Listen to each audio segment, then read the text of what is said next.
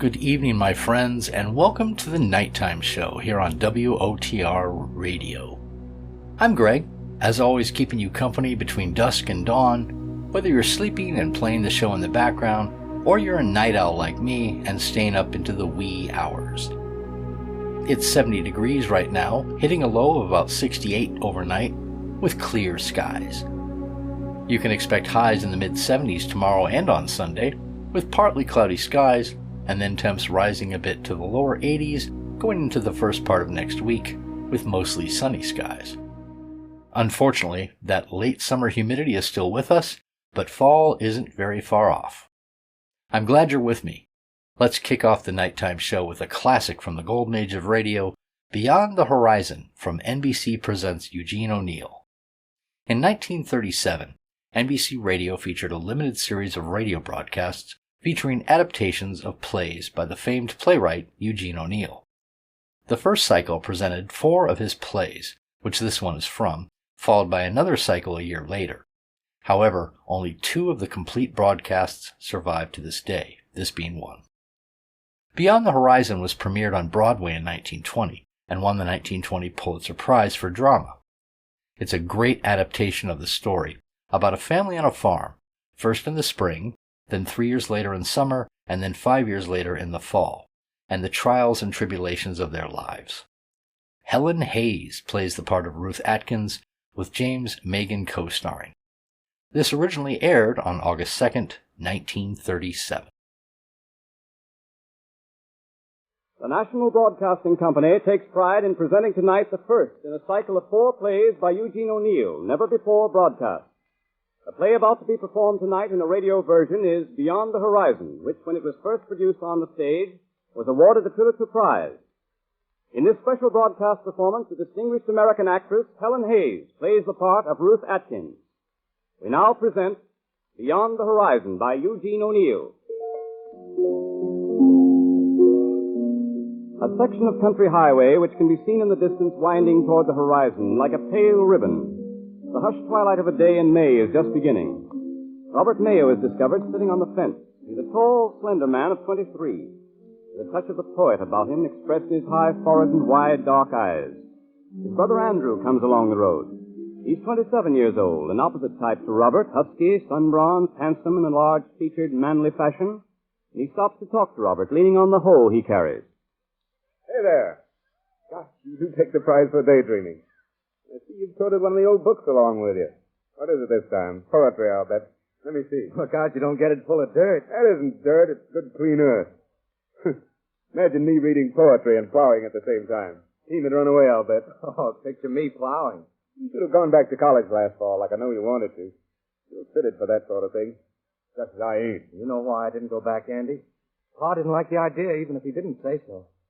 What I want to do now is to keep on moving so that I won't take root in any one place. Well, trip you're leaving on tomorrow will keep you moving, all right. Uncle says you'll be gone 3 years. About that, he figures. That's a long time. Oh, not so long when you come to consider it. Ma's going to miss you a lot, Rob. Yes, I'll miss her. Pa ain't feeling none too happy to have you go. So he's been trying not to show it. I can see how he feels. You can bet that I'm not giving any cheers about it. I know that, too, Andy. I'll miss you as much as anybody, I guess. Just as hard for me, Andy, believe me. I hate to leave you and the old folks, but I feel I've got to. There's something calling me. I can't just explain it to you, Andy. No need to, Rob. You want to go, that's all there is to it. I wouldn't have you miss this chance for the world. Fine of you to feel that way, Andy. I'd be a nice son of a gun if I didn't, wouldn't I? And I know how you need this sea trip to make a new man of you. The body, I mean. And give you your full health back. All of you seem to keep harping on my health. You don't realize how I've bucked up in the past 2 years. If I had no other excuse for going on Uncle Dick's ship but just my health, I'd stay right here and start in plowing. Can't be done. Farming ain't your nature. Now you've seen a bit of the world, enough to make the farm seem small. You've got the itch to see it all. More than that, Andy. Oh, sure it is. There's always a chance of a good thing coming your way in some of those foreign ports or other. Oh, never considered the practical side for a minute, Andy. Well, you ought to. No, I oughtn't. Supposing I was to tell you that it's just beauty that's calling me. The beauty of the far off and unknown.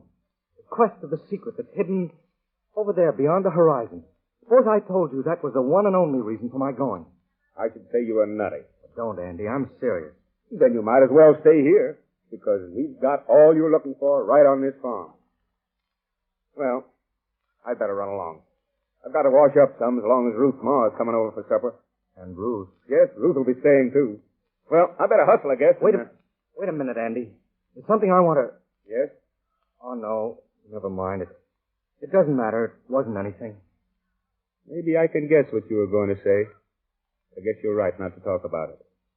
We can't help those things, Rob. You'll be coming along shortly, won't you? Yes. See you later, then. Rob. Oh, hello, Rob. Hello, Ruth. Oh, I was looking for you. Andy just left here. I know. I met him on the road a second ago. He told me you were here. I wasn't looking for Andy, Smarty, if that's what you mean. I was looking for you. Because I'm going away tomorrow? Because your mother was anxious to have you come home and asked me to look for you. I just wheeled Ma over to your house. How is your mother? She's about the same. She never seems to get any better or any worse. Oh, Rob, I do wish she'd try to make the best of things that can't be helped. She been nagging at you again? She never stops nagging. No matter what I do for her, she finds fault. Only Pa was still living.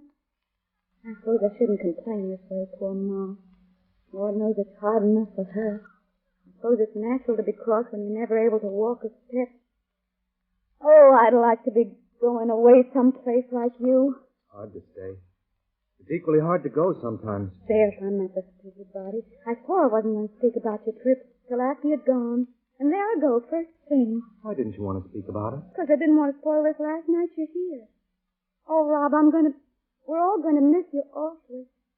Your mother's going around looking like she's crying any minute. You ought to know how I feel. Andy and you and I. It seems we've always been together. You and Andy will still have each other. It'll be harder for me without anyone. Oh, but you'll have new sights and new people to take your mind off. We'll be here with the old familiar place to remind us every minute of the day. It's a shame you're going just at this time in spring when everything's getting so nice. I know I oughtn't to talk that way when I know going's the best thing for you. You're bound to find all sorts of opportunities to get on, your father says. I don't care about that. I wouldn't take a voyage across the road for the best opportunity in the world of the kind Pa thinks of. Well... Oh, excuse me, Ruth. I'm getting worked up over it. But Andy just gave me an overdose of the practical considerations. Well, then if it isn't... Oh, Rob, why do you want to go? Why do you ask that, Ruth? Because it seems such a shame. Why? Well, because everything. You'll hardly back out now, even if I wanted to. Huh. I'll be forgotten before you know it. You won't. I'll never forget. Will you promise me that? Of course. I think it's mean of you to think any of us would forget so easily. Oh. But you haven't told me your reason for leaving yet.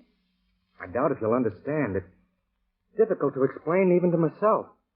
Either you feel it or you don't. I can remember being conscious of it first when I was only a kid. You haven't forgotten what a sickly specimen I was then in those days, have you? Let's not talk about it. No, you'll have to understand. Well, in those days, when Ma was fixing meals, she used to get me out of the way by pushing my chair to the west window and telling me to look out and be quiet. Of course, that wasn't hard. I guess I was always quiet. Yes, you always were. And you suffering so much, too. So I used to stare out over the fields to the hills, out there. And somehow, after a time, I'd forget any pain I was in and I'd start dreaming. And my eyes would follow this road winding off into the distance towards the hills, as if it, too, was searching for the sea. And I'd promised myself that when I grew up and was strong, I'd follow that road, and it and I would find the sea together. You see, my making this trip is only keeping that promise of long ago. Yes, I see. Those were the only happy moments of my life then, dreaming there at the window. I liked to be all alone those times. I got to know all the different kinds of sunsets by heart, and all those sunsets took place over there, beyond the horizon. So gradually I came to believe that all the wonders of the world happen on the other side of those hills. That's why I'm going now, I suppose, because I can still hear them calling. But the horizon's just as far away and just as luring as ever. Do you understand now, Ruth? Yes. You feel it then? Oh, yes, I do. Oh, Rob, how could I help feeling it? You tell things so beautifully. So, now you know why I'm going. It's for that reason. That and one other. You've another? Then you must tell me that, too. I wonder if I ought to. You'll promise not to get angry, whatever it is? Yes, I promise. I love you. That's the other reason. Oh, Rob. I wasn't going to tell you, but I feel I have to. Can't matter now that I'm going so far away and for so long. You see, I've loved you all these years. You mustn't mind my telling you this, Ruth. I realize how impossible it all is. And I understand. Because the revelation of my own love seemed to open my eyes to the love of others. I saw Andy's love for you. And I knew that you must love him. I don't love Andy. Whatever put such a fool notion into your head? Oh, Rob, don't go away. Please, you mustn't now. You can't. I won't let you. It'll break my heart. Do you mean that you love me? Yes, of course I do. What do you suppose, you stupid thing? I've loved you right along. But you and Andy were always together. Because you never seemed to want to go any place with me. You were always reading an old book and not paying any attention to me. I was too proud to let you see I cared because I thought that year you had away to college had made you stuck up and you thought that you were too educated to waste any time on me. And I was thinking, oh, what fools we've both been. You won't go on that trip, will you, Rob? You'll tell him you can't go on account of me, won't you? You can't go now, you can't. Well, perhaps you can come too. Oh, Rob, don't be so foolish. You know I can't. Who'd take care of Ma? Don't you see, I couldn't go on her account. Please don't go, not now. Tell them you've decided not to. They won't mind. I know your mother and father will be glad. They'll all be. They don't want you to go away so far from them. Please, Rob. We'll be so happy here together where it's natural and we know things. Please tell them you won't go. But, Ruth, Uncle Dick... Oh, he won't mind when he knows it's for your happiness to stay. How could he? Oh, Rob. And you said you loved me. I won't go, Ruth. I promise you. There, now, don't cry. Perhaps, after all, Andy was right. Righter than he knew when he said I could find all the things I was seeking for here at home on the farm. I think love must have been the secret. The secret that called to me from over the world's rim. The secret beyond every horizon. And when I didn't come, it came to me. Oh, Ruth, our love is sweeter than any distant dream. Come on, we'll go and tell them at once. Oh, no, Rob, don't. Not till after I've gone. There'd be bound to be such a scene with them all together. All right, just as you like, little Miss Common Sense. Let's go, then. Look, the first star. Our star. Yes, our very own star. Come on, Rob, let's go. We'll be late for supper, Rob. All right, we'll run then. Come on. The sitting room of the Mayo farmhouse about 9 o'clock the same night. James Mayo, his wife, her brother, Captain Dick Scott, and Andrew are discovered. As the curtain rises, the captain is just finishing the relation of some sea episode. The others are pretending an interest, which is belied by the absent-minded expression on their faces. And that mission woman, she hails me on the dock as I was coming ashore. And she says, with her silly face all screwed up, serious as judgment, Captain, she says, would you be so kind as to tell me where the seagull sleeps at night? Blow me if them want her exact word. Well, you folks look as if you were setting up with a corpse. Ain't anybody dead, be there? Don't pay the dent, Dick. You know as well as we do there ain't no great cause to be feeling chipper. And there ain't no cause to be wearing mourning either that I can make out. Well, I wish Robbie weren't going. There, Katie. Well, I do wish he wasn't. You shouldn't be taking it so hard, as far as I can see. This voyage will make a man of him. I'll see to it he learns how to navigate and study for a mate's certificate right off. And it'll give him a trade for the rest of his life, if he wants to travel. But I don't want him to travel all his life. I never realized how hard it was going to be for me to have Robbie go. Or I wouldn't have considered it for a minute. Oh, 'tain't no good going on that way, Kate. Now it's all settled. It's all right for you to talk. You never had no children. There's one thing none of you seem to take into consideration. That Rob wants to go. He's dead set on it. And that's right, Katie. That ends all argument. You can see that. Wonder what's happened to Robert. He's been gone long enough to wheedle the widow to home, certain. Can't be out dreaming of the stars his last night. Why didn't you wheel Miss Atkins back tonight, Andy? So there you be at last. What you been doing all this time? Oh, you ought to wear your coat a sharp night like this, Robbie. Kate, you treat Robert as if he was 1 year old. Well, you look all worked up over something, Robbie. What is it? There is something. Something I got to tell you, all of you. Something I discovered only this evening. Something very beautiful and wonderful. Let's get to the point, son. Well, the point's this, Pa. I'm not going. I mean, I can't go tomorrow with Uncle Dick. Or at any future time, either. Oh, Robbie, I'm so glad. You ain't serious, be you, Robert? Seems to me it's a pretty late hour in the day for you to be upsetting all your plans so sudden. What is this foolishness you're talking of? Ruth told me this evening that she loved me. It was after I'd confessed I loved her. I told her I hadn't been conscious of my love until after the trip had been arranged, and I realized it would mean leaving her. That was the truth. I didn't know it until then. I knew it. Oh, Robbie, I'm so happy you're not going. I knew you'd be happy, Ma. Well, I'll be. You'd be beat all for getting folks all tangled up, Robert. And Ruth, too. Whatever got into her? Sudden. I was thinking... Now, never mind what you were thinking, James. Yes, I suppose you're right, Katie. How it ever come about, it do beat anything I ever heard. We're glad you ain't going, your Ma and I, for we'd missed you terrible, that's certain and sure. Glad you found happiness. Ruth's a fine girl. Make her a good wife to you. Thank you, Pa. I guess it's my turn to offer congratulations, isn't it? Andy! What? I didn't see you. Were you here when... I heard everything you said. And here's wishing you every happiness, you and Ruth. You both deserve the best there is. Thanks, Andy. It's fine of you to... Good luck to you both. Well, what's the matter, Dick? Aren't you going to congratulate Robbie? Of course I be. Luck to you, boy. Thanks, Uncle Dick. So you're not to come in on the Sunday with me? I can't, Uncle, not now. Oh, I wouldn't miss it for anything else in the world under any other circumstances. But you see, I've found a bigger dream. I want you all to understand one thing. I'm not going to be a loafer on your hands any longer. I'm going to settle right down and take a real interest in the farm and do my share. I'll prove to you, Pa, that I'm as good a Mayo as you are or Andy when I want to be. That's the right spirit, Robert. Ain't none of us doubt your willingness.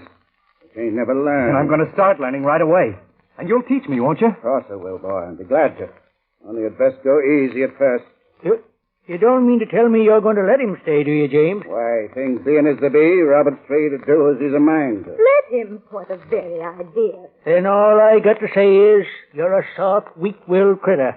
To be permitting a boy, and women too, to be laying your course for you whenever they darn please. It's just the same with me as it was with you, Dick. You can't order the tides on the sea to suit you. And I ain't pretending I can regulate love for young folks. Love? They ain't old enough to know love when they sight it. Love. Oh, I'm ashamed of you, Robert. To go letting a little hugging and kissing in the dark spoil your chances to make a man out of yourself. Ain't common sense. No, sir, it ain't. Well, a fine one you are to be talking about love, Dick. An awful cranky bachelor like you. Goodness sake. I'd never been a fool like most, if that's what you're staring at. Sour grapes, aren't they, Dick? Good gracious, Dick, you do act silly. Flying into a temper over nothing. Nothing? You talk as if I weren't concerned nohow in this here business. Seems to me I've got a right to have my say. Ain't I made all arrangements with the owners? Stocked up with some special grub all on Robert's account? You've been fine, Uncle Dick, and I appreciate it truly. Of course. We all does, Dick. I've been counting sure on having Robert for company on this voyage. To sort of talk to and show things to and teach, kinda. And I got my mind to set on having him. I'm going to be double lonesome this voyage. Darn all this silly loving business anyway.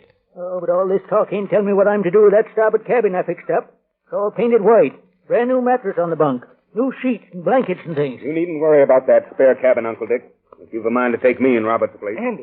Andy, you mustn't. You've made your decision, Rob. Now I've made mine. You're out of this, remember? But Andy, you... Don't interfere, Rob. That's all I ask. You haven't answered my question, Uncle Dick. Of course. I'd be glad to have you, Andy. It's settled then. I can pack the little I want to take in a few minutes. Oh, now don't be a fool, Dick. Andy's only joking you. Huh? It's hard to tell who's joking and who's not in this house. I'm not joking, Uncle Dick. You need be afraid I'll go back on my word. Andy, that isn't fair. Seems to me this ain't no subject to joke over. Not for Andy. I agree with you, Pa. And I tell you again, once and for all, that I've made up my mind to go. But why, son? Why? I've always wanted to go. Andy! Shut up, Rob. I didn't ever mention it because as long as Rob is going, I knew it was no use. But now Rob's staying on here, there isn't any reason for me not to go. No reason? Can you stand there and say that to me, Andrew? Oh, he doesn't mean a word of it, James. Let me talk, Katie. What's come over you so sudden, Andy? You know as well as I do that it wouldn't be fair of you to run over at a moment's notice right now when you're up to our necks in hard work. Rob will hold his end up as soon as he learns. Robert was never cut out for a farmer, and you was. You can easily get a man to do my work. It sounds strange to hear you, Andy, but I always thought had good sense talking crazy like that. Get a man to take your place. You ain't been working here for no hire, Andy. If you can give me a notice to quit like you've done, the farm's you own as well as mine. You've always worked on it with that understanding. And what you're saying you intend doing is just skulking out of your rightful responsibility. I'm sorry, Pa. There's no use talking any more about it. Now there, I knew Andy come to his senses. Don't get the wrong idea, Ma. I'm not backing out. You mean you're going in spite of everything? Yes, I'm going. I've got to. I feel I oughtn't to miss this chance to go out into the world and see things, and I want to go. So, you want to go out into the world and see things? I never thought I'd live to see the day when a son of mine would look me in the face and tell a barefaced lie. You're a liar, Andrew Mayo. And a mean one to boot. James! Pa, steady there, Jim. He is, and he knows it. I won't argue with you, Pa. You can think as badly of me as you like. You know I'm speaking truth. And that's why you're afraid to argue. You lie when you say you want to go away, to see things. You ain't got no liking in the world to go. I watched you grow up, and I know your ways. And they're my ways. You're running against your own nature, and you're going to be almighty sorry for you do. If I didn't know your real reason for running away, and running's away the only way to fit it. You're running away because you're put out and riled, because your own brother's got Ruth instead of you. Stop, Pa. I won't stand hearing that. Not even from you. Oh, don't mind him, Andy, dear. He don't mean a word he's saying. It's the truth, Andy Mayo. And you ought to be bowed and shamed to think of. Pa! Won't you be still, James? Please, won't The you? truth, God's truth. You're wrong, Pa. It isn't truth. I don't love Ruth. I never loved her.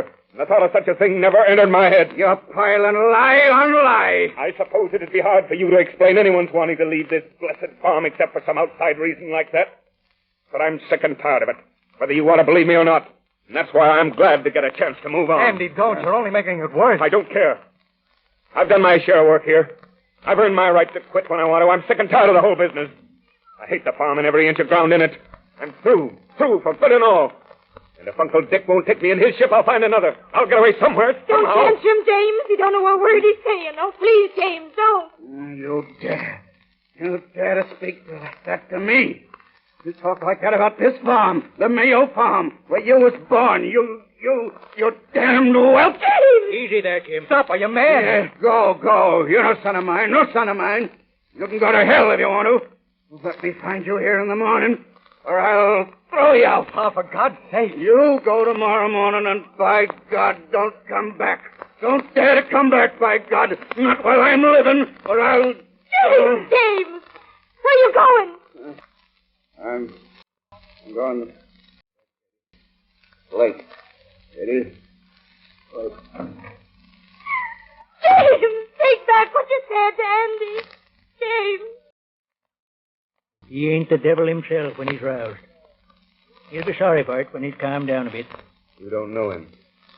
What's said is said and can't be unsaid. And I've chosen. Andy, you can't go. This is all so stupid and terrible. I'll talk to you in a minute, Rob. I'm glad you're shipping on, Andy. I like your spirit and the way you spoke up to him. We'll want to sneak out extra early before they're up. It'll do away with more arguments. Robert here can drive us downtown, bring back the team.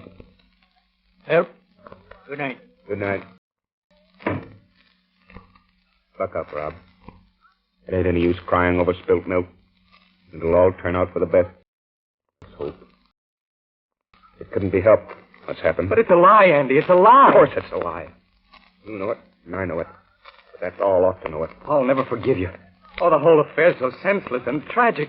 Why did you think you must go away? You know better than to ask that. You know why. I can wish you and Ruth all the good luck in the world, and I do, and I mean it. But you can't expect me to stay around here and watch you two together day after day. Me alone, I couldn't stand it. Not after all the plans I'd made to happen on this place.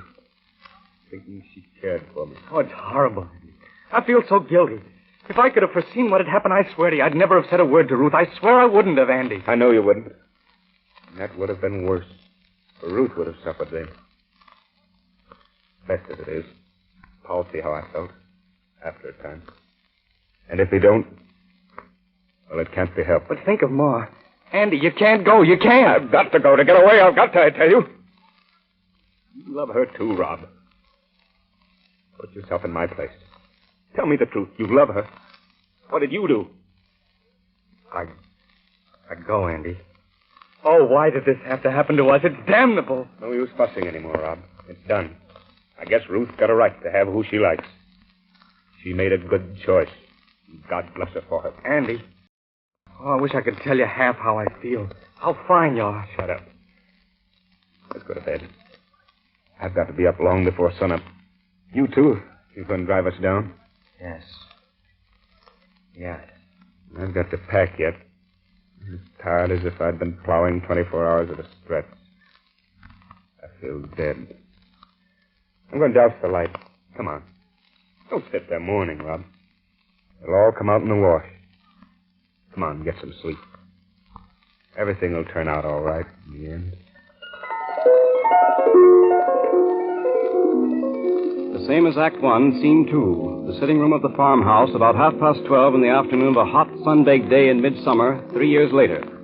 All the windows are open, but no breeze stirs the soiled white curtains. A patched screen door is in the rear. The room has changed, not so much in its outward appearance as in its general appearance. Little significant details give evidence of carelessness, of inefficiency, of an industry gone to seed. A place is set at the end of the table for someone's dinner. And through the open door to the kitchen comes the clatter of dishes being washed, interrupted at intervals by a woman's irritated voice and the peevish whining of a child. Mrs. Mayo and Mrs. Atkins are discovered sitting facing each other. Mrs. Mayo's face has lost all character, disintegrated, become a weak mask wearing a helpless, doleful expression of being constantly on the verge of comfortless tears. Mrs. Atkins is in her wheelchair. She's a thin, pale-faced, unintelligent-looking woman of about 48, with hard, bright eyes. Both women are dressed in black. Mrs. Atkins knits nervously as she talks. Robert's late for his dinner again, as usual. I don't see why Ruth puts up with it. Oh, Robbie's always late for things. He can't help it, Sarah. Can't help it. How you do go on, Kate, finding excuses for him. Anybody can help anything they've a mind to as long as they've got help and ain't rendered helpless like me through the will of God. Robbie can't. Can't. Do make me mad, Kate Mayo, to see folks that God gave all the use of their limbs to puttering around and wasting time doing everything the wrong way. Well, maybe Robbie will manage till Andy gets back and sees to things. Can't be long now. Ruth says Andy ought to turn up any day. I wonder if he's changed much. Oh, he used to be so fine-looking and strong. 3 years. Seems more like 300. Oh, if James could only live till he come back and forgiven him. Through the will of God. That young one. Seems as if she cries all the time on purpose to set a body's nerves on edge. No, it's the heat upsets her. Mary doesn't feel any too well these days. Poor little child. She gets it right from her pa, being sickly all the time. You can't deny Robert was always ailing as a child.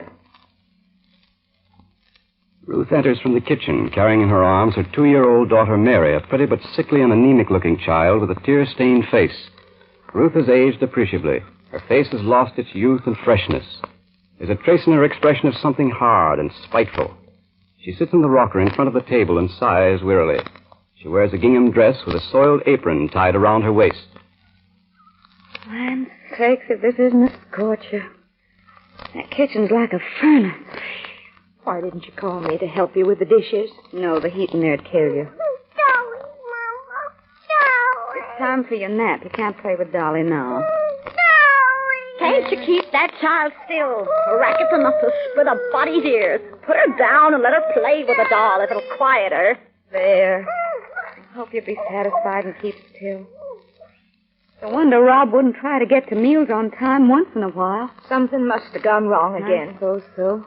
Something's always going wrong these days, it looks like. It wouldn't if you possessed a bit of spunk. You're too easygoing, that's the trouble. Do stop your nagging at me, Ma. I'm sick of hearing you.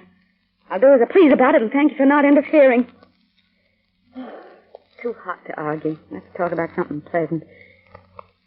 Didn't I hear you speaking about Andy a while ago? We were wondering when he'd get home. Rob says any day now he's liable to drop in and surprise us, him and the captain.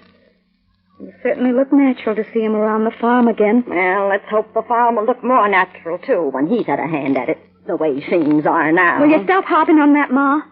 We all know things aren't as they might be, but what's the good of complaining all the time? There, Kate Mayo, ain't that just what I told you? I can't say a word of advice to my own daughter, even. She's that stubborn and self-willed. For goodness sakes, Ma. Never mind, Andy'll fix everything when he comes. Oh, yes, I know he will. He always did know just the right thing to do.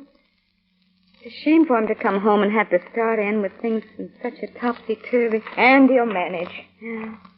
I suppose it isn't Rob's fault things go wrong with him. Atlantic Ocean, but it's baking in here. Let's go out under the trees where there's a breath of fresh air. Come on, Kate. You better come too, Ruth. Do you good. Learn him a lesson and let him get his own dinner. Don't be such a fool. He wouldn't mind. He doesn't eat much. But I can't go anywhere. I've got to put Baby to bed. Well, let's go, Kate. I'm boiling in here. All right. An eager expression comes over Ruth's tired face. She glances towards the door furtively, and then gets up and goes to the desk. She takes a letter from a pigeonhole and retreats swiftly to her chair with it. She opens the envelope and reads the letter with great interest, a flush of excitement coming to her cheeks. Robert walks up the path, and opens the screen door quietly and comes into the room. He, too, has aged. His shoulders are stooped as if under too great a burden. His eyes are dull and lifeless. His face burned by the sun and unshaven for days. Sun's hot today. Don't. Why don't you shave? You look awful. I forgot. It's too much trouble anyway this weather. Well. How's this little girl of mine this hot day, huh? Don't do that to her. You know it's time for a nap and you'll get her all waked up. And I'll be the one that'll have to sit beside her till she falls asleep. Oh, you needn't bother. I'll put her to bed. You've got to get back to your own work, I should think. Oh, yes, I was forgetting. Reading Andy's letter again? I think you'd know it by heart by this time. I've got a right to read it, haven't I? He says it's meant for all of us. Right. Oh, don't be silly, Ruth. There's no question of right. I was only saying you must know all that's in it after so many readings. Well, I don't. I suppose you'll be wanting your dinner now. I don't care. I'm not hungry. And here I've been keeping it hot for you. Oh, all right, then bring it in and I'll try to eat. I've got to get her to bed first. Come, dear. It's after time and you can hardly keep your eyes open now. Mary. There, now you see what you've done. I told you not to. Let her alone, then. She's all right where she is. She'll fall asleep on my lap in a minute if you'll stop bothering her. She'll not do any such thing. She's got to learn to mind me. You naughty child. Will you come with Mama when she tells you for your own good? A good spanking's what you need, my young lady, and you'll get one from me if you don't mind better. Do you hear? Leave her alone. How often do I have to tell you not to threaten her with whipping? I won't have it. Now, there, little girl. Baby mustn't cry. Daddy won't like you to do. Daddy'll hold you, and you must promise to go to sleep like a good little girl. Will you when Daddy asks you? A fine one you are to be telling folks how to do things. All right. Take care of her then if you think it's so easy. And we'll show Mama we're a good little girl, won't we? Let's see now. Does your mother take off your shoes and stockings before you nap? Well, we'll show Mama we know how to do those things, won't we? There we are. All nice and cool and comfortable. Now, will you promise to go right to sleep if Daddy takes you to bed? Daddy. That's the good little girl. He gathers her up in his arms carefully and carries her into the bedroom. His voice can be heard faintly as he lulls the child to sleep. Ruth comes out of the kitchen and gets the plate from the table. She hears the voice from the room and tiptoes to the door to look in. And then she starts for the kitchen, but stands for a moment thinking, a look of ill-concealed jealousy on her face. At a noise from inside, she hurriedly disappears into the kitchen. A moment later, Robert re-enters. He comes forward and picks up the shoes and stockings, which he shoves carelessly under the table. And then, seeing no one about, he goes to the sideboard and selects a book. Coming back to his chair, he sits down and immediately becomes absorbed in reading. Ruth returns from the kitchen, bringing his plate heaped with food and a cup of tea. She sets those before him and sits down in her former place. Robert continues to read, oblivious to the food on the table. For heaven's sakes, put down that book. Don't you see your dinner's getting cold? Oh, excuse me, Ruth. I didn't notice. No. I think you might have some feeling for me, Rob, and not always be late for meals. If you think it's fun sweltering in that oven of a kitchen to keep things warm for you, you're mistaken. I'm sorry, Ruth. Really, I am. Something crops up every day to delay me. I mean to be here on time. Mean twos don't count. Then punish me, Ruth. Let the food get cold and don't bother about me. I'd have to wait just the same to wash up after you. I can wash up. Nice mess there'd be then. The food's lucky to be able to get cold this weather. And besides, you've got your own work that's got to be done. Oh, yes, of course. Work you'll never get done by reading books all the time. Why do you persist in nagging at me for getting pleasure out of reading? Is it because... Because I'm too stupid to understand them. I suppose you were going to say. No. Why do you goad me into saying things I don't mean? Haven't I got my share of troubles trying to work this cursed farm without your adding to them? You know how hard I've tried to keep things going in spite of bad luck. Bad luck. And my own very apparent unfitness for the job. Oh, why can't we pull together? We used to. I do the best I know how. I know you do. But let's both of us try to do better. Say a word of encouragement once in a while when things go wrong, even if it is my fault. You know the odds I've been up against since Pa died. I'm not a farmer. I never claimed to be one. And I've got to pull things through somehow. With your help, I can do it. With you against me. So promise that. And I'll promise to be here when the clock strikes and anything else you tell me to do. Is it a bargain? I suppose so. Lucky Andy's coming back. Yes. Andy'll see the right thing to do in a jiffy. Just the same, I doubt he'll want to settle down to a humdrum farm life after all he's been through. Andy's not like you. He likes the farm. Dad, the things he's seen and experienced. Think of the places he's been, Ruth. All the wonderful, far places I used to dream about. God, how I envy him. What a trip. I suppose you're sorry you didn't go now. Cursed hills out there that I used to think promised so much. They're like the walls of a narrow prison yard, shutting me in from all the freedom and wonder of life. Sometimes I think if it wasn't for you, Ruth, and little Mary, I'd chuck everything up and walk down that road with just one desire in my heart. To put the whole rim of the world between me and those hills.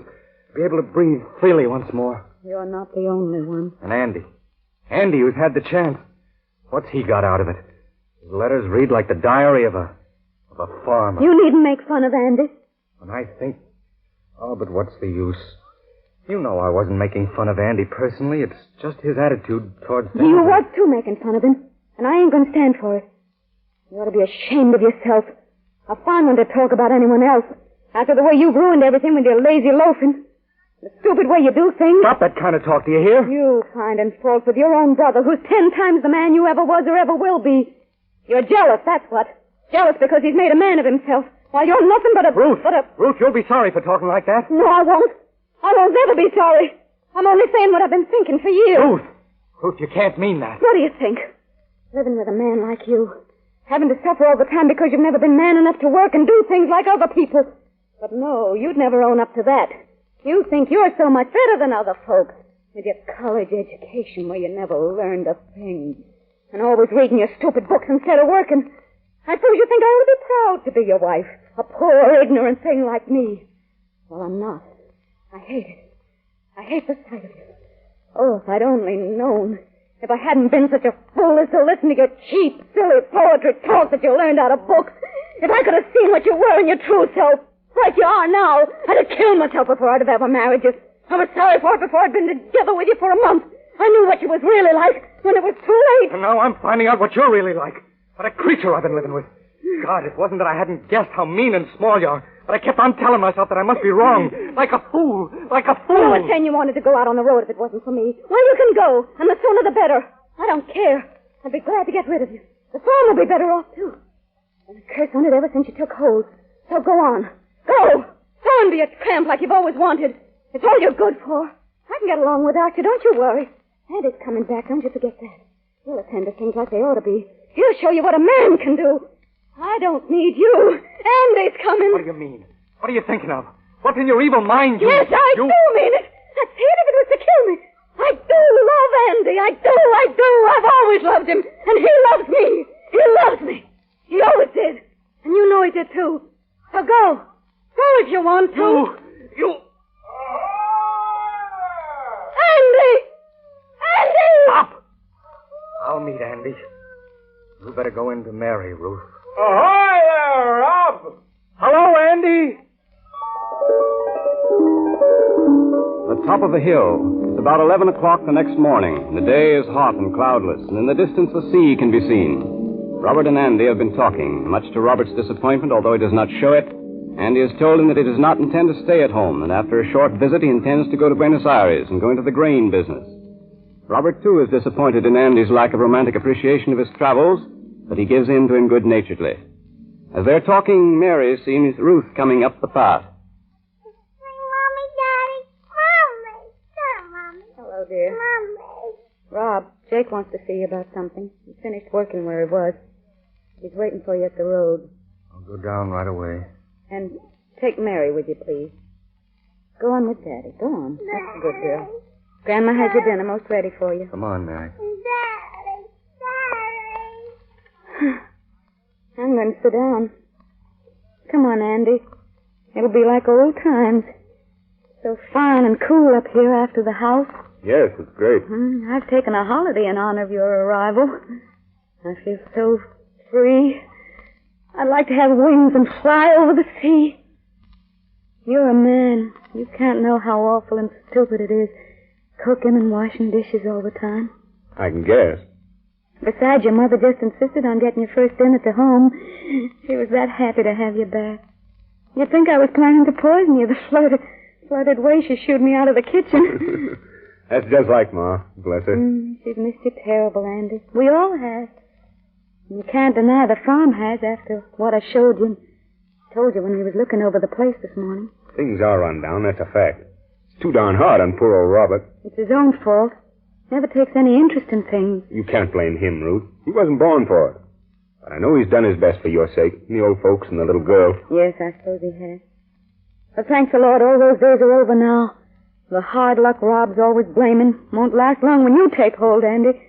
All the farms ever needed was someone with a knack of looking ahead and preparing for what's going to happen. Yes, Rob hasn't got that. He's frank to own up to that himself. I'm going to try and hire a good man for him, an experienced farmer, to work the place on a salary and percentage. Well, that'll take it off of Rob's hands, and he needn't be worrying himself to death anymore. He looks all worn out, Ruth. You ought to be careful. Yes, I suppose. Why do you want to hire a man to oversee things? Seems as if now you're back, it wouldn't be needful. Oh, of course I'll attend to everything while I'm here. I mean, after I'm gone. Gone? Yes, when I leave for the Argentine again. You're going away to sea? Not to sea, no. I'm through with the sea for good as a job. I'm going down to Buenos Aires to get in the grain business. But that's far off, isn't it? 6,000 miles, more or less. Oh. Quite a trip. I've got a peach of a chance down there, Ruth. Ask Rob if I haven't. I've just been telling him all about it. And he didn't try to stop you from going? No, of course not. Why? That's just like him not to. Rob's too good a chum to try and stop me when he knows I'm setting a thing. And you're bound on going? Sure thing. Well, I don't mean right off. I want to stay at home and visit with you folks a spell before I go. I suppose. Oh, Andy, you can't go. You can't. Why, we've all been hoping and praying you was coming home to stay, to settle down on the farm and see to things. You mustn't go. Just think of how your ma'll take on if you go, and how the farm will be ruined if you leave it to Rob to look after. You can see that. Oh, Rob hasn't done so bad. When I get a man to direct things, the farm will be safe enough. But your ma, think of her. She's used to me being away. She won't object when she knows it's best for her and all of us for me to go. You ought to be able to understand what I feel. Yes, I suppose I ought. What did Rob tell you about me? How about you? Why, nothing. Are you telling me the truth, Andy Mayo? Didn't he say I... No, he didn't mention you, I can remember. Why, what made you think he did? Oh, I wish I could tell if you were lying or not. What are you talking about? I didn't used to lie to you, did I? Are you sure? Will you swear it isn't the reason that made you go last time that's driving you away again? Because if it is, Andy, I was going to say you mustn't go on that account. Oh, is that what you're driving at? Well, you needn't worry about that no more. I don't blame you, Ruth, feeling embarrassed having me around again after the way I played the dumb fool about going away last time. Oh, Andy. I know I oughtn't to talk about such foolishness to you. Still, I figure it's better to get it out of my system so as we three can be together, same as years ago. Not be worried thinking one of us might have the wrong notion. Andy, please don't. Let me finish now that I've started. It'll help clear things up. I don't want you to think once a fool, always a fool, and be upset all the time I'm here on my fool account. I want you to believe I put all that silly nonsense back of me a long time ago. And now it seems, well, as if you'd always been my sister. That's what, Ruth. For God's sake, Andy, will you please stop talking? As if I put my foot in it whenever I open my mouth today. Rob shut me up with almost the same words when I tried speaking to him about it. You told him? What you told me? Why, sure, why not? Oh, my God. Why shouldn't I have? Oh, I don't care what you do. I don't care. Leave me alone. But, Ruth. Oh, Andy. I've got a headache. I don't want to talk. Leave me alone, won't you, please? Oh. Here they come back. The captain's with them. How did he come back so soon, I wonder? Well, I got great news for you, Andy. Let me get my wind first. I got to lay to a while. I didn't look for you so soon, Uncle. No, I didn't figure it neither. But passing by the seaman's home, I thought I'd drop in and let him know that I'd be lacking a mate next trip, down to your leaving. Well, the man in charge of the shipping, he asked after you, special curious. Do you think he'd consider a berth as second on a steamer, Captain, he asked. I was going to say no, when I thinks of you wanting to get back down south to the plate again. So I asked him, what is she? Where's she bound? She's El Paso, brand new tramp, he says. And she's bound for Buenos Aires. Gosh, that is luck. When does she sail? Tomorrow morning. I'd like to take it. There may not be another ship for Buenos Aires with a vacancy in months. So, tomorrow morning soon. Yet it's a chance in 1,000. What do you think, Rob? What did you do? He who hesitates, you know. A piece of good luck thrown in your way, and I think you owe it to yourself to jump at it. Don't ask me to decide for you. Yes. Go, Andy. Yes, I guess I will. It'll be the best thing for all of us in the end. Then that's settled. Yes, I'll take the berth. The sooner I go, the sooner I'll be back. That's a certainty. And I won't come back with empty hands next time. You bet I won't. You'll both be here for dinner, though, won't you? I don't know. Will there be time? What time is it now, I wonder? Well, Ma's getting supper specially for you, Andy. And I was forgetting. Of course I'll stay for dinner. Come on, Uncle. I've got to pack before dinner. You're coming down, aren't you, Rob? Oh, yes. I'll be right down. Daddy, Mama's crying, Daddy. Oh, no, she isn't, little girl. The sun hurts her eyes, that's all. Aren't you beginning to feel hungry, Mary? Yes, Daddy. Must be your dinner time now. I'm coming, Mary. Mama. Come on, and I'll get you dinner for you.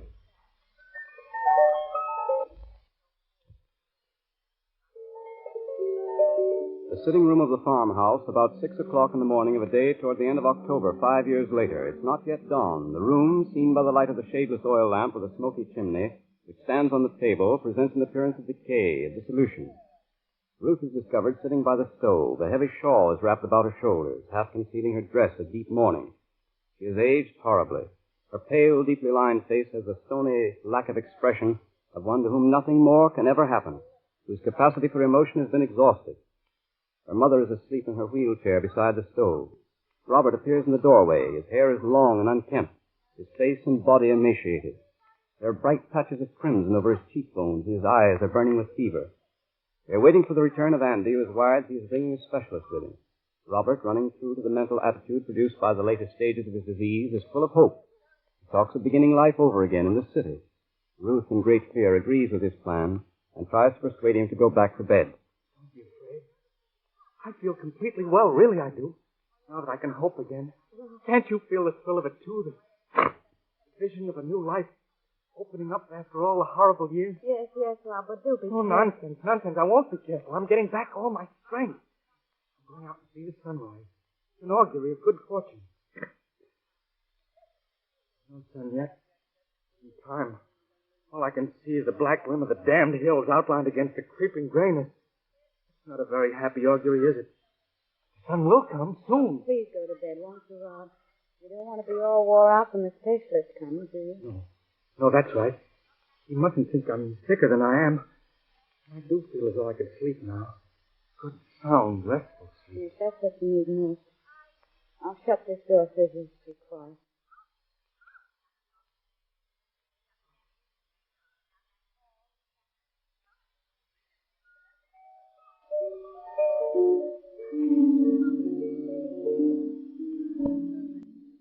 Ruth closes the door softly and comes wearily back into the room, seeing that her mother is still asleep.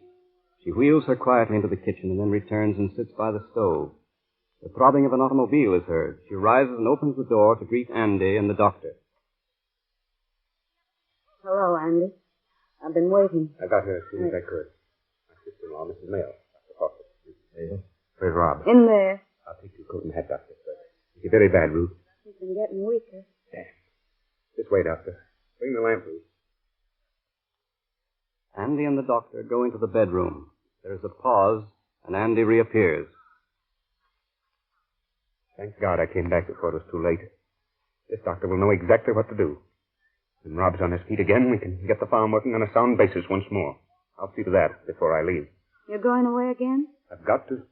You wrote Rob you was coming back to stay this time. I expected to until I got to New York. Then I learned certain facts that make it necessary. To be candid, Ruth, I'm not the rich man you've probably been led to believe by my letters. When I landed in New York, I wired you I had business to wind up, didn't I? Well, it was the business that wound me up. You found you'd lost everything? Practically. Oh, I don't mean I'm dead broke. I've saved 10,000 from the wreckage, maybe 20. But that's a poor showing for 5 years' hard work. Too bad. Things seem to go wrong, so... It might be much worse. No, not a word to Rob about my losing money. Remember that, Ruth. You can see why. If he'd grown so touchy, he'd never accept a cent if he thought I was hard up. See? Yes, Andy. Ah, Doctor. Won't you have a chair? I must catch the 9 o'clock back to the city. It's imperative. I've only a moment. The case of your brother, Mr. Mayo, is... perhaps it would be better if you and I know what you mean, Doctor. Don't be afraid I can't stand it. I'm used to bearing trouble by this, and I can guess what you found out. Rob's going to die. Ruth. I'm afraid my diagnosis of your brother's condition forces me to the same conclusion as Mrs. Mayo. But, Doctor, surely... Your brother hasn't long to live. Perhaps a few days, perhaps only a few hours. The marvel that he's alive at this moment. My examination revealed that both of his lungs are terribly affected. Good God. I'm sorry to have to tell you this. If there was anything that could be done... There isn't anything? It's too late. 6 months ago, there might... But if we were to take him to the mountains, or to Arizona... That might have prolonged his life 6 months ago. But now... Good heavens. You haven't told him this, have you, Doctor? No. I lied to him. I said a change of climate. I must leave you. But there must still be some chance. There's always that last chance. A miracle. Goodbye. Goodbye. I'll walk to the car with you, Doctor.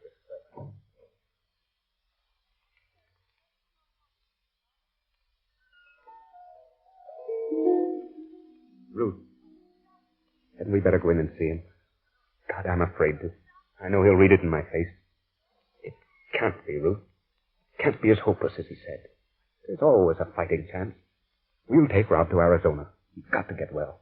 There must be a chance. Why must there, Andy? Rob! What are you doing out of bed? Get right back now and obey the doctor. You're going to get a licking from me. Take me over to the chair, please, Andy. Now you're going right back to bed. That's where you're going, and stay there. Stay there till I die, Andy. Don't behave like a child. I'm sick of lying down. I'll be more rested sitting up. Oh, come on, Andy. Don't play the fool. I want to talk to you, and I'm going to. Dying man has some rights, hasn't he? Don't talk that way. For God's sake. I'll only let you sit down if you promise that. Remember. Easy now. There you are. Now, how's that? Fine. Fine, thanks. Listen, Andy. You've asked me not to talk, and I won't after I've made my position clear. In the first place, I know I'm dying. Rob, that isn't so. Well, it is, so don't lie to me. After Ruth put me to bed before you came, I saw it clearly for the first time. I'd been making plans for our future, Ruth's and mine. So it came hard at first, the realization. Then, when the doctor examined me, I knew. Well, he tried to lie about it. And then to make sure, I listened at the door to what he told you. So don't mock me with fairy tales about Arizona or any such rot as that. Because I'm dying is no reason you should treat me like an imbecile or a coward. Now that I'm sure what's happening, I can say kismet to it with all my heart. It was only the silly uncertainty that hurt. It isn't foolish. You have got a chance. If you heard all the doctor said, that ought to prove it to you. You mean when he spoke of the miracle? I don't believe in miracles in my case. Besides, I know more than any doctor on earth could know, because I feel what's coming. We've agreed not to talk about it. Tell me about yourself, Andy. You went in the grain business with that friend of yours. Yes. After 2 years, I had a share in it. I sold out last year, then I took to speculating. In wheat? Yes. And you made money gambling? Yes. I've been wondering what the great change was in you, a farmer. To gamble in a wheat pit with scraps of paper. You know, there's a spiritual significance in that picture, Andy. I'm a failure, and Ruth's another, but we can both justly lay some of the blame for our stumbling on God. But you're the deepest dyed failure of the three, Andy. You've spent 8 years running away from yourself. Do you see what I mean? You used to be a creator when you loved the farm. You and life were in harmonious partnership, but now... My brain's muddled. But part of what I mean is that you're gambling with the thing you used to love to create proves how far astray you'll be punished, Andy. You'll have to suffer to win back. No use, Andy. I can't say it. I think I know what you're driving at, Rob. And it's true, I guess. I want you to promise me to do one thing, Andy, after... I'll promise anything, as God is my judge. Remember, Andy, Ruth has suffered double her share. And only through contact with suffering, Andy, will you awaken. Listen, Andy, you must marry Ruth afterwards. Rob. You're tired out, Rob. You better lie down and rest a while, don't you think? We can talk later on. Later on? But you always were an optimist, Andy. It must be near sunrise, isn't it? It's after 6. Shut the door, Andy. I'd like to be alone. He's out of his head now, isn't he? He may be a little delirious. The fever would do that. God, what a shame. There's nothing we can do but sit and wait. He was talking wild like he used to. Only this time it sounded unnatural, don't you think? I don't know. The things he said to me had truth in them. Even if he did talk them way up in the air like he always sees things. Still, why do you suppose he wanted us to promise we'd... You know what he said? His mind was wandering, I suppose. No, there was something back of it.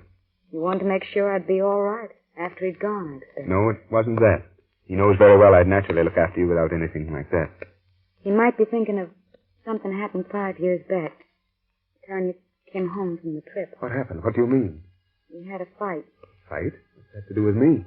It was about you, in a way. About me? Yes, mostly. You see, I'd found out I'd made a mistake about Rob soon after we were married. When it was too late. Mistake? You mean you found out you didn't love Rob? Yes. Good. And then I thought that when Mary came, it'd be different, and I'd love him. But I didn't. It didn't happen that way. And I couldn't bear his blundering and his book reading. I grew to hate him almost. Ruth. I couldn't help it. No woman could. It had to be because I loved someone else, I'd found out. It can't do no harm to tell you now when it's all past and gone and dead. You were the one I really loved. Only I didn't come to the knowledge of it till too late. Ruth, you know what you're saying. It was true then. How could I help it? No woman could. Then you loved me that time I came home? I'd known your real reason for leaving home the first time. Everybody knew it. And for 3 years I'd been thinking... That I loved you? Yes. Then that day on the hill you laughed. Thought what a fool you'd been for loving me once. And I knew it was all over. Good God.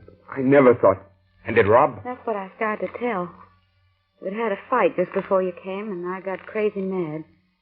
And I told him all I've told you. You told Rob you loved me? Yes. You man fool, you.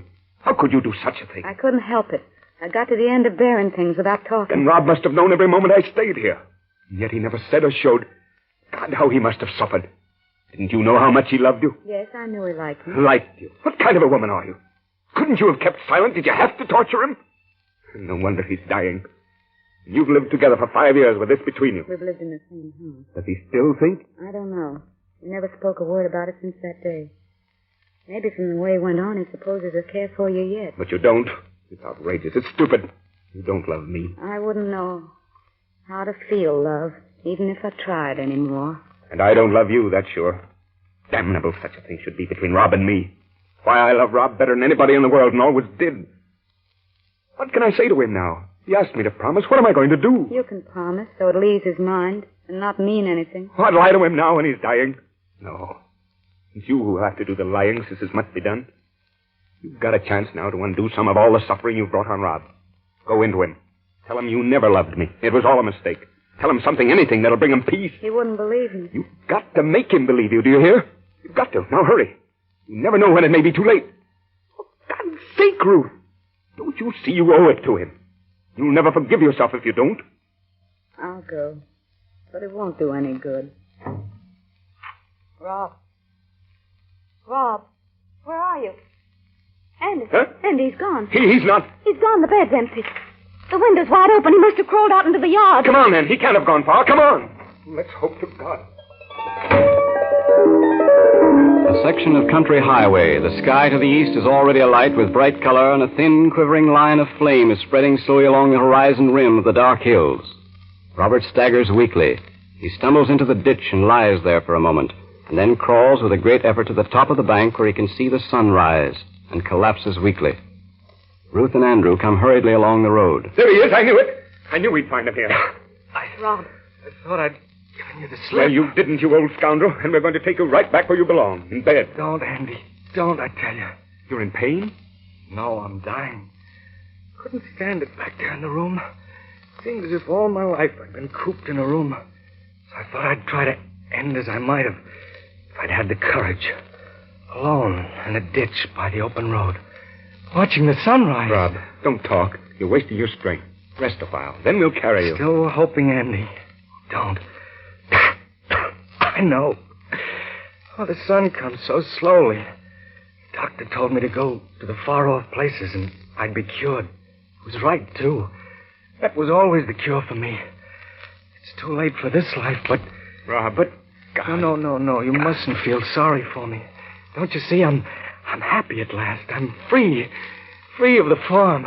Free to wander on and on eternally. Look, isn't it beautiful beyond the hills? I can hear the old voices calling me to come. And this time I'm going. It isn't the end. It's a free beginning. The start of my voyage. I've won to my trip. The right to release beyond the horizon. You ought to be glad. Glad for my sake. Andy, remember Ruth. I'll take care of her. I swear to you, Rob. Ruth suffered so.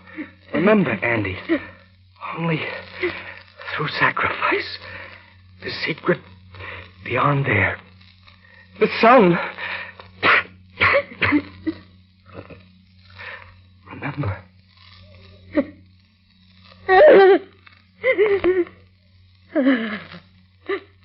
He's dead. You never told him. He was so happy without my lying to him. This is your doing, you woman, you coward, you murderess. Don't, Andy, don't. I couldn't help it. And he knew how I'd suffered, too. He told you to remember. Forgive me, Ruth, for his sake. Now remember, you both made a mess of things.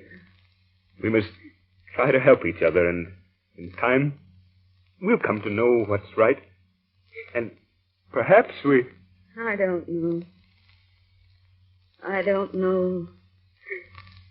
From now on, only two failures. Only two. One has found freedom. You have been listening to the first in a cycle of 4 plays by Eugene O'Neill, especially prepared for broadcast. Coming up on our second hour together in the nighttime show here on WOTR Radio. Be sure to head over to the Knights of Columbus Lodge on Pine Street tomorrow afternoon from 4 to 8 p.m. for their annual hog roast. This has been an extremely popular tradition here in our little town for the last decade, and the cost is only $6 at the door, the proceeds of which all go to the many great causes that the Knights support. Succulent, tender pulled pork and pork chops bursting with flavor are on the menu, along with corn on the cob and lemonade. Be sure to take the family for this great gathering. And if you can't make it to the hog roast, then Sunday afternoon from 2 to 5 p.m. at the United Methodist Church on Bryant Street is the annual Bazaar, featuring dozens of tables of antiques, books, clothing, electronics, furniture, and more, as well as 2 food stands from Landry's Diner and Seminary Deli. Landry's stand will feature 3 of their signature sandwiches, hamburgers, pulled pork sandwiches, and foot-long hot dogs, while Seminary Deli's stand will feature a variety of sandwiches filled with their famous mouth-watering meats and cheeses on their own baked bread. All proceeds from the bazaar will go to support the Methodist Church. All right, our next bit of entertainment for you tonight is from that great show MGM Theater of the Air and the story Crossroads, starring Rex Harrison, which originally aired in December of 1949, based on the 1942 mystery noir film. Co-starring were Eric Dressler and Joan Wetmore.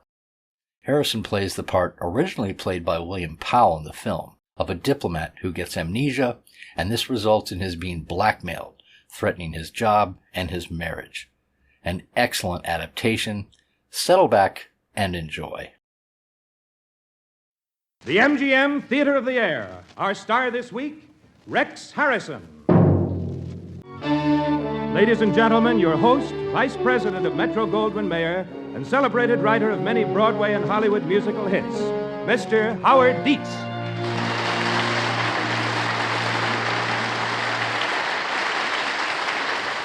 Thank you. We feel that the next hour will be entertaining to those who like suspense, romance, and action.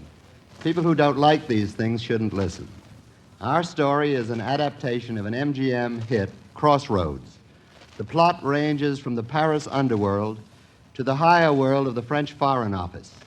Our star is the distinguished Rex Harrison. He plays a young French diplomat who might also be mistaken for a more doubtful character. As the phrase goes, is he man or monster? In one moment now, Rex Harrison will appear in Crossroads. The theme of Crossroads is a somewhat different version of the eternal triangle.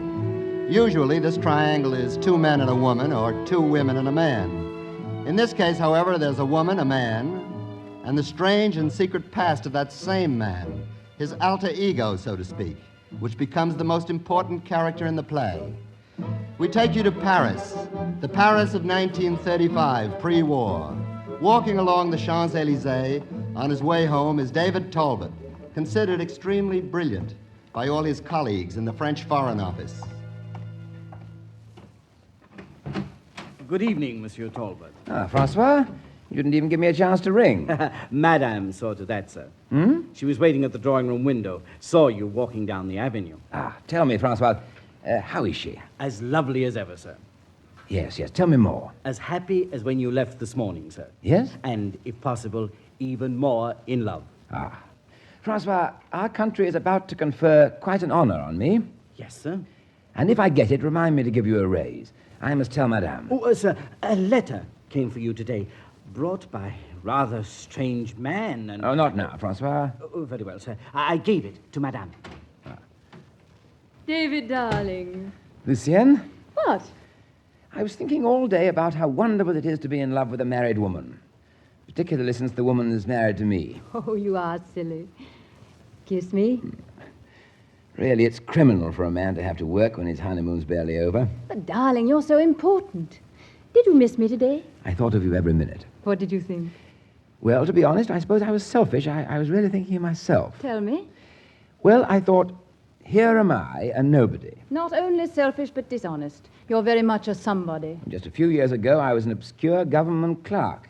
My darling, you're married to a fortune hunter. Everybody says you'll be Minister of Foreign Affairs one day. Perhaps even President of France. Oh, I don't aim quite that high.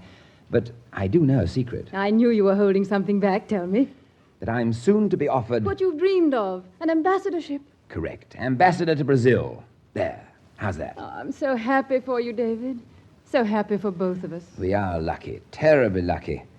We have position, a bright future, not a worry in the world. Dinner is served, Madame. We'll be right in, Francois. Yes, I'm starved. Excuse me, sir, but that letter I mentioned, perhaps I did wrong. When the man delivered it, perhaps I should have called the police. Francois, what do you mean? Well, something he said, Madame.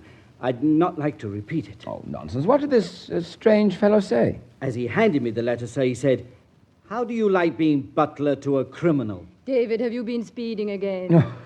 No, that was when I was a bachelor. Just forget the letter, Francois. Yes, sir. And you can serve the first course. Very well, Madame. Now then, would Madame do me the honor of having dinner with me? Oh, you men, you have no curiosity at all. I'm terribly curious about what's for dinner. I'm starved. But the letter, darling, there on the table. Oh, yes. Oh, the fellow has atrocious taste in stationery, hasn't he? Obviously from a political enemy or a crackpot, but we'll see. Well. David, you seem puzzled. Well, mystified is the word, my dear. Listen to this. It starts out, Dear Jean. But, David, the letter isn't meant for you. Now, the envelope's addressed to me. See, David Talbot. Well, read it. Well, it says, Dear Jean, allow an old friend to congratulate you on your noble career. Accept my good wishes for a happy life with your rich bride.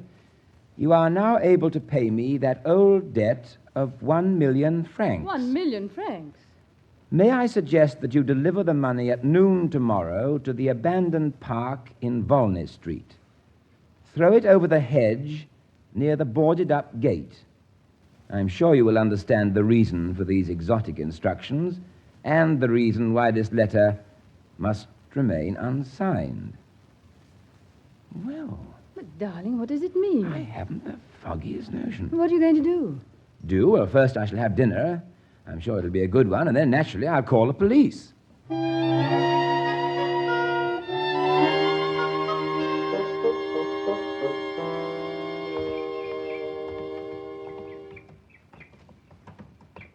There, just ahead, David, the boarded-up gate. I see, but please, won't you wait here? No. Well, something might go wrong. And if it does, I want to be with you. All right, you're a willful, headstrong, unruly wife.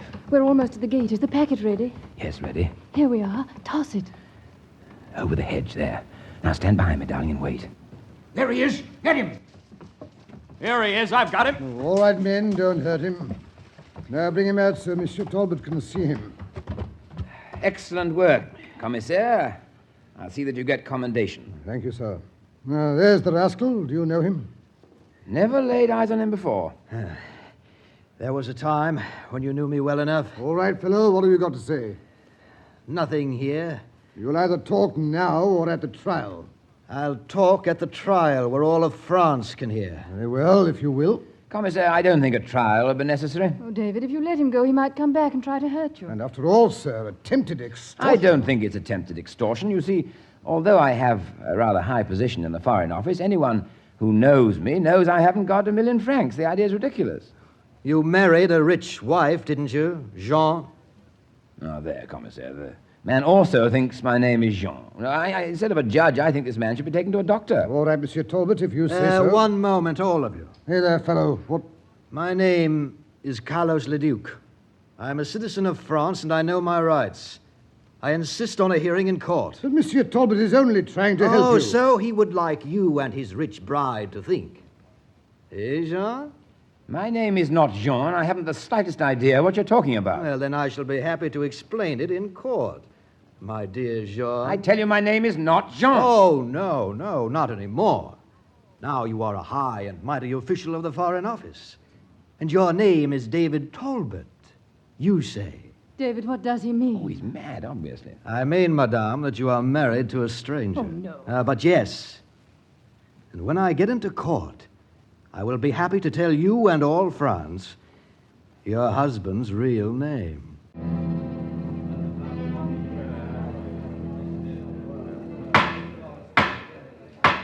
The case of the state versus Carlos Leduc. Carlos Leduc, stand and make your presence known. I am Carlos Leduc, present and ready for trial. Be seated. Is the chief witness for the state present, Monsieur David Talbot of the Foreign Office? Here, Your Honor. Ah, yes. We can proceed in one moment, as soon as I have read the particulars of the complaint. Did you see the old fox smile over here at me? Yes, and if you smile back, I should call it tampering with the court. He was one of Father's oldest friends.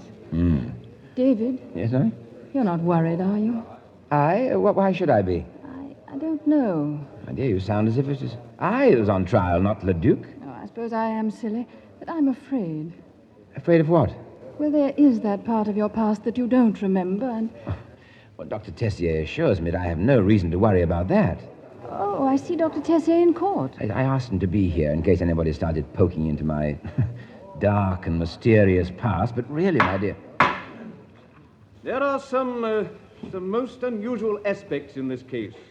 There is even the possibility that the reputation of a high servant of the state might be needlessly damaged. David, did you hear that? No, please, dear, don't worry. In order to minimize that possibility, I have decided to conduct these proceedings somewhat in a manner of an informal examination before trial, and so order it for court record. David, what does he mean? He means he'll ask all the questions instead of the attorneys. Carlos Leduc, you are accused of writing to David Talbot an anonymous letter in which you demand payment of a debt in the amount of 1,000,000 francs.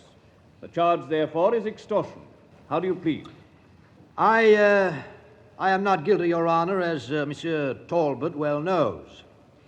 The letter I wrote was a straightforward request for money owed to me. You are contending, I presume, that there is nothing unusual in demanding that a debt be paid by throwing money over a lonely park wall? I assure you, my creditors are not so imaginative. Perhaps they would be, sir, if you were living under an assumed name and they were considerate enough to help you keep your deception a secret. Order! Order! The court would like to know to whom you refer as living under an assumed name. Sir, if you will permit me to tell my story, I think I can make it quite clear. Very well, Leduc. Your story. I first met the gentleman sitting there with his wife, this Monsieur David Talbot, more than 10 years ago when each of us was in our early 20s. Only then he was not Monsieur David Talbot. Then he was Jean Pelletier, a petty crook and cutthroat. That is not true. That's a lie. Lucien, I mean Madame Talbot, please. Oh, please, darling, the man's ranting. I'm sorry, David. I can't have that. Proceed, Leduc. Pelletier had a list of crimes as long as a bell rope, but one talent he had. He always escaped from the police. Your Honor, if I may. Yes, Monsieur Talbot. This defendant, Leduc, is charged with extortion, and I am a witness against him. I fail to see what some completely imaginary person named Jean Pelletier has to do with the case. I'm sorry, Monsieur Talbot. But the man is talking nonsense. That is what we're here to find out. For your sake, I hope so. But I assure you... Please, Monsieur Talbot, as an honored and respected official of the state, you will be shown every courtesy in the power of this court. But I'm not asking for special treatment, but this man is mad. So perhaps we can discover his madness. If, however, he can prove an earlier relationship with you, even under another name, he can show the possibility that a debt between you actually exists. I am sure you understand that in simple justice he has a right to state his case. Although I'm the one to suffer, Your Honor, I concede that you are right. Let us hope your suffering will only be temporary. Proceed, Leduc. It was in 1925 that Jean Pelletier, the crook and cutthroat, came to owe me 1 million francs. And what was the nature of this debt? Oh, there was nothing dark about it. I am not at liberty to explain the details, but perhaps Monsieur Talbot would like to do so. Your comment, Monsieur Talbot? Same as before, the man is raving. Continue, Leduc. Years passed, and I never heard of Jean Pelletier. He disappeared.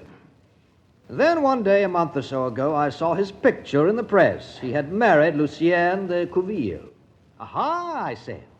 My old friend Jean Pelletier has gone up in the world. Not only that, the sly rascal has changed his name to David Talbot. Enough of your dramatics, Leduc. Your story. Yes, Your Honor, yes. Well, I had no wish to spoil his game, whatever it was. I only wanted my 1 million francs. I wrote and asked for it, and my answer was a knife in the bag. And just when and where, Leduc, do you claim you last saw Monsieur Talbot? Do you know that? Distinctly, Your Honor. I last saw Monsieur Pelletier Talbot on the night of March 25th, 1927, in the railway station at Marseille. I was there to see him off on a trip to Paris. That is all? That is all. Very well. Monsieur Talbot, do you know where you were on the night of March 25th, 1927? Well, in a general way, yes. And? I have reason to believe I was aboard the Paris-Marseille Express. And was the man Leduc at the station to see you off? He was not. That is, I've never seen the man before, as far as I know, but... Yes. Judge Monet, you're being cruel, unreasonable. Madam Talbot, your father was my good friend, but there are no personalities in this court. You will please... But the story of what happened to my husband that night is well known. It's been written up by every paper in Paris many times, and you know it... Another disturbance, madame, and most regrettably, I shall have you removed from the court. Your Honor, my wife is right. I am not the person to tell you about that night. Dr. Franz Tessier is in court, and... Very well. Not in order, but I shall permit it. Dr. Franz Tessier. Here, and I'll be happy to testify for David Talbot. There. My reputation for truth is rather well known, but would you like me to swear on a stack of Bibles? This is an informal examination. Just tell your story. Later, you will be asked to attest the record. Very well. On the night of March 25th, 1927, there was a wreck on the Paris-Marseille Express. An open switch. Many people were killed and others injured. It is a very famous wreck, and the details are known. The issue here is Monsieur Talbot. Correct.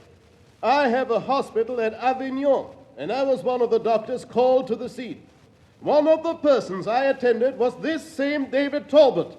Now I'm happy to say my very good friend, as is his lovely wife. The extent of Monsieur Talbot's injuries? The right side of David's head had been mashed in like a dropped egg. He was very strong, and I managed to repair all his injuries, with one exception. Yes, Dr. Tessier? He has never been able to recall any of his past before the wreck. None whatever. Thank you, Dr. Tessier. But, Your Honor, that story about me is known to everybody. This man, Leduc, is using it as a springboard for blackmail, and... One moment, Monsieur Talbot. The fact is that you cannot deny Leduc's story. But I was positively identified as David Talbot after the wreck. By whom, please? By the Swedish ship captain who brought me to Marseille from Fort de France, Martinique. Is the captain in court? Unfortunately, he died some years ago, but Dr. Tessier was present at the identification, and... I see. Presumably, you were a native of Fort de France, or were known there. Did you check that possibility? Well, yes, I did just before my marriage. I thought I should have positive proof, and... And you found it? You were known in Fort de France? No. No, I was not known in Fort de France, and there was no family there by the name of Talbot. This is rather grave, Monsieur Talbot. On the other hand, Leduc has no proof that you are Jean Pelletier. Is that all, Your Honor? May I go? The police have one other listed witness, Michel Alain. Michelle Alain, Here, Your Honor. step here to the bench, if you please. There. Do you recognize the man standing before you? Please, Well, do you recognize him? Well, Jean, darling, I'm sorry to have to do this. you know him? Yes, Your Honor. He is Jean Pelletier. Madame, you are mistaken. I'd never have told Jean, really. Mademoiselle Alain, in your dossier as a witness, you are listed as a singer at the Club Serene here in Paris. That is correct. And you claim to have known David Talbot as Jean Pelletier in Marseille, where you were friendly with him years ago. Yes, before the train wreck. We were more than friends. Oh, I'm sure Jean had some good reason for changing his name. And I'm glad he's gone up in the world, even that he's married so well. Just answer the question, please. Now, could you describe some identifying mark about Monsieur Talbot? Some scar or blemish or... No. Wait, yes. Well? I remember that he always wrote with his left hand. Your Honor, this woman is a fraud, a liar, a cheat, a swindler. Dr. Tessier! This hearing is informal, but this is still a court of law, and you will respect it as such. But this woman is a liar, and I can prove it. Very well. I will hear you. Step down, Mademoiselle Alain. Well, Dr. Tessier? You heard me testify that David's entire right side was crushed? I did. Until that train wreck, David was right-handed. Clearly, that woman was lying when she said David wrote always with his left hand. I know because it took me more than a year to teach him to write with his left hand. Pardon me, Your Honor, but this note seems to have a bearing on the case. One moment. Yes. Is Monsieur Henri Sarou in court?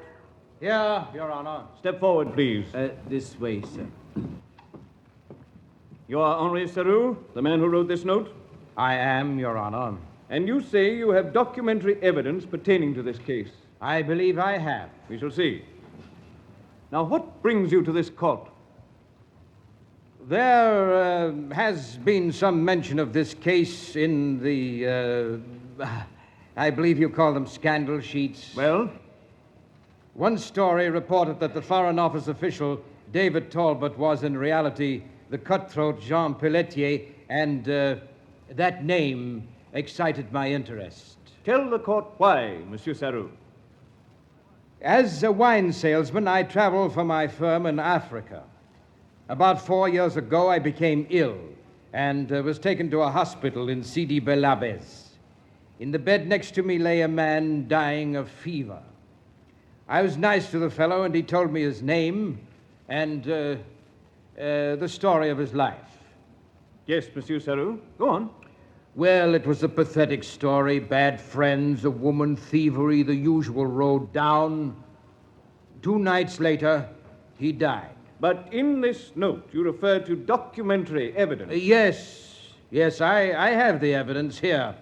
I have in my pocket his papers, which the dying man gave to me. His name was Jean Pelletier. David, I was so frightened. And now it's all over. I told you there was nothing to fear. No, I was afraid I'd lose you. I was afraid we'd never have another of these quiet evenings at home. Just the 2 of us. We'll spend a lot of evenings together all the rest of our lives, but we'll have to speak Portuguese, you know, when I'm an ambassador. Excuse me, but... Yes, Francois? There is a gentleman here, Monsieur Henri Sarou. Oh, David, the man at the trial. Oh, dear, and I'm in my dressing gown. I'll keep him here until you change. I'll be back at once. I want to thank Monsieur Sarou in person. Show him in, Francois. Yes, sir. This way, sir. Monsieur Sarou. I am not intruding. Indeed you're not. We looked for you after the trial, tried to find your number in the phone book. Fortunately, I knew where to find you. Oh, I'm so glad you came. My wife will be here in a moment. Then we're alone. Alone? Yes, I mean to say, may I speak freely? My dear sir, after what you did for me today, there's nothing you can't say to me, nothing. Good. Well, then I'll say this. I admire your colossal nerve. I really do. What? Now, don't act surprised, you double-crossing swine, because you're going to pay me that 1,000,000 francs as sure as your name is Jean Pelletier.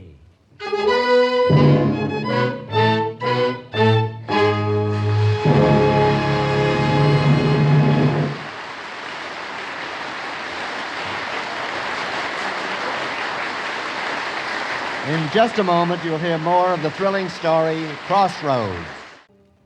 Now for Act Two of the MGM Theater of the Air, starring Rex Harrison. The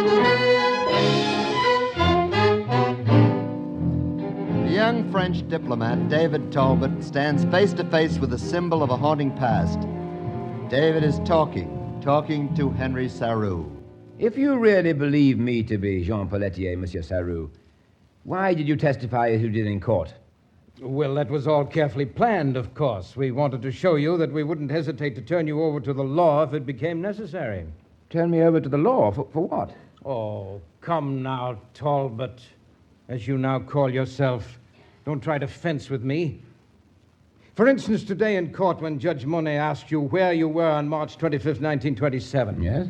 What would you have said if he'd asked you where you were on the morning of that day? Well, how could I answer? I have no memory of anything before the train wreck. Oh, of course. You've lost your memory. But I haven't. It happens that I spent that morning with my good friend, Jean Pelletier, with you. And you claim I did something illegal, is that it? Well, slightly illegal, yes. It was cold that March morning, and the old bank messenger had on earmuffs. You remember? Go on, Sarrou. The old man didn't know that his cab driver was our good friend Leduc. And when Leduc pretended to break down in the alley, he suspected nothing. And, of course, you and I, we were waiting in the alley. And I suppose you claim we robbed the old man. Ah, now you're beginning to remember. Oh, nothing of the sort. You don't remember that the old man surprised us by putting up a fight? You don't remember putting 3 bullets into his head? Running off with the 2,000,000 francs while Leduc and I decoyed the police? Excuse me a moment, Sarrou. Certainly. Get me the commissaire of police at once. You probably don't even remember that your rusty old pistol backfired and caused a phosphorus burn at the base of your right thumb. You had it bandaged when you got on the Marseille-Paris Express that night. Oh. No, it was a mistake, commissaire. Never mind. Aha. You see the scar. I thought you would. I'm going to tell you, once and for all, Sarrou, that I will not... Please, don't say it now. I have to leave now. Good, and don't come back. Oh, we'll be in touch with you, and soon. Meanwhile, you think of things like the guillotine? Or 1,000,000 francs? Good night, Monsieur David Talbot.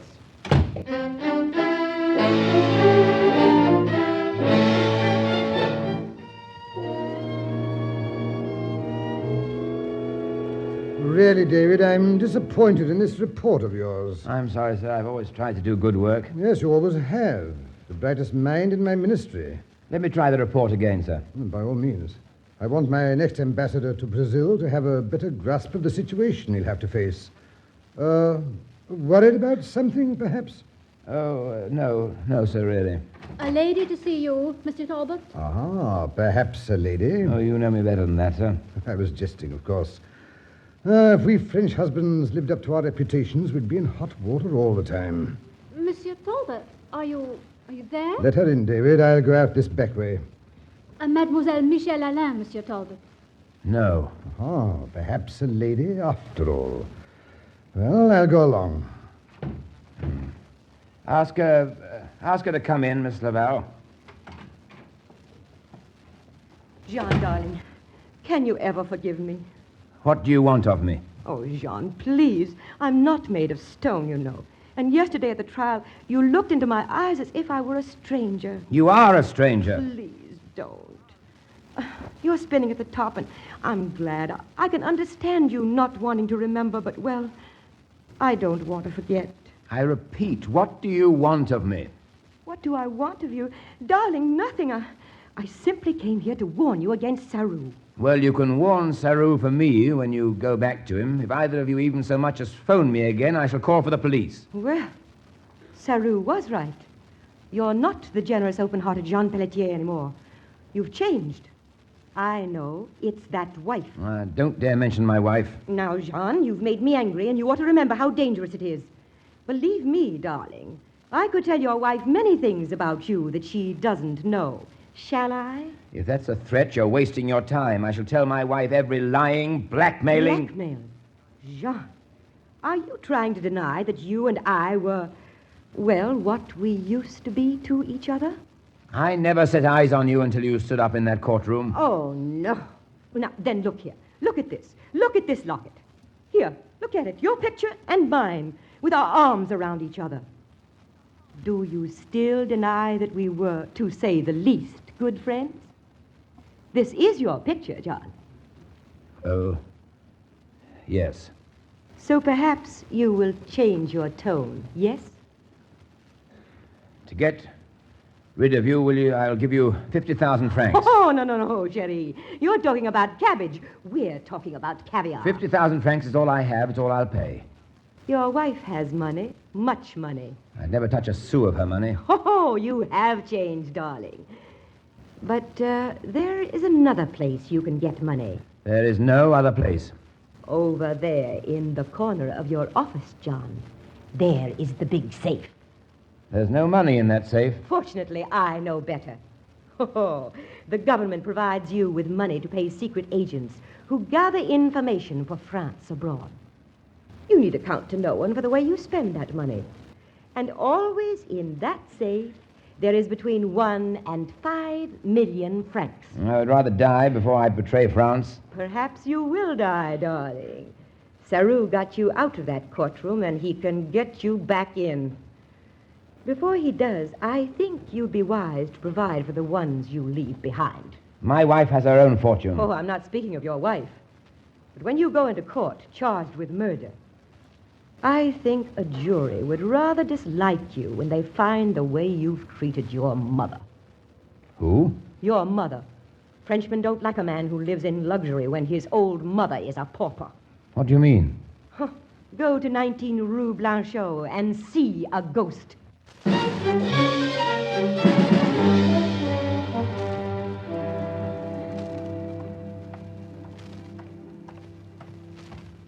Pardon me, sir. Oh, gendarme, yes? I thought it better to warn you, sir. Warn me? Warn me of what? Please don't be alarmed. I only meant that this is, a bad neighborhood for one who dresses so well.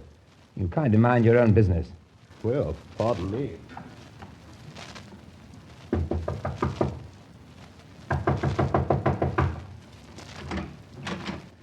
Oh, excuse me. I'm looking for Madame... It's you. Oh, no, you shouldn't have come here. Madame, may I come in? I saw your picture in the paper, your wedding picture. And for days I cried. Tell me, please, do you know me? Yes, I know you. Then tell me, who am I? You're the great official of the Foreign Office, Monsieur David Talbot, of course. And how is it that you happen to know me? As I told you, I saw your picture in the paper when you were married, and I followed the story of the trial, too. Oh, I was so relieved when it was over. Madame, tell me, am I your son? Are you Oh, no, my son was a criminal, and he's dead. No, you're not my son. You'd swear to that. Why should you bedevil a poor old woman? I tell you, my son is dead. Go away. Don't come back here again. Madame, was your son, was he like me? No, nothing at all like you. Please, leave me alone. Oh, I'm sorry. Oh, even at his worst, though, my son wasn't really bad. Mother would know that. He was just gay and careless. Yes, careless. I remember as a boy how I couldn't get him to keep his shoes tied. He was just careless, not bad. Madame, you're in need. May I help you? No. Oh, please, you must go Wouldn't you let now. me? Go, please, go. After the trial, there was gossip. You mustn't be seen here. God keep you, madame, and your son. Goodbye, Monsieur Talbot. Oh, one thing. Yes? I wouldn't want you to trip and fall. When you get outside, tie your left shoe. David, is that you? Yes, Lucienne. I hoped you'd be asleep. I couldn't sleep with you away. Come and sit on the bed beside me. Poor darling, you're worried about me. Yes, David. And so is Dr. Tessier. He's your friend, you know. And today we had a long talk about you. Yes? Yes. We decided some things about you. Would you like to tell me? Yes, David. Well, We both know you've been terribly worried since the trial. I'm sorry. I hoped you wouldn't notice. I talked to your secretary, Miss Laval. Yes? She told me Monsieur Sarou had been to see you, and also Michel Alain. And what did you and Dr. Tessier decide about all that, my dear? Both of us together are rather smart, you know. We decided that Monsieur Sarou and Madame Alain have some kind of hold over you. Darling, I assure you there's nothing to worry about, really. So Dr. Tessier and I decided this hold they have over you must be one of two things. Either they're demanding money as payment for their testimony, Oh, believe me, darling, that's all wrong. or they can prove that you really are Jean Pelletier. Oh, my dear, you and the good doctor have become quite melodramatic. And I said to Dr. Tessier, David, even if you are Jean Pelletier, I'd love you just the same. Will you remember that? As always, my darling, and forever. And now, will you remember something? Yes, David? As far as I know, I've never done anything deliberately wrong. I believe you, darling. Whatever I may do in the future, I'll think first of you. Now, go to sleep, dear. But, David, aren't you coming to bed? No, I'm sorry. There's a foreign office appointment I must keep. An agent just in from Brazil. Good night, dear. Yes, monsieur, here you are. Everything in order? Everything, monsieur. You take off from Le Bourget at 11:15. You arrive at Istanbul at 12 noon tomorrow. After a 3-hour stop over there, you will continue via Bombay and Calcutta. You have your passport this time? Yes, I just went home to get it. Then, monsieur, a happy landing in Saigon. Sir, may I help you? No, thank you. Sarou? As you see, mademoiselle, I am here to see my friend off to Saigon. Hey, Jean? I should have known you'd have me watched. But of course. Come over here where we can talk. Now, this is better. Well, Sarou? Your time's about up, Jean. In fact, this is your last chance. You're to be at this address tomorrow night at 9 with 1,000,000 francs. That gives you tomorrow to get the money, and where you get it is your own affair. And if I'm not there with the money? If you're not there, on the stroke of 9, the police will arrest you for murder. Go back home now and tell your wife you decided not to run away after all.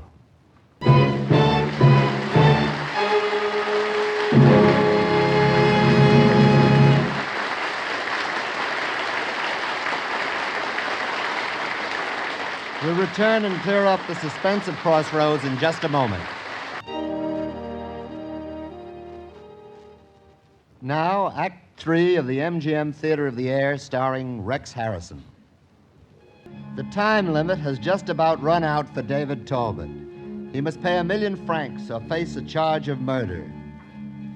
At the moment, we are in the flat of Michel Alain, a rather gaudy abode over the Club Cyrano. With Michelle is a woman, obviously an actress, for there are still traces of footlight makeup on her face.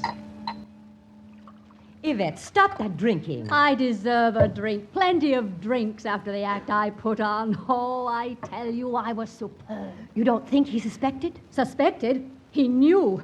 He went away from there knowing that he'd found his long-lost mother. You're sure? Of course I'm sure. Why don't you have a drink with me and stop that worrying? Oh, if you had any sense, you'd be worried, too. One moment, madame. You forget that you're not a partner in this venture as I am. You're merely hired to do your part. I'm sorry I spoke sharply. I'm worried, and I wish I knew when Sarou would come. Oh, Sarou will be here, and so will Monsieur David Talbot. Oh, what an act. And that business of the shoe. I noticed as he came in that one of his shoes was untied, and I built it into a superb act. That was the final straw. Then he knew I was his mother. Oh, if I'd only stayed on the stage instead of marrying that fool, the Duke. There. You see, we've lost. Nothing of the sort. But it's 9 o'clock and he hasn't come. I'm getting out of here Stay where you are, you fool. I tell you, I'm afraid something's gone wrong. Saru would have told us if... Wait. Saru, what's wrong? Nothing is wrong. There, you cowardly fool. But Talbot hasn't come, and these things must be done quickly to succeed. Oh, you milksop. Michel is right, Yvette. But you said nothing was wrong. That's correct, but it would only have been a matter of time before Talbot got on to us. Where is he? He'll be here in a matter of minutes. I telephoned him. He was delayed by getting out of a state dinner he was supposed to attend with his wife. Oh, he'll be here. With the cash? Well, he'd better have the cash. Yvette, take that bottle out of here and pack our things. Soon now, we'll be headed for the border.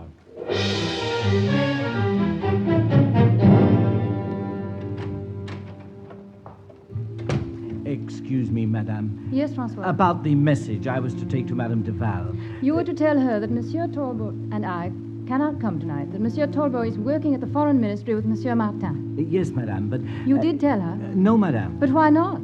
She would have known that Monsieur Talbot was not working at the Ministry with Monsieur Martin. Monsieur Martin was at Madame Duval's. Oh, Francois, something is wrong. Terribly wrong. I have known, madame, for some time. Tonight, when Monsieur Talbot was combing his hair, for instance, he stopped and looked at himself in the mirror for what seemed like hours, simply standing there staring. I thought I'd scream. Madame, is there any way I can help? I don't know. I have no address for Saru. I wouldn't know where to find him. Michel Alain. Michel Alain sings at the Club Sirène. Yes, madame. Get the car, Francois. We'll go to the Club Sirène and watch and hope.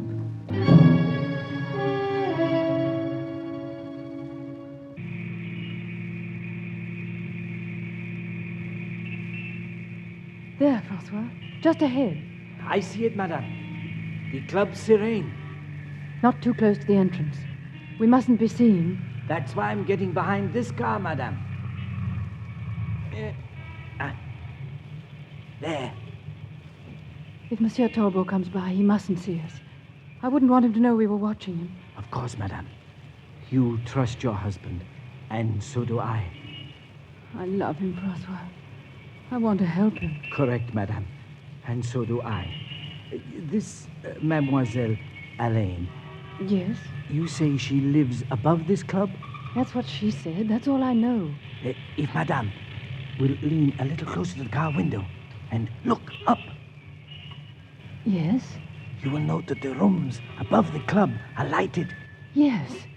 And the shades are drawn. Mm-hmm. A moment ago, I thought I saw the shadow. Francois, a man. A man just walked past that window. Yes, madame. Look. A woman. A woman with a bottle. And another woman. That makes 3. Madame, the shadow of that man we saw. No, Francois. That was not Monsieur Talbot. You did not recognize him? From the shadow, no. But it looked like... Yes, madame. It looked like Saru. Then I think perhaps we are on the right track. And, madame. What is it? The man there. Moving along in the shadows. Look. Francois, you saw him? Yes, madame. Even though his hat was pulled down. Wait. There. He's gone into the Club Sirène. Oh, David. I wish I knew what to do.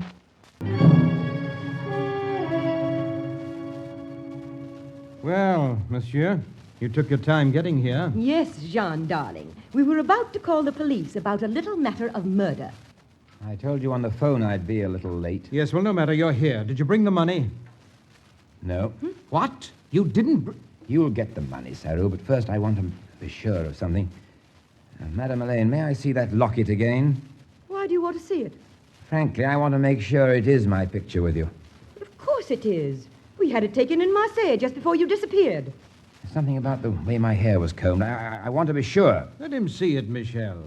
All right. There. Now, what's wrong with it? See, your hair is parted on the left side, just as yours is. Is this your picture, my friend? Yes, it's my picture. Well, then, now about the money, and quickly. The money is in the safe at my office. The money belongs to France, but I know no other way. Where you get the money is your affair, but get it. No, Saru, that I will not do. Are you playing a game with me? I must have some sort of protection for myself. So I figured it out. Well? You and I will go to my office.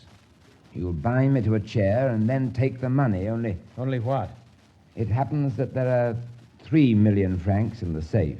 3 million? I was going to ask that you take only the 1 million francs that I owe you, but of course that would be useless. Of course. Michel, wait here till I get back.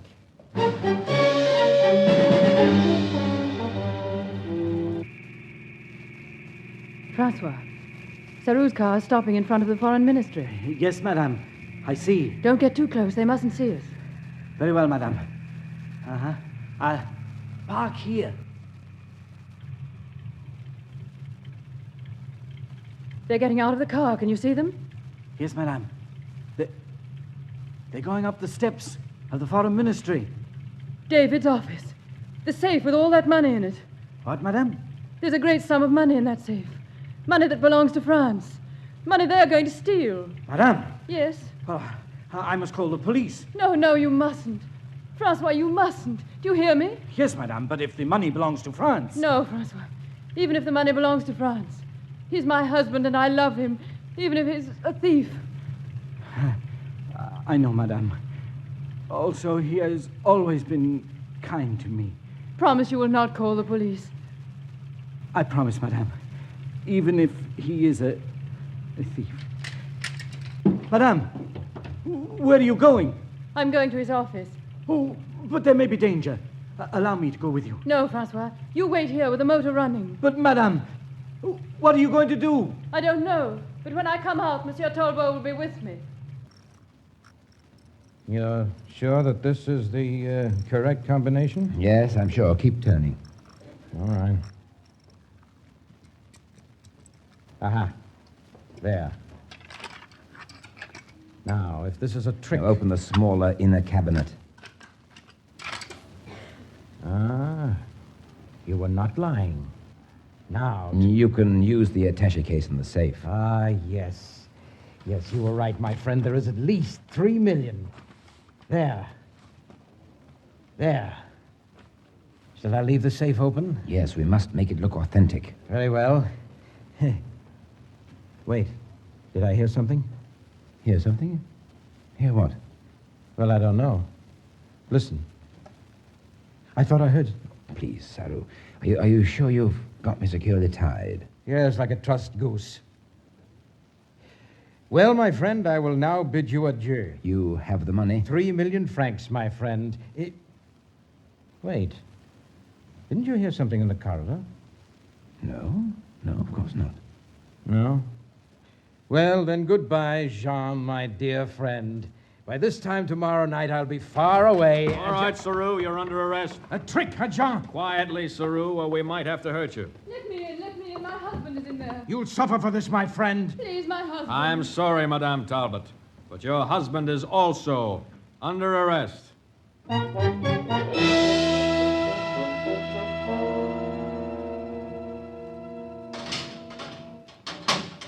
Are these 3 all the prisoners, Sergeant? 2 more to come, Commissaire. The woman Yvette Leduc, former actress, and the singer Michelle Allain. Madame Talbot? Yes, Commissaire. I hesitate to enter your name in the police books. Your family is among the finest in all France, but... Commissaire, my wife had nothing to do with this. She was in the hallway outside your office? As a lookout, perhaps? No. What I did in an effort to protect my wife's name.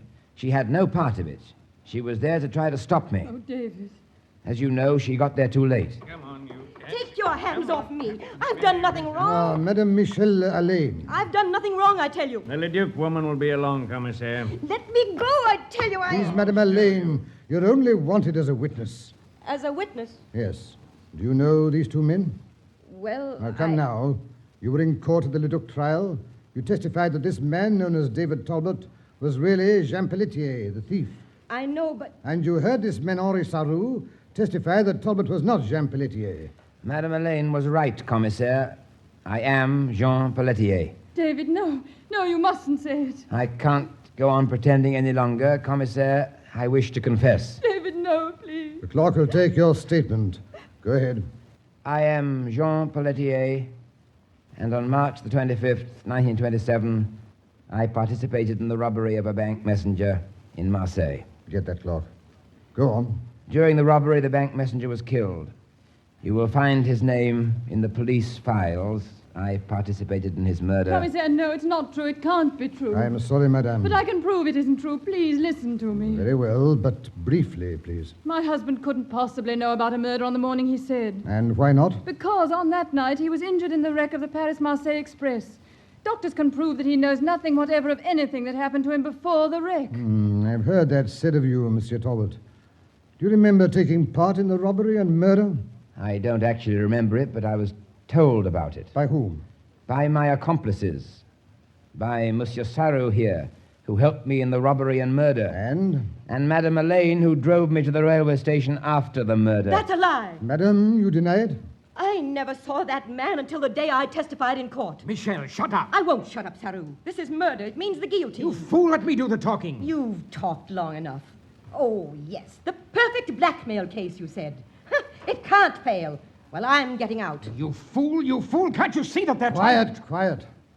Madame, you say that this man known as David Talbot is not the criminal, Jean Pelletier? Of course he's not Jean Pelletier. Oh, David, darling. Jean Pelletier was killed in the train wreck, and Leduc and Sarrou took the papers off his body. They also saw that Monsieur Talbot being wrecked from that train, and they learned that he had amnesia, that he knew nothing of his past. So you waited all these years to get me, eh, Sarrou? They waited until you were in a position to pay off big. All right, Sergeant. Put Sarrou and Madame Elaine away for trial. All right, you two. Come on. Monsieur Talbot, you are due the sincere thanks of the state for what you have done. For what he's done? David, what did you do? He merely tipped the police to be ready when he and Sarrou went to his office. That's why we were waiting in the corridor, madame, and had to stop you as you came in. But, David, you were so worried. You were frantic. How did you know... I'd like the answer to that one, too. Sarrou obviously had spent years planning this crime to the last detail. Well, until the last moment, I didn't know whether I actually was Jean Pelletier. In fact, I thought I was. But how did you... Well, this evening, as I was combing my hair... Oh, yes, I saw you staring into I realized that Madame Elaine's picture of me was a fake. The picture in her locket. You see, that picture was supposed to have been taken before the wreck, and in it my hair was parted on the left side as it is now. Yes? What Dr. Tessier has told me, remember, Lucien, that my hair was parted on the right side at the time of the wreck. He had to change the part to the left because of the scar on the right side of my head. All right, come on. Let me go, you pig. What's the meaning of this? It's the Leduc woman, Commissaire. I'm Madame Pelletier, a harmless old woman. Oh, Monsieur Talbot, will you tell them they shouldn't disturb a poor old woman in the middle of the night? Mother, I'm afraid you're a dead pigeon. But all I want is my rest, my solitude. You get it, madame. At least 10 years of it. Oh, darling, is it really all over? All over. And there's something to prove it. Oh, David, please. Not here. Remember where we are. Remember? But, darling, how can I have amnesia?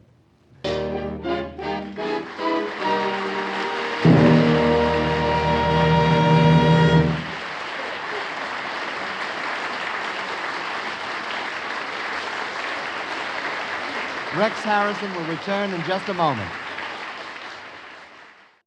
At the end of these programs, Rex, it is a custom for us to have a brief interview with the star.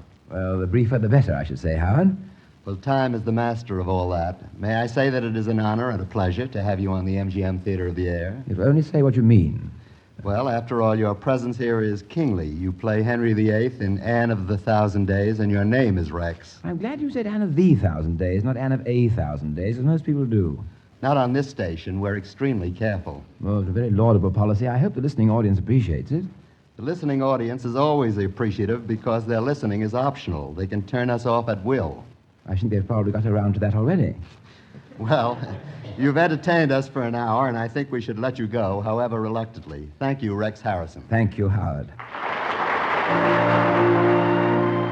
Crossroads was presented by arrangement with Metro-Goldwyn-Mayer, producers of the Technicolor musical On the Town, starring Gene Kelly, Frank Sinatra, Betty Garrett, and Ann Miller. Joan Wetmore was heard as Lucienne, and Eric Dressler as Saru. Original music composed and conducted by Joel Herron. The program was directed by Marks B. Loeb and produced by Raymond Katz. Coming up on hour number 3 of the Nighttime Show, dear listeners, it's a comfortable 69 degrees outside the WOTR studios, with a light breeze and partly cloudy skies. In international news, NATO has announced sanctions against both of the Middle East nations in the conflict that has been ongoing for the last 2 months for alleged war crimes, following the NATO investigation that concluded last week. Specifics of those sanctions have not been announced yet, but both of the sanctioned countries have stated through their spokespeople that they will not comply and that any sanctions are politically motivated. In national news, the recent stock market downturn that has been ongoing in the last 2 weeks is causing a flurry of large protests in several state capitals across the country. As reported in most major newspapers, the bulk of the protesters are blaming the downturn on the interest rate hikes by the Fed, as well as the recent tariffs implemented last month by the federal government. According to a certain Wall Street newspaper, there has been a 25% decrease in the value of most 401k retirement funds in the last 30 days, much of that due to the continuing drop in the Dow, which has lost 20% of its value since last month. And in local news, the announcement of a new overpass on Main Street between 18th and 19th Streets, which will begin construction in the spring, has been made by Mayor Graham. The railroad crossings at that intersection have long been a sore spot for many citizens, as the train delays can sometimes last up to 10 minutes or longer. The overpass is a much celebrated project, which passed the City Council last month by a majority vote.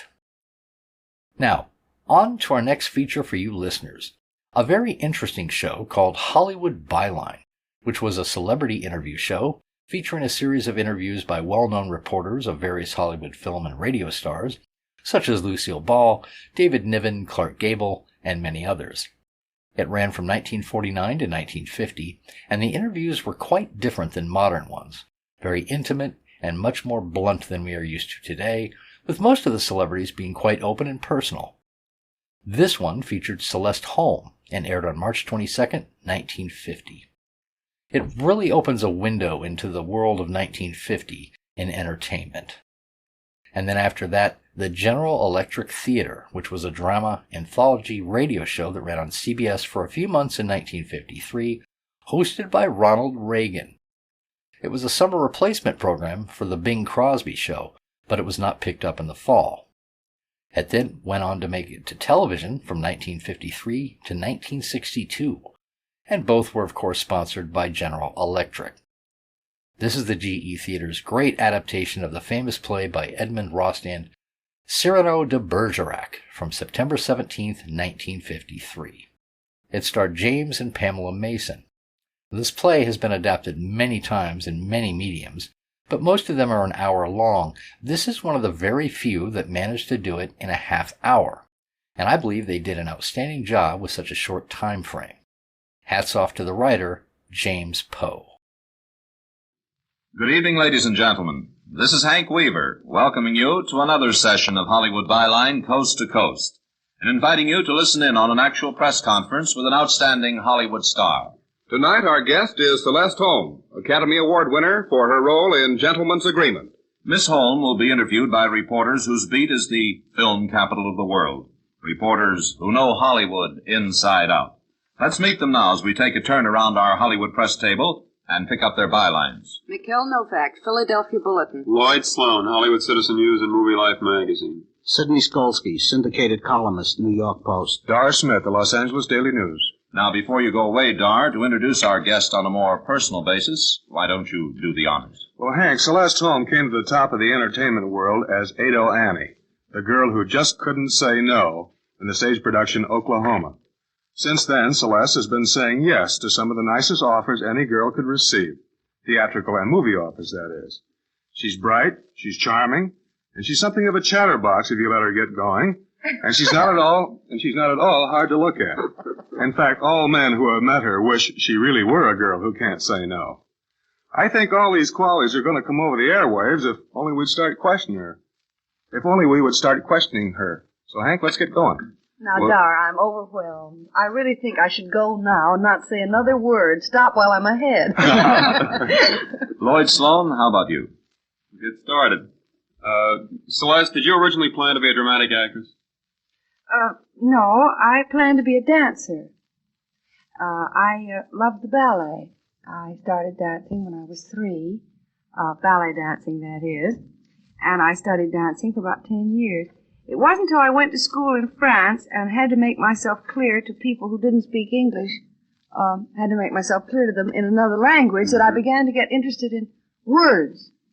And it was then that I got interested in the theater, the dramatic medium, rather than ballet. Well, if you studied ballet all this time and you were interested in the theater, as you say, how did you get to be the singing star of Oklahoma? Oh, how long is this program? You have plenty of time, Miss Holm. Go ahead. Oh, thank you. Dar Smith's chatterbox point comes in. See, here you go. Well, what happened was that I was playing in dramas, and I was also dancing with the soldiers at the stage door canteen on Thursday night, which was my night to pass trays. And pardon me, Sidney? I said night to howl. And so I used to remember the musical comedies that would come and give short versions of the show for the guys, and oh, how they loved it. And I thought, oh, if only I could do that. And the only way, that a legitimate actress can entertain soldiers is by taking the whole show and all the other actors and the scenery and the stage manager, and it's quite a big deal. And it's a question whether maybe they want that formal kind of production anyway. So I knew and saw by experience that they loved to hear the sort of informal shows that we gave at the Stage Door Canteen, so I made up my mind I would audition for a musical comedy. And so I told my singing teacher that. I'd been studying singing along with ballet and other things. Oh.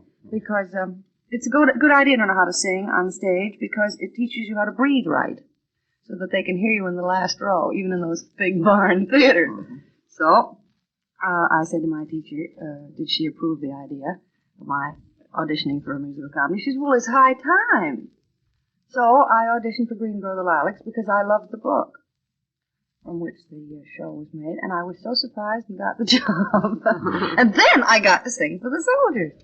Sidney Skolsky? When you say Green Grow the Lilacs, Celeste, you mean Oklahoma. Yes, it was born Green Grow the Lilacs by Lynn Riggs. And That's then right. When it became a musical comedy in Boston, it was nicknamed Oklahoma.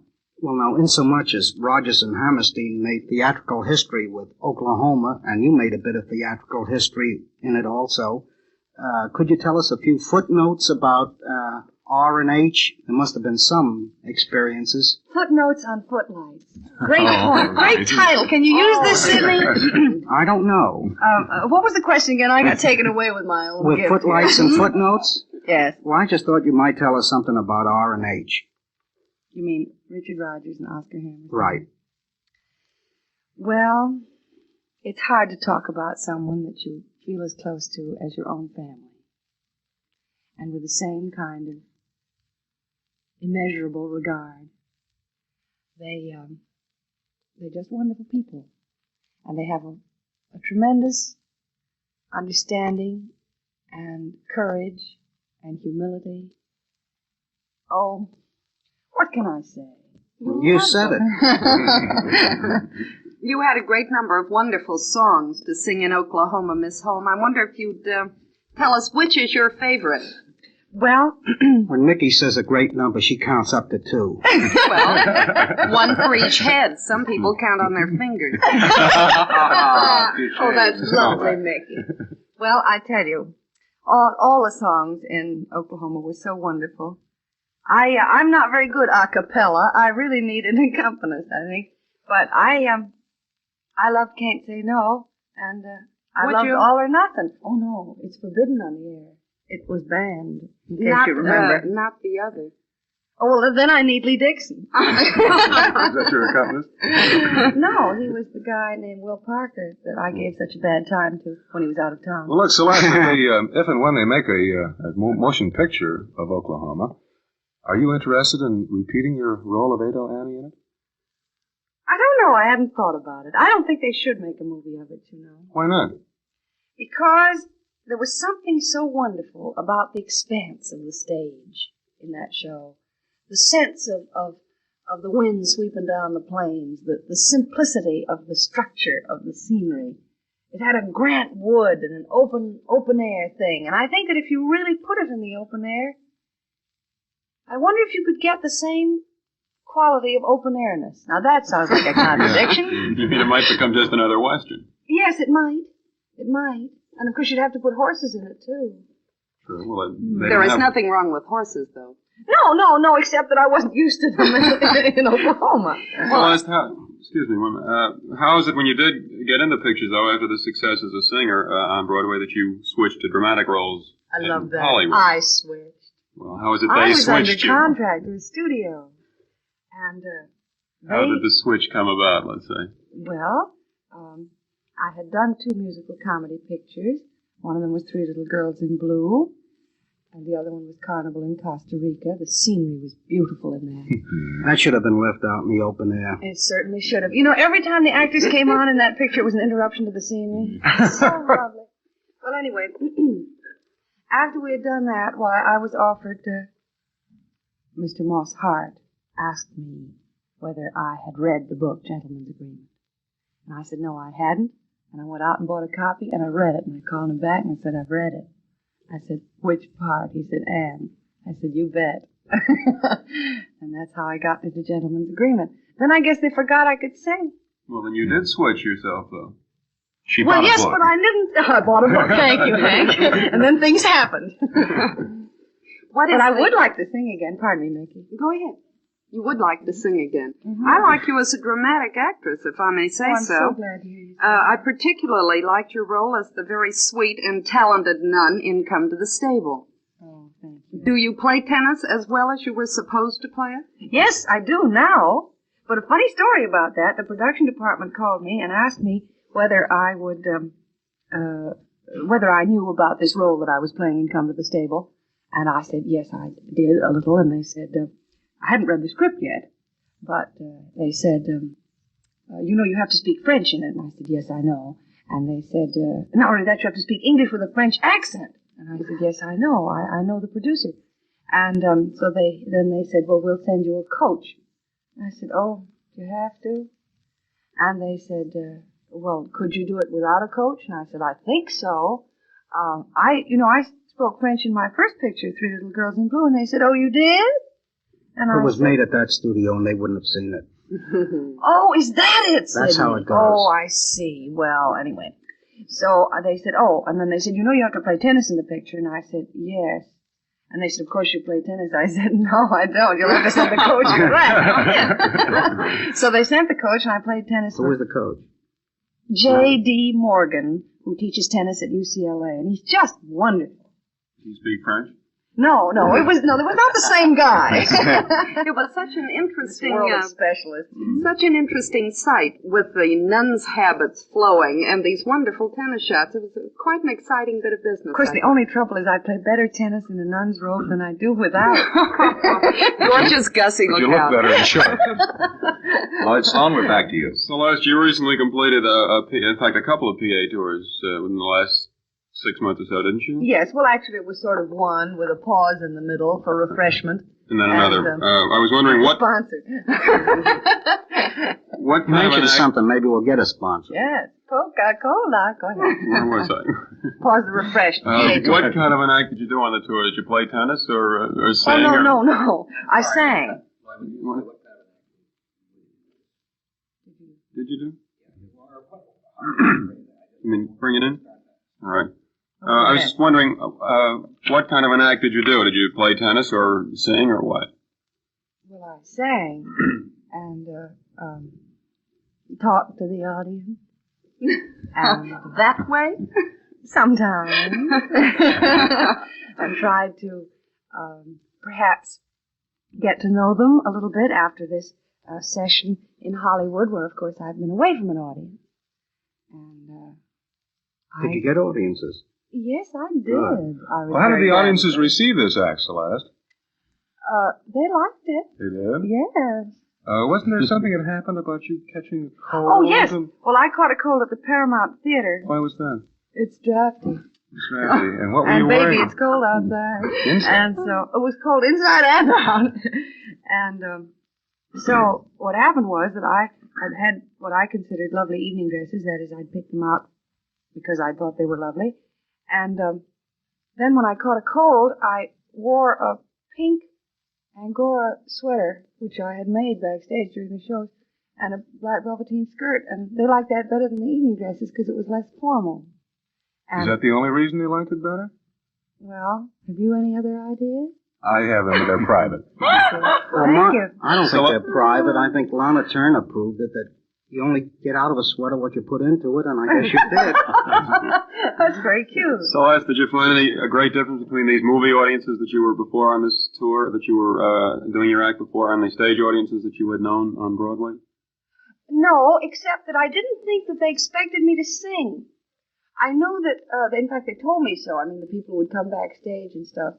They said that some of them, of course, had never seen me on the stage before, and I think they sort of expected me to do monologues. But they seemed to be glad. Did you have any problem with any hecklers while you were there? No. Some of them asked me out on dates. They From did? the audience, yes. I Did you didn't go? no. Why? Well, I didn't want to establish a precedent. I thought you'd really, but I thought you'd really want to get close to your audience. But did you learn anything else from them? I mean, it might help in making pictures again. I mean, after you got away from the stage, now going back. Oh, Beside the sweater routine, you'll wear a sweater in your picture, won't you?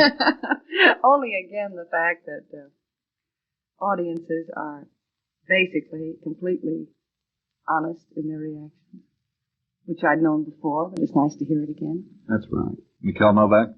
Miss Holm, I understand the Theater Guild has been giving you come-hither looks. Are you going back to Broadway? Yes, I plan to. There is a play that I'm most interested in, and we're preparing it for the fall. Not, however, with the Theater Guild. Is it a musical play or a straight drama or comedy? It's comedy. What? I hate to say a thing is a comedy, because that's like saying, and now we want to introduce that very talented, that amazingly wonderful, that the funniest person. And of course, how can anybody be funny? As a matter of fact, we were having a discussion about that before. Will you just tell us, Sidney Skolsky and I, was Oklahoma a musical or a musical comedy? It was a play with music. Oh. So I said it was a musical and not a musical comedy. Well, it was a play with music. We can both leave. No, you leave. Now, No, I like you both. Before you leave, Lloyd, I think you've got a couple more questions. Well, I was wondering... Before you do leave, Lloyd, I think you have a couple more questions. Yeah, I was wondering, Celeste, what you think about television as far as your future is concerned, or let's say the future of television itself. Are you making any plans for video? No, not yet. You have done some television shows. Yes, I've done 3 television shows. I feel that, of course, the medium has infinite possibilities. I don't think I've ever been more terrified than I was on television for the first time, because we rehearsed and rehearsed and rehearsed and rehearsed, but I still didn't feel as if I'd had enough rehearsal. Now, that was probably because I wasn't used to the medium, because actually we had plenty of rehearsal. But then, at the same time, we rehearsed without the cameraman, then we only rehearsed with the cameraman one day. And he's got to change everything, because it isn't quite the way he'd expected it to be, and so forth. So a lot of the rehearsal is, I think time might be saved if we'd had the cameraman at the rehearsals. However, I think that eventually, of course, it'll probably be just magnificent. But right now, I still think it's in a very developing, stage. I hope the KECA TV people aren't listening. They'll probably be very unhappy with all Do you this. think so? I don't know. Oh, I think it's wonderful to know that your child is talented.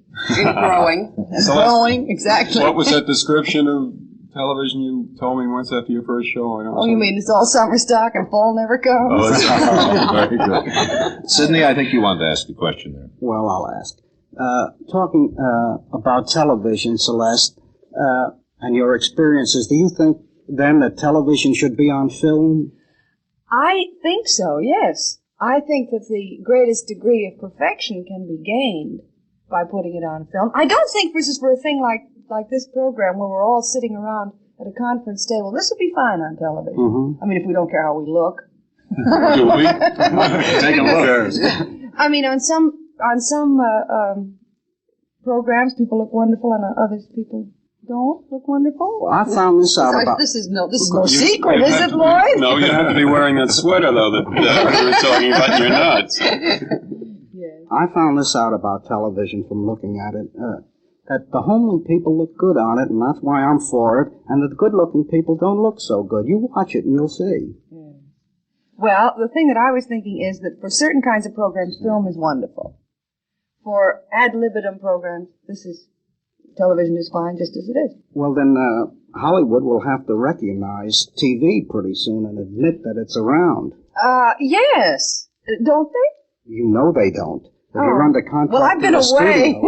Oh, Sidney, I'm bored with television. Can't I get personal with Miss Holm? If you wish. If I may. Oh. Miss Holm, I understand you have a couple of children. What are their ages? What are their names? Well, this is the only thing I don't talk about.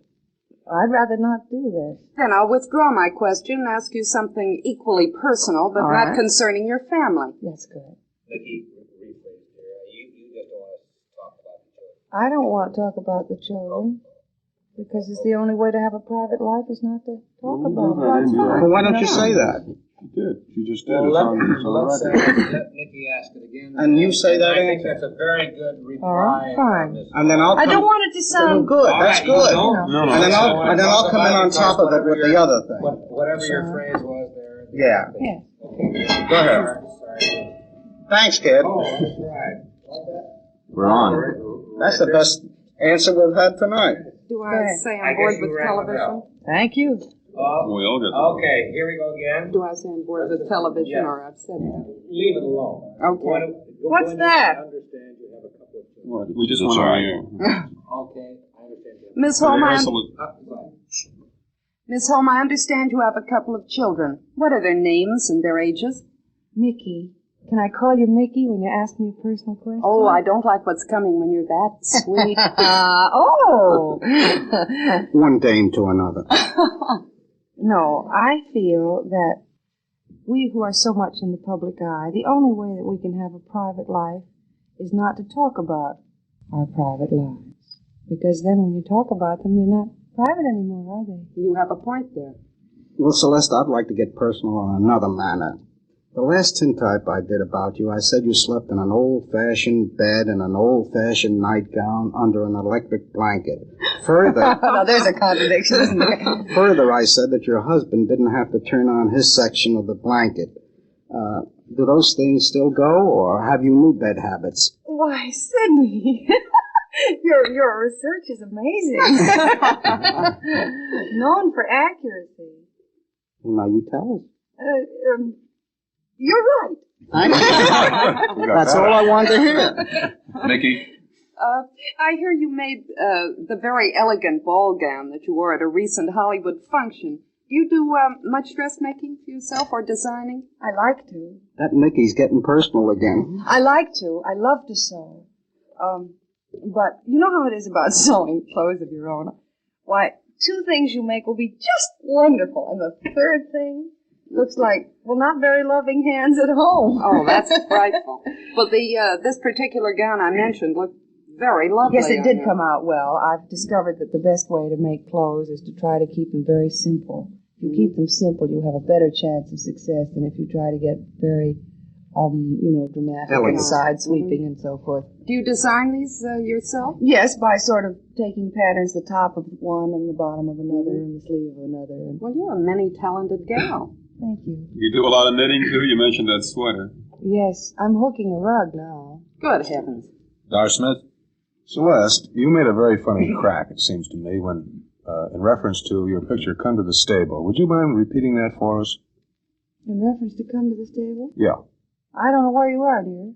Maybe she made a funny crack. I think you'd better make it. It had to do with you and the other star of the picture, Miss Loretta Young.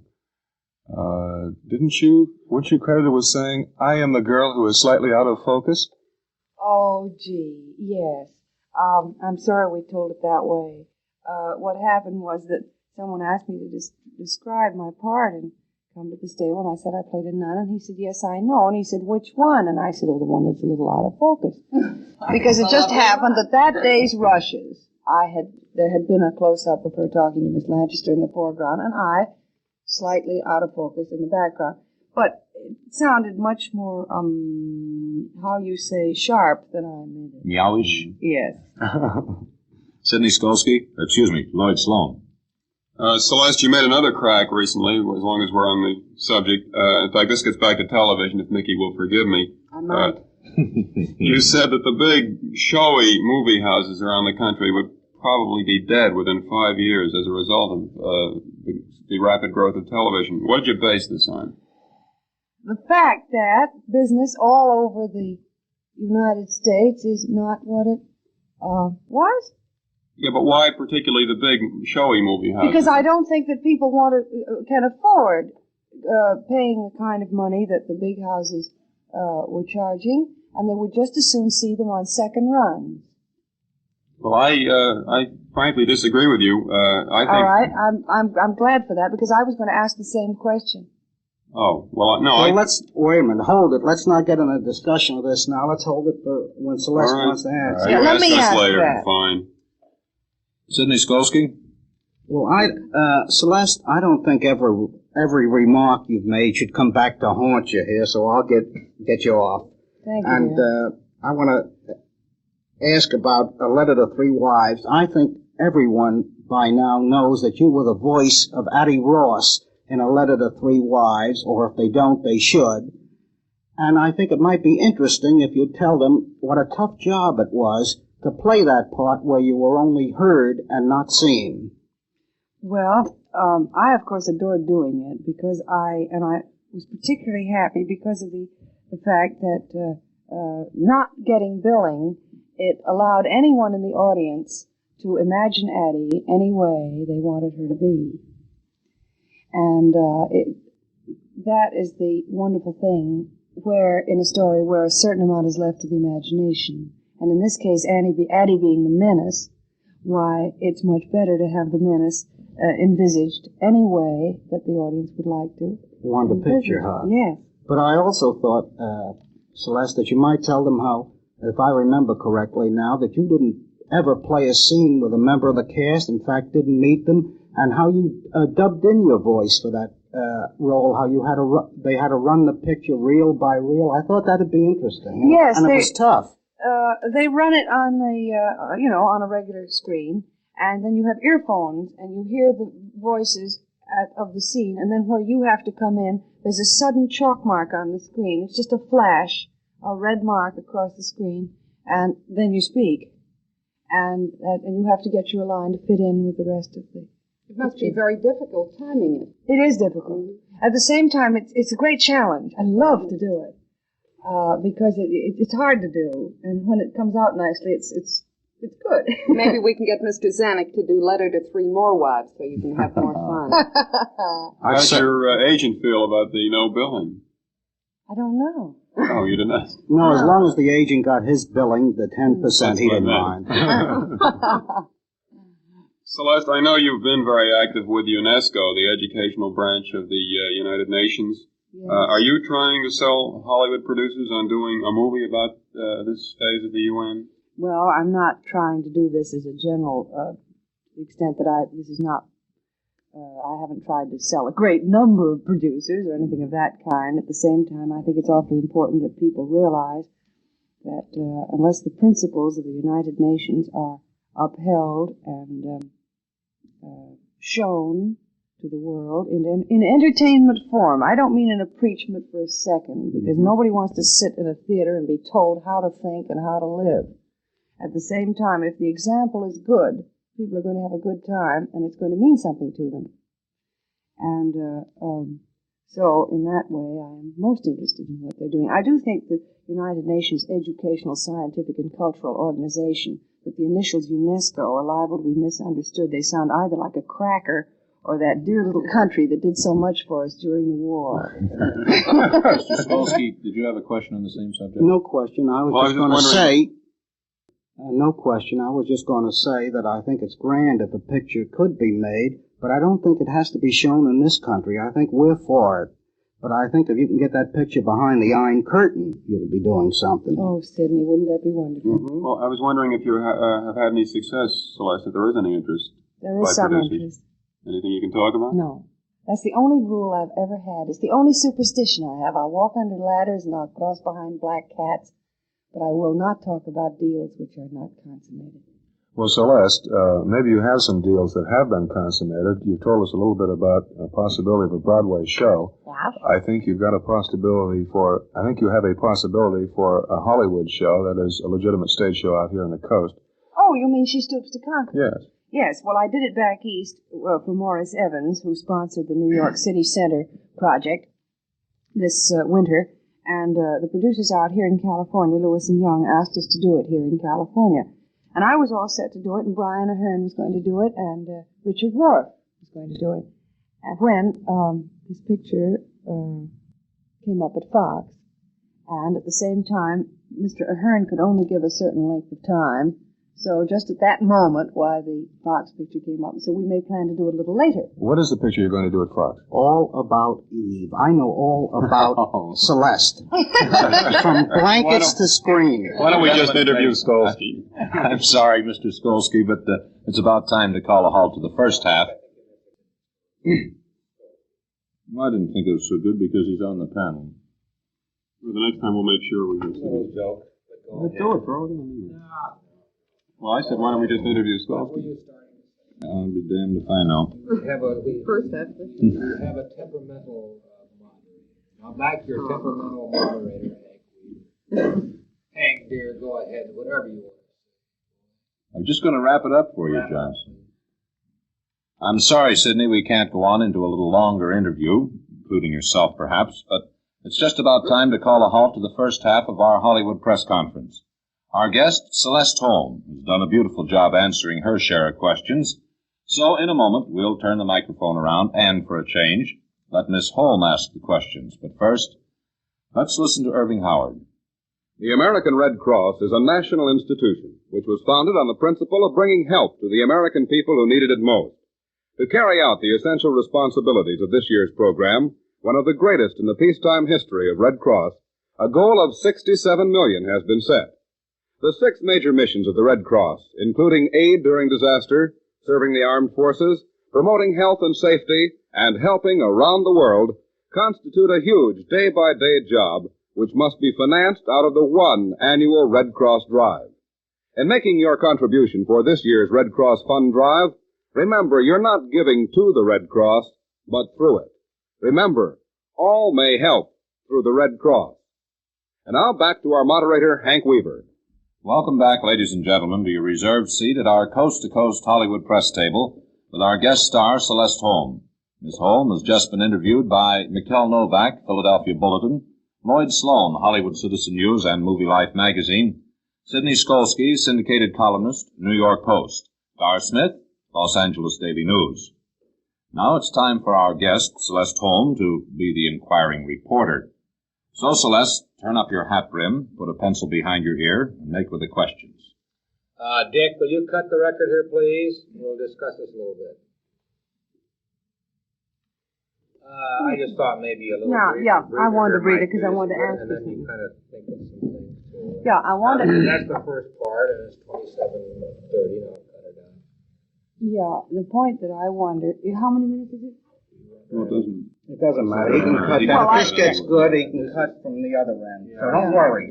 Now, what I meant was this, that the question that Lloyd started to bring up about this closing of big theaters. You can ask me. Can we cut that right out? That whole question that you made? Yeah. And then let me make it. Let I do it fresh.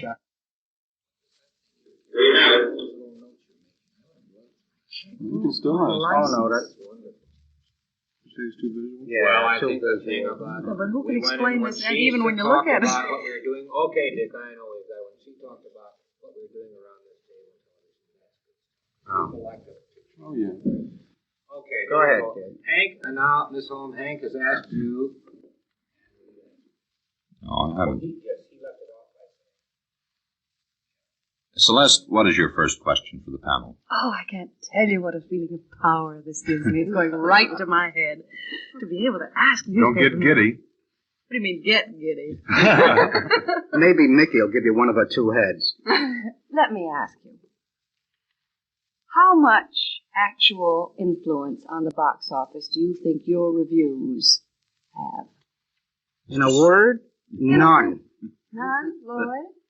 Well, it's kind of flip. I don't think so. I think they do have some influence. You do? I think there's a mean and an extreme to this question. They're greatly exaggerated by certain people who, say, within the industry, who feel that bad reviews are very detrimental and try to argue that critics, and particularly the columnists, should be as nice as possible, particularly in a time of recession, let's say, so that business will be improved and that the press will be doing their share to help business. On the other hand, I think there are a lot of people who a lot of average moviegoers who don't think there's a great deal of influence exerted by the press, that don't care for the reviews. Dar? Well, I would like to think that it has a lot of influence, and that is, our reviews have a lot of influence on whether people go to pictures or not, because after all, we are employed by newspapers to report to our people who pay our 5 or 7 cents for our papers, report to them the value of a picture and what it's about.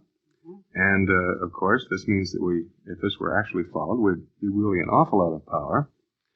But I still think that it's a good thing. I believe that a great percentage of the people will go to see a picture starring, say, Celeste Holm or Tyrone Power or Wendell Corey or whoever it might be, if those people happen to be pets, you know? And I think the fact that a review may show the picture is not a good one will not stop them. I think they're going to go to see the picture their favorites are in. I disagree with all of you. I don't think that the audience these days have such pets. And a Clark Gable or any big favorite, best example I can think of offhand now is Betty Grable in The Beautiful Blonde from Bashful Bend. Betty was the leading female actress. She was top box office. She got a bad picture. That audience smells it out. And they don't pet that much. And then, Sidney, well, this has sort of answered my next question.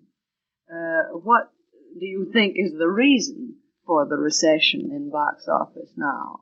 Oh, that's a long answer. I don't think it's only bad pictures. Good pictures isn't doing the business expected of them.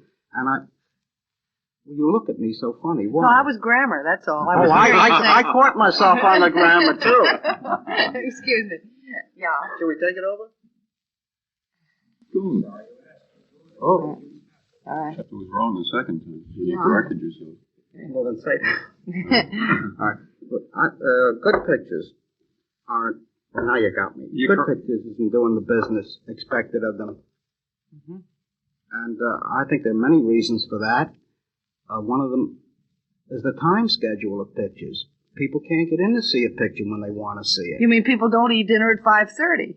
People are eating dinner at 7:10 when the main feature goes on, and they're kept away by the picture that's on at 8:30 when they want to go. Time. I think, Celeste, it's a pretty normal thing. There have been probably thousands of analyses of this recession, and let's say every other business in the country has felt the same thing, and they have analyzed it along business lines and realized that there was a tremendous boom during the war, and that this had to subside. And we are just... But don't you think it's more than that? I do and I don't. I think people accepted during the war a lot of things that they're not willing to accept now, so that there is, yes, this basic thing that pictures must be better. The pictures are not as good as they should be. But I also think that it is a normal thing that would have happened regardless. And that we can get out of it, let's say, that the recession can be ended by production of better pictures. I disagree with Skolsky. I think good pictures are making money. Maybe they're not making quite as much money as they used to make during the lush war years. But we have maybe a list of a dozen pictures from last year that made very good money. Do you think... But we're talking about today, Daw, and the good pictures. I happen to look at some accurate box office returns and not those returns that are often printed. And the good pictures are not grossing the business that they should or the business that is expected of them. Of course, this is income tax trouble time. Isn't it? Sidney, may I ask you a question? Am I allowed to do this on your time, Miss Holm? Yes, Mickey. Go ahead. You said that these pictures are not making the money they should. Or that is expected of them. Expected on what basis? On the basis of the boom war years or No. on the basis of pre-war figures? No, expected on the basis of a good picture in the economic conditions of today. And that is what is worrying the executives of studios today. Do you think there's a possibility that maybe the pictures have not lived up to perhaps what the public expected of them for such a time that even a good picture has to be kind of not sold? By that I don't mean a lot of hoopla publicity, but I mean that people have to be kind of wooed back by good pictures. In other words, one good picture and another good picture and another good picture, that third good picture is going to make better money than the first good picture. Well, that gets back to what I said. I think there's what they call in Hollywood the movie habit. Yeah. And this is what people had acquired during the war. Then suddenly the switch came.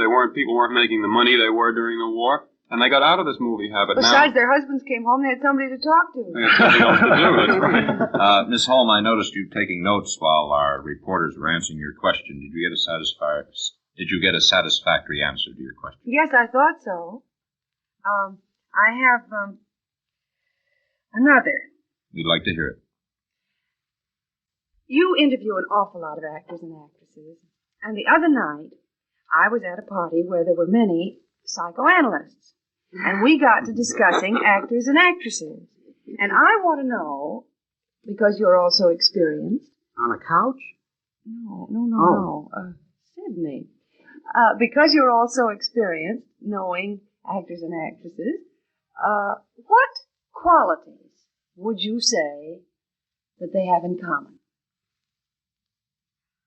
Rather than say that they are all hams, shall we say that they all have a great deal of self-confidence? Now, do you believe that's true confidence, or do you believe that's compensating for an inferiority complex? I haven't gone into that deeply. I look at the necessarily have to look at the surface on a thing like that. I see. As Sigmund Freud, Skolsky answering, I would say that all actresses have two qualities in common, or actors too. The qualities are exhibitionism and infantilism. Oh, boy. It's rather brutal, Mr. You've been Skolsky. reading. Besides your own column. I've been reading, beside Gentleman's Agreement, a book. Lloyd, do you have any vital commentary on this? I think definitely that they are, Sidney used the word exhibitionistic. That is a quality that you will always find in actors, but I also think that this is an essential of their profession. Without that, they would not be actors. It would make the audience pretty nervous if they weren't. That's right. I mean, you can't see somebody just sitting there afraid to utter lines, or when he or she does utter lines, sounds very much as if she is afraid. It wouldn't be quite the personality she's supposed to be portraying. Celeste, the shrinking violet. Mickey? I'm sure Mickey has something to say on this. No, I don't know if I am going to appear as though I'm rushing to the defense of actors and actresses, but I think this exhibitionism you've all mentioned must naturally go hand in hand with any person who is before the public eye, whether he is a trapeze artist, a bareback rider, or what have you. Well, Mickey, you're talking about it like it's a bad thing. I don't think so. I've got a bit of it. That's why I'm on the show. Ah! I think also, in fact, I did hear a psychological explanation once of the infantilism that Sidney was talking about, and that is that most actors, most children, when they're young, want to be actors and actresses. They naturally idolize movie stars. And if they remain most people don't grow out of it. That's exactly it. Exactly, that most people do grow out of it, but that actors and actresses don't. They maintain these childhood ideas. You might also say that actors have perhaps happy childhoods, which they would like to remember, and where, for instance, they would. I don't think this is a very good answer. Well, no, that's why animals and actresses. Television. I get it. One question. Well, I was always under the impression most kids want to be firemen or policemen or Indians or cops. And actors. All right, and actors, Mr. Sloan. Celeste, you have one more question. Yes, I have.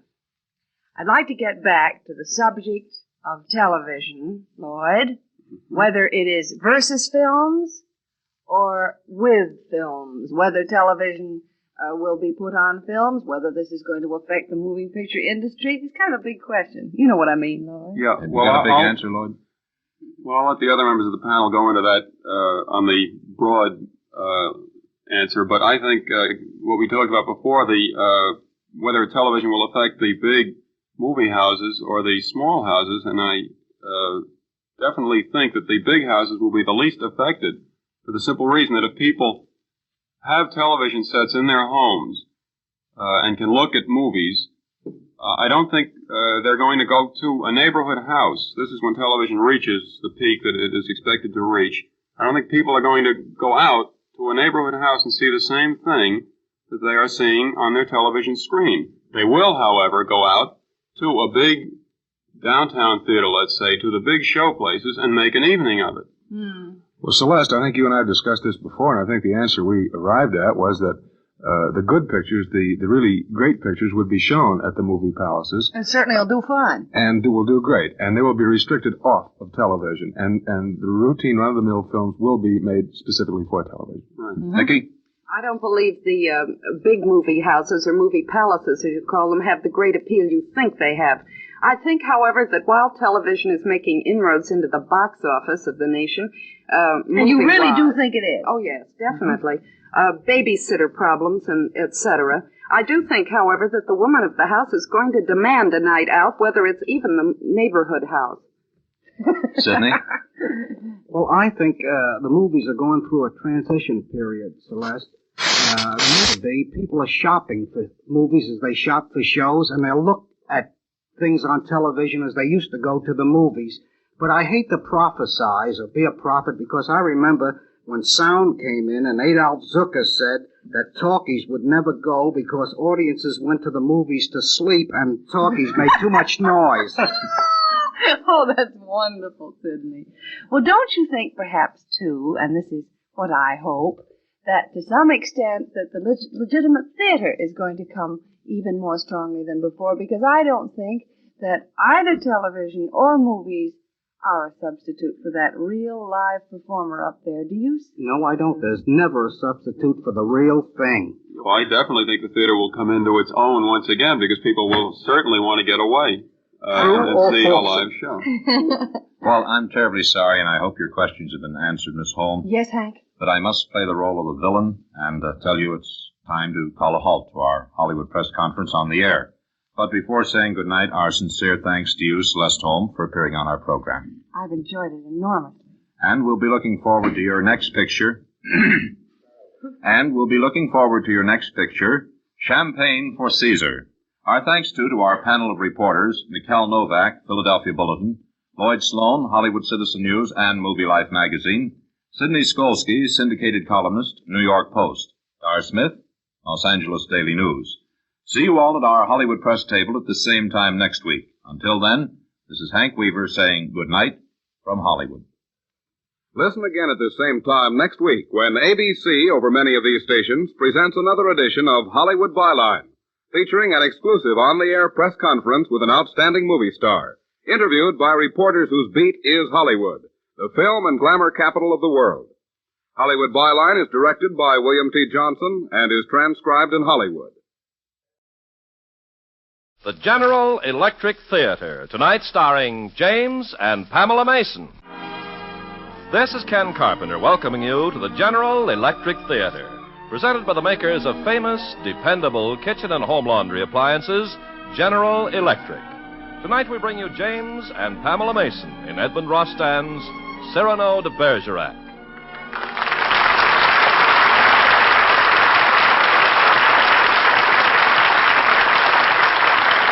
Tonight, the General Electric Company is privileged to present one of the most famous plays ever written.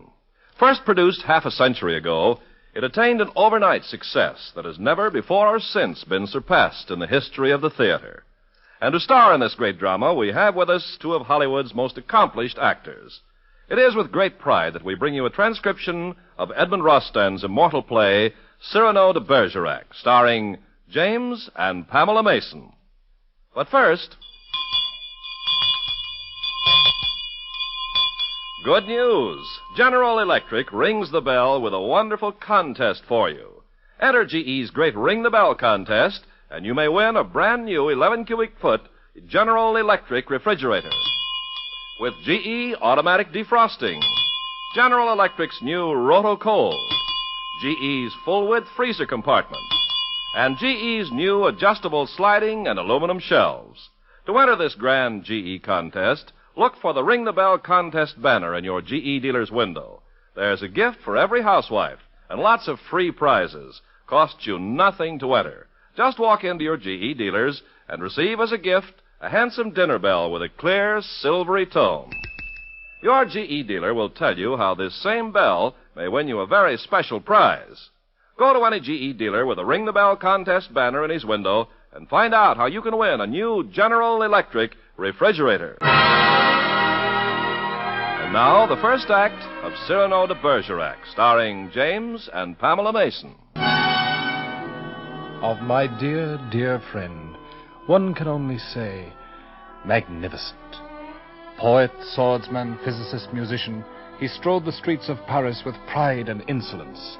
His hat with proud white plume, doublet with twice triple skirt, cloak lifted behind by his interminable rapier, lifted in pomp like the insolent tail of a cock. Prouder than all the artabans that Gascony ever bred, he strode in his stiff punchinello ruff, airing a nose... But words do fail me. Enormous, my nose. Contemptible stutterers, snub-nosed and flat-headed. Be it known to you that I am proud of such an appendage, inasmuch as a great nose is properly the index of an affable, kindly, courteous man, witty, liberal, brave, such as I am, and you, gentlemen, are not. I would give warning to the idle who might find entertainment in my organ of smell. But in every company there will be one who must spring to the challenge. Sir, your nose is very large. Very. Ha! Is that all? But, young man, that is not enough. You might have said, dear me, there are 1,000 things varying in tone. For instance, aggressive. I, monsieur, if I had such a nose, nothing would serve, but I must cut it off. Amicable.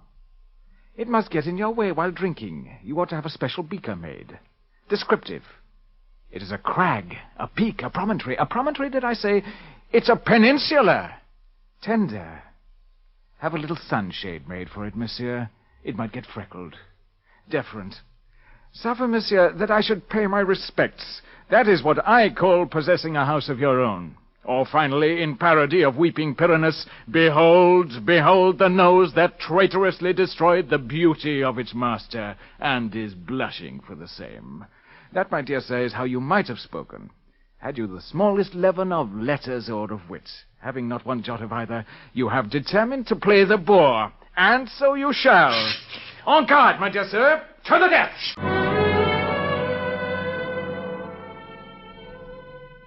That was the Cyrano the people of Paris knew.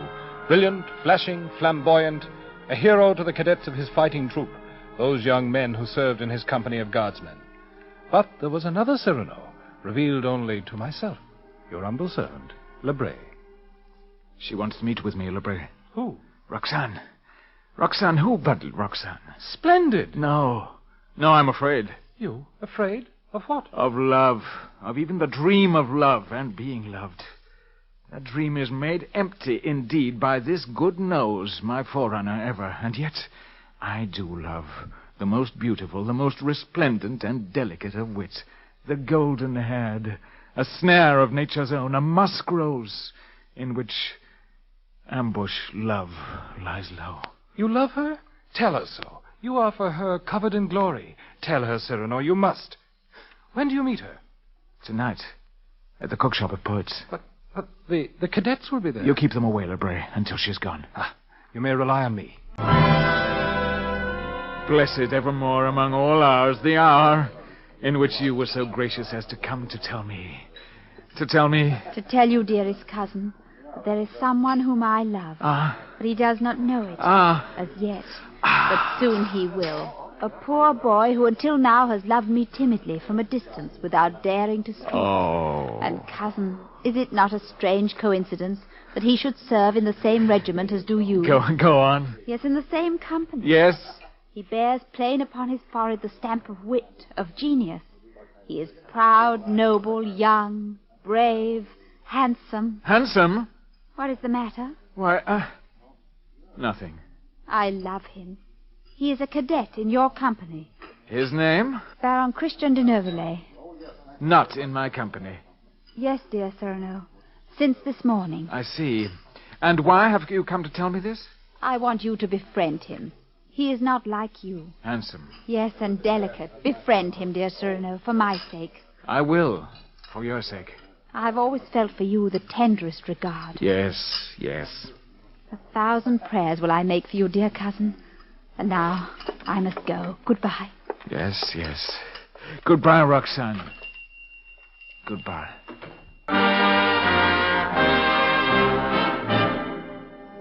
To put it straight, women have always looked upon me with favor, Cyrano, and yet I am one of those who do not know how to talk of love. Had I but an eloquence... Eloquence I will lend you, Christian, and you to me shall lend all-conquering physical charm, and between us we will compose a hero of romance. What? Roxanne shall not be disillusioned by your dull wit and puerile tongue. I will talk for you, write for you, think for you, and through me you will reach through to the paradise which is her soul. And it would amuse me. It's an experiment surely fit to catch the fancy of a poet. Look you, Christian. Tonight we will walk side by side. You in the full light, I in your shadow. I shall be wit to you, and you, to me, shall be good looks. Who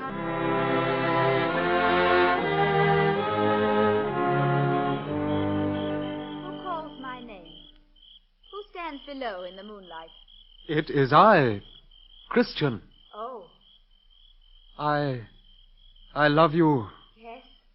Speak to me of your love. I love you. But you've already said that. But I love you very much. So much for the theme. Now play variations on it. I love... Variations. I adore you. Is that all? Very much. And? And I love you, Roxanne. Tell me, do you love me? Good night, Christian. No, wait. Help me, Cyrano. Step back in the shadow, quickly. Roxanne! What, still there? Still here, forever here, Roxanne. Forever and a night, and song, and kiss. Better. Much, much better. I was bewildered, dearest lady. It is, after all, the first time I have spoken to you. I am bewildered, struck dumb by the very fact of my own presumption. You were speaking of a kiss. Ah, a kiss. When all is said, what is a kiss? An oath of allegiance taken in closer proximity. A promise more precise than mere words. A secret which elects the mouth for an ear. An instant of eternity, murmuring like a bee. Balmy communion with a flavor of flowers. Roxanne. Roxanne. How you do speak my name. Christian, my darling, my love. The vine is strong. Do but climb to me, and you shall have the kiss. Tasting of the heart. Go, now. Murmuring like Yes, the now. Hurry. My darling, I come to you. I don't think I ought to. Making eternity. Go, donkey. Scale the balcony. All right, thanks. Roxanne? Speak no more. What a turn of the screw to my heart. Kiss. I am Lazarus at this banquet of love. But a crumb drops from your table even to me here in the shade. Yes, in my outstretched heart a little falls, as I feel how Roxanne kisses the words spoken by me. Roxanne, Roxanne, oh my dear Roxanne.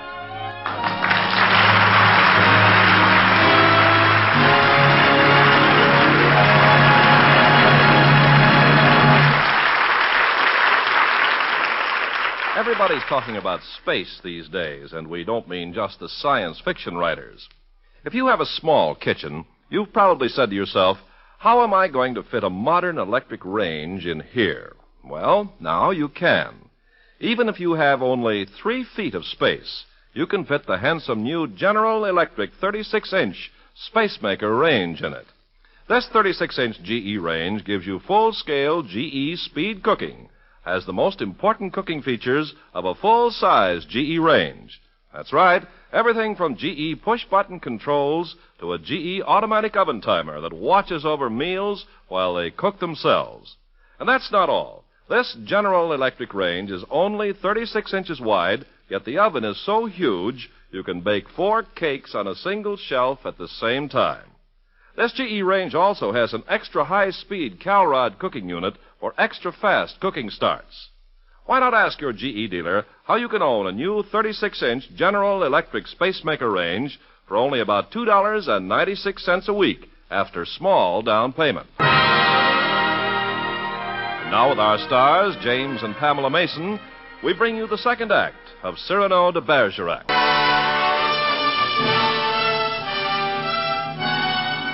And so they were wed, Roxanne and Christian, wed through the fire and passion of Cyrano's rhetoric. But it was a marriage not destined to be consummated, for on that very evening, even as they were bidding farewells to the good friar, news came of war. Spain was at the bastions, and Cyrano's regiment was ordered to the front. Roxanne, frightened and miserable, sought him out. Do not be alarmed, Roxanne. I will allow no harm to come to him. If he were to die, then I should die too. Oh, Cyrano, if you could but know him. Methinks I do. You know but the outer man. Oh, I will grant he is fair of face and figure, but there is so much more to Christian, such depth and passion and fire and beauty to his soul. His soul? It is sometimes almost as though he were two persons. What do you mean, Roxanne? At times he seems quite simple and, well, almost ordinary. And at those times I know that other person is slumbering within him. And then there are the letters. Letters? His letters. How marvelously does he express his love. How fantastic is his mode. But here, I have one. Let me read it to you. Pray do. Listen to this. The more of my heart you steal from me, the more heart I have. He goes on, since you have stolen my heart, and since I must suffer, Roxanne to suffer with, send me your own.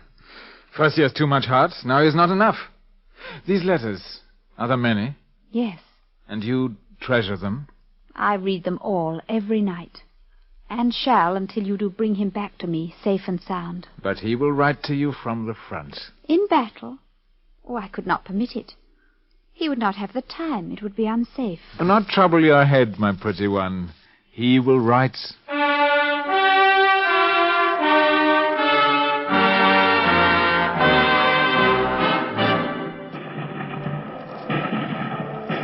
For weeks we held Arras in siege. It was an excellent tactical maneuver, but we were without food and water. It was a case of the besieger besieged, and had it not been for Cyrano, the cadets might long since have become disheartened and rebellious. Cyrano. I watched him and wondered at his strength. When did he sleep? By day he led his men on forays against the enemy. By night he wrote letters, Christian's letters of love to Roxanne, and he crept secretly across the field of battle, alone and at great peril, to see that they were posted. Christian? He slept the sleep of the just, of the innocent, of the happily beloved. Christian. Roxanne? Wake up, Christian. Oh, Cyrano. What's wrong? Are you awake? Yes, what is it? There'll be a fight today. A big one. Splendid. You don't understand. In this one, you may be injured. Or worse. That doesn't matter. I thought you ought to have this on your person. A letter? To Roxanne. Just in case. A last letter. Oh, let me look at it. What's this? A tear? The writing is blurred. Well, Christian. A poet is sometimes caught in his own snare. That's what constitutes the interest, the charm. Cyrano. This letter, you see, is really very touching. Why, even I was moved when I was writing it. I do believe it made me shed a tear or two. But why? Well, Christian, let me explain. To die is not terrible at all. You must believe me in this. I've seen many men die. But to die now means you would never see her again. Never. That fact is horrible beyond all thinking. And things having taken the turn they have, I shall not see her.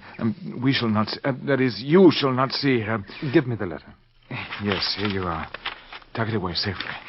Cyrano. Yes? It's you she loves. No. It is you she loves, you know it. No. Yes, Cyrano. Your voice, your letters, your soul. You. The cannon. The Spaniards signal the attack. Cyrano, if anything should happen to me, promise that you will go to her and tell her the truth. The truth? What is the truth? That it is you she loves, that the words and the beauty were yours. Nothing will happen to you, Christian. Come to the bastions. Promise me. Very well. I promise. Good. And now, my captain, let us have at the enemy.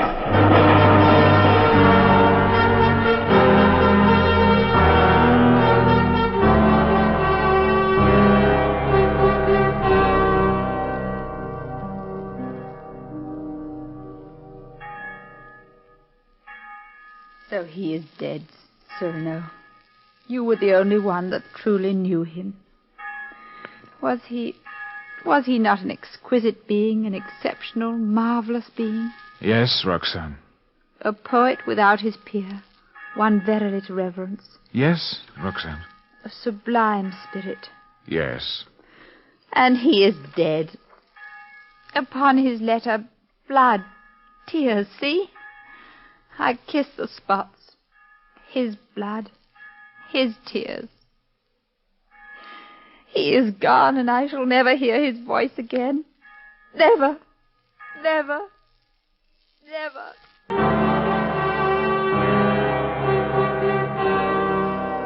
The years passed. 5, 10, 15. And in their passing there wrought their many changes on us all.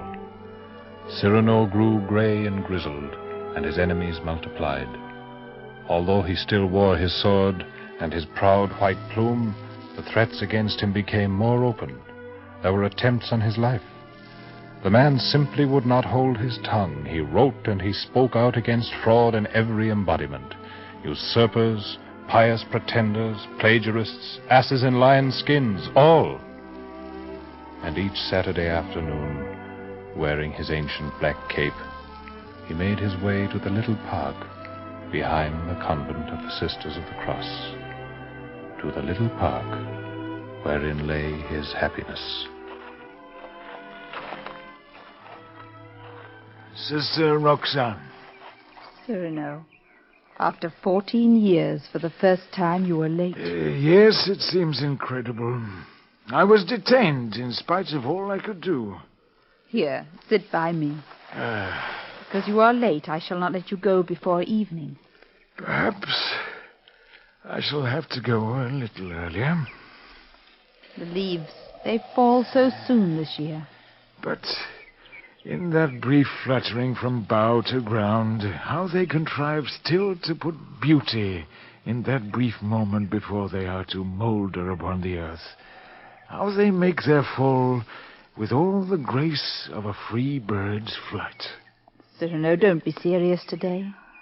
Come, I want my budget of news. News? Oh, yes, news. Sunday, at the Queen's Ball, were burned 763 wax candles. Tuesday, the whole court assembled at Fontainebleau. Thursday, Mancini, Queen of France, or little less. The fair Monglin said to Count Fiesco, yes. And Saturday, the 26th... Cyrano. It's nothing. Nothing, I assure you. Old wound. It's past. Are you sure? Quite. It is past. I must apologize for frightening you. Each of us has his wound. I, too, have mine. It is here, never to heal, that ancient wound. Beneath the yellowing letter on which are still faintly visible teardrops and drops of blood. His letter? Did you not say that some day you might show it to me? May I see it now? Today. I want to.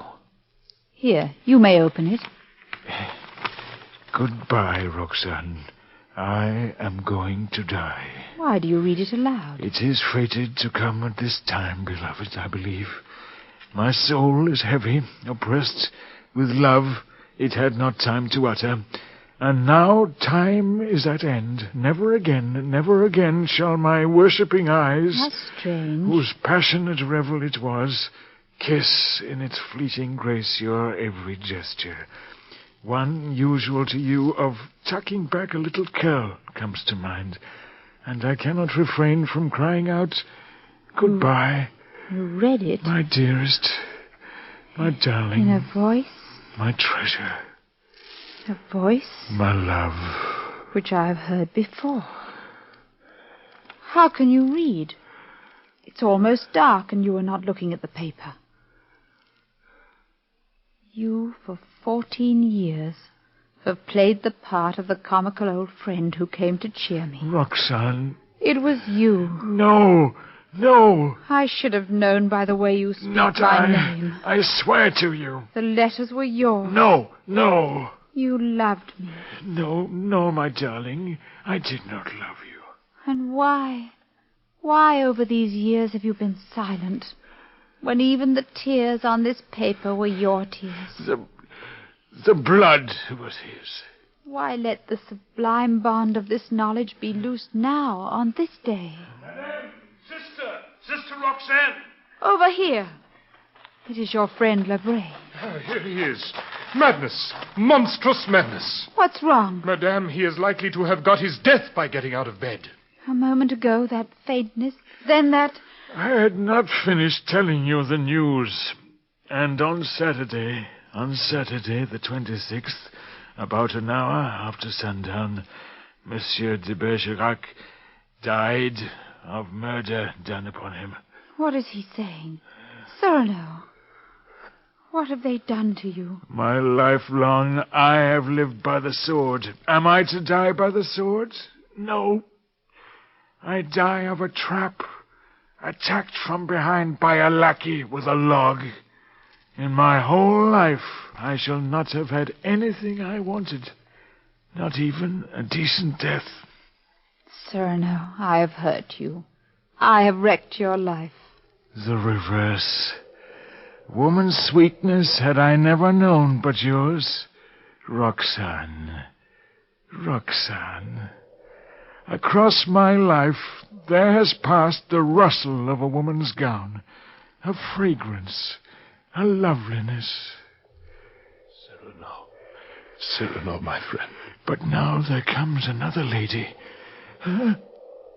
She is not fair of face. An epitaph. I have an epitaph. Not yet, dark lady. A moment, I beg of you.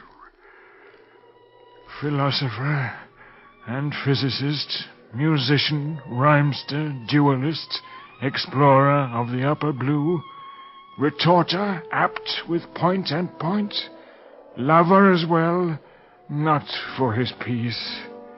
Here lies Hercule Savignon de Cyrano de Bergerac, who was everything but of account. And now I must go. See, a moonbeam come to take me home. The moonbeam... Ah, my white plume.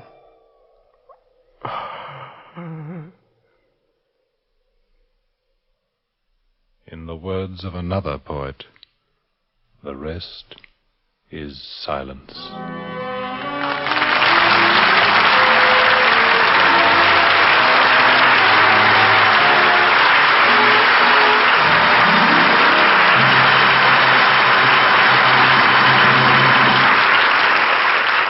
James and Pamela Mason will be back in just a moment.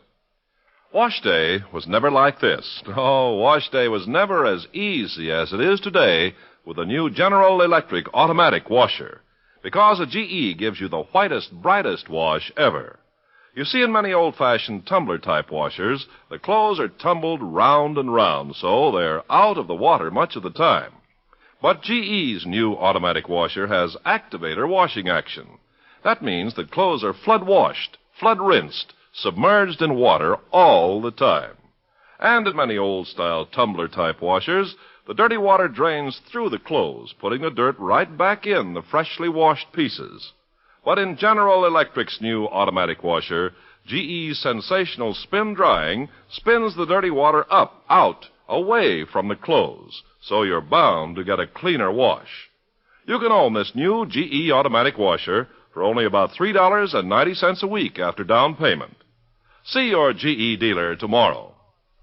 And now our stars, James and Pamela Mason. May I say, Ken, that I've always found General Electric appliances an invaluable addition to the comfort of life in America, and I believe my wife will agree with me. Indeed I do. Oh, thank you both. But tell me, Pamela, have you seen your husband's new picture yet? Yes, I have, Ken, and it's terribly exciting. It's MGM's production of Julius Caesar. Don't you think that you should add that I'm not exactly starring in the picture, but rather co-starred with a number of very famous names? Of course. Well, there's also John Gielgud, Louis Calhern, Marlon Brando, and Edmund O'Brien. Oh, that's quite a cast. It must be a great picture. Yes, I honestly believe it is, Ken. I hope I can see it soon. And thank you both for being with us tonight. It's been a pleasure. Good night, everybody.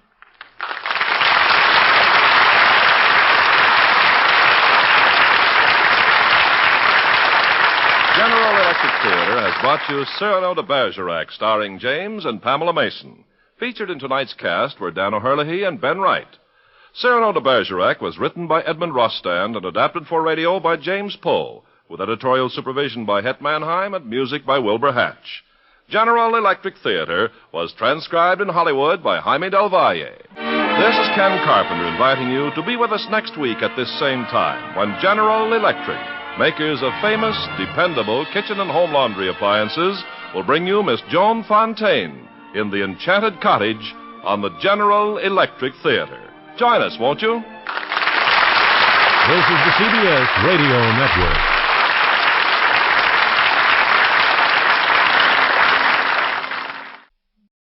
Welcome back, dear listeners, as we head into our third hour of the nighttime show. As most of you know, the Darby Covered Bridge out on Old Darby Road, 6 miles outside of town, was damaged when a semi-truck attempted to cross it without paying attention to the height limit back in the spring. Built in 1879 and known as a county historical landmark, this was quite a blow to us and to the state, and repairs have been ongoing for the last several months. I'm pleased to announce that those repairs have been completed, and our beloved covered bridge is once again restored to its former beauty and accessible to traffic. If you've never visited the Darby Covered Bridge, I urge you to take a drive this weekend and see it. And don't forget that for the rest of September, the Sunny Drive-In on Old Darby Road is featuring half-price double features starting at dusk every Friday and Saturday evening. That's only $5 per carload. Load up the family and take advantage of the great prices and great entertainment while you can. The drive-in will be closed at the end of October before it starts up again in the spring. All right, next up for you, my listeners, we have a two-parter from the Silver Theater, Broken Prelude, starring the great Betty Davis. A fantastic dramatic anthology series that ran on CBS Radio from 1937 to 1947. It also appeared on the Canadian Broadcasting Corporation. In 1941, it switched to a variety show format. Now, this great episode was broadcast on December 11th and December 18th, 1938, and is a wonderful story with some really top-notch acting and writing. And then following that, a classic broadcast from Mercury Summer Theater on the Air, their adaptation of the famous Herman Melville novel, Moby Dick, starring the legendary Orson Welles as Captain Ahab. Even if you haven't read the book, this is an amazing production, as all the adaptations by Wells' production company were, and his portrayal of Ahab in Pursuit of the White Whale is just amazing. It was originally broadcast on August 30th, 1946. I hope you enjoy both of these great productions. You're listening to the Nighttime Show on WOTR Radio. International Silver Company presents The Silver Theater, starring Betty Davis in Broken Prelude, directed by Conrad Nagel. Brought to you on behalf of two of the greatest names in silverware, International Sterling, world-famous solid silver, and 1847 Rogers Brothers, America's finest silver plate. Tonight, we welcome you to the 11th of the new series of Silver Theater dramatic productions. Among the many excellent dramas you will hear in future weeks will be David Goth's Red Book magazine story, Challenge for Three, in which the lovely Ida Lupino will be co-starred with Conrad Nagel, whom we know you'll be glad to hear once again in a dramatic role. He's with us today in his usual capacity of director, so I'll let him tell you about this afternoon's play. Conrad Nagel. Thank you, John Conte. Today's drama, Broken Prelude, was written especially for Betty Davis in the Silver Theater by Grover Jones and True Boardman. Miss Davis has chosen as her leading man Carlton Cadell, well-known radio actor. An important role will be played also by a very young lady about whom I think Miss Davis would like to tell you something. Right, Betty?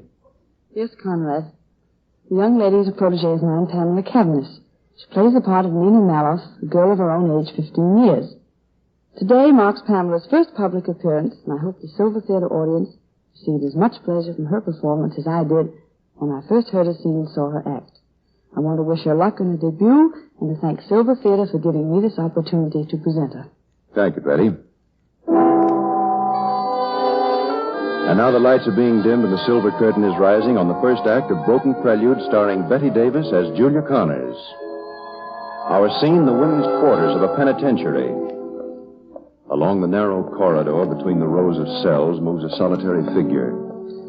Chief matron of the prison. Before one door, she stops.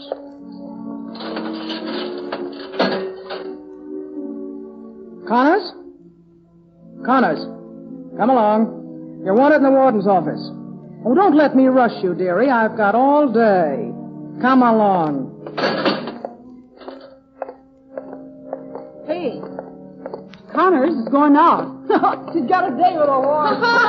Give him my love, Connors. Give him my love. Yeah. Come on, Connors. Move along. Shut up, the rest of you.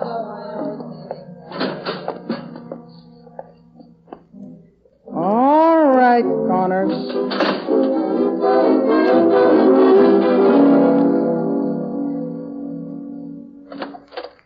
Here she is, Mr. Parkman. Oh, yes. Come in, Connors. You, know Mr. Thomas here. Julia. I told you it was a waste of time. I don't think so, sir. Mr. Thomas has just come from the parole board, Connors. He's convinced them that considering the circumstances of your conviction, you should be paroled in his custody. So, you're going out today. I tell you frankly, Connors, he got the board to release you only against my recommendation. I'll have to admit that in many ways you've been a model prisoner, but... Warden. Oh, yes. Mr. Thomas has asked permission to talk to you alone, and, well, come, matron.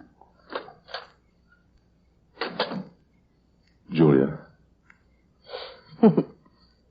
Julia. Paroled in your custody. Julia, listen to me. We've got to get this straight, you and I, now, before you go out of here. You can't see what these 3 years have done to you. You're not the Julia Connors who stood up and pled guilty in that courtroom. You're a different person. Someone I don't even know. Is that all you have to say? No. Julia, you can't do it. I know what's in your mind. Marcia Wallace. You think that Marcia Wallace framed you, and because of that... I know she framed me. All right, you know it then. And from the moment that you found it out, you've lived for just one thing. To get out of here and find Marcia Wallace again. That's true, isn't it?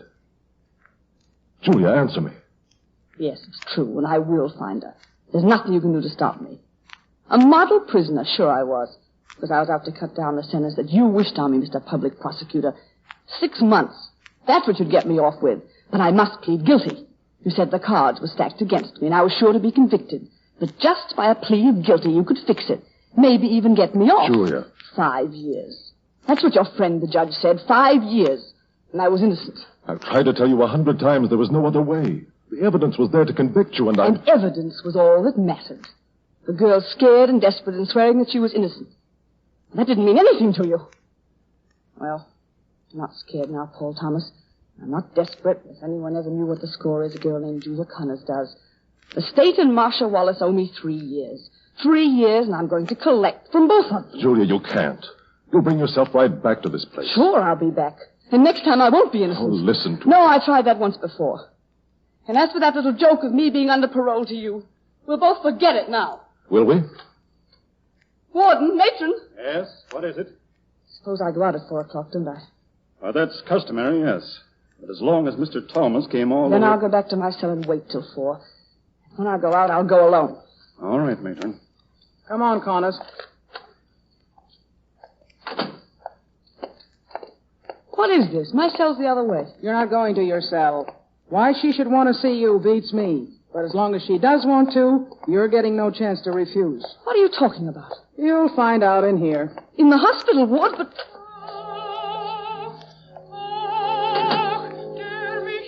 Hey, matron, how's about stopping that phonograph? Yeah, that song's driving us nuts. Turn the thing off, can't you? Shut up! Shut up, all of you! Shut up! Maloff wants that record playing, and she's going to have it. Hey! If it's Maloff sent for me, I won't see her. What's Maloff to me?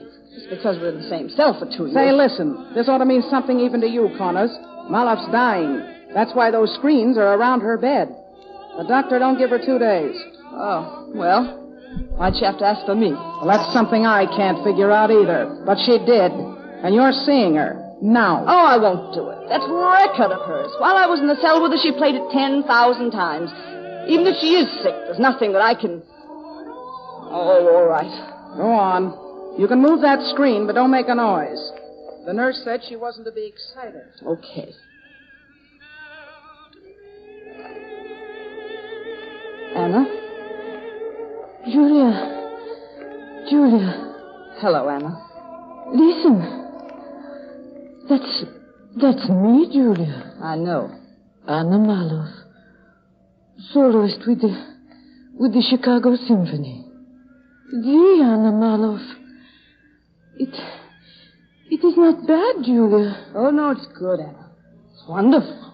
She can be proud of that anyway. Can't she, Julia? Or that can make up to her for other things, Make up to? Oh, Anna, you must be quiet and rest. You're not... I know what you think. But because I am sick, I see crazy things. Like out of my head. Oh, no. No, this is not like that. I know, Julia. I know what I'm saying. The record, I'll turn it off. No, again, Julia. Play it again. The others maybe then they do not hear what I tell you. Oh, no, they must not know, Julia. Only you. You go out today and you are different. I know. You can understand. Oh, the record again, Julia. Sure, Anna. Now, come on, tell me. What is it, Anna? I'm going out. It's true. I've been paroled. Then you go see her, Julia. Oh, you got to go. I can ask nobody else. Go to see who, Anna? Nina. Nina? My daughter. You're 15 she is, Julia. 15 last month. Oh, Julia, believe me, there is a greatness in my girl. I know it. You should hear her sing. Oh, but she must have a chance. You see that, Julia? Yes, Anna, and she will have. If your Nina can sing... but not with him. No, not with him. She can have no chance with him. He hates her. Because she is my child, he hates her. He told her I'm here, Julia. I begged him that she should never know. No. And yet he told her. She wrote to me and told me that she knew. Shh, Anna, hush. You mean your father told her? Oh, no. Her stepfather, he is. Giorinato is his name, and... Oh, Julia, tell me you go to see her. There is nothing you can do, maybe, but you can see her. You can tell her I have said that always she must sing. That what has become of me must make no difference. Oh, say you will go, Julia. Look here. The address I have written down. 135 Cornelia Street. 135 Cornelia. Oh, Julia. Oh, Julia. You do not say you will go. Oh, I'll go, Anna. 135 Cornelia Street. Sure, I'll go. Goodbye, Anna. Goodbye, Julia.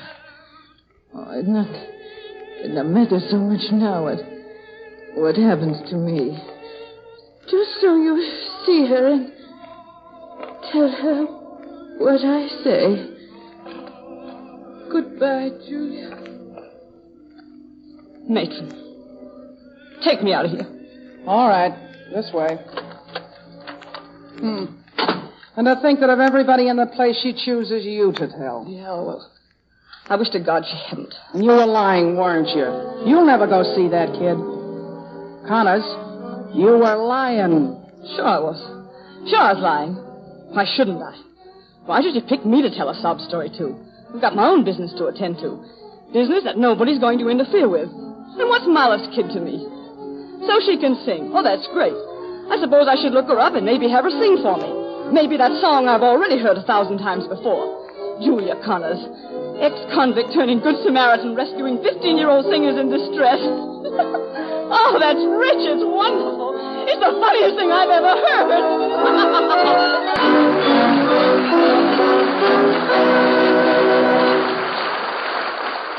You've just heard Act One of Broken Prelude starring Betty Davis.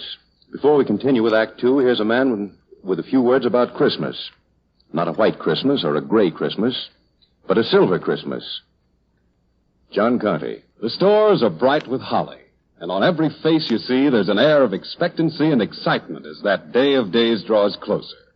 And what a truly memorable Christmas it will be for someone you love, if it's a sterling silver Christmas. For here is a gift that will endure for generations, the gift of solid silver of imperishable beauty, proudly created by International Sterling. If she already owns International Sterling Silver, make this Christmas the occasion to complete her sterling service by adding salad forks or other matching pieces. She'll be proud of your taste and thoughtfulness in giving sterling silver, and proud of your cleverness at knowing just the right pattern and the right pieces. Or if she's a woman who has always longed for solid silver but never had it, here is your chance to start a service for her. Give International Sterling's lovely Me to You set. This is a place setting for one person. 6 lustrous pieces of solid silver in the Enchantress pattern, costing only $16.75. Your silverware dealer will welcome the opportunity to help you select the right gift and the right pattern. So go there tomorrow. Find out about the budget payment plan. For this is indeed the Christmas to give solid silver by International Sterling. Once again, the lights are dimmed and the silver curtain is rising on Act Two of Broken Prelude starring Betty Davis as Julia Connors. 4 o'clock has come and gone. Through the door which marks the boundary between freedom and imprisonment has walked the figure of Julia Connors alone. Early the same evening finds her in that crossroads of humanity that is New York's Grand Central Station. Excuse me, miss, is something wrong? I mean, you look as if... All those people, they're all free. All of them, aren't they? Just going anywhere they want to. It's funny. Funny? Oh, don't mind me. I just want a taxi. Oh, yes, I'm right out here. Thanks. Taxi here. Get a yellow cab. Taxi lady? Yes. Yes, ma'am. Where to? 507 East 54th Street. And hurry. Young lady's wrong, driver. Oh. You want to go to 576 West 49th Street. Huh? Okay. You see, Julia, Marshal Wallace doesn't live at that address anymore. You're only wasting your time looking for him. So, you've been following me ever since I left up there, haven't you? Suppose we put it that I happened to come down on the same train. I told you I wanted to be left alone. Julia, there's one thing you overlook. You are under parole to me. And it depends on me whether or not you go back to serve those other 2 years. Oh, I see. And you'd send me back, wouldn't you? You'd love to send me back. It's the one thing I don't want to do. And you're not going to force me to. That's why you're coming with me now.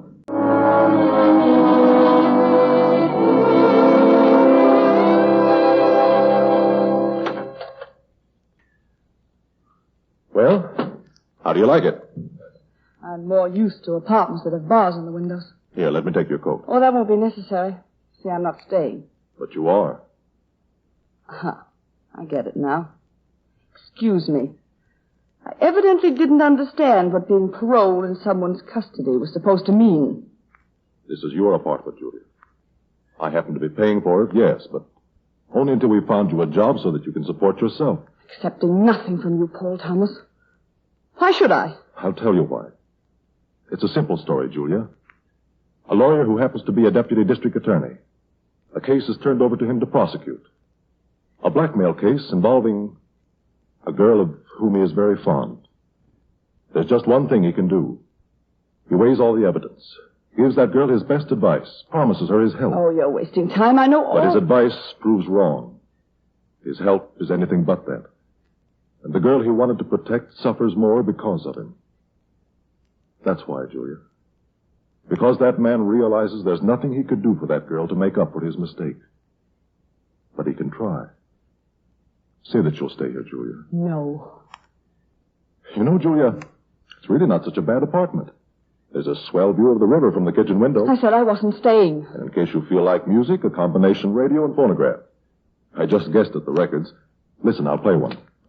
Oh, let's cut the little comedy, Paul. I told you before where I was going and what I was going to do to find Marcia. I told you, too, that... Turn that off. All right.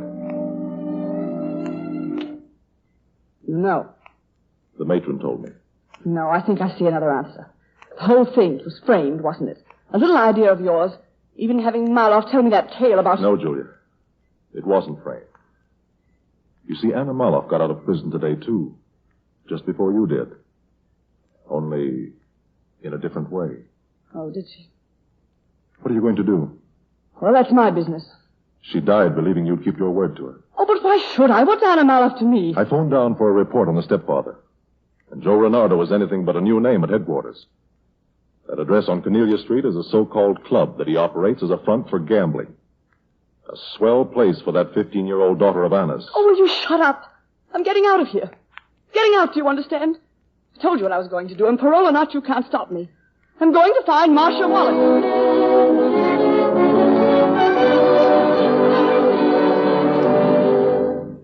Who, ma'am? Marcia Wallace. Is she here? Miss Wallace? No, ma'am. She ain't lived here for more than 2 years. Last I knowed, Miss Wallace was at the Chelsea, ma'am. You go see Nina, Julia. Oh, you got to go. I can ask nobody else. Is that all you wanted, ma'am? Yes, the Chelsea, you say. I'll find her, thanks.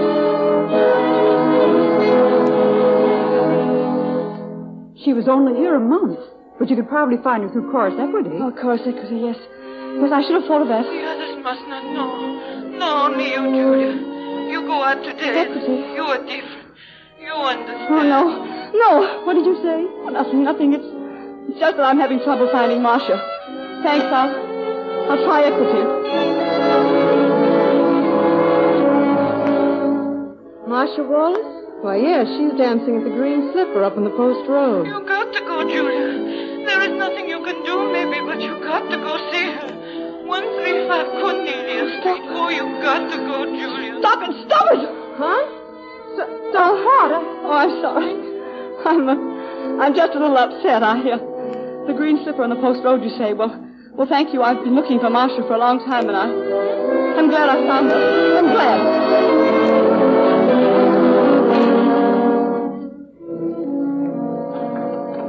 Yes, miss, where to? What? Hey, are you all right? Oh, I'm all right. Take me to, Yeah? Take me to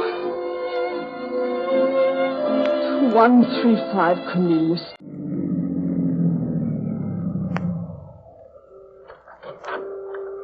Here, driver. Thanks. And say, miss, it's none of my business, but you're not going in that place alone, are you? You're right, it is none of your business. Well, I can only try. The driver was right, Julia. Paul. And you're not going in there alone. So you're waiting for me. You are that sure. I wasn't sure, Julia.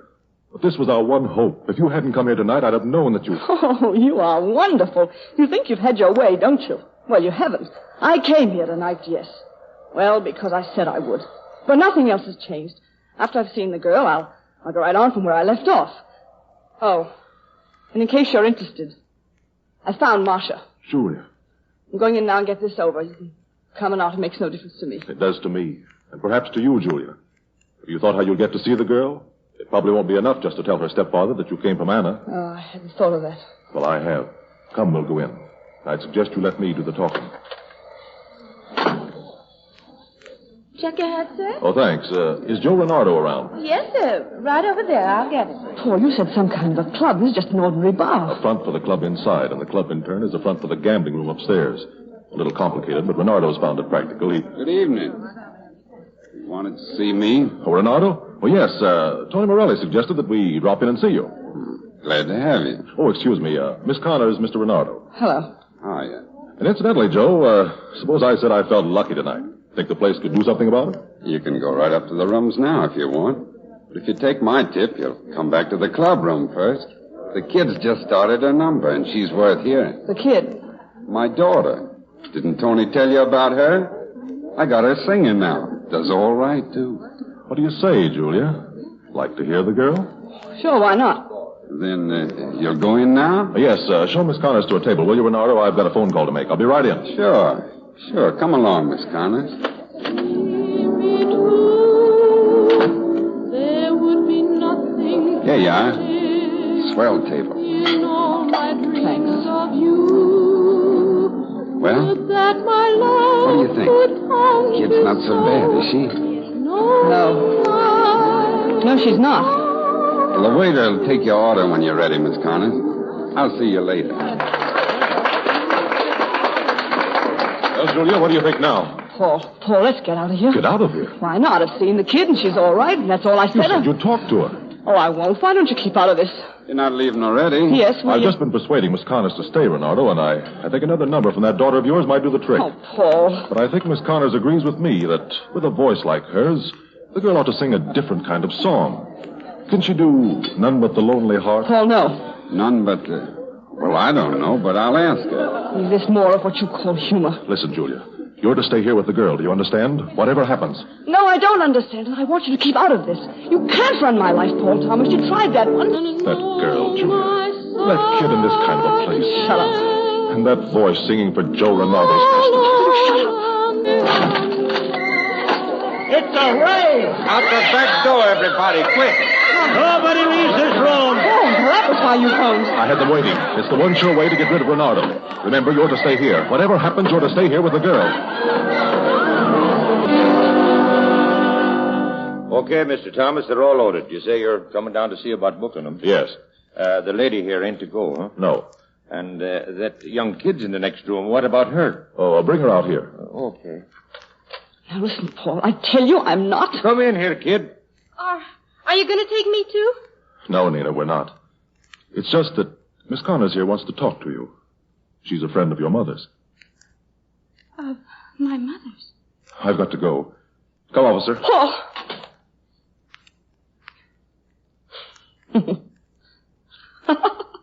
Why are you laughing? And what is all this? Oh, you heard him say... Why didn't they take us, too? You heard him say, why, Nina? Because I'm a friend of your mother's. Oh. You mean from a long time ago? You sang in the same company with her or something? No, I didn't sing with her. Well, Mother's away now, you know. On business. She'll be gone quite a while, so if you... I just saw your mother this morning, Nina. This morning? Oh, then you're from... Yes. Yes, I got out this afternoon. Oh. How is my mother? She sent you a message. A message? Yeah, she wants you to keep on singing. Oh, I've been doing that. Joe wouldn't let me stop if I wanted to. He says it's good for his business to have me sing. But of course, that's not the kind of singing she wants me to do.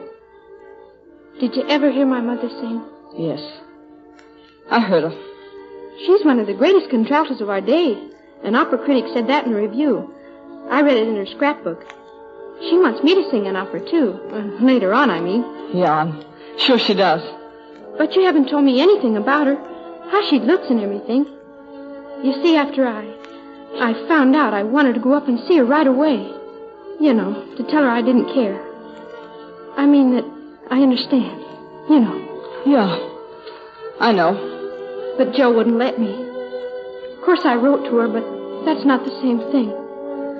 I told her I hated staying with Joe, but it'd be okay till she got out. But she hasn't answered yet. Do you know how soon her sentence is over? Why are you so funny? Why don't you answer me? Nina, listen to me. Your mother... Yeah? Nina, you've got to give up the idea of going up to see your mother or of her getting out. What do you mean? Well, you have to know sometime, I suppose. Your mother died, Nina, this afternoon. It's better for her, Nina, and she wanted it this way, believe me. Oh, I'm the last person she talked to, and she told me she didn't care. She didn't care, except for you. As long as you're all right, that's all that mattered to her. Oh, and she's happier now. She's better off. Don't you see that, Nina? Sure. I guess I do. And like I said, she wants you to keep on singing. But I can't. Not for her.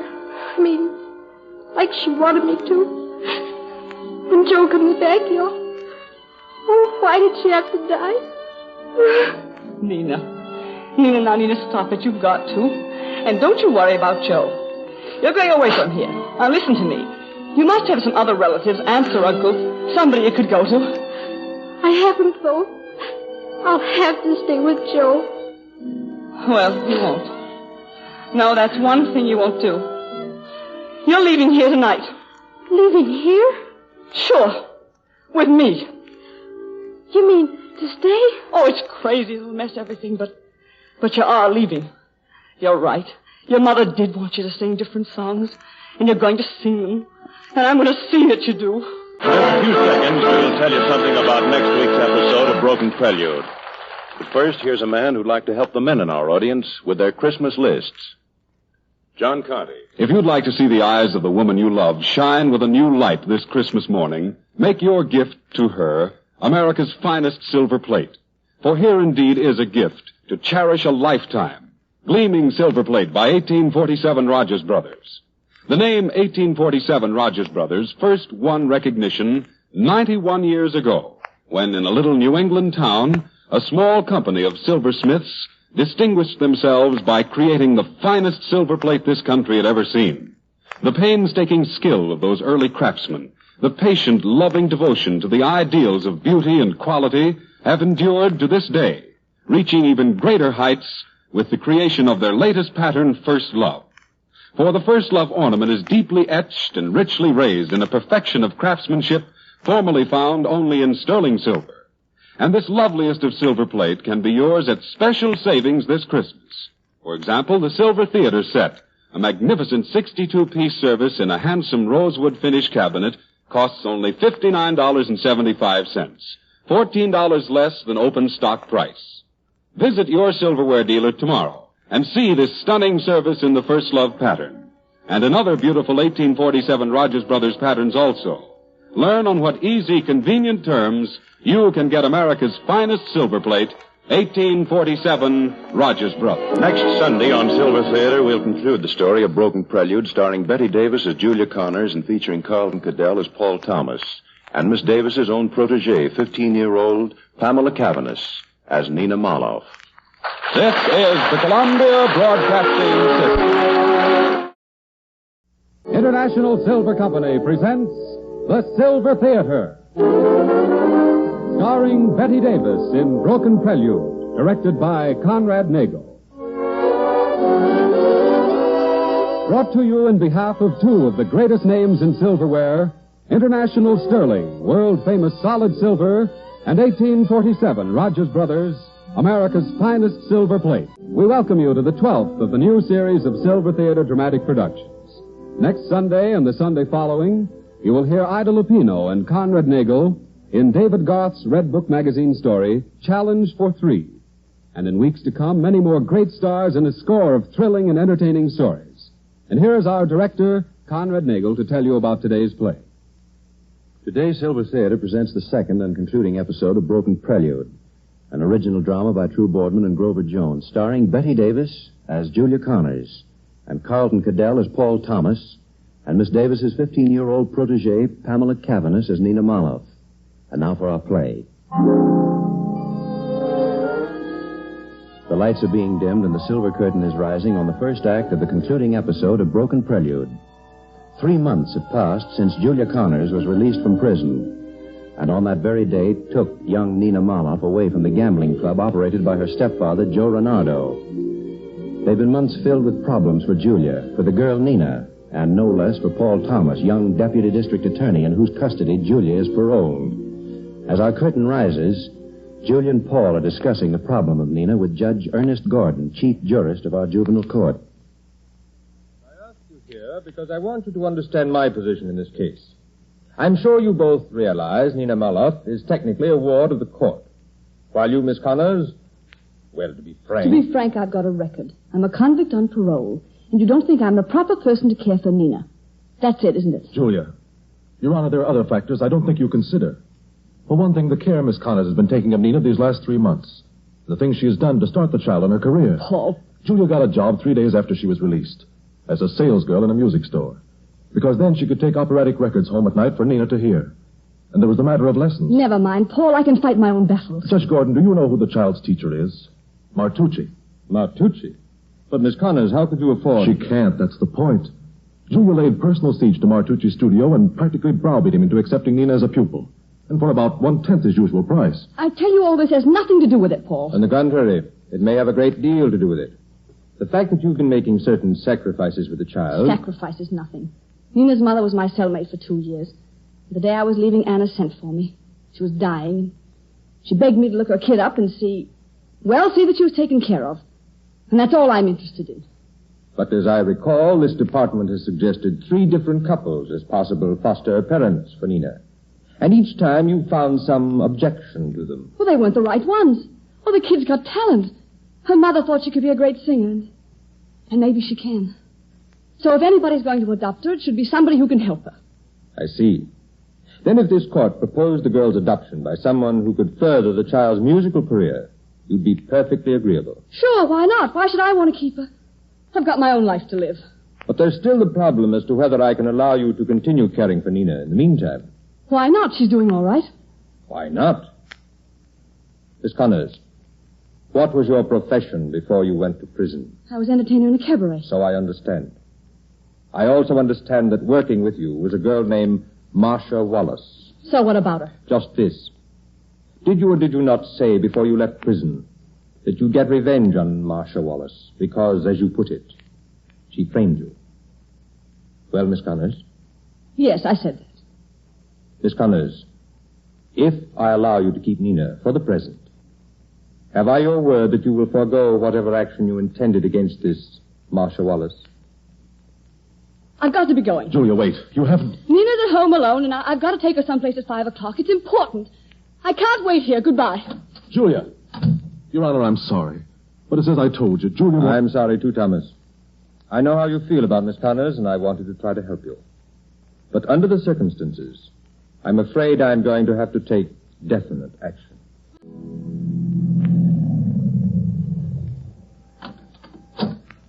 Here's the theater, miss. We made it 2 minutes to 5. Fine. Come on, Nina. Here, driver. Thanks. We're going here, Nina. But what is all this, Julia? Why are you so excited? Why don't you tell me? Nina, inside there, waiting for us, or rather for you, is a man named Charles Renison. Renison? Yes, the manager of the San Marco Opera Company. For 6 weeks I've been hounding him to give you an audition, and you're getting it. Today. Julia! Now don't Julia me, come on. Yes, miss, were you looking... We had an appointment with... Oh, Mr. Renison, I hope we're not late. Oh, not at all. Boris, hold it a moment, will you? This is Nina Maloff. Nina, Mr. Renison. How do you do? Hello, Miss Marlowe. What would you like to sing? Anything you say. Well, that covers a pretty broad field. The orchestra's been rehearsing some of the music for La Traviata. Know anything from that? How about Darfo Saint Louis? Oh, sure you want to try that? I'd just as soon. All right. Boris! Yes, Mr. Renison? Boris, the young lady's going to, Miss Marloff, Mr. Boris Coleman. How do you do? It is an honor, Miss Marloff. I was a friend of your mother. I'm glad. Miss Marloff's going to sing the Alphonse Louis. Oh, good. Splendid.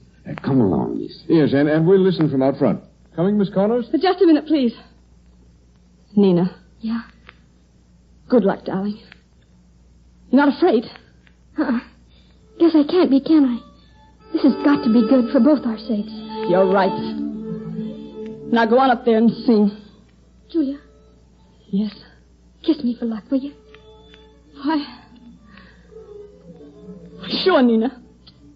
Thanks. Now beat it. All right, Julia. I'm ready, Mr. Coleman. All right. Okay, Anna Marloff. Your daughter's got her chance. Now maybe you'd better start helping her. Oh, it's got to be good. It's got to be good.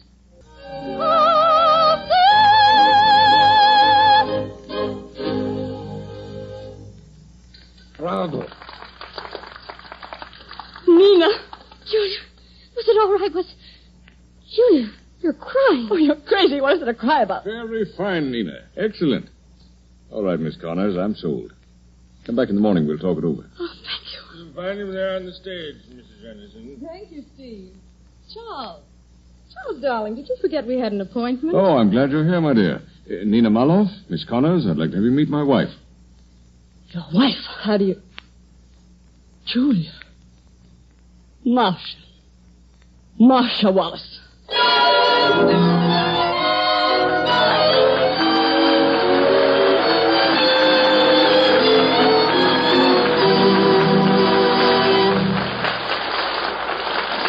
And so ends Act One of Broken Prelude, starring Betty Davis. Before we continue with the second act, here's a man with a Christmas thought. John Conte. By this time next week, the suspense will be all over.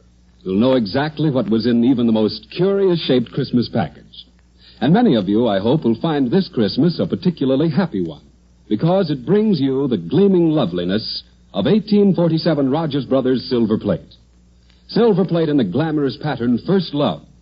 For this is the new and sensational pattern that brings to silver plate for the first time the miracle of sterling silver craftsmanship.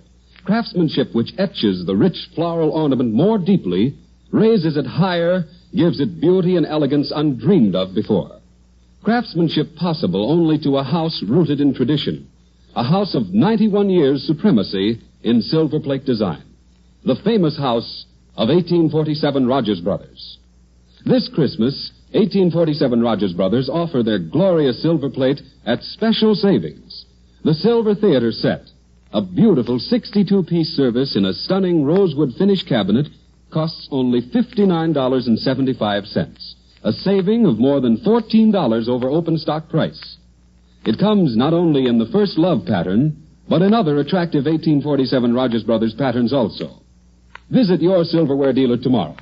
Find out what easy, convenient payment terms can be arranged, and make your Christmas a silver Christmas with America's finest silver plate, 1847 Rogers Brothers. Once again, the lights are being dimmed, and the silver curtain is rising on the final act of Broken Prelude. Several weeks have passed. Nina is under contract to Marcia Wallace's husband, Charles Renison. And after long and arduous rehearsal, the night of Nina's debut has come at last.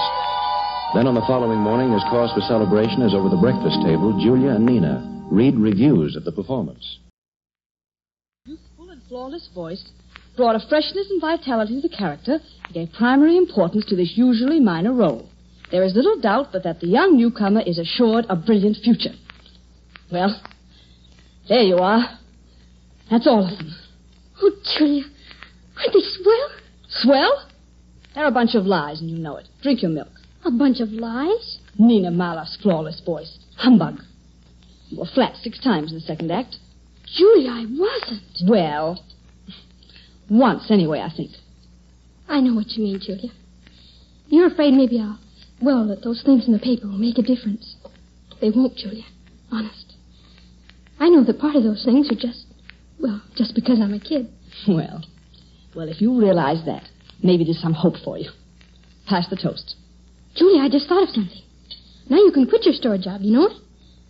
I need you with me at the theater, I mean. You know, be sure I look all right.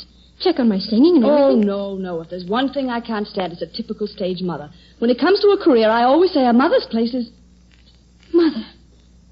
Julie, do you know what you said? Well, suppose I did. Maybe it's not such a bad idea.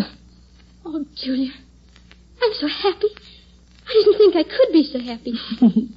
Come to think of it, neither did I. Hey, come on now. You get on to your practicing. I'll go. Hello, Paul. Hello, Nina.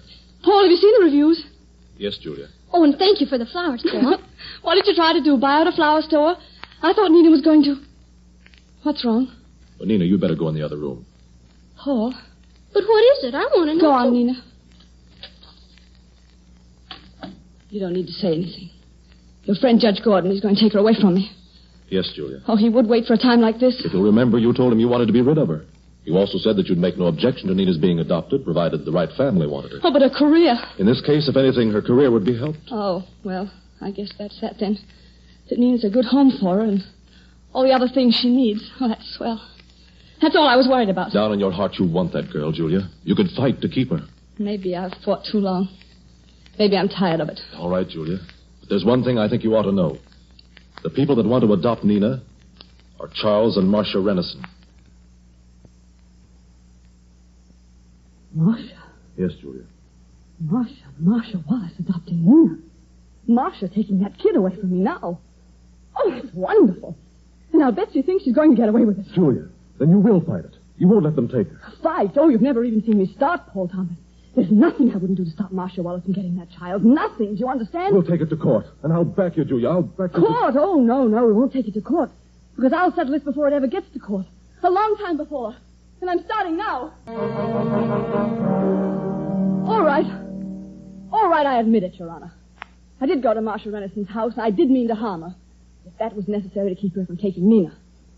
That's what their lawyer has been trying to prove to you in this hearing, Your Honor. Well, he can save his breath, I admit it. Well, that's very considerate of Miss Connors. May I continue, Your Honor? Yes. Go ahead, Mr. Marlowe. I submit, Your Honor, that this action Miss Connors has just confessed, considered by the sight of her previous record as a convicted felon, shows her unfit to be guaranteed permanent custody of the child Nina Maloff. While, on the other hand, the fitness of my clients, Mr. and Mrs. Renison, is self-evident.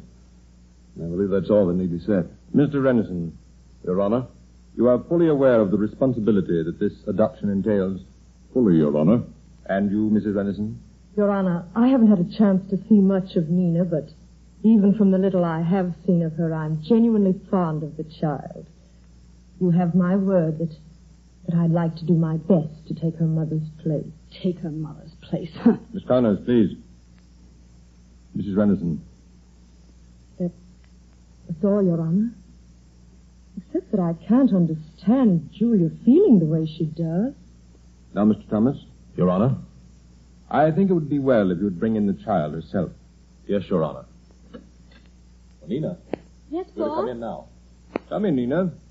Come in and sit down. Yes, sir. Nina, you probably know the purpose of this hearing. Yes, sir. All right, Mr. Thomas. Now, Nina, don't be frightened and just answer the questions we ask you. First of all, do you feel that Julia has taken good care of you? I mean, have you been comfortable and well fed? You know I have, Paul. But in this case, the judge wants to know. How about your music? Did Julia make you practice regularly? 2 hours a day, and 3 on Saturdays. She was strict? I'll say she was. She said I couldn't stay with her if I didn't work. All right, Your Honor. Mr. Morrow, have you any questions to ask the child? Thank you, Your Honor. Nina, you say Miss Connors took such good care of you. What kind of hours did you keep? I mean, what time did you usually go to bed? Oh, about 11 or sometimes 12. You stayed up till 12 o'clock regularly. I said 11 or 12. Besides, it was only because she'd brought records home for me to hear and she had to take them back the next day. Nina, did you ever hear Miss Connors mention the name of Marcia Wallace? Paul, do I have to answer that? Yes, Nina. Well, yes. What did she say about Marcia Wallace? That she had framed her, and when she got rid of me, she was going to get even, but But she didn't mean that. I know she didn't. One more question, Nina. Did either Miss Connors or Mr. Thomas prompt you what to say at this hearing? Yes. They both did. Oh, they prompted you. And what did they tell you to say, Nina? They told me to tell the truth. Is that all, Mr. Morrow? Yes, Your Honor. Now, Nina, I have to ask your opinion about something very important. I know what you're going to ask me, and I can tell you the answer now, Judge. I want to stay with Julia. Please, Judge. You don't understand about things. Julia needs me, and I guess I need her, but Mr. Rennison's all right, and his wife, too, but they can adopt somebody else. I belong to Julia now. Don't you see? That's what we're here to decide, Nina. You'd better go out again for a few minutes.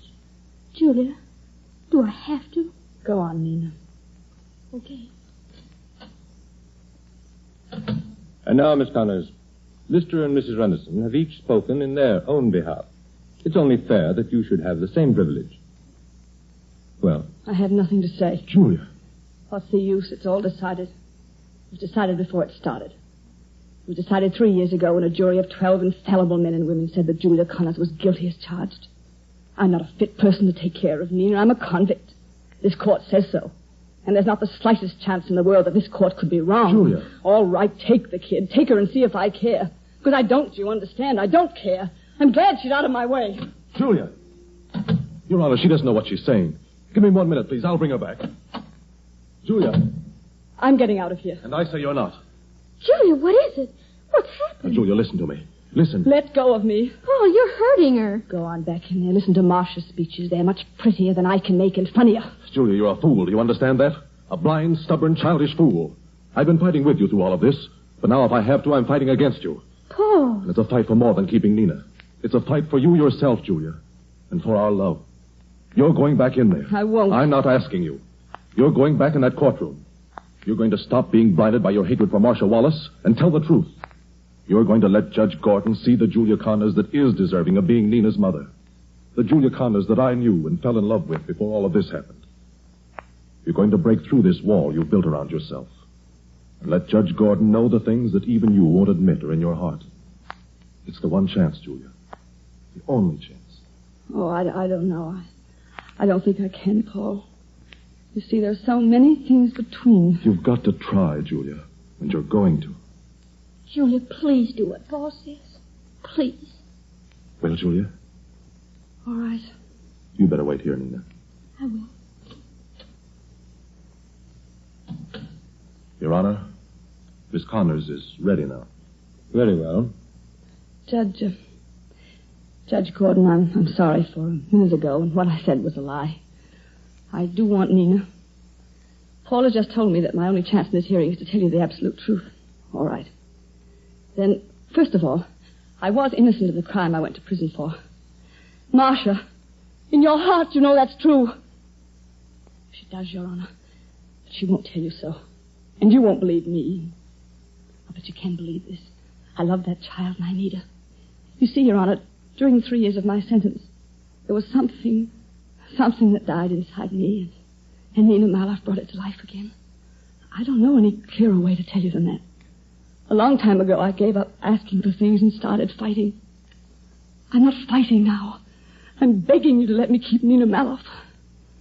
Thank you, Miss Connors. All of the parties concerned having been heard, it is the duty of this court to make its decision. I want you to realize that I have tried to be influenced neither by emotion nor by personal feeling. But I have considered only the ultimate welfare of the child. Therefore, it is the decision of this court that permanent custody of Nina Maloff be granted to Charles and Marcia Rennison.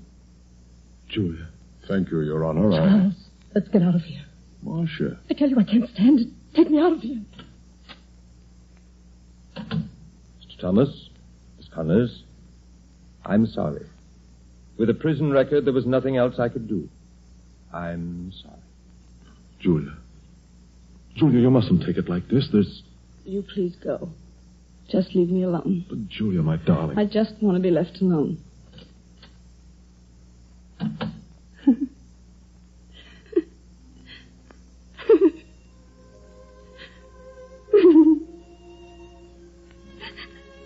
Julia, you go find my Nina, Julia. Oh, you've got to go. You can help her, Julia. I can ask nobody else. Believe me, there is a greatness in my daughter, but she must have a chance. Oh, you see that, Julia? Stop it. You can help my girl, Julia. And she needs you. Say you go find her, Julia. Oh, stop it.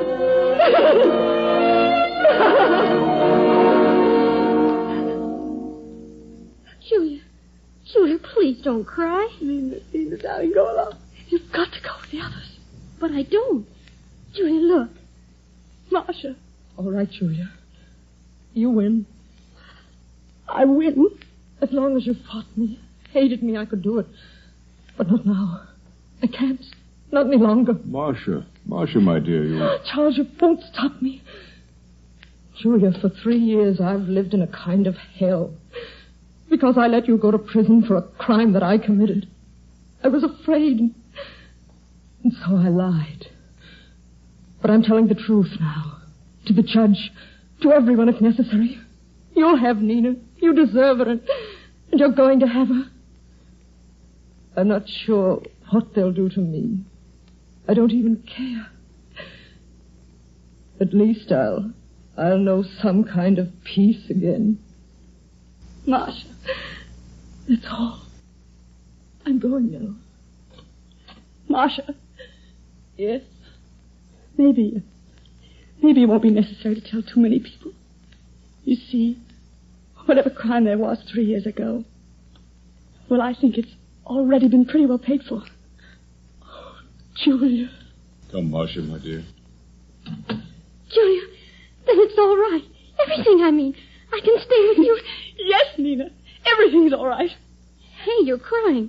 But why should you cry now? Nonsense, I'm laughing. Oh, Nina. Oh, pardon me, you two, but remember me? Paul. Or should I go too? Go? Well, at a moment like this, I hesitate to intrude on the family. But you're part of the family, Paul. Why, Nina. Julia? Well, this seems to be the day for truth coming out, doesn't it? Oh, Julia. Paul, darling. Hey, remember me?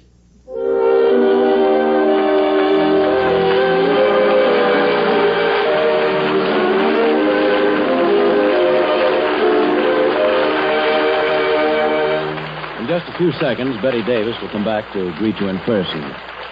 First, we'd like to remind you that while there are only 6 more shopping days before Christmas, there is something you can do about it. If you will, please, John. Ladies and gentlemen, there's still time to give your wife or mother or sweetheart the grandest Christmas gift of her life. Lustrous solid silver by International Sterling. Your silverware dealer has services in many sizes and a wide variety of exquisite patterns, which can be yours on easy, convenient payment terms.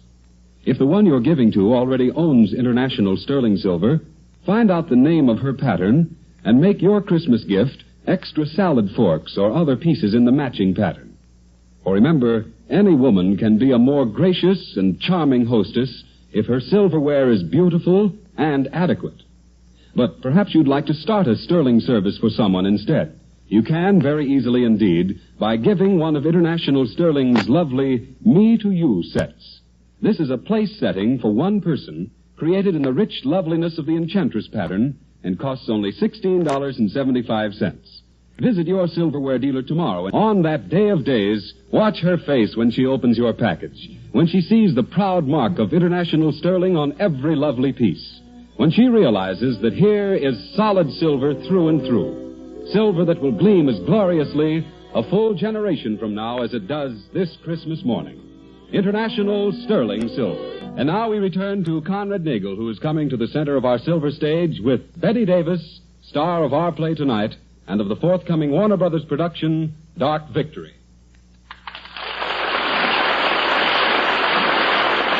Thank you very much. Betty, if I ever write my memoirs, I'll have 2 stories to tell. The first will be about a time, 6 years or so ago, when a young unknown actress named Betty Davis made her first screen appearance in a picture of mine.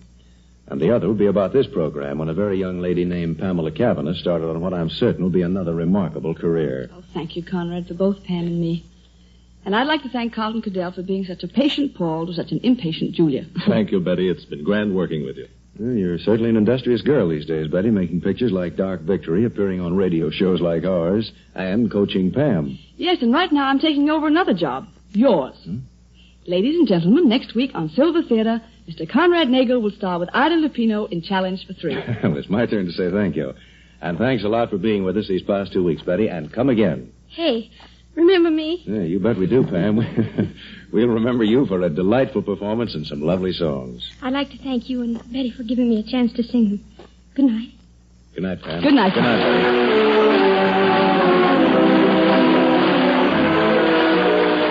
Remember, if you want solid silver, you want International Sterling. If you want silver plate, you want 1847 Rogers Brothers, both proudly created by International Silver Company. All the characters and events in today's drama were purely fictional. John Conte speaking. This is the Columbia Broadcasting System.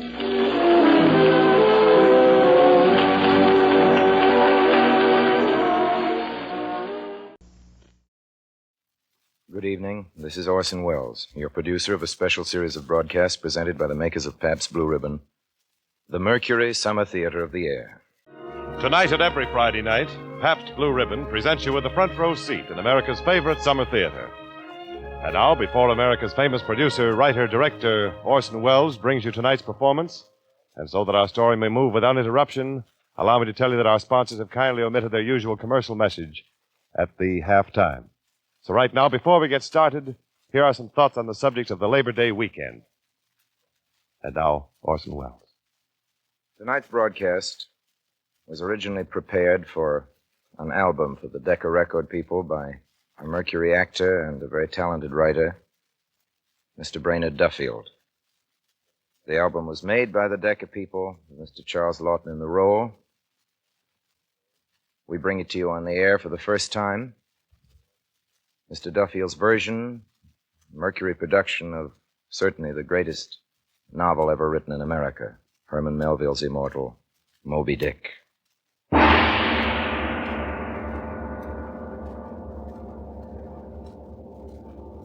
Call me Ishmael. Some years ago, never mind how long, I put down for a whaling voyage to sail about and see the watery part of the world.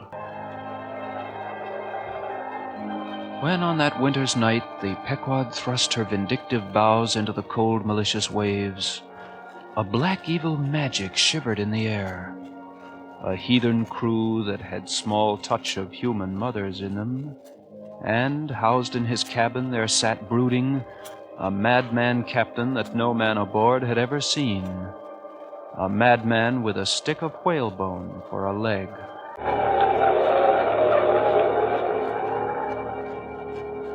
For several days after leaving Nantucket, nothing above hatches was seen of Captain Ahab.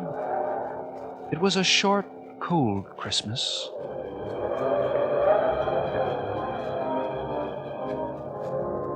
And when darkness came, sky and sea split with thunder and blazed with the lightning. Then suddenly, I looked to the taffrail. And there, upon his quarterdeck, stood Captain Ahab. Mr. Starbuck? Aye, Captain. All hands are here. Thank you, Mr. Starbuck. You hear me there, men? Aye. What do you do when you see a whale, men? Sing out for him. Sing out, Captain. He sing out loud. Sing out for him, then, do you? And what do you do next, men? Row away and after it. Aye, that's right, Captain. And what tune is it you pull to, men? A dead whale or a stowboat? Aye, that's the tune, my boys. All ye masters, have any of you afore now heard me give orders concerning a white whale? Look, you see this Spanish ounce of gold? A $16 gold piece, men. Do you see it? Aye, Hand me on top, Mr. Starbuck. I'll fix this gold piece to the mast. And whosoever of you raises me a white-headed whale with a wrinkled brow and a crooked jaw, whosoever of you raises me that same white whale shall have this gold ounce. Skin your eyes for him, boys. Look sharp for white water.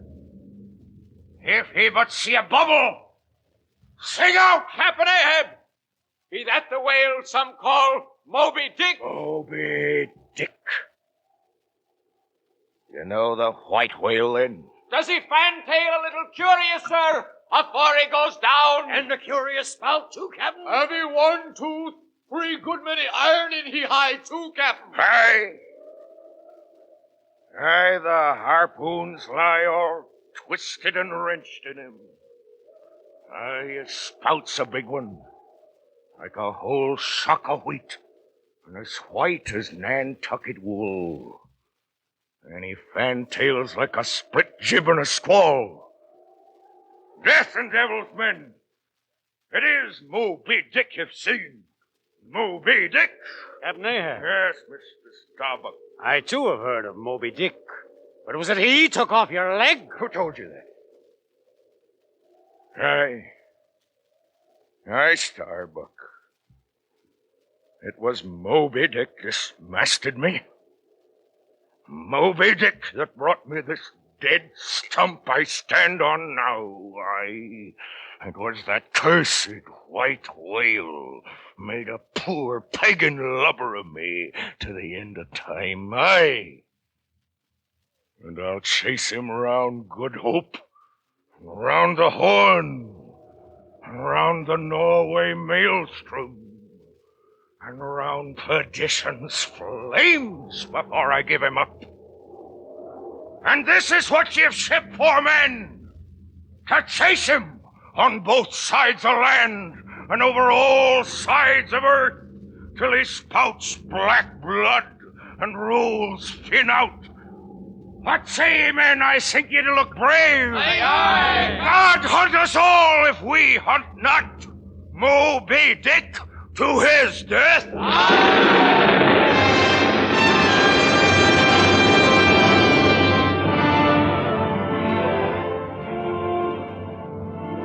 Morning, Mr. Starbuck. Good morning, sir. Well, then, Mr. Starbuck, what's the long face about? No matter, sir. Speak, man, would you not chase the white whale? Are you not game for Moby Dick? I'm game for his crooked jaw and game for the jaws of death, Captain Ahab, if all comes fairly. But I come here to hunt whales, not my commander's vengeance. How many barrels will your vengeance fetch in the Nantucket market, Captain Ahab? Come closer, Starbuck. Money's not the measurer, my lad. Let me tell you, my vengeance will fetch a premium here in this heart. Nay, sir, but vengeance on a dumb brute that smote you from blindest instinct. It's blasphemous. Madness and blasphemy. Mr. Starbuck, there's one God that's lord over the earth and one captain that's lord over the Pequod. You so much as dare think critically of me. I spoke too rashly, sir. My conscience is in this ship's keel, Mr. Starbuck. And though my motive and my object may be mad, I'll hunt the white whale. I'm bound to hunt him, heart, soul, and body. Lungs and life, I'll wreak my hate upon him. God keep me. Keep us all. No more than that. I must obey. You need have no fear of me. But let Ahab beware of Ahab. Beware of yourself, old man. Go below, Mr. Starbuck. Aye, sir. Go below, down, dog, and kill. I'm not used to be spoke to that way, sir. Less than half like it. Then be called 10 times a donkey, and a mule, and an ass, and be gone, or I'll clear the world of you. Master there! Look sharp, all of you! There are whales hereabouts. If you see a white one, split your lungs for him. Aye, aye, sir! What's that he said? Ahab, beware of Ahab. There's something there. Oh, the lightning flashes through my skull. And mine eyeballs ache, and My whole beaten brain seems beheaded and rolling on some stunning ground. My heart is sick. Sick. Sick. I'll go below. It's like going down into a tomb for an old captain to descend this narrow scuttle down to his grave-dug bed. I seek my nightly grave to sleep between shrouds. And down I go, gripping at the iron banister to help my crippled way. Hark to the crack and din of my bony step. My dreams will be of the crunching teeth of sharks. Dreams. If I could sleep, old age is wakeful. The longer linked with life, the less man has to do with aught that looks like death. Yonder the diver's sun, slow dived from noon, goes down. My soul mounts up. She wearies with her endless hill. Time was when as the sunrise spurred me, so the sunset soothed. No more. No more. This lovely light, it lights me not. All loveliness is anguish, damned subtly and malignantly, damned in the midst of paradise. Good night. Yet 'tis not too hard a task, good night. 'Tis not too hard. What I've dared, I've willed, and what I've willed, I'll do. They think me mad. I am madness maddened. The prophecy has been that I should be dismembered. I lost this leg. I do now prophesy that I'll dismember my dismemberer. Now be the prophet and fulfiller one. Ye great bully gods, you've knocked me down, but I'm up again. Ahab's compliments to you. Come and see if you can swerve me. Swerve me! The path to my fixed purpose is laid with iron rails, whereon my soul is grooved to run, o'er unsounded gorges, through the hearts of mountains, under torrents' beds, I rush, so will I fight ye, grim phantom futures! Sterno! Sterno! The white whale spouts thick blood.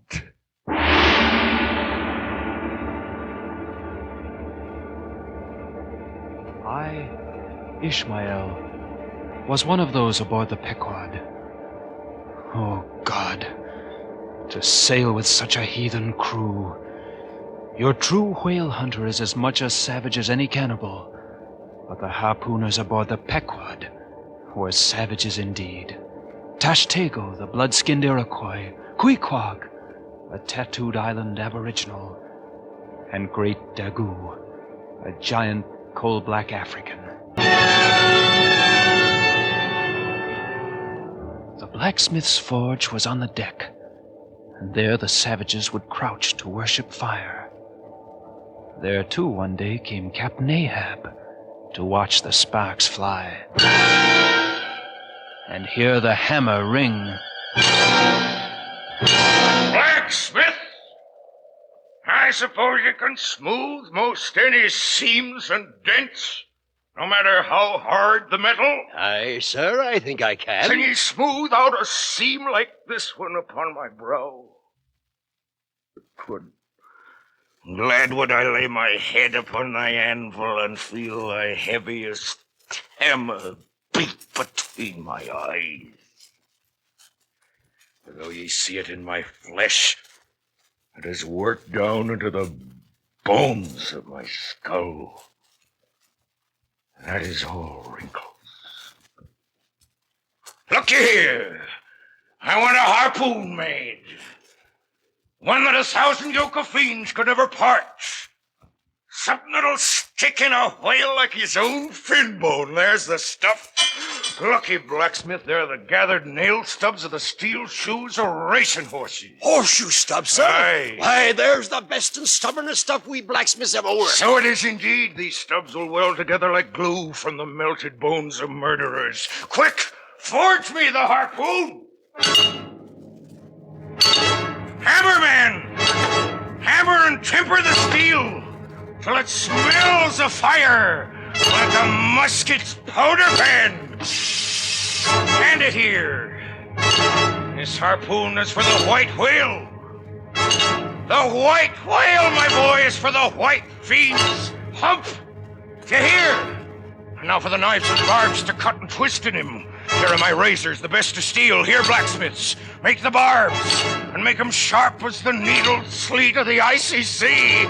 Take 'em, man, I have no need for 'em, for now I neither shave, sup, nor pray. So, here to work!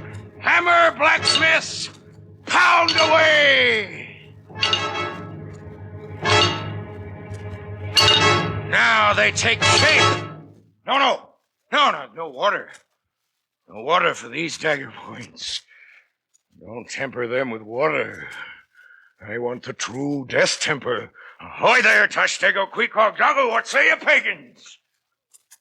Will you give me as much blood as will cover this barb? Aye. Here's my brave lads. Here now I'll make 3 punctures in this heathen flesh and temper my harpoon with human blood.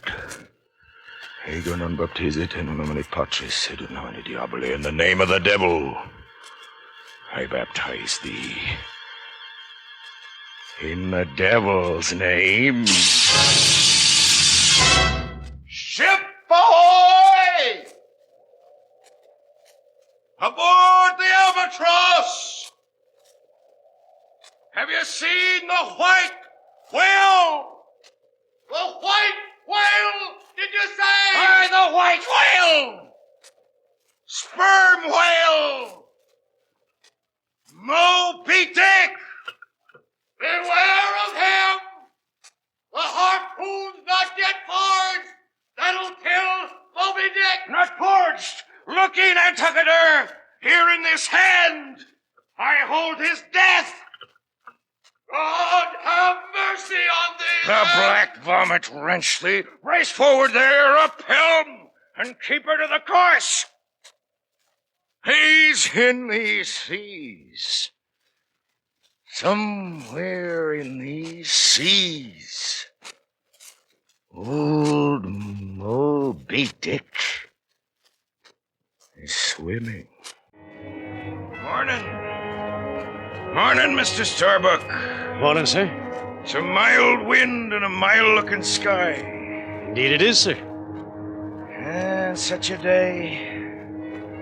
Very much such a sweetness as this, Mr. Starbuck. I struck my first whale, a boy harpooner of 18, 40 years ago. 40 years on the pitiless sea. And of these 40 years, I've not spent 3 ashore. 40 years. 40 years I've fed on dry salt fare when the poorest landsman had fresh fruit to his daily hand. Away, whole oceans away from the girl wife that I wedded. I widowed that poor girl when I married her, Starbuck. Oh, what a 40 years fool as I have been. Do I look old? So very old, Mr. Starbuck. I feel deadly faint. Bowed and humped, as though I were Adam staggering beneath the piled-up centuries in paradise. Stand close to me, Starbuck, and let me look into a human eye. Human eye. This is the magic glass, man. I see a green land. I see my wife and child. I see them in thine eyes. Captain, let's leave these deadly waters. Let's sail home. Think how joyously we'd bowl our way to old Nantucket Harbor. Harbor, aye, home is pitiful, and in the harbor there's safety, comfort, hearthstone, warm blankets, friends, and all that's kind to our mortalities. It's a mild wind to carry us home, and the air smells now as if it blew from a faraway meadow. They've been making hay on the slopes of the Andes, Starbuck. And the mowers are sleeping among the new-mown hay. Captain Ahab, sir, shall I give the orders? Shall I tell him to put about, to sail for home? Home, Oh, she blows! Where away? Beam to Leave. I see him. A hump. Like a snow hill. It's Moby Dick. Reef the fore and main topsails. Stand by to lower away. Oh, Moby Dick!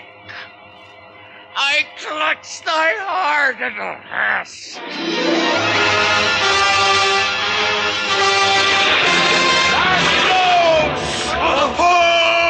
Pull at your oars, my good boys. Roar and pull, my thunderbolts. Beach me on his white back, boys. Do this for me, and I'll fill your caps with gold. There's white water again. Close to him. Give me my harpoon. Stand up and give it to me. There. Yeah, that's his hump. Steady. Here she goes. You missed him. Never will you capture him, old man. In heaven's name, no more of this. It's worse than devil's madness. Did you see him sing out for every spout? We spout 10 times a second. Ah, she blows. Where to? Straight to lure. Lay me on, boys. Pull my hearties. See that white water? I shall go staring mad. Pull, babes. Pull and keep pulling. Burst your livers and your lungs. We're coming up. Steady. Steady, boys, help me. Who's to stand the harpoon now? The eternal Sept is running in old Ahab's arm. I'll try again. You got him. Here we go.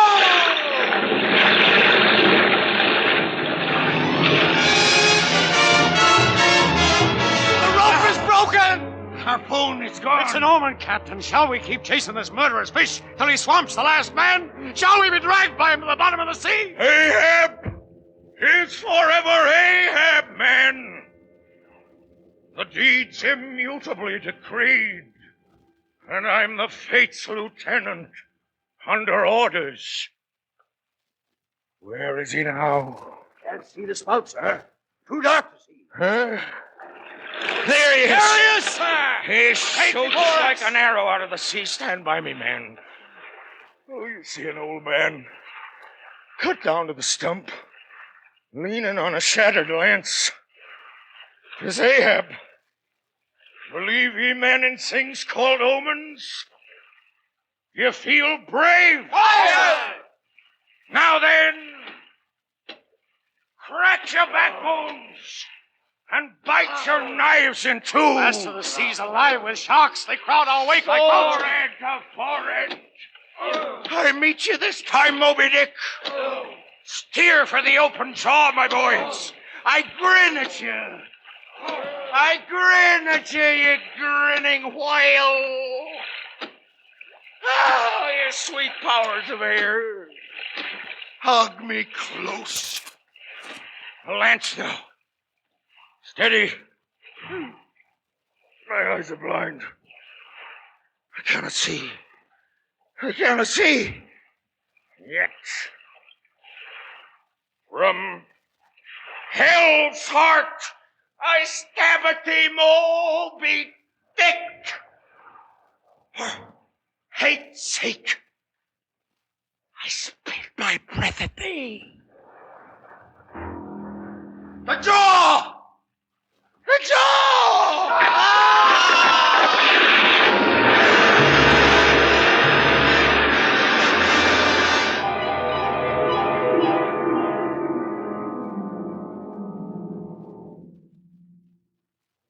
The drama is done. The Pequod, all her crew and captain drowned, and only I, Ishmael, escaped to tell this tale.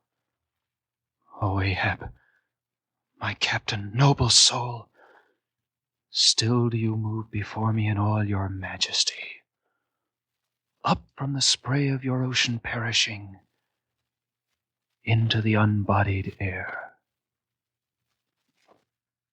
Here far waterlocked, beyond all hum of human weal and woe, where for long Chinese ages the billows have rolled on, speechless and unspoken to, is now my most familiar home. Here in that awful waterland, amid the world's foundations, where unrecorded names and navies rust, ballasted with bones of millions of the drowned, I lay me down. Oh, I have seen enough to split the planets and make Abraham an infidel. Yet not one syllable is mine. Oh, hail, great Moby Dick, most mighty, broad baronial tyrant of the sea. Thou art my conqueror. Thy throne is here, in these unverged seas. Oh, lonely death, on lonely life, and this great shroud, the sea, rolls on, as it has rolled 5,000 years ago.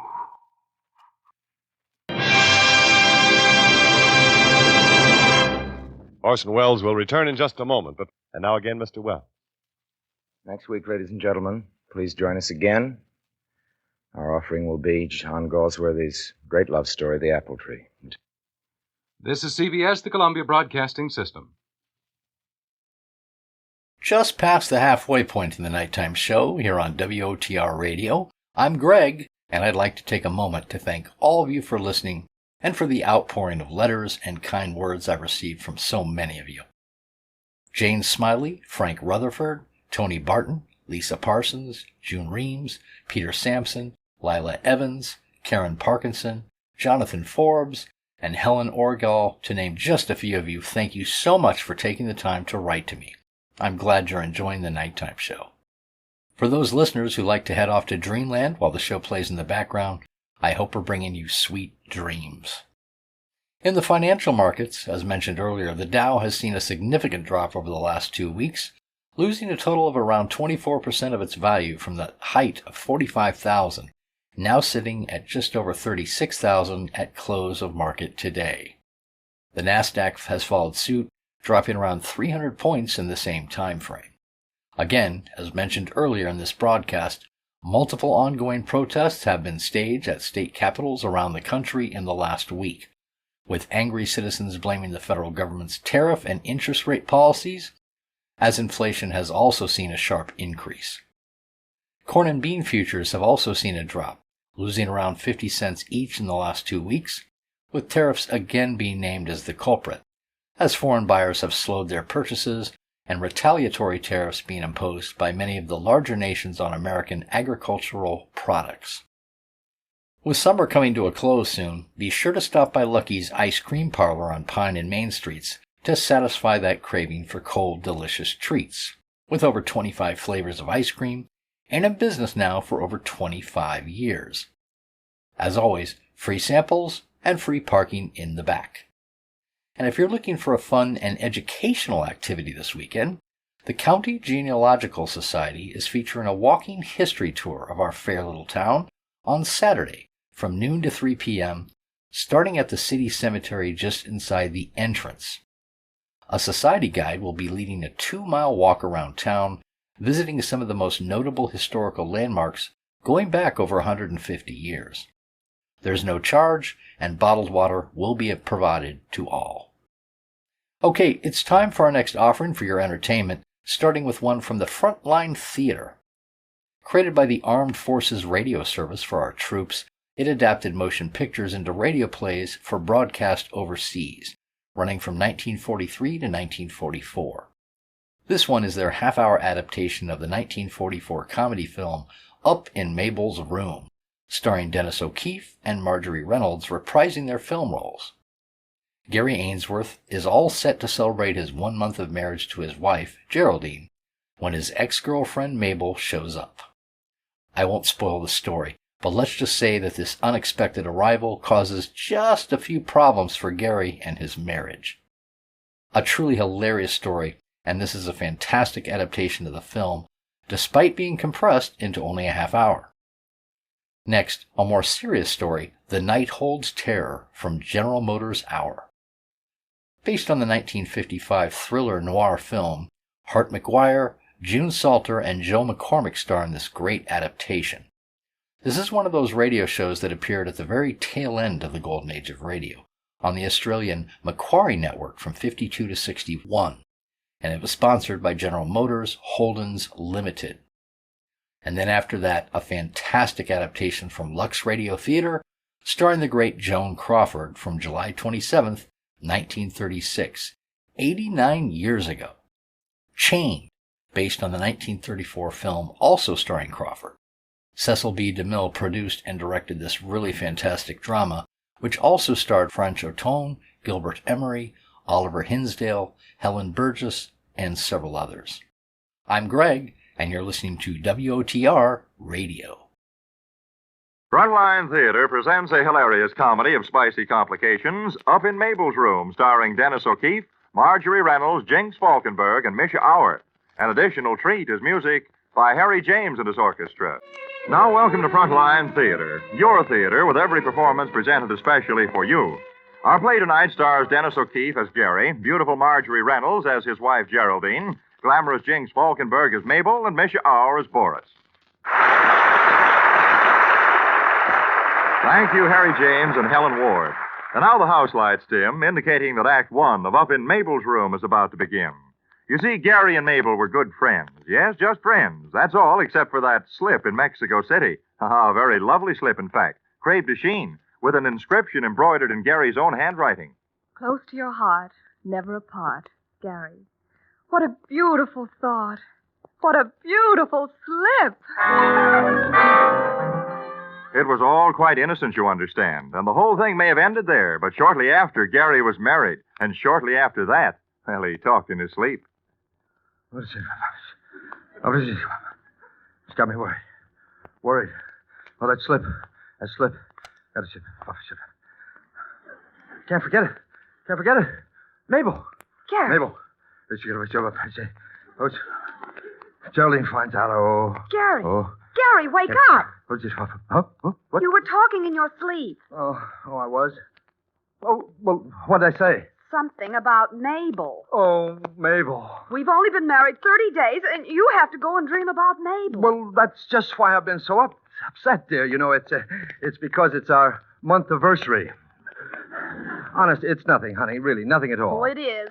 You're hiding something, Gary Ainsworth, and I intend to find out what.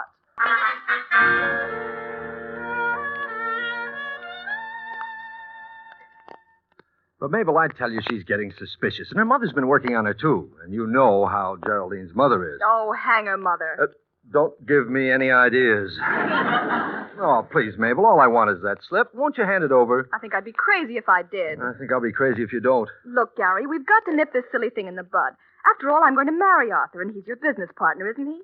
I don't want him having any doubts about me, and you don't want Geraldine to have any either. Oh, of course I don't. That's the whole idea. Then you've got to tell her. Show her the slip. She's a woman. She'll understand. She's a woman. She'll skin me alive.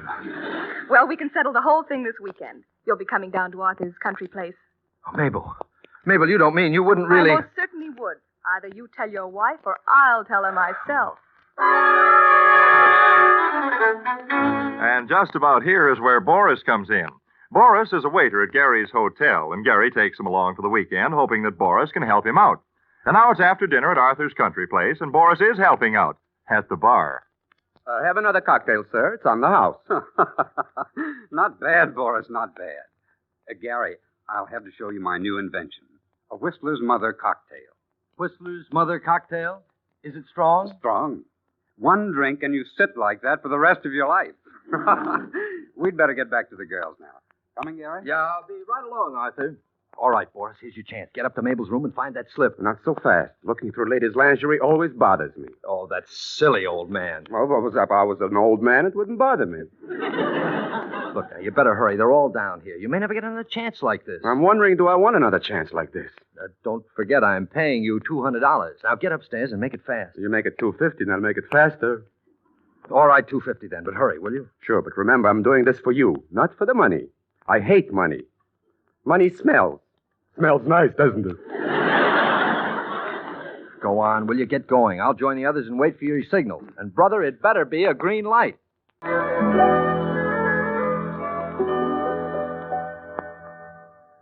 Wonderful down here in the country, isn't it?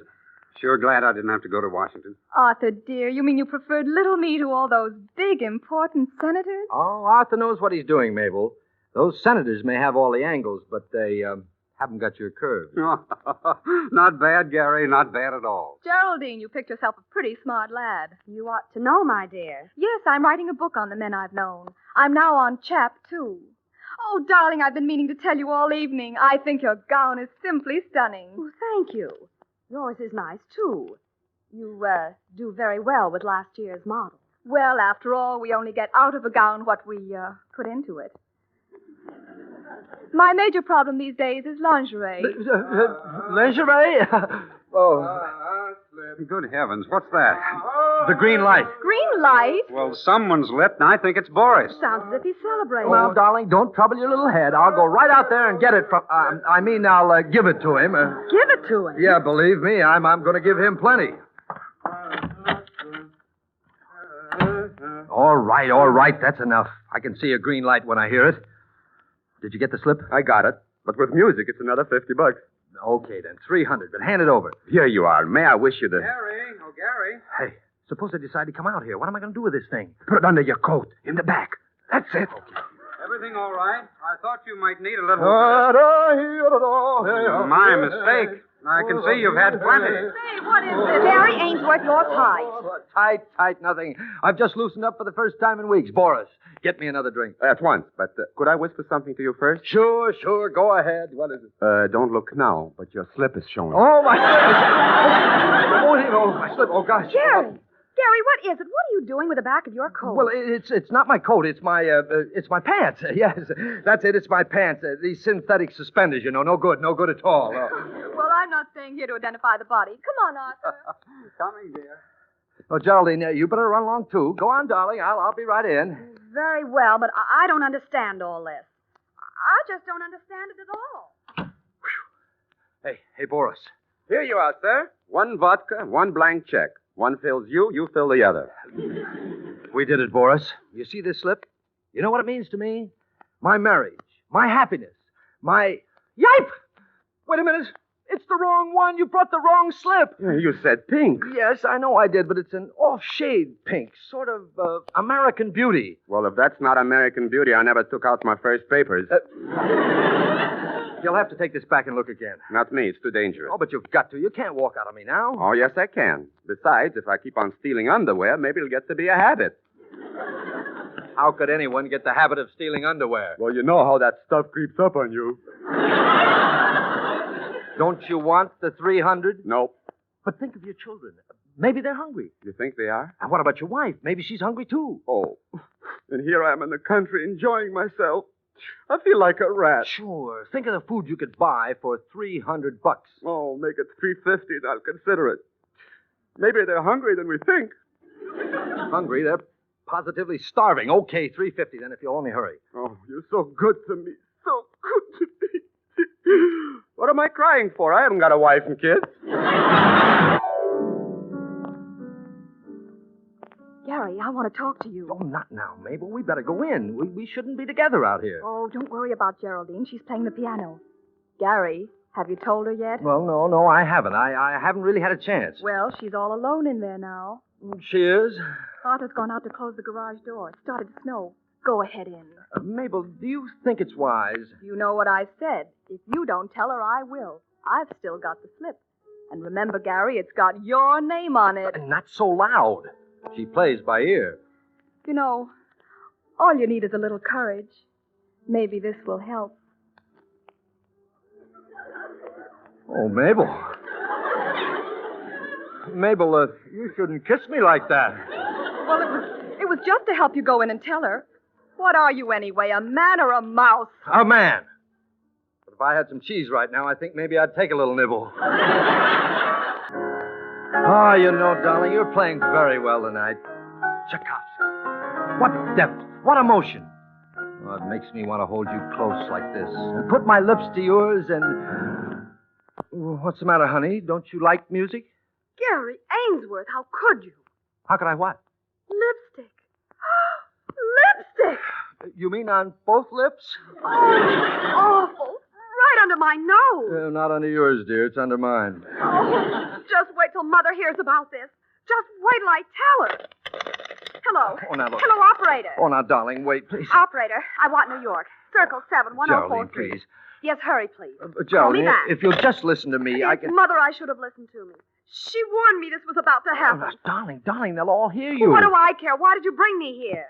But I didn't want to come. You insisted. Well, then why didn't you talk me out of it? Why didn't I... Oh, please. Hello, Mother? Oh, darling, please. Don't you touch me. Don't you dare. Mother, dear. Struck you, has he? Well, don't worry. We'll have your bruises photographed. I'll get the doctors to make depositions.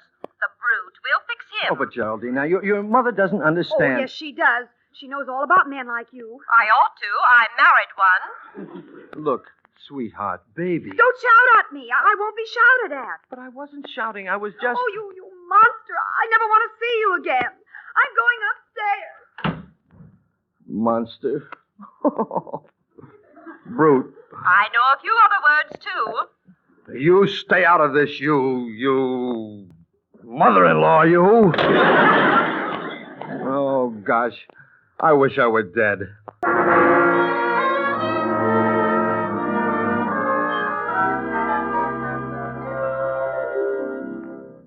Oh, fine thing. I go out in the snow to close the garage door, and both our girls run off to sleep. How about a little gin rummy, Gary? Gary. Huh? Say, what's the matter with you? Something on your mind? Oh, and how? Say, look, Arthur. Arthur, could I confide in you? Why not? Friends and partners, aren't we? Well, I hope so. Look, suppose something happened in my life before I was married. You know. Of course. Another woman, naturally. Not so naturally. What's she holding over you? Some letters? Oh, much worse than that. Much more, intricate. No kidding. Really serious, huh? Mm-hmm. No wonder you're worried. Where'd it happen? Mexico City. Gary, I'm surprised at you. How could you be so foolish? Well, it didn't seem like very much at the time. It was just one of those little slips. Little slip?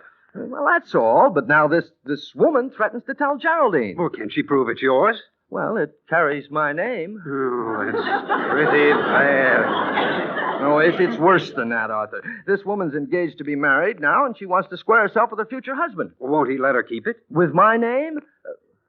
Would you, Arthur? No, guess not. You know, I'm glad I'm not in that future husband's boots. You are. I mean, you are?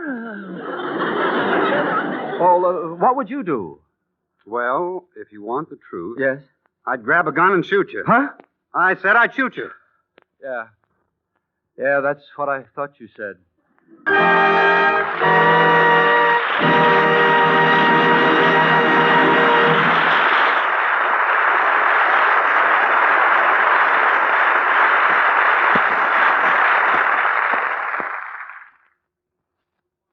And so ends Act One of Up in Mabel's Room.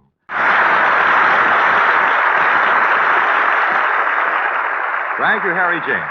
And now it's time for the second act curtain on the Frontline Theater, presenting Up in Mabel's Room, starring Dennis O'Keefe, Marjorie Reynolds, Jinx Falkenberg, and Misha Auer. It's a little later in the evening now, and Arthur's house guests are in their rooms. That is all but Gary and Boris. They're up on the second-story porch, huddled together in the driving snow, just outside Mabel's room. I don't get it, Boris. What's the idea of climbing up here? I'm dying of cold, and you're asking me riddles. Do you want that slip? Well, you should have gotten it before. Well, I couldn't. She came up too soon. Well, we can't expect to get it now, not with Mabel right there in the room. Then what are we doing up here? I asked you first. What was that? Must be Arthur locking the front door. Locking the door? How will we get in? Well, my wife and I have the room next to this. I'll go through the window, sneak downstairs, and open the door. You wait till I call. Who's there? Oh, darn it. Who is it? Who's there? Help! Help! The window!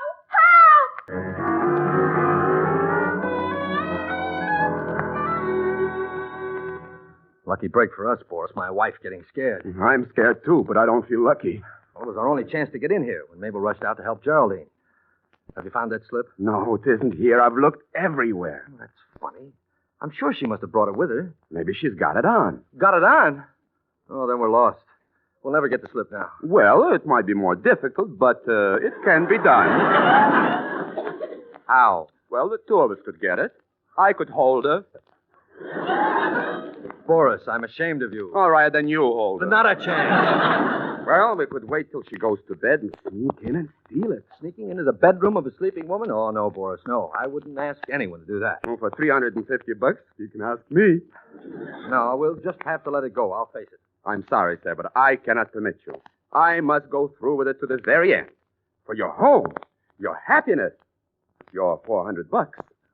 Now, wait a minute, Boris. The last price was $350. That was just for the slip. Now there's a woman in it. Now, look here, my good man. Hey, listen. One night, Arthur, I'm going to bed. That's Mabel. She's coming back. What do we do? Quick, under the bed. Darling, I hope you won't be disturbed anymore. Not unless I have a sneezing spell. Well, why should you sneeze? I suffer from under the hay fever. Arthur, I wonder where Gary was through all the excitement. Well, if there really was a prowler, maybe Gary ran after him. Not Gary. He'd much more likely hide under the bed. How do you like that? Hitting me when I'm down. I'll have a look around the house, just to make sure everything's all right. Happy hunting, darling. Good night. Good night, dear. Sleep well. Where is she going now? The dressing room. What is she going to do? Undress, I guess. Then why is she going to the dressing room? Quiet. Mabel, darling. Just a minute, Arthur. Yes? What is it, dear? I just happened to think we didn't look through your room. Think I ought to make sure? Oh, don't be silly, Arthur. No one's in here. You think I was just a... Darling, did you sneeze? You're not catching cold. Now, Arthur, don't start worrying. Oh, be sure to take some aspirin, dear. I'll see you in the morning. That's the trouble with these old drafty houses. What am I saying? I didn't sneeze. Who's in here? Who is it? Come out or I'll scream. Nix, Mabel, please. Gary and Boris, what are you doing here? Could you tell us where is the nearest blood bank? Gary, you moth. How dare you compromise me like this? Get out of here. You don't think I want to stay. Come on, Boris. Gary Ainsworth. Oh, Geraldine. I'd rather freeze than be chewed to death. I'll take the window. So long. Gary Ainsworth, so this is where you've been all night. Oh, now listen, honey. You don't understand. Oh, yes, I do. I understand too well. What's going on in there? What's all the fuss about? Well, Gary was in Mabel's room. I just found him coming out. Oh, he was he? Arthur, you don't believe I that. thought there was a man in here. Geraldine, honest now. I can explain. Well, tell it to your lawyer when I sue for divorce. Good night. Oh, listen, Arthur. You're my partner. I was your partner. You can tell that to your lawyer, too. Good night. Oh, Mabel, I was only trying to... Oh, gosh. I wish I were dead.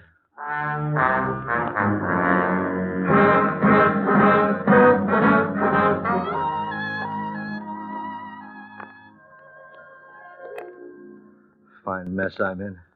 Not a wink of sleep all night. Head like a balloon. Nobody's even talking to me. I'm somebody. Good morning. Oh, I didn't mean you, Boris. You're the only friend I've got. What in the name of heaven is that? Well, can't you see? It's a baby. How in the world would you get a baby? Well, don't be naive. The cook sister left it here for the day, and the cook had to go into the village, so she asked me to take care of it. But you don't know anything about babies. Sure I do. I used to be a baby once myself. Hey, cute little fella, isn't he? What's his name? He happens to be a she, and his name is Mabel. Mabel? Well, what do you know? Here, Boris, let me take her. Oh, I just love little babies like this.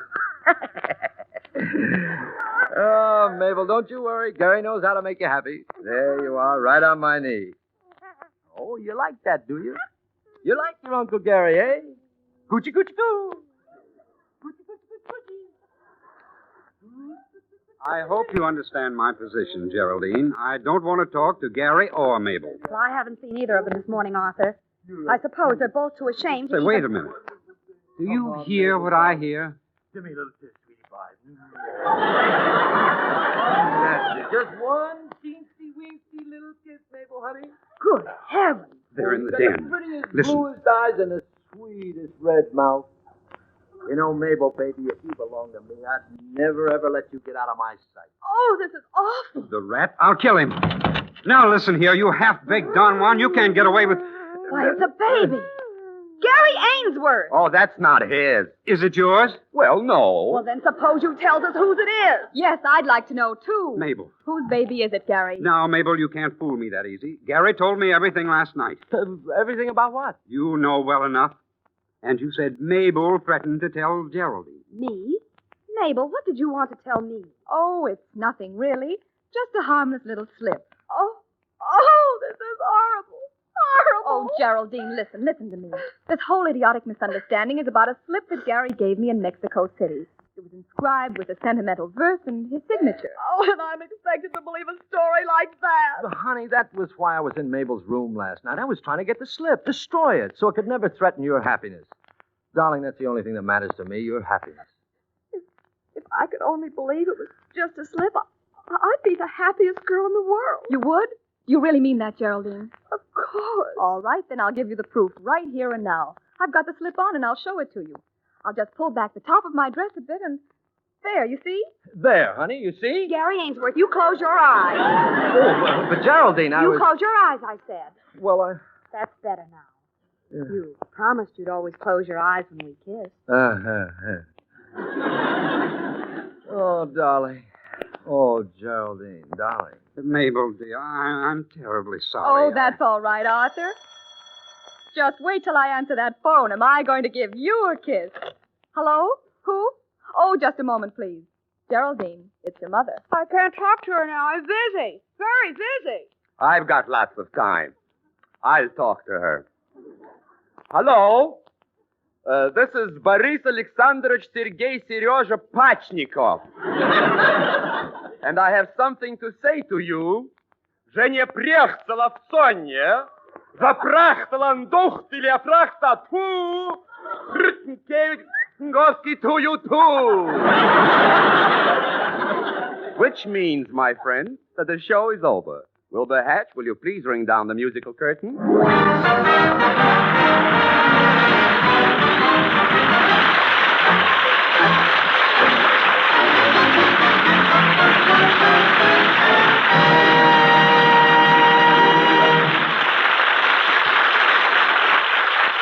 Down rings the final curtain on Up in Mabel's Room, starring Dennis O'Keefe, Marjorie Reynolds, Jinx Falkenberg, and Misha Auer.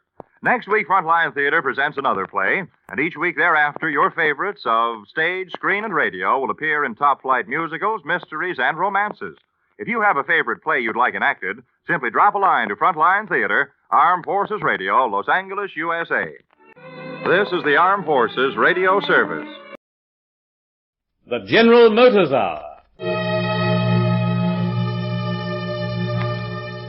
General Motors Holdens, through the Macquarie Network and cooperating stations in all states, present The Night Holds Terror, starring Hart McGuire, June Salter, and Joe McCormick.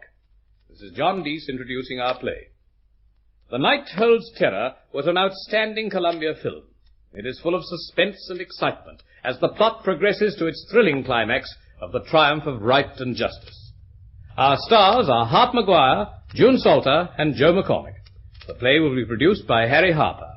Ladies and gentlemen, Act 1 of the General Motors Hour production of The Night Holds Terror.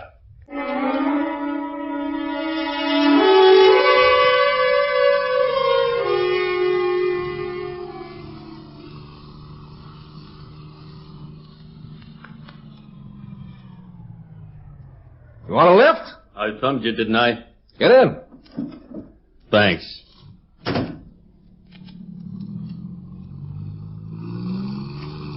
I go up as far as Dry Lake Road, just this side of Mojave. Desert country, huh? Yeah, desert all around us here. You work at the Edwards Air Base? Yeah, electronics. It pays? Nicely, thanks. That's what I thought. Nice car, too. Yeah, you really skim right along in it. Well, suppose you hold it at 50. Why 50? Because I say so. With this. What's the gun for? It has a hair trigger on it. You know? Yeah, I get the idea. Exactly 50, then. Okay. This is a stinking trick. Yeah, I know. Let's have your wallet. My wallet? What do you think I'm holding this gun for? Comfort? Your wallet, hand it over. Okay, here. 50, I said. 50, what's that speed? I'm doing 50. Just keep it up. 4, 5, 6. There's $10 in that wallet. Is that all you got? Come on. That's all I got. I spent the rest. That's why I went into Los Angeles this morning to get some parts for a recorder I'm building. They're right there in the back seat. On the back seat, huh? Yeah, I see him. Fellas aren't going to be happy about this. Not happy at all. What do you mean? Friends. 2 friends. They sent me down the road to pick up a car that looked prosperous. And all I get is 10 stinking little dollars. Okay. There's a turnoff ahead in the desert. I'll make it. Pull up.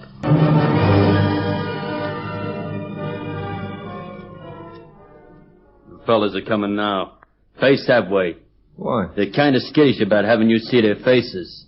Oh.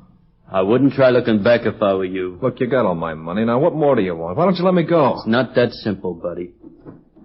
Hi, Morgan. Come on, Hill. Hurry it up. I'm coming. Well, here he is. What's his name? What's your name? Gene Cordier. And he works on electronics at Edwards. Ought to be cashed up. But he isn't. All right. Cordier, take one look in my direction and I'll kill you. Now. It's that simple. You know how much he had? $10. You sure drew a blank car? What am I, psychic? Am I supposed to know how much every guy who drives past me's carrying? Shut up. Cordier, lie down. What? Lay down on the ground face down. Go on. Well, what's this for? How do you want it, Buster? Huh? Straight in the head while you're lying there? Do you want to run for it and get in the back? Why do you have to kill me? Why? Dead, you can't talk. It's your answer. But he hasn't seen us? He saw me. Hey, fellas, give me a break, will you? I promise I won't go to the police. I promise it. Now, why should I go over $10 if you just let me go? Listen, I got a wife. I got 2 kids. You got to listen to me. Lie down. Don't kill him, Morgan. Don't kill him. I said lie down, Cordier. You need glasses, Morgan. I was just trying to nick his ear. Yeah, that's a good one. I'll prove it to you. See that flower? Well, how about it? Look, if you're going to kill me, get it over with, will you? It's a shame killing a man for $10. Yeah. Yeah, Hill, maybe it is. Maybe you got something. Cordier, get up. Come here. What now? Is that car in your name? Yeah. Where's the owner's slip? Well, I still owe a couple of $100 on it. The slip's at Stranker's Motors right over in Lancaster. Look, I'll help you sell it. I'll even sign ownership over to you. I'll do anything that you say. That car's worth at least $2,000. I don't like it. I like it. You can realize $1,800 in that car. I like it. Now press yourself off, Cordier. We're going over to Lancaster to sell your car. Cash.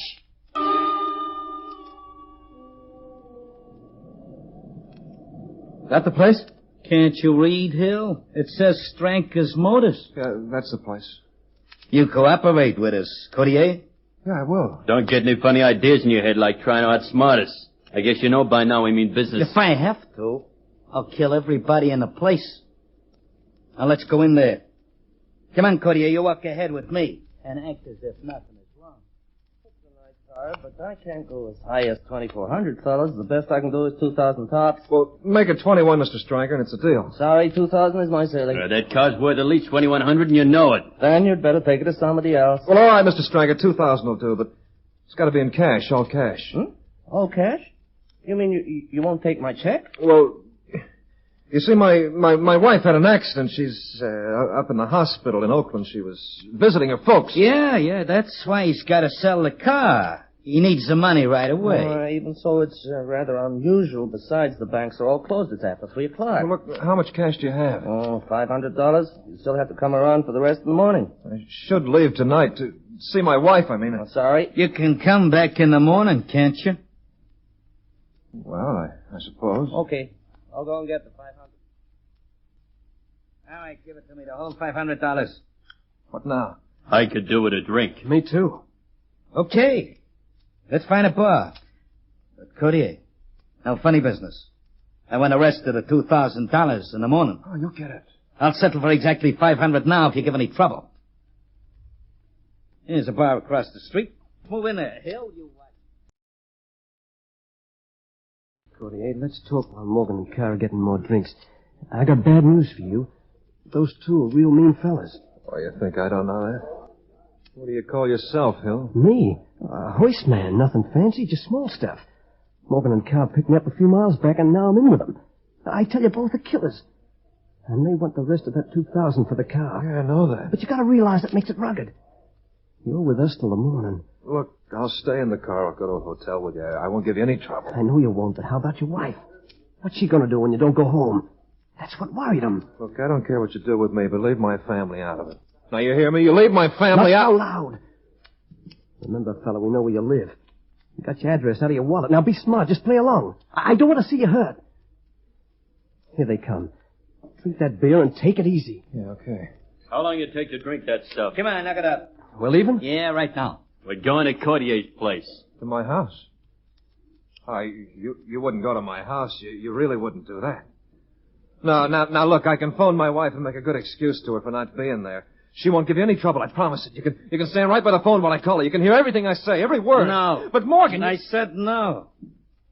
We'll drive slow all the way so it's dark when we get there. The whole street doesn't see us going in. Go on, Courtier, lead the way. You're our host.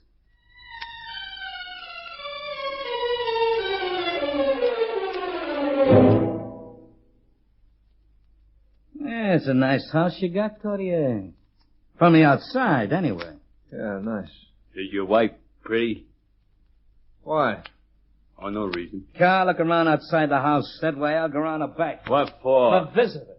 Okay. Watch him, Hill. Now, look, Hill. Look, you're different to those two. I know it. I saw it out in the desert when Morgan wanted to shoot me. I felt sick. Now, what's it worth to you to get my family and me out of this? Not a chance. Would $10,000 interest you? We're going to get that kind of dough. My father, you heard of the Courtier markets in Los Angeles? And he'll give me 10,000 just like that? 20 if you like. You can have the money in the morning. You can take my word for it. Do you think I'd cross Morgan and get shot on a promise like that? How dumb do you think I am? I tell you, my father's a rich man. Shut up. Where's Morgan? I'm here. I took a look inside. 2 kids asleep in back rooms. Your wife, blonde, Courtier? Yes? That's the only person I saw. Yeah. Blonde, huh? Carl, keep your hands to yourself, your ideas to yourself, and act strictly within the limits of business. You understand? The college boy. Hill, what have you and Courtier been talking about? Well, he was... I've been asking him to behave when he gets inside. That's natural. Let's go in. Well, let me go first. I want to talk to Doris. We'll be listening.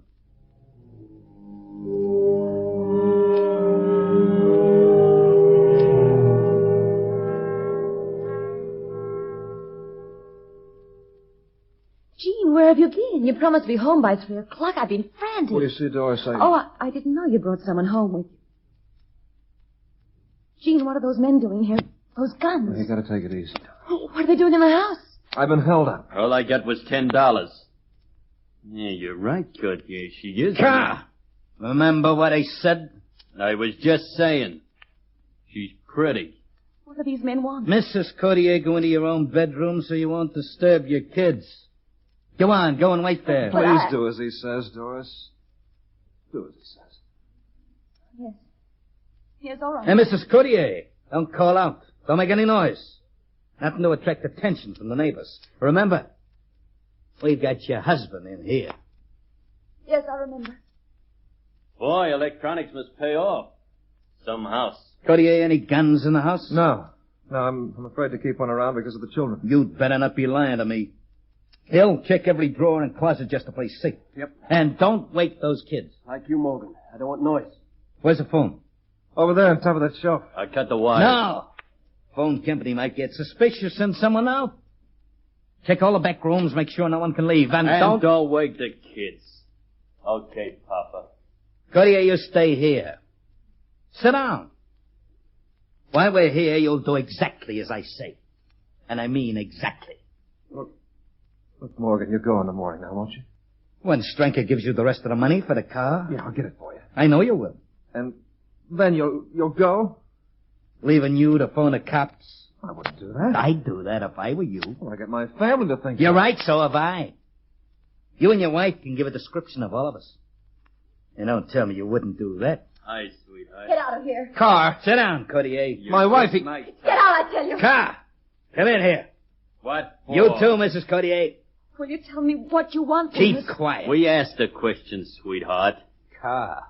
Her name is Mrs. Courtier. This man's wife. You got that? Now listen, more. You listen! We don't want noise, trouble of any kind. This is the second time I've told you. There won't be a third. Everything's like you said, Morgan. No guns? Very respectable. No nothing. Ha ha. Shut up, Carl. I won't take your suggestive... Remember, 48. I once told you this gun is a hair trigger. Sit down, Courtier. Do as he says, Gene, please. Please. Okay. All right. Mrs. Courtier, anybody likely to drop in here tonight? No. No one that I know of. Expecting any phone calls? Well, Gene's dad, I talked to him earlier. What about? He lives in Los Angeles. Gene went to Los Angeles today. To bypass the recorder, we know. Well, I thought Gene might have called to see his father. I mean, when Gene didn't come home. We know what you mean. I'll answer it. Your wife can answer it. But Morgan... She answers it. Go on, Mrs. Courtier. All right. Go on, hurry it up. If it's his old man, tell him everything's okay. Say one word out of line, that's gonna be your last. Leave her alone, will you? Go on, Doris. Hello? Oh, Dad. Gene, well, he had a little tire trouble. Yes, I'll tell him. Goodbye. Did you tell anyone else about your husband being late? Well, you see, Well, did you? You better tell him, Doris. The state police. What? What did you say? That Gene was late and I was worried. I called Harry Osborne. He's a friend of ours. He checked to see if there were any accidents, and there weren't. That's all. I hope so, for your sake. For your sake. And his. And the kids. You wouldn't. Not the children. How dare you? How dare you come into our home this way, ordering us around, threatening us with guns? Get out! All of you, get out! Just get out! Get out! Oh, shut up, will you? Look, Doris, it'll be all over with in the morning. You see, I gave Carl a lift on the road. He poked a gun at me and took my wallet. He only got $10, so they decided I'd better sell the car. Well, what for? $2,000, Mrs. Courtier. Stranker gave us $500. We collect the rest of it in the morning, when the bank's open. That's for sure, Mrs. Courtier. So just behave. What's that? A doorbell. Didn't you have no front door, Hill? You've got visitors. I told you I didn't expect anyone. Go over there to the window, pull back the curtain, see who it is. Yes, I can see from there. Hurry it up. Hurry up! You can see, Morgan, you can't get away with it. If I don't, I start shooting. It's Harry Osborne. Who did you say he was? State police? He's a friend. He isn't in uniform. He's still a cop. Well, he often drops around. What do we do, Morgan? What do we do? Courtier, Answer the door. You've got to keep him from coming in. Because if anything goes wrong, that's the end of you.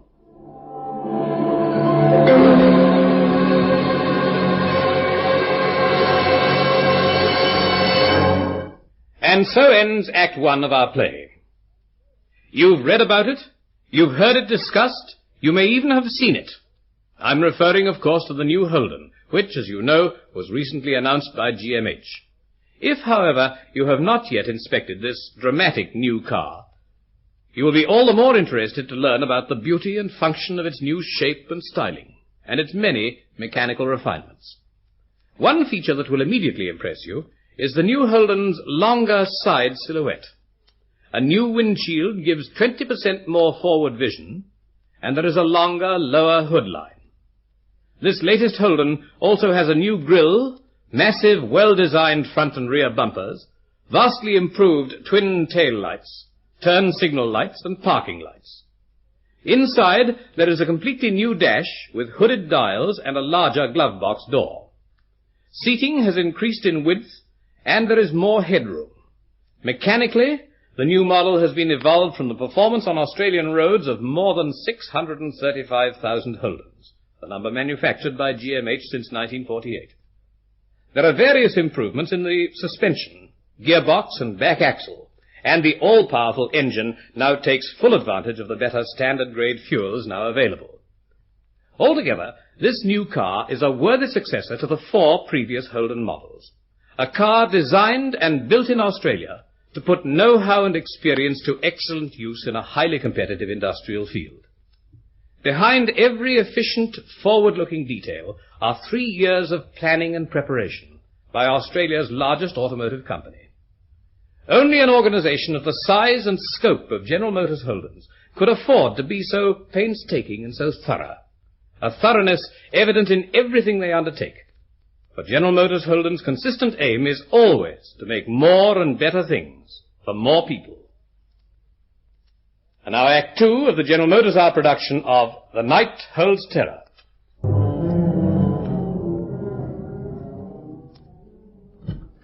Well, you finally got home, Gene. Yeah, Harry. Yeah, I finally got home. Doris told me of it. Yeah, I know.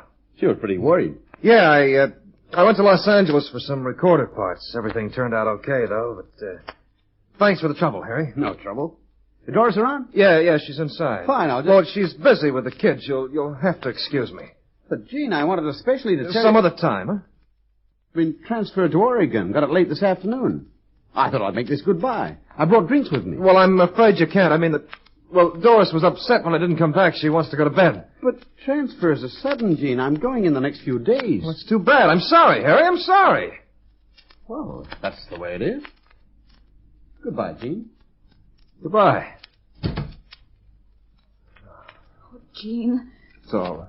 Now you're thinking straight, Courtier. Go back and sit down. Do we have to just sit here all night? No. I'm going to take a nap in the spare room. What about Hill and me? Look, you can stay here. Courtier and his wife will leave the bedroom door open. That way you can see him all the time. I like that. When you sleep, Carr, he'll watch us. When he sleeps, you watch. You got that? Yeah, boss man. It's okay, Morgan. It'd better be. I'm tired. I intend to sleep. Well. This is getting cozy. How about some music? No, thanks. Yes, please. Nice radio, Courtier. What I like about your house. Everything is nice. Dance, honey. If you don't mind, I think I'll see how the children are. What's the matter? Afraid your old man might get jealous? I just don't care to dance, that's all. Well, I do. Leave her alone. Sit down, Courtier. It's all right, Gene. It's all right. I'll dance with him. Thanks, lady.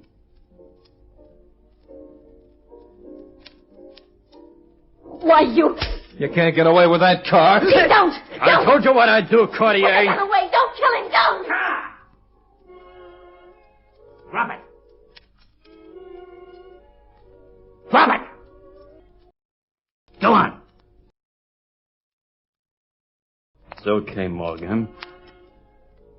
It's okay. I told you, didn't I? What's wrong with a dance? Mrs. Courtier. One more scream like that, they'll be your last. That drooling idiot makes one more pass at my wife, it'll be his last. I don't care what happens. Take it easy, Courtier. Don't make it hard for yourself. What's wrong with you, Hill? You on our side or his? I'm just trying to keep it peaceful. You want the neighbors to hear? All right. Courtier, you and your wife go in the bedroom. Leave the door open so Hill and Carr can see you. Go on. Now, you two. Go in there and check up on them every once in a while. Otherwise, leave them alone. Fine now. You have a real nice sleep, Morgan. I intend to. You know something, Hill? What? Nobody like Courtier sucks me and gets away with it.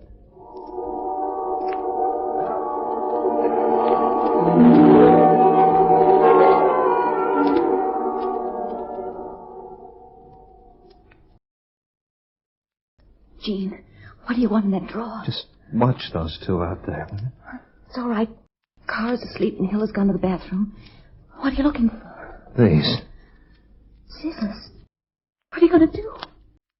I'm going out there. Gonna get Carr and get his gun. You mean... Kill him. But he might cry out and warn the others. Gene, don't do it. Please don't do I it. must for the children. Wait here and watch that bathroom door. And hope Hill doesn't come out.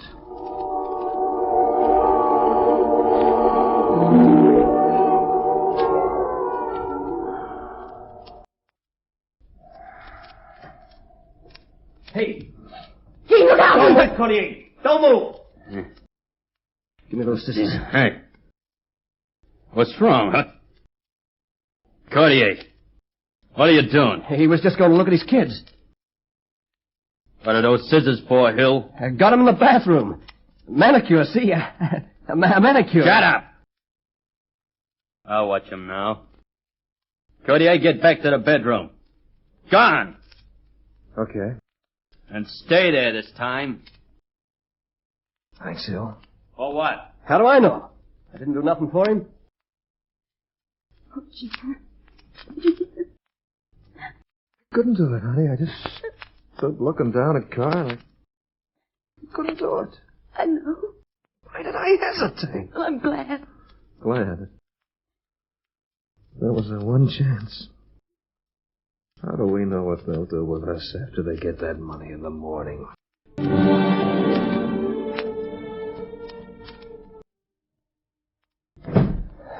Here they are, Mrs. Courtier. They're back. Yes. You got the money? We got it. Courtier was a good boy. Handed it all over. You got coffee? Yes? Pour some. Doris, where are the children? I left them in bed. They won't eat breakfast. Hill, we got some bad news for you. We, only got $800 for the car. 8? Stranker said 2,000. Courtier owed more on it than he thought. Didn't you, Courtier?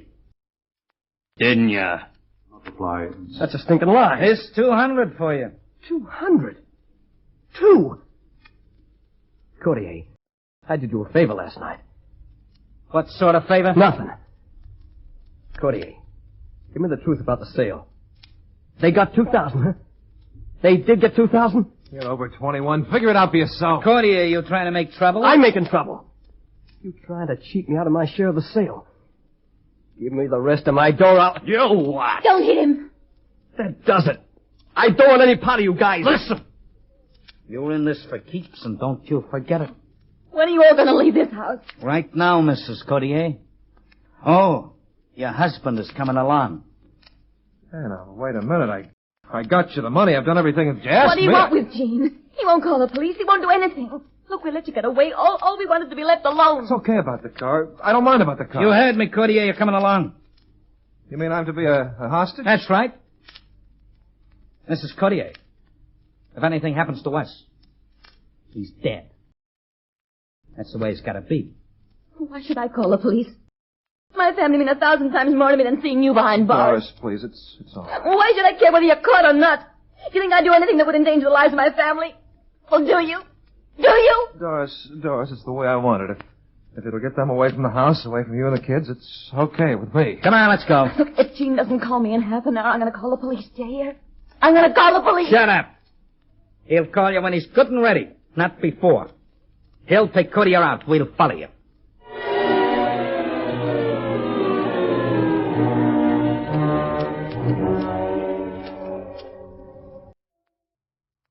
Pull up here, car. What for? We only got 50 yards around the corner from Cortier's house.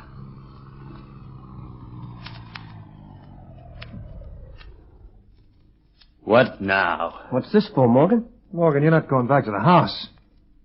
Is your wife smart, Courtier? Well, I suppose. Why? Because if she's not, we'll be reading about you in the papers tomorrow. The obituary column. What do you mean? If she calls the police, I'll know it. How? Because I put a little piece of paper underneath the phone receiver. She lifts the phone, the paper falls up. Hey, that's pretty cute. Yeah, that's pretty cute. And Courtier, if you hear a shot, your wife wasn't so smart.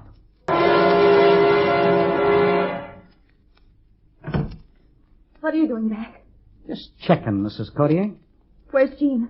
What have you done with him? No, he's sitting in the car around the corner. Mm-hmm. You see that piece of paper? You put it there? Yeah. It would have fallen off if you'd lifted the receiver. I thought you'd like to know. I haven't used the phone. Okay, you're too smart to try any tricks. Just stay that way. Remember, we have a gun pointed on your husband's back.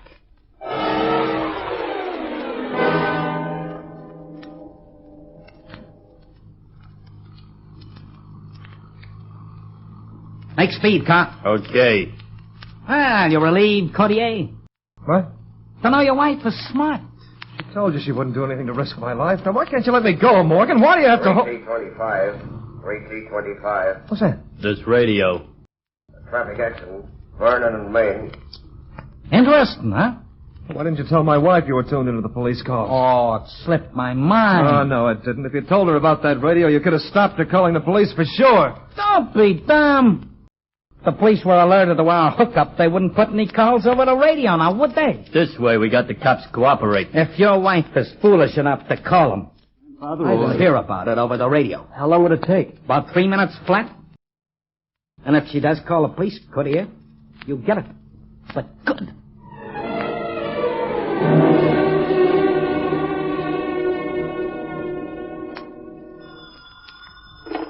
Hello?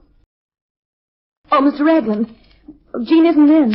Look, I can't talk. I'll have to call you later. Please get off the phone, Mr. Raglan. I don't want the line kept busy in case Gene calls. Doris. Oh, good morning, Gene. Sorry I walked in on you like this, but I've been worried. So was Harry. Harry? Oh, yes, Harry called last night, but Gene couldn't let him in. He simply couldn't because, you see... Because what? Well, I was putting the children to bed. Harry called to say he was being transferred. Transferred? Well, didn't Gene tell you? No, I mean, yes. What is it, dear? Harry said Gene acted in a very strange way. There's something wrong. No, Gene, no. That's what becomes of being a police officer's wife. When you snatched up that phone as I came through the back door. Why don't you want the line to be busy? Look, honey, what's wrong? Tell me, let me help you. Doris. Oh, my dear. Jane, if you breathe a word to anyone about what I'm going to say, it may cost Gene his life.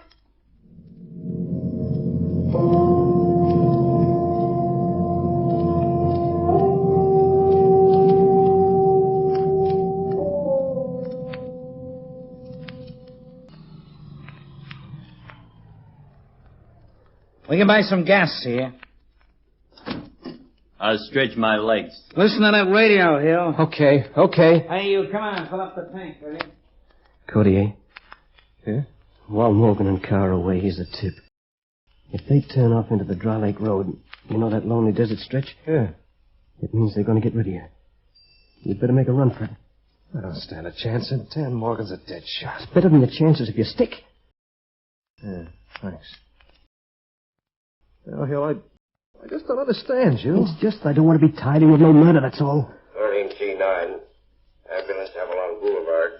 Code 2. I wish they'd turn that thing off. 13T9. So Ambulance Avalon Boulevard. that broadcast my name and a description of you three. I'm finished.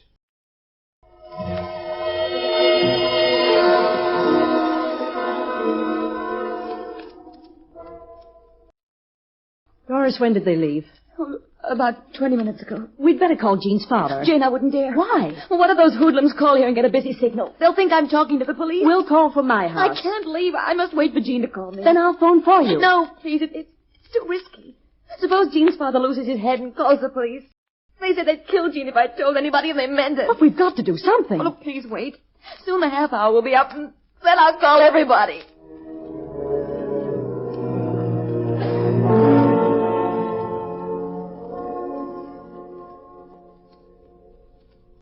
Car, slow down when you get to the Dry Lake Road. Okay. I'm going to give it to you at the Dry Lake Road. Yeah. You know what you two are? You tell us, Hill. But sweetly. You think you're big time. Geniuses. Just jerks. What? Anybody can kill a guy, but it takes brains to turn a guy into a gold mine. $200,000, for instance.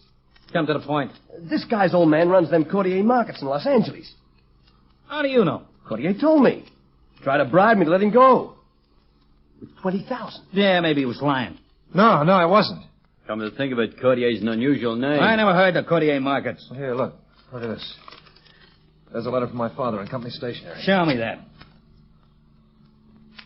How about it, Morgan? Yeah. Cordier's his old man, all right. He's rich.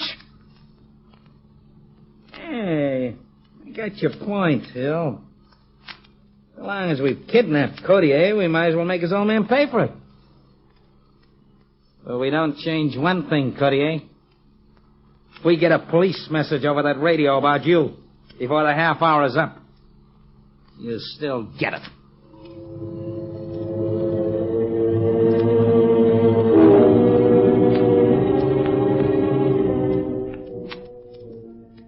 Jane, what's keeping my husband from a phone? The half hour's almost up. You'd think he'd call. People can't call right on time, Doris, especially when they're traveling in a car. Well, a lot of things can happen. Not like Gene getting a bullet in the back. You've got to do something. Don't keep saying that. But you've got to. All right. All right, you go home and call Gene's father, and I'll phone the police. But if Gene calls while the line is busy, they'll know what I'm doing. They'll kill him.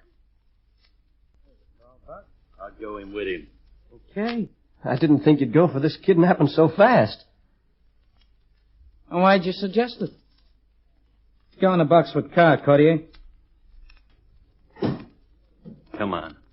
You know what to say to Mrs. Cordier. Oh, sure. And Cordier, if that phone is busy at your house, you know what to expect. And so ends Act 2 of our play. Earlier this evening I told you a little about the new Holden. Now I'd like to take you behind the scenes and describe briefly a few of the major steps in its development. As you know, it took more than 3 years to design, style, and test the new Holden. This work was carried out with conspicuous success by a staff of 563 stylists, designers, and specialists in the engineering department of GMH, the only complete design engineering department in the Australian automotive industry. First, a target date was set for production. Then the styling staff began the preparation of artists' sketches and full-scale drawings. Next, a small-scale model of the new Holden was constructed for preliminary approval. This having been obtained, the GMH chief engineer, Mr. G. Wayne Brown, prepared a product program, including what is called a mechanical baseline to meet requirements in performance, economy, low-cost operation, and suitability for Australian conditions. Management having approved the preliminary styling and specifications, a full-scale plaster model of the new Holden was built. Next, the styling layout was passed to the drafting office, and separate drawings for each part of the new vehicle were issued to the experimental department, who manufactured the parts by hand. Using these parts, prototype cars were built for each body type in the new Holden range. When GMH engineers were satisfied with their structure, the cars were subjected to complete performance tests at the GMH Automotive Proving Ground, Lang Lang, Victoria. After 25,000 miles, each new Holden prototype was completely disassembled so that all parts could be checked. Finally, the test cars were reassembled and the tests were continued to obtain an entire life reading of performance and durability. This outline sketch of the design, construction, and testing of the new Holden says nothing of the 1,001 other exacting processes and details in its production, all of them essentially important. It is offered as an indication of General Motors Holden's ability to translate a wealth of know-how and experience into what is indeed Australia's own car, manufactured throughout by the company that has proved itself a link in the chain of Australia's progress, a partner in Australia's future. And now here is the final act in the General Motors hour production of The Night Holds Terror.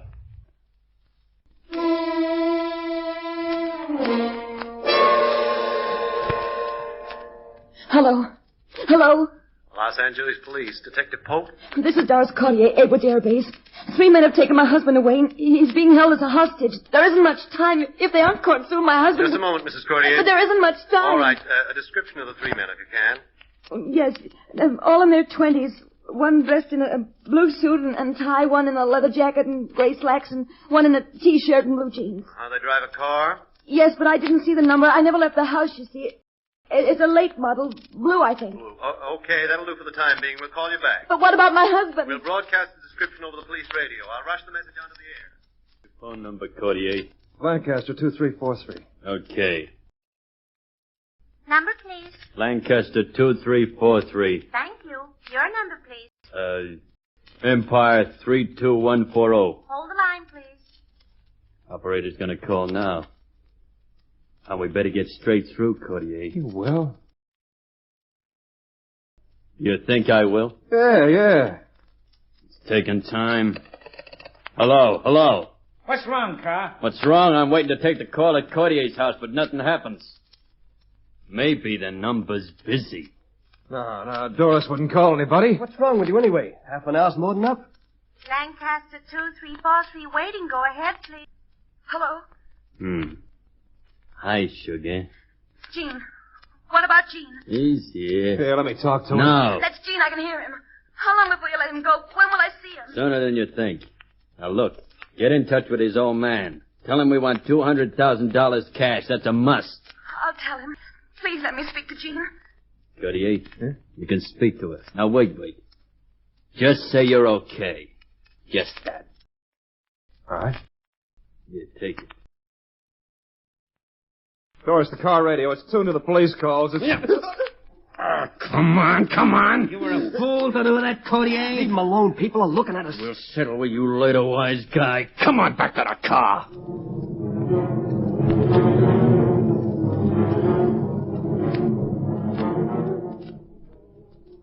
Operator, give me the Los Angeles Police. Hurry, please. Hurry. They couldn't locate Gene's dad, Doris. Gene, I just talked to Gene. On the phone? Yes, the car is tuned to the police radio. If the police broadcast a description of those 3, they'll know who's responsible.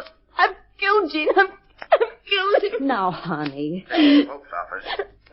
This is Mrs. Courtier, Edwards Air Base. I must speak to Detective Pope. It's urgent. Yes, Mrs. Courtier. Hold the line. Hurry, please. Why don't they hurry? Sure about this? I told you Gene spoke. That's all he said. He was warning me. I knew I shouldn't have called Pope speaking. It's Mrs. Courtier. I just heard from my husband. Where was he calling from? Oh, please don't waste time. He managed to tell me that the car is tuned to police broadcasts. Don't you see, if those men hear their descriptions, and well, they'll know that you're after them and they'll kill Gene. You've got to stop that broadcast. I'll try, Mrs. Courtier. Hold on. Yes. What are they doing? He said he'd try to stop it. It might be too late.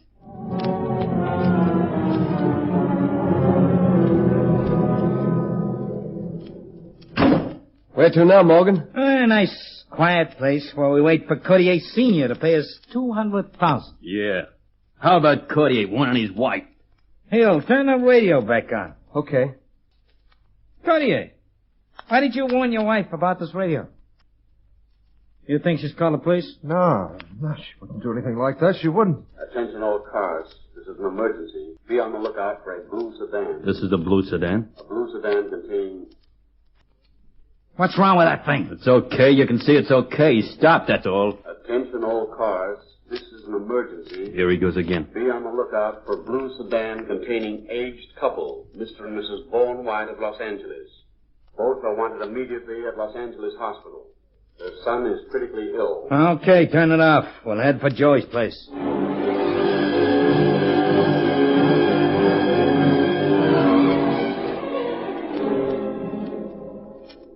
Mrs. Cordier? Yes. Yes, I'm still here. We just did it. The broadcast was just going over. We substituted a dummy message on the spot just in case they got suspicious. Oh. Oh, that's good. Mrs. Cordier, are you still there? Yes. They want Gene's father to find 200,000 ransom money. That means they'll call you back again. Look, Mrs. Cordier, tell your father-in-law to go ahead and raise the money. I'll send Detective Spears over to see you. He'll tell you what to do. Thanks, Mrs. Cordier. This is Mrs. Jane Osborne, a neighbor, Detective Spears. Hello. Mrs. Osborne, you know what's been going on, I guess. Yes, I do. All right. You might as well listen, too. 2 heads are better than 1. I'll do anything I can to help. Well, so far, Detective Pope has alerted all telephone operators. They've been instructed to report any call to this number. I told Detective Pope Gene called me from San Fernando. Yeah, we checked on that. Trouble is, they gave a wrong number from their call box. Oh. Pretty cute. But they won't get away with it again. Well, what do you mean? I brought a couple of special technicians along with me. They're going to work on your phone. Every time it rings, we can listen to headquarters and trace the call. Is there anything else you can do? Nope. Once we get a line on where they're calling from, we can send cars straight to the spot. It's our only chance. But sometimes, in a case of kidnapping... Yeah? It doesn't matter. Weren't you going to say they don't always wait to get the ransom money? Sometimes they kill their victim anyway. Don't, Doris. Don't. Whose house is this? Just a friend of mine. Some house. Some friend. She Shut must up, car. Get the door open. Okay, boss man. Step right in. After you, Cordier. Pretty fancy joint. Yeah. Cordier. Yeah? You see out there? On the balcony? Yeah. Nice view. There's a straight drop down there of 100 feet. Now you behave or we'll throw you over. Now we're cozy, Morgan. How about this ransom money? Ah, Cordier's old man's got to have time to collect it. How much time? You'll get it, I tell you. Yeah. Well, give him a reminder. I'll drive into town and call your wife. What for? Just to ask her when the money will be ready. Yeah, that's my boy. Write your phone number down. Here in this notebook. It's Lancaster, 2343. I said write it down. Yeah. Okay. The car while I'm gone, you watch him. You'll be back before dark? What's wrong? You afraid of the dark? Yeah. Yeah, the place has got drinks, too. Hey, Cordier, where you going? Just out on the balcony to look at the view. You go with him, Hill. Okay. Morgan was right. It is some drop down there. Yeah, some drop. What's Carr doing now? Drinking. Turn your back to him. Stand close. I want to talk. What about? You could get out of this if you wanted to. Who says I want to? I get a third of that ransom, you know. Sure, just like the split in my car. Oh, no, this time it'll be a different deal. You bet it will be. This time you're trading a robbery charge with the electric chair. Brother, you're really in big business now. Big payoff, big stakes. None bigger, your life. Cut it out, will you? We can take him unawares. I'll hit him. You go for his gun. And suppose it misses. He'd kill us. But it's worth a chance. I'll think about it.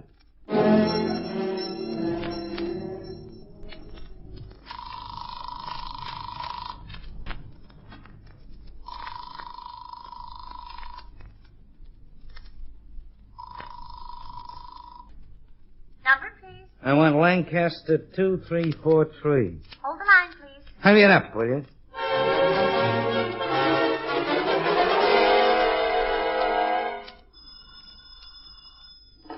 Detective Pope. This is Special Switch Operator, position 502. I have a call for Lancaster 2343. Okay, put it through. We'll trace it. Max? Yeah? Position 502. Call to the Cordier number going through now. Trace it.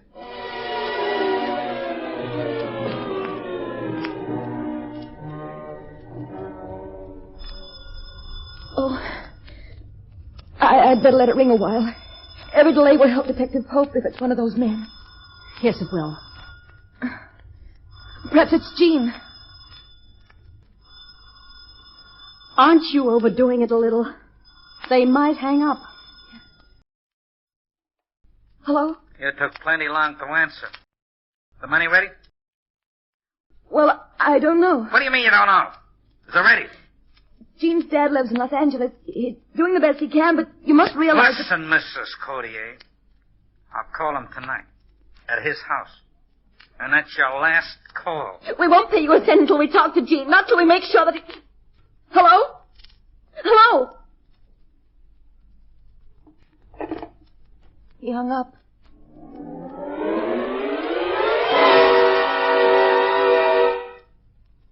That was no good. We didn't have time to trace the calls through the selectors. Listen, Max, a man's life hangs on this. You've got to do it. There are thousands of selectors, and we've got to trace the calls through every one of them. Look, they're contacting Cortier's father at his home tonight. It's their last call. You got that? Yeah. If we don't locate him tonight, they'll kill Gene Cortier. I know. All right, get every available man on the job. Alert every special operator. And I want Mrs. Cortier over to father-in-law's house. What for? Anything to waste time. Stall the kidnappers on the phone while we trace the call. Have all your equipment set up and ready at the house by nightfall. Okay. If the Cortiers can't stall on that phone call, we're finished.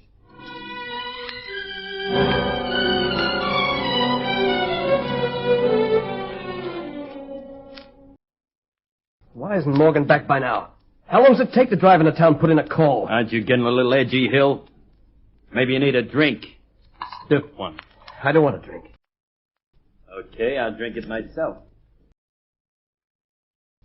How about some music?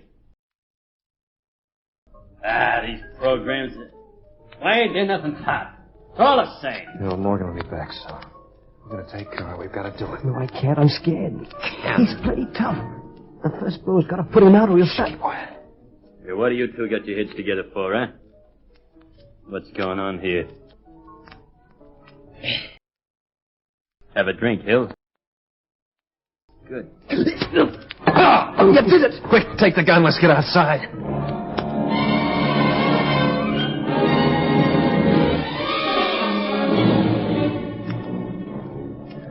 There's a car parked down the road. Yeah, we'll take that. Hey, Hill! Hill! That's Car. It's Car. I couldn't have hit him hard enough. Whose car is that?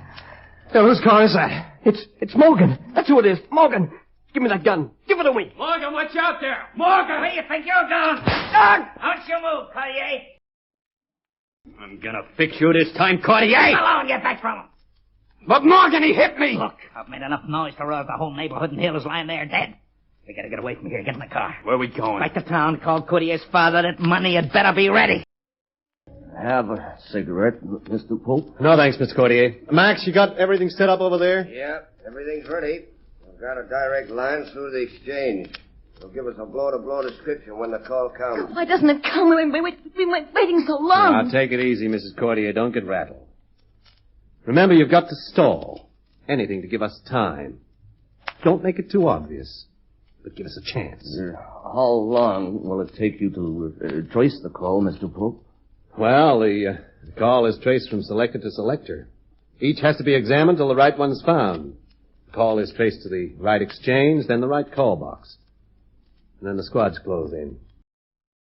It could take a minute or 5 minutes. There it is. Okay, Max, here it is.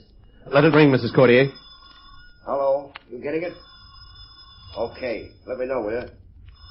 Better work now. Right, Max. We can't stall much longer. A few more seconds. You answer it, Mrs. Cortier, then hold on while you call your father-in-law. All right. Uh-huh. What? 504. I've got it. It's in Bay 504. That means 36 selectors to check. Okay, Max. All right, Mrs. Cortier. Remember, stall. Hello? I told you I wanted to speak to the old man. He's here. I'll call him. Will you wait while I call him? Go on, call him. Please hold on. Call him, will you? Yes. Dad? Are you there, Dad? Dad? No, Mr. Pope. Just a minute. Max, hang on. Got the second digit. One more selector to check, and they'll know the exchange. Okay, Mr. Cortier. Hello? Hurry it up, will you? What took you so long? Doris just called me.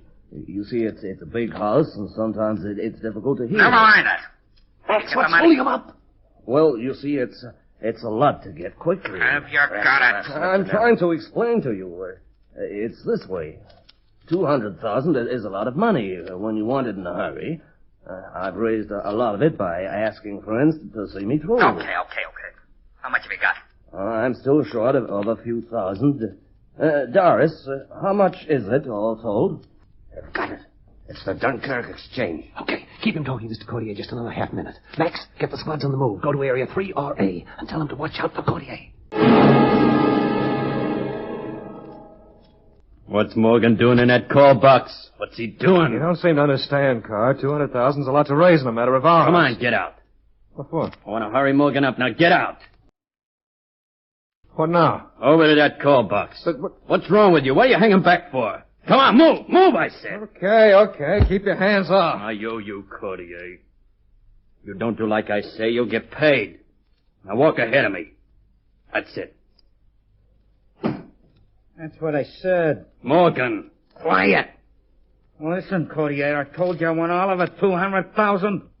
Nothing less will do. I know it takes time to raise. That's your business. Huh? Morgan. Just a minute. What's the idea, Carl? What are you doing here? Come out of that call box, will you? Don't you see? Don't you figure? They keep you on the line now. They trace the call. Get back. Let me finish. Come on out. Get your hands off me. Listen, there's a car. It's the cops. What I tell you? You're talking your head off. What? No! What's up? Cordier hit me. Come back, Cordier. Never mind him. They're coming. I can see. I'm making a break. Okay, get it there. Hold it. Ow! All right, don't shoot. Don't shoot. You can say I got my hands up. Don't shoot. Get out of the way, Morgan. Why do you tell him not to shoot? You tell him I want to talk to my wife. Don't shoot me. Okay. Keep him up, you. Hello? Oh, Doris. Gene. Oh, no. That's all right. I'm all right. The police are here. Are you sure, Gene? It's all over now? Yeah, darling. It's all over.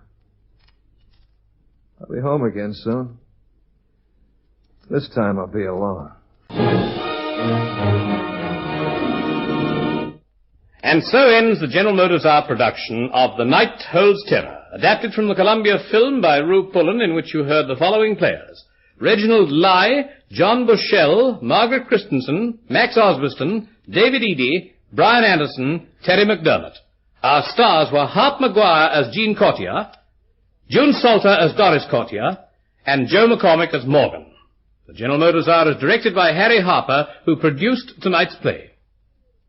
1 week from tonight, ladies and gentlemen, the General Motors Hour will present The Hasty Heart, a tender and absorbing story of a young Scot condemned to die, but unaware of his fate.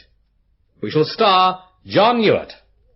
Until then, this is John Deese saying good night to you all from the General Motors Hour, which now signs off from the Macquarie Network and cooperating stations throughout Australia.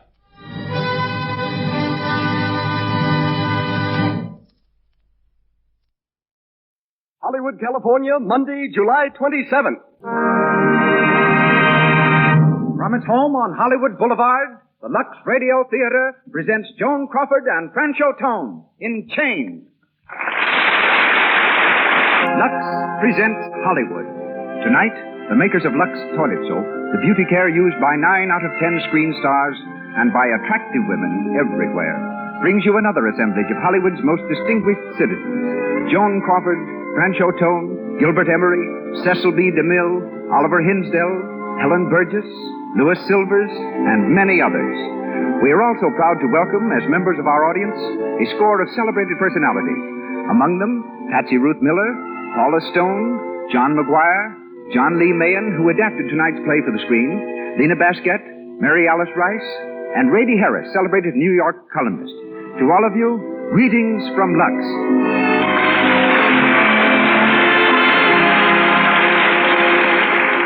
No man in motion pictures holds a record of achievement more enviable than that of our eminent director.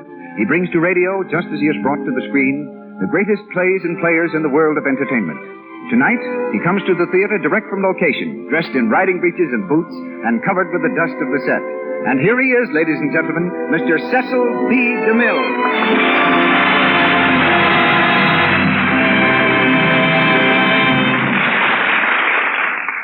Greetings from Hollywood, ladies and gentlemen. Many paths cross and many double-cross in Hollywood. But this is my first professional contact with Joan Crawford and Francho Tone. But I know their history, perhaps better than they do. I can trace it back 150 years. Their romance, which began in 1933, was more than a courtship. It was a coincidence which had its beginnings in 1798, when an undersized Corsican named Bonaparte was lighting the fuse that was to explode all Europe, and an Irish patriot named Wolfe Tone was enlisting French aid in a revolt against England. The sympathies of the French people were with Tone, the handsome Irish rebel. But like most Irish rebellions, his was a glorious failure. He merely laid the groundwork for mutual admiration between the French and Irish. And Francho Tone, a descendant, and Lucille Lesseur, a little French girl, took it up from there. You may never have heard of Lucille. Her first job was at the Kansas City department store. After that, she danced in a Broadway chorus and finally came to Hollywood from a Winter Garden show in New York. A magazine asked its readers to suggest a new name for her. And from the names submitted, the studio chose Joan Crawford. Today, more than 200 babies whose last names range from Ginsberg to McKillicuddy are called Joan Crawford, which will give you some idea of the star's popularity. To all the world, she symbolizes the American viewpoint in clothes and manner. And tonight, the Lux Radio Theater presents Chained, starring Joan Crawford and Francho Tone.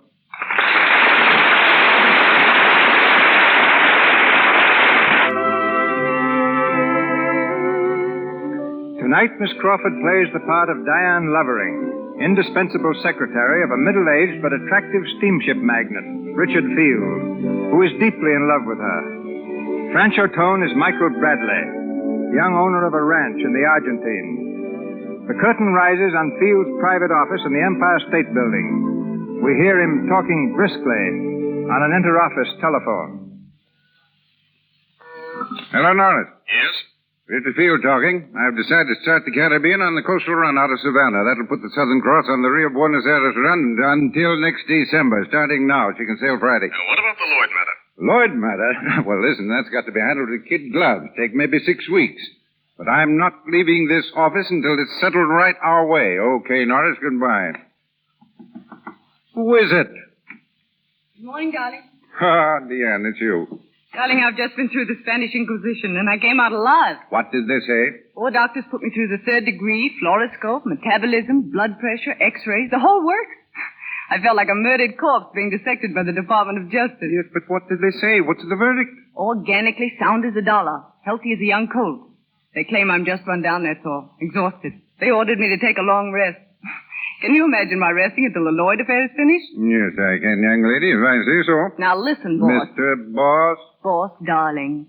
You're a strong man and you set a terrific pace, but I've got plenty of reserve power. We're going to finish that Lloyd deal together. Diane, come here. Do you think I'm going to let you risk your health just for a business deal? After all we've been through together, and now that we both realize how much we mean to each other? Oh, you do love me, don't you? How could I help it? Oh, I keep asking myself, am I worthy of Richard Field? Of all the love and bigness that's in his heart?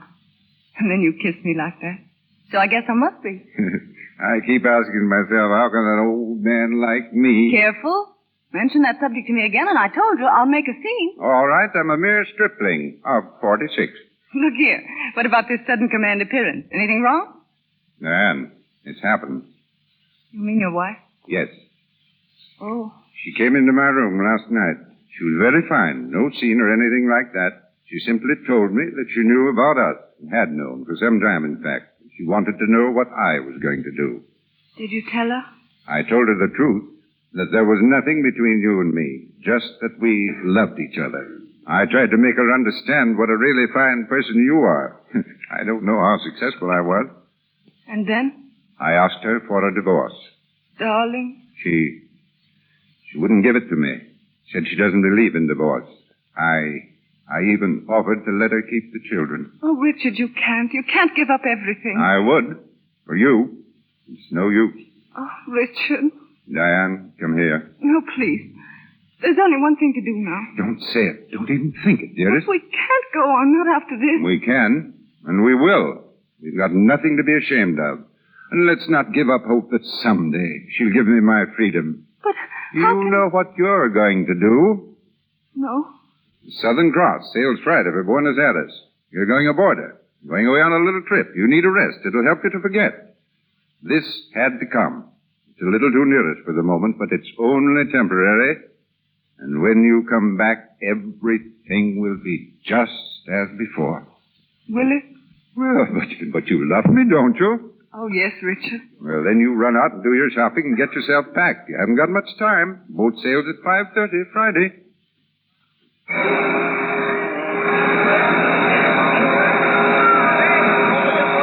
What a lovely boat.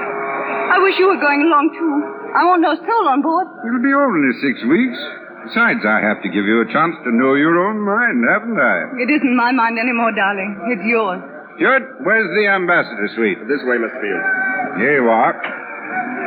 When we take the Southern Cross together, it'll be called the bridal suite. Oh, Richard, look at those flowers. You shouldn't have. Well, they knew you were coming and grew overnight. Stuart? Yes, sir? Mine now is Miss Lovering asked for a water spout. You get it for her. Yes, sir. Oh, here's the chef, sir. Oh, Mr. Field, you want Emile? Emile, this is Miss Lovering. She likes crepe Suzette and thinner than you've ever made them before.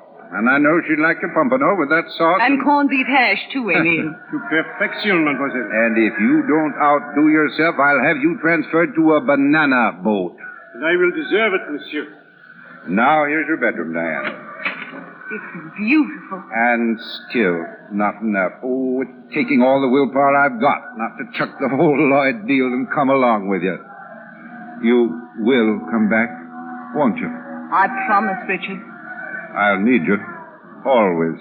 I think I'd crack up without you now. Oh, dear, we won't have time for our cocktail. The minute the ship leaves, you go to the bar and order one. Only a sherry flip, remember? Always a sherry flip, every day at 6 o'clock. I'll have one ashore. I'll think of you, Richard. Goodbye, darling.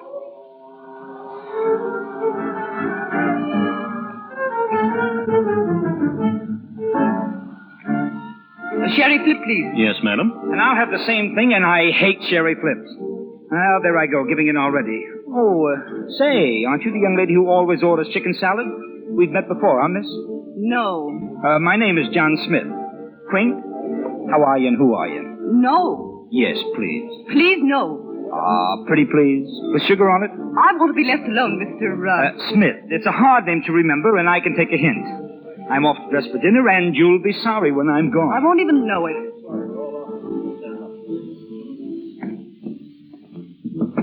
Who is it? It's Johnny Smith, your faithful servant. Where have you been? Oh, in the bar. Now, come on, drop all that housework and come with me and see what I found. She's gorgeous. Congratulations, Mr. Smith. No, they're not in order, Mr. Bradley. She was a little distant, I take it. Straight from the Arctic regions. Is she worth an expedition? From pole to pole. Don't stop to get dressed. We'll start now. Lead on, guide.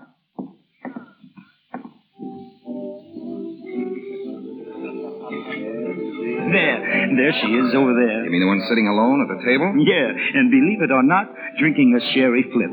Can I pick 'em or can I pick 'em? Sometimes I actually have faith in you again, Johnny. I warned you. She's as cold as a sea lion's nose. And the first thing for you to do is go over and apologize for your behavior. Who, me? I should say not. It'd make me look weak. You don't understand tactics. It clears the decks for future action. Go ahead. I'll be over in a minute to help you out. All right. Okay, Master. I obey. Charming lady, after thinking over my rudeness, I've come to say that... So you didn't leave after all? Oh, but yes, I've been gone a half an hour. I hadn't noticed. How time flies. I've been watching you, my friend. You've been annoying women long enough. Why, you... No back talk now. I know your type, my man. A half hour out, you want to play Frankenstein. Well, listen, you big... I don't know who you are, my friend, but I don't want to see your face on deck again until you can act like a gentleman. You understand? Oh, you... Hey, miss, whatever your name is, this fella is... Steward, find out where there's octopus bunks and lock him up till he's sober. Yes, sir. No, please, sir, Hey, come along. Hey, wait a minute. Let go of me, will you? Hey, wait till I see you. Thank you. I suppose he's really harmless. Allow me. An Irish uncle named me Mike Bradley. Well, good for him. Thank you again, Mr. Bradley. Look here. You're nervous, probably all unstrung over this attack on your privacy. How about another cocktail? Thank you, no. I've had my one for the evening. Well, I'll see you at dinner. I'm having dinner in my cabin. I'm turning in early. Then I'll see you around tomorrow? In the swimming pool? Perhaps, if I decide to go in.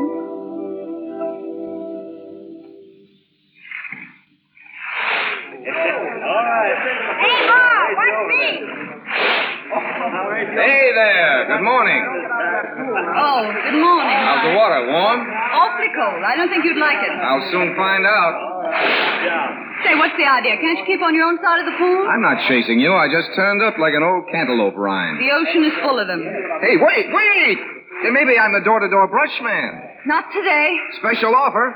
Full set of kitchen brushes and a set of Charles Dickens. I haven't got a kitchen. How about a set of Dickens without the brushes? I couldn't afford it. You see, it's a contest, ma'am. The one that sells the most brushes gets sent away on a vacation. And the more you sell, the farther they send you? That's right. Hey, give me all you got. Yeah? Oh.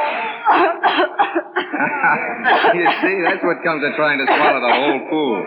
Here, let me slap you on the back. Oh, that's enough. Unhand me. You know, your eyes are very large and beautiful.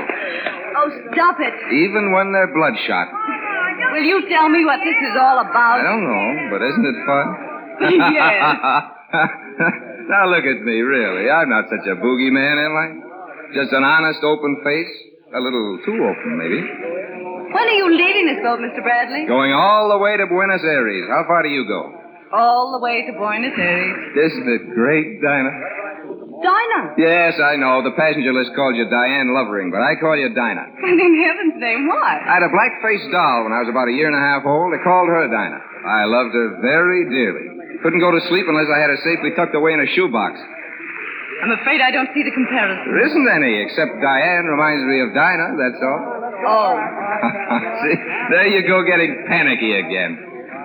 I'm out for last, Dinah, that's all. Good. And you'd look pretty silly in a shoebox, anyway. Very silly. And I'm not 1.5 years old anymore. Oh, I see. You're just backwards. Would it be forward of me to invite you to have a cocktail with me? Sorry, but I'm going to bed at 6 o'clock. Without your dinner? I'm having it sent to my cabin. Okay. Then I'll meet you in the bar at 6, and we'll have dinner afterward.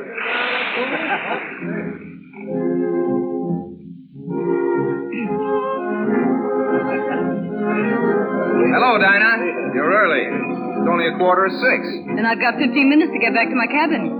Now, how about just one cocktail? Well, I'll have a sherry flip. Sherry flip?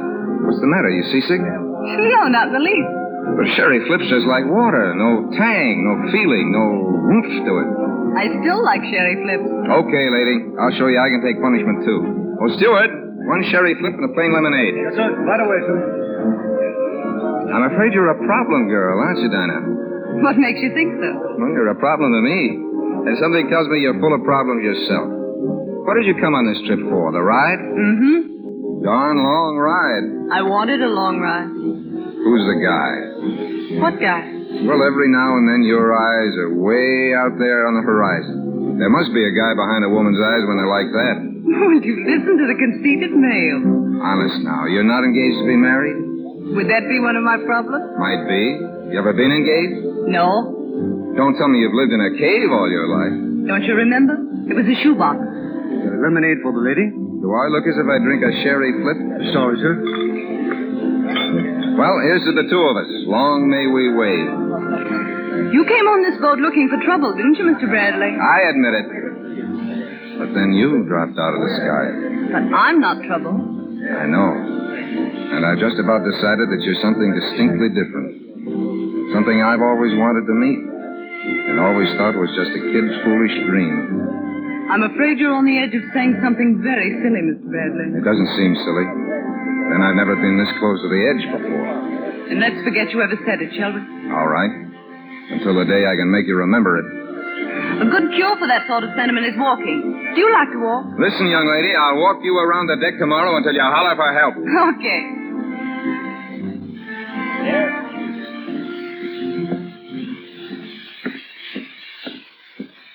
20 times around so far. How are you holding out? I haven't even started. Then let's go a little faster. Oh, What for? Because there are a couple of long-legged old schoolmoms that look as if they want to race us. Oh. Good morning. Miss Weebles and I have just about decided that you two set the nicest face on the deck. We like to walk fast. So do we. I think we make a nice little squad. You might say, we'll all have to do this every morning.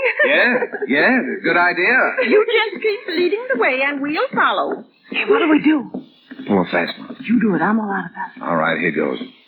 Oh, look at the whales. Where? Right alongside the ship. There must be 100 of them. Oh, I don't see any. No? There aren't any whales there, Mr. Bradley. I'm afraid you're mistaken. No whales? Are you sure? Not a whale. Nothing but ocean. Gosh, you don't suppose...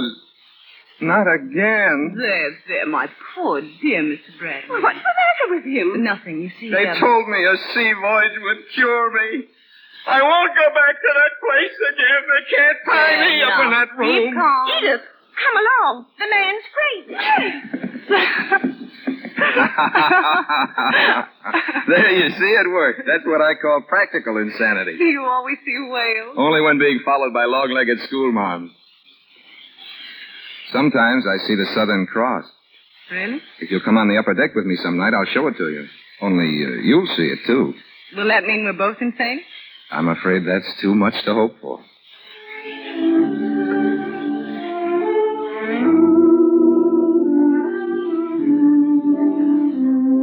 It's glorious. Where's the Southern Cross? Right up there. Where? There. Right along the line of my finger. Oh, I see. Oh, how beautiful. You're telling me. We're looking at the Southern Cross, Mr. Bradley. You speak for yourself. I'm going to do all the looking at you I can our last night on board ship. Are you coming out to my ranch in Buenos Aires? I'm afraid I won't have time. I've only 2 days and I've some shopping and things to do. Where are you stopping? With some friends. Who are they? The Wilsons. The Wilsons? I never heard of them. I've lived there 10 years, know everybody in town. Pick another name. No, really. They moved down last winter. Now, look here, Dinah. What's behind all this? Are you still scared of me? Why should I be scared of you, Mr. Bradley? I asked you, Dinah. Oh, it's all wrong. We weren't meant to end this way. We weren't ever meant for anything else. Goodbye, Mike Bradley. I'll think of you often, and good luck. All right. So long, Dinah. Just the same old thing. Shipboard friends and never see each other again, right? Right? I don't believe it. Oh, but you must. I don't believe it. So long, Dinah.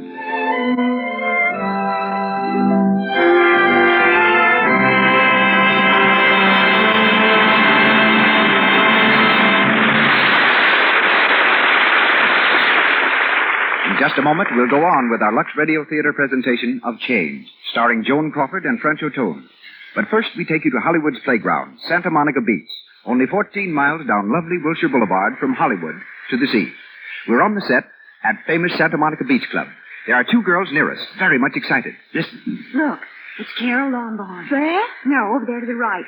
They say she's crazy about the water. Swims beautifully. Doesn't she look slick in that bathing suit? Mm-hmm. Some low cut.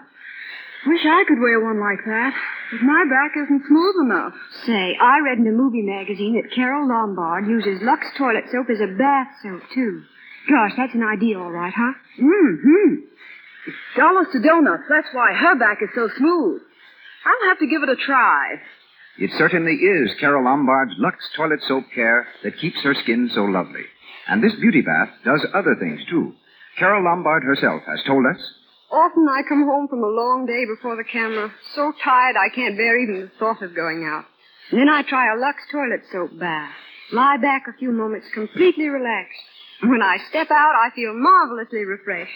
And I love the delicate perfume Lux toilet soap gives my skin. Lux Toilet Soap has an active lather that carries away from the pores all foreign matter, every trace of dust and dirt. It protects daintiness. Lux Toilet Soap's perfume is a blend of 34 costly scents. But because so many millions of cakes are sold, the cost of this fine soap is brought way down so that any girl's shopping list can contain the words, 6 cakes of Lux Toilet Soap, please.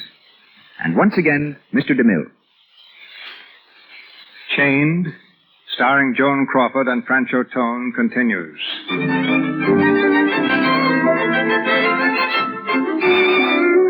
It's the following morning, and Diane thinks she has escaped from Mike by telling him she's visiting the Wilsons, some non-existent friends.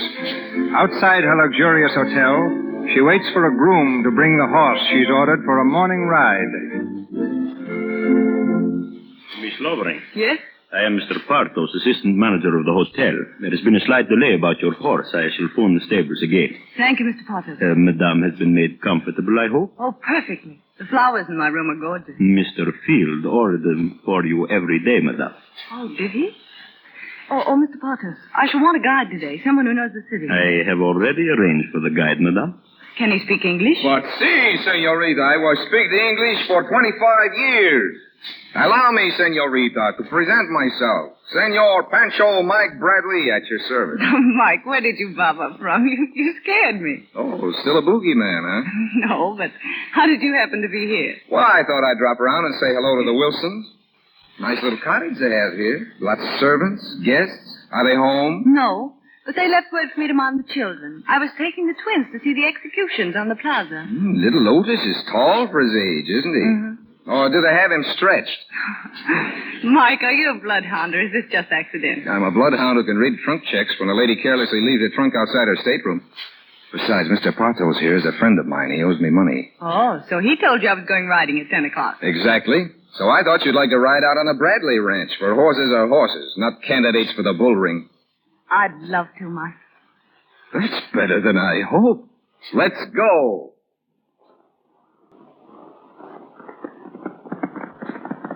Mike, let's slow down to a gallop. All right. Oh, boy. Oh. Quiet. Let's get off and rest a while. I brought a couple of thermos bottles of cold tea in my saddlebag. Tea? On shipboard, lemonade and sherry flips. On the Pampas, cold tea. I forgot to ask the name of my horse. Chili con carne. I'm glad to meet you, Chili. Hey, you got a cold, wet nose. Tell her she shouldn't smell so nice, Chili. Where do we hitch them? To a blade of grass? Just throw your reins over his head. He'll stand like a sentinel. Nothing like cold tea on a warm day on the Pampas. Quenches thirst, peps you up, gives you that relaxed feeling. Yeah. Are you going to sell these horses? Not Chili con carne. Chili's grandma once won the sweepstakes for me and saved the mortgage. Isn't it quiet out here? Not a human being or a house in sight. Yes, quiet and harmless, like a day nursery. And you had to lie and run away from me. Why? I should think you could guess, Mike. Diane. No, please. Let me go, Mike. Oh, my darling. You see, there's nothing to run away from, is there? No. Just then when you kissed me, you and I reached high above the earth. I don't know where, but we were all alone together where nobody else will ever be. It's going to settle down up there. Right in the sun, where we can feel it beating down into us. However you spell it, it's love. Whether there's sun, or moon, or rain. On the boat. Did you really know so soon? I've known about somebody like you ever since I could think. When did you know? I never thought about anybody like you. So I guess it must have been the minute I saw you. You're going to see me from now on, Mrs. Mike Bradley. Oh, Mike. Now I know that's what I've wanted to hear you say. But I've never dared let myself think about it. What have you dared think about? Everything. Your arms around me. Everything except being Mrs. Bradley. Why? Because perhaps I'm that kind of a girl. You're going to tell me about some dark, silly past that doesn't concern you and me. If that's so, I hope you won't want me to start in. No. I'm going to tell you about the present. There's no present, except you and me. There's another man. I've promised to marry him. That's the man I said was behind your eyes? Yes, but you don't see him there now, do you? No. Have I forgotten he was ever there? I can't just forget that way. I know. But I've never really known anything until you put your arms around me. You see, I thought I loved him, Mike. He's gentle, honest, dear. And I owe him everything. This trip. I even owe him you. Well, you've got to write him a letter right away. No, I've got to go back and tell him face to face. No, that's only an unnecessary ordeal. It wouldn't be fair if I didn't. You see, he didn't run out on me, and I couldn't run out on him. If I see him myself, I can make him understand. We couldn't be happy any other way, could we, Mike? I suppose not. You've got to go back and tell him. But Diane, darling, please hurry back.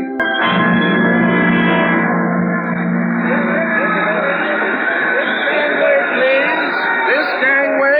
Oh, Miss Lovering, here's your landing card. Thank you. This gangway, please. Diane. Richard. Darling. Oh, my dear darling. How are you, Richard? Here, let me look at you. Why, it's almost worth letting you go away just for this moment. Come on, let's get out of this crowd. I've got the cart outside. What about the custom? Oh, I've attended to all that. You've got the courtesy of the port. This way, darling.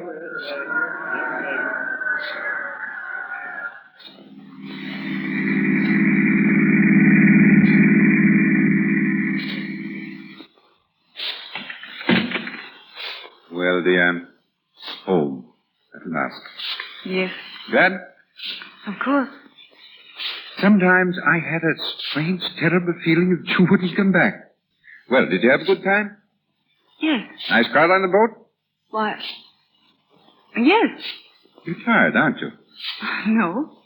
Maybe a little excited about getting back.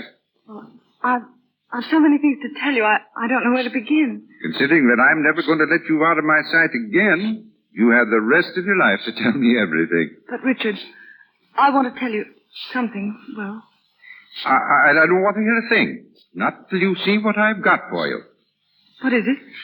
Here. It's your welcome home present. It's a wedding ring. Take a look at this morning's paper and see what you think. Listen. Shipping magnate divorced. Mrs. Richard I. Field, wife of Field Line Head, now in Reno. Oh, no.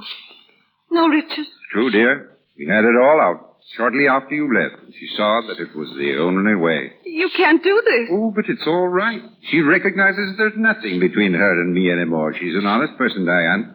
So, it's all settled. Darling, we can be together always, now. Always? Well, what's the matter? Don't you believe it yet? Well, it's just something I never counted on. At one time, I never even dared hope for it.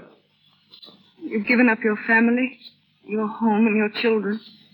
You must love me very much. Your being away showed me I love you more than I ever knew. Every hour empty. Couldn't do a thing downtown, just wondering about you and what you were doing, waiting for you to come back. Am I really that much of your world? You're all my world. If I ever lost you now, well, we don't even think of that. No. We mustn't think about that ever again. No. What was it you wanted to tell me? Nothing. Nothing important. Richard? Yes, dear? When are we going to be married?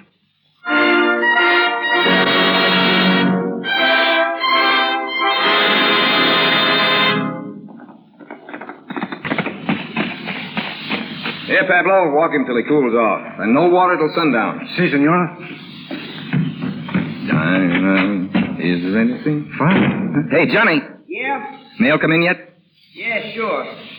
It's a letter from New York in small feminine handwriting. You know, it looks awfully thin to me. Shut up and hand it over. It's her first letter. Why, Mike. Mike, what's the matter? Nothing very much. No. Really nothing at all. It just seems there was a first-class chump in the Argentine. His name's Mike Bradley. You mean... I mean the works. She's taken a run-out powder. She's married that guy in New York. Oh, gee, that's tough, Mike. It looks like all women are the same, doesn't it? Yeah. Only most of them aren't so frank in admitting they're only out to make a sap out of a man. Well, I never dreamed it about her. It's brutal. Sure, everything seems brutal when you're on the loser's end of it. But I guess I'm well out of that one. Oh, how does a dame like that figure things anyway? Can't she recognize a real guy when she sees one? That's not the point. She's got what she wants. She'll live up there in New York, spending her days buying furs and diamonds to show off in the evening at nightclubs. Probably her husband's a good guy, too. Just another sap. Only he doesn't know it yet. Is there anything I can do about it, fella? Sure. If I ever go up to New York again, Keep reminding me that Don Juan and Casanova had the only real slant on women. Love 'em and leave 'em.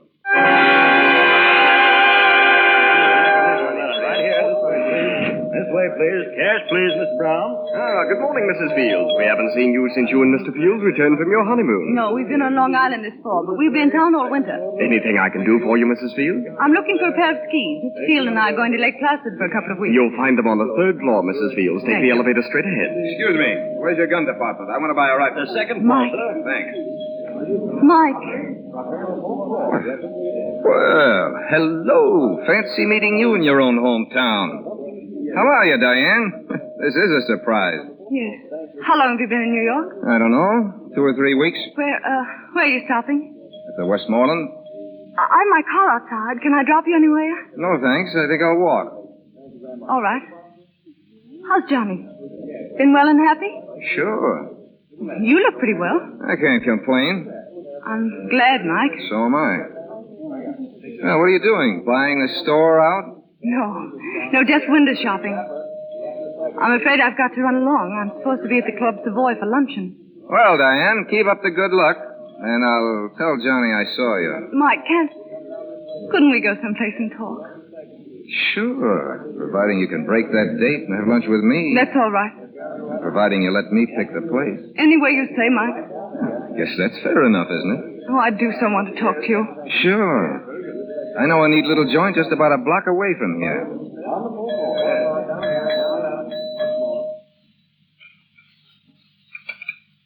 The luncheon, it was satisfactory, monsieur? Excellent, Felix. And I like your little private dining room. A nice, intimate feature that New York should have borrowed from Paris long ago. Quite so, monsieur. Quiet and, as you say, intimate. Liqueur, madame? No, thank you. No. No, Mike. Anything else? No. Very good. Well, Mrs. Field. First time you called me that. Okay, it's the last. But while we're on it, how's it working out? Why, splendidly. For you and for him, both. Why, of course. That's fine. How's his health? Why, do I really deserve that much, Mike? I'm sorry. If you felt that was below the belt, I didn't mean it. Skip it. You skipped. But I see you're still the same healthy girl, aren't you? Not a doctor's bill, not a dentist's appointment, not even... Not even the sun. What, Mike? The sun. Don't you remember? We went a little balmy under it once. We were going to settle down in the Argentine for life or something.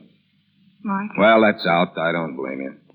But we'd blame ourselves if we didn't take an hour or two of it now that they've stopped the clock for us. You don't mean that, Mike. You can't mean it.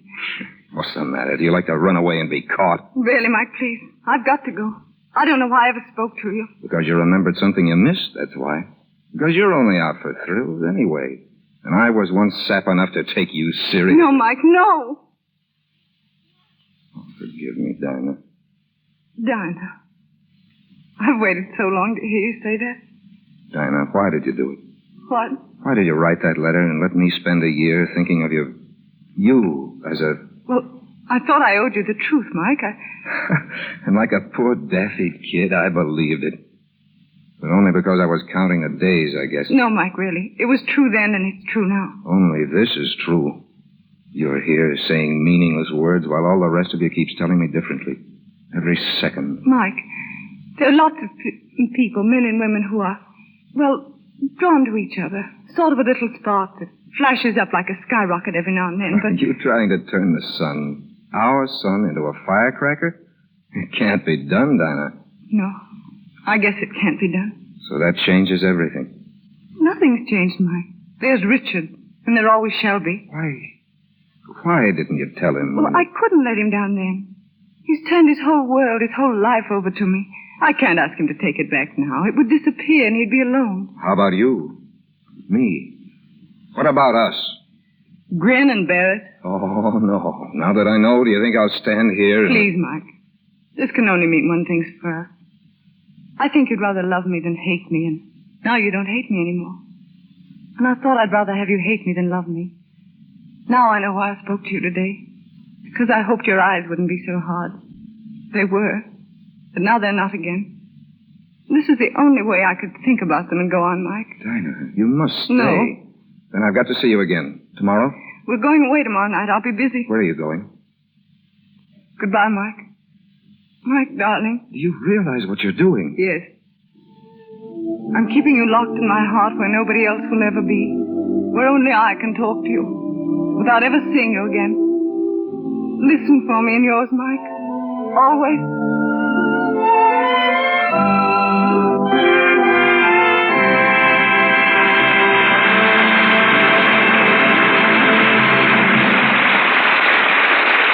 Pause for station identification. This is the Columbia Broadcasting System.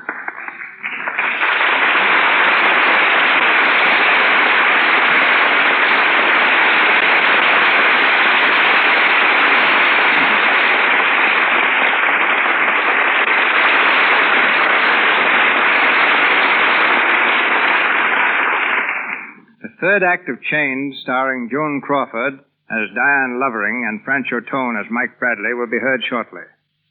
For the first time in 25 years, I've broken an ironclad rule and given an important role to a person who has never been before a camera. The exception to the rule is Helen Burgess. I noticed her in the studio restaurant and saw what I thought was a distinct mark of genius. She had a contract with Paramount, but there was small chance of her ever appearing in an important part. And she had yet to see the inside of a studio soundstage. I gave her the very important role of Louisa Cody, Buffalo Bill's young wife in The Plainsman. I'm not going to prophesy whether or not she will be a great success. You can decide that when you see her. She comes to the stage of the Lux Radio Theater direct from the set in costume and makeup. And a week's work with Miss Burgess has shown me that my confidence is justified. A little girl with a great talent, Helen Burgess.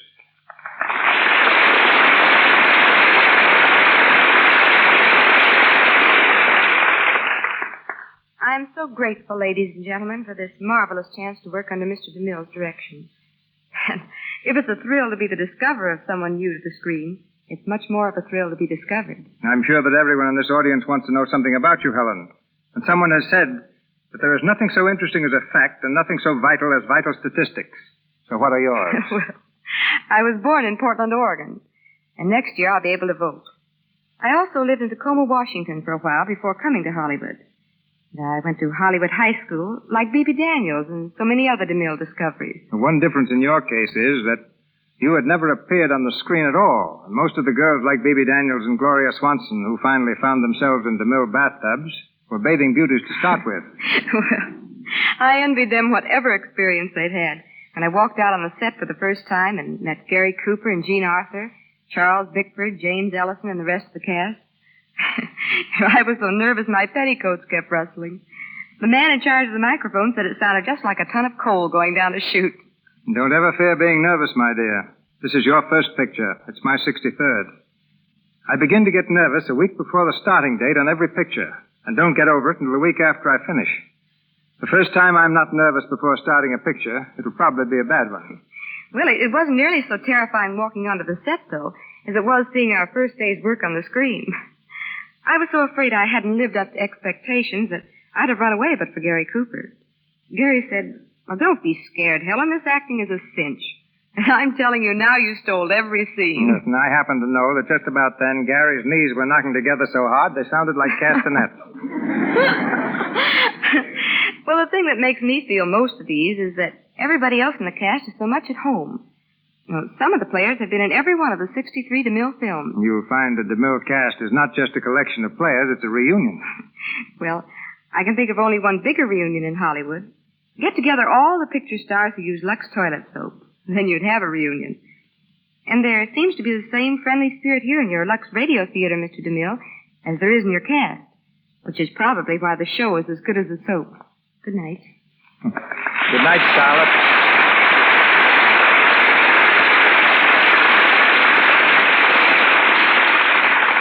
We continue the Lux Radio Theater play Chains, starring Joan Crawford and Francho Tone. It's the evening after Diane's unexpected meeting with Mike. She and her husband are at home, dressing for dinner. Diane, Yes, Richard? all packed to go to Lake Placid tomorrow? Almost, but don't worry. Amy never forgets a thing. Good gosh, I'm hungry. What's for dinner? I really don't know. Aha, beginning to forget your wifely duties already, eh? Yes. I mean, it won't happen again, Richard. Get your skis today? Skis? Oh, now isn't that silly? I forgot all about them. So that's my girl with the efficient head for remembering. Been talking about skis all week and then goes and forgets them. I'll ask him to send some up by express. Are you all through at the office? All cleaned up. Good. Then you sleep late in the morning and stay around the house with me until we leave for the train. Can't. It's a Board of Governors meeting. Clubs. As long as I'm in town, I've got to attend. Richard, Yeah. I've got a marvelous idea. Name it. Let's not wait for that stuffy train trip tomorrow night. Let's get to bed early, get up early, take the open car and every fur robe in the house and motor up. If we leave by 7, we can make Placid by 6 in the evening, no matter how much snow. Pretty cold ride. Oh, it'll wisp the cobwebs out of our brains. Say, what makes you so anxious to get away on our little holiday? You? I make you anxious? What's eating you anyway? You've been talking in riddles ever since you came home today. Have I? Well, it's just that I want to be with you, alone. Just us two together. Away from the whole world. Oh, I can't explain what I mean. Why, Diane, I believe there are tears in your eyes. Darling, I'm really touched. We can motor up, can't we? I'll say we can. We'll run away from everybody and everything. Oh, thank you, Richard. Morning, James. Are we glad we're here, or aren't we? It's very invigorating, sir. Mrs. Field still out skiing? Yes, sir. Oh, sir, a gentleman phoned by the name of Bradley. Bradley? Don't know any Bradleys. Want me? Yes, sir. I told him I never disturbed you until he came downstairs, sir. Then he asked for Mrs. Field. I told him she was out. And then, before I could ascertain his business, he said he was coming right over. Right over? Where from? From the village, I presume, sir. Ah. Kidney stew. Was this your noble idea, James? Mrs. Field ordered it, sir. James, I'm a very fortunate man. Yes, sir. If that's that fellow Bradley, show him right in. Yes. I'm Michael Bradley. Is Mr. Field in? Yes, this way, sir. Mr. Field is expecting you, sir. Mr. Field? Yeah? Mr. Bradley? Yes. Well, you look fresh from civilization. Came up on the night train. Sit down, won't you? If you'll excuse me, I'll go right on with my breakfast. All right, James. By the way, Mr. Bradley, have you had yours? Thanks. I think you'd rather this would be private, Mr. Field. Well, very well. James, I'll call you when I want to. Yes. Mr. Field, there's only one reason I felt I could come up here to see you. And that's because your wife told me you dealt with things pretty straight. My what? Oh, you know Mrs. Field. I'm in love with her. What? And she's in love with me.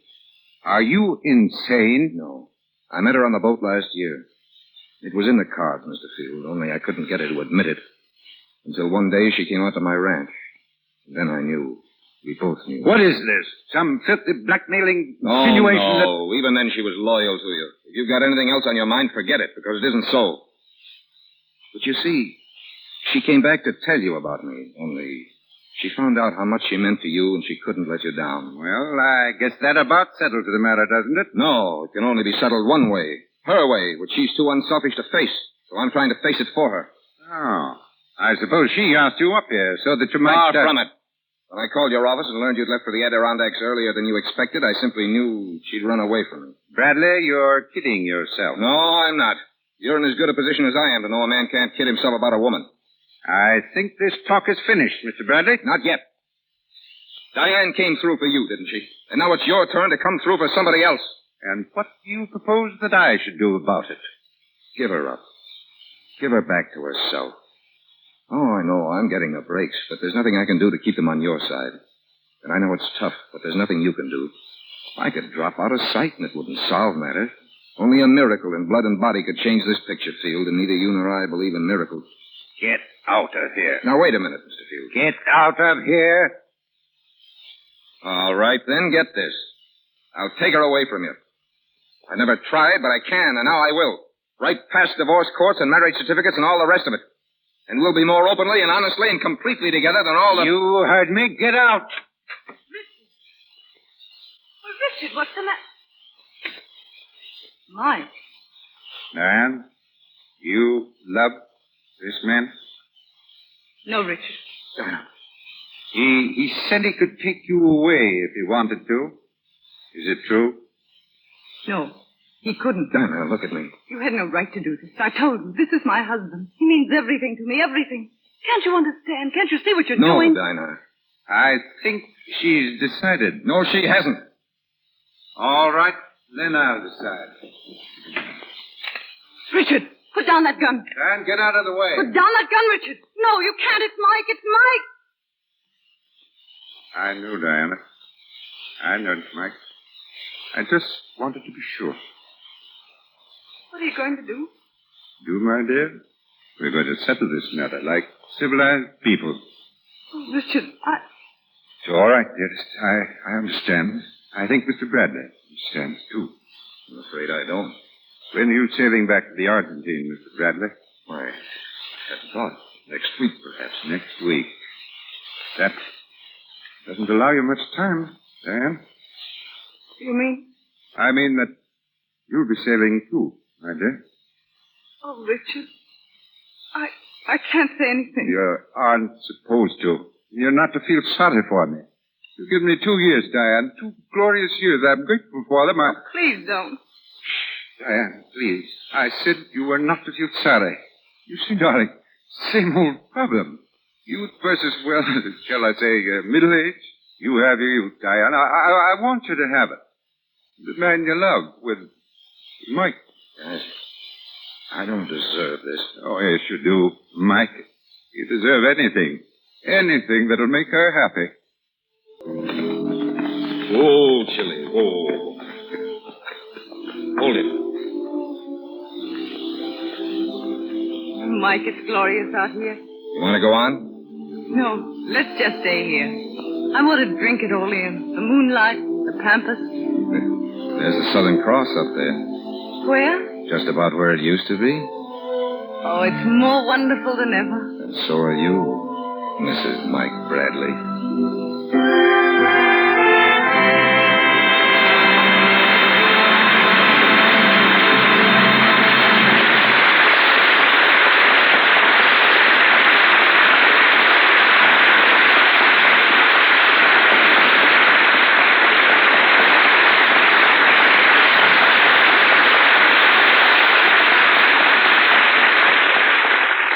Chains are broken, and our play comes to its close. But Joan Crawford and Francho Tone will be back in a moment for a curtain speech. 2.5 million letters and postcards from movie fans are received at the studios each year.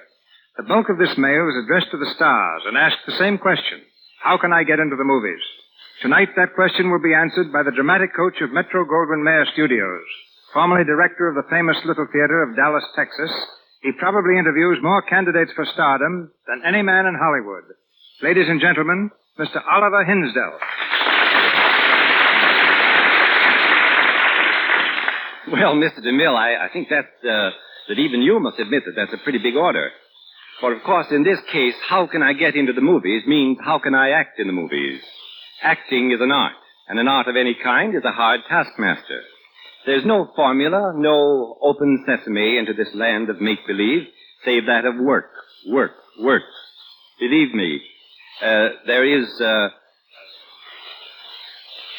in addition to this prime requisite of work, the requisites and requirements of imagination, idealism, sincerity, a knowledge of life, true love of mankind, and a good appearance. These requirements are so essential and so seldom found in one person that when I came to Metro-Goldwyn-Mayer, they told me that they would be well satisfied if I found even one promising actor. In 5 years. Well, we've been perhaps a little more fortunate than that. One must have more than a love for acting. He must be willing to leave all for it, even to go without food for it, to think and to live nothing but theater. It's not merely a place to show off a good voice, a good profile, a fine figure. We must be careful lest our urge for the art of the theater is not confused with the desire for self-exploitation. When we have reached the stage in our thinking that we ask nothing of the theater but are willing to give all to it, then we may know that the urge is real and cannot and will not be denied. There's no one key that will open the gates, but a combination will, perhaps. Find that combination and you will enter. But once in, the real work only just begins. Here are a few of the combination numbers. So to speak, the aspirant must have a broad vision and understanding, a cultivated mind. He should know history, literature, painting, sculpture, music. He should know his Bible. His body must be healthy, active, and must respond to his bidding. A fine, clear complexion which denotes health, vigor, vitality. And there is no better way to a clear complexion than a clear skin. And I know of no better way to a clear skin than by the use of pure toilet soap. Lux toilet soap, for instance. You do not need to be beautiful. Marie Dressler and Wally Beery never won beauty contests. If you are beautiful, don't be misled into thinking that that's all that it requires to get into the movies. The ranks of Hollywood unemployed are full of those with nothing but beauty. I've tested at least 100,000 young men and women for this screen, including those that I've judged from photographs and written reports. Of these, only 17 have made the grade. Among them are Jean Parker, Robert Taylor, Irene Hervey, Martha Sleeper, Mary Carlisle, Robert Young, Betty Furness, Michael Whalen, Virginia Bruce. Some of the others are already equally well known. Others you may never hear of. If you are still determined to go into pictures, take whatever opportunity you can get. Go to the little theaters or any amateur group in your neighborhood. Start in, if necessary, by sweeping the floors. Paint scenery, understudy, be a prompter, do anything. And don't worry. If you think, perhaps, that I have painted a dismal picture, bear in mind that every major studio spends thousands of dollars yearly scouting the country for promising performers. We always need talent. Your big chance will come when you are ready to accept it, and only then. Good luck, and good night.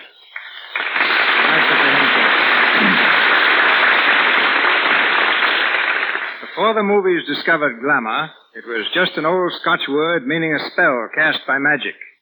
But a good two-word definition of the term today would be Joan Crawford.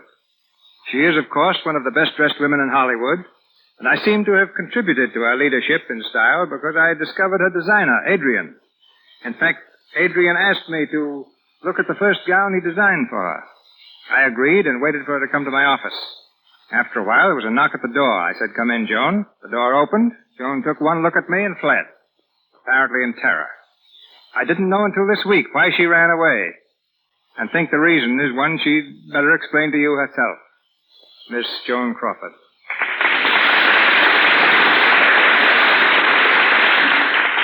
To tell the truth, I was scared to death of Mr. DeMille. I had visions of entering a room in complete darkness and suddenly finding myself underneath a blinding spotlight with Mr. DeMille seated on a throne and shouting, "It won't do." The shock of finding him a human being was too much. I had to run. Yeah. It's time to do something when beautiful women run from you like they do from Harpo Marx. But no need to apologize, Joan. Your performance tonight makes up for everything. My congratulations to you also, Francho. It's been great playing on a program that Joan and I listen to so often, CB. And I'd like to congratulate you on the way you speak. Joan and I call you the final G-man, because you never drop a final G. And I speak an entirely different language on the set. Out there, Jenny isn't a girl's name. It's an electrical generator. A hi-hat isn't something you wear. It's a camera stand. A lily isn't a flower. It's a good take or scene. I once asked a new assistant director to rush a lot of babies on the set. In 10 minutes, he was back with about 50 children. And what I wanted was some spotlights. You learn more in pictures with a new language.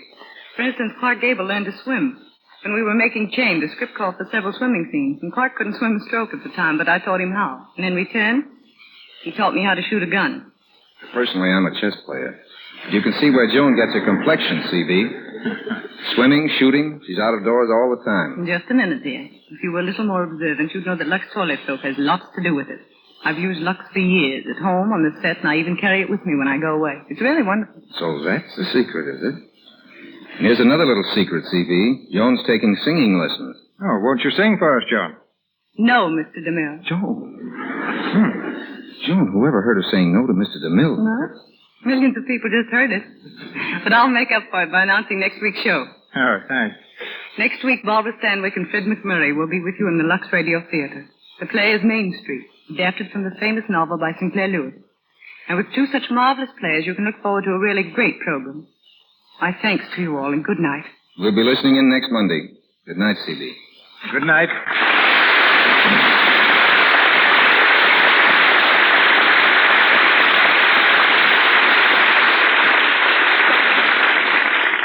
Thank you, Miss Crawford and Mr. Tone. And lots of success to both of you in your new Metro-Goldwyn-Mayer picture, The Gorgeous Hussy, soon to be released with Robert Taylor, Lionel Barrymore, Melvin Douglas, and James Stewart. Our cast tonight included Gilbert Emery, Wally Mayer, Lou Merrill, Frank Nelson, Margaret Seddon, Walter Solderling, and Leora Thatcher. Miss Crawford, Mr. Tone, and Mr. Hinsdale appeared through courtesy of MGM. Our play, Chained, was based on the MGM photoplay of the same name, which starred Miss Crawford and Clark Gable. Mr. DeMille and Miss Burgess appeared through courtesy of Paramount, and Mr. Louis Silvers, 20th Century Fox, where he has just completed the musical arrangements for To Marry with Love. And now, Mr. DeMille. As Miss Crawford announced, our play next Monday night is Main Street, starring Barbara Stanwyck and Fred McMurray in this modern classic by Sinclair Lewis. Our sponsors, the makers of Lux Toilet Soap, join me in inviting you to be with us at that time to welcome Miss Stanwyck and Mr. McMurray. This is Cecil B. DeMille saying good night to you from Hollywood.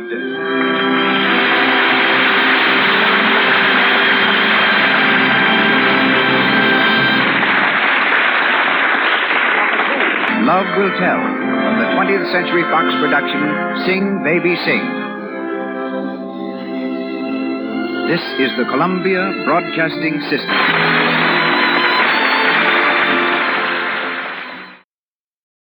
We're approaching our 7th hour of the nighttime show. I'm Greg, and you're listening to WOTR Radio.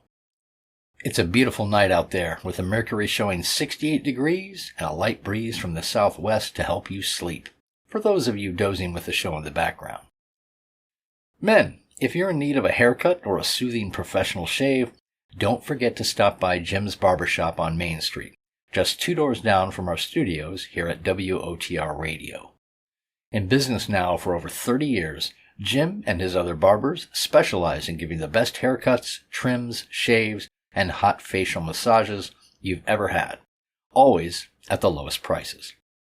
And if you're looking for a great lunch at a great price, stop by Landry's Diner on 1st and Main Street for their week-long pulled chicken special between 11 and 2. For just $5.99, you get a huge hoagie bun filled with delicious slow-roasted barbecue pulled chicken, a side of either corn or green beans, and a beverage of your choice. Mouth-watering eats for a very low price. All right, let's dive into our last 2 offerings for you listeners. First up, The Ford Theater, which was another dramatic anthology show that ran from 47 to 49 with Ford Motor Company as the sponsor, and then their adaptation of the famous Broadway play and 1931 comedy film, The Front Page, starring the great actors John Larkin, Everett Sloane, Ed Begley, Ted Osborne, and Mary Patton. A really great story about newspapermen from back in the day, with lots of dark humor and terrific acting. And then our last show for you on the nighttime show, The Believers, from NBC Radio Theater. This is a drama about a woman who believes her family is cursed. She moves to the city, gets a job, turns down her 3rd marriage proposal, and then finds out that the suitor was killed in a car accident, just like the previous 2 suitors. It starred Celeste Holm, Eddie Albert, Lee Bowman, Madeline Carroll, and Gloria DeHaven. This was originally broadcast on April 29th, 1959. Dear listeners, enjoy. This is the Ford Theater, a full hour of radio drama. Our play this afternoon is the famous Broadway and motion picture hit, The Front Page. What happened? I'll tell you what happened. Hildy Johnson quit. What do you mean quit? He's a fixture on the Examiner. He goes with the woodwork. All right, but I'm telling you, Hildy's quitting those papers and getting married. I don't believe it. Anyway, I know that managing editor of his, Walter Burns. He'll do anything to keep Hildy. He'll stop that marriage if he has to kidnap Hildy at the altar. The Ford Theater, presented by the Ford Motor Company, makers of Ford, Lincoln, and Mercury cars, and Ford trucks, farm tractors, and motor coaches. In the past 3 generations, millions of Americans have learned to rely on Ford products. For 3 generations, Ford has led the way in the development of more dependable, more economical transportation. Today, in the 3rd generation, more than 8 million Americans prefer Ford products. They know from experience you can depend on Ford. As spokesman for the Ford Theater, may we present the distinguished playwright, producer, and actor, co-author of State of the Union and Life with Father, Howard Lindsay.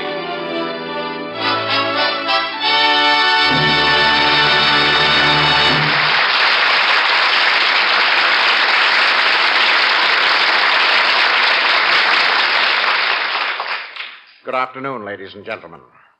Today we are about to hear a rip-roaring story about newspapermen. Ben Hecht and Charles MacArthur's celebrated play, The Front Page. When Gilbert Seldes undertook to adapt The Front Page for the Ford Theater, he was faced with having to crowd the fast and furious action of the original three-act drama into the restricted compass of 60 minutes of radio time.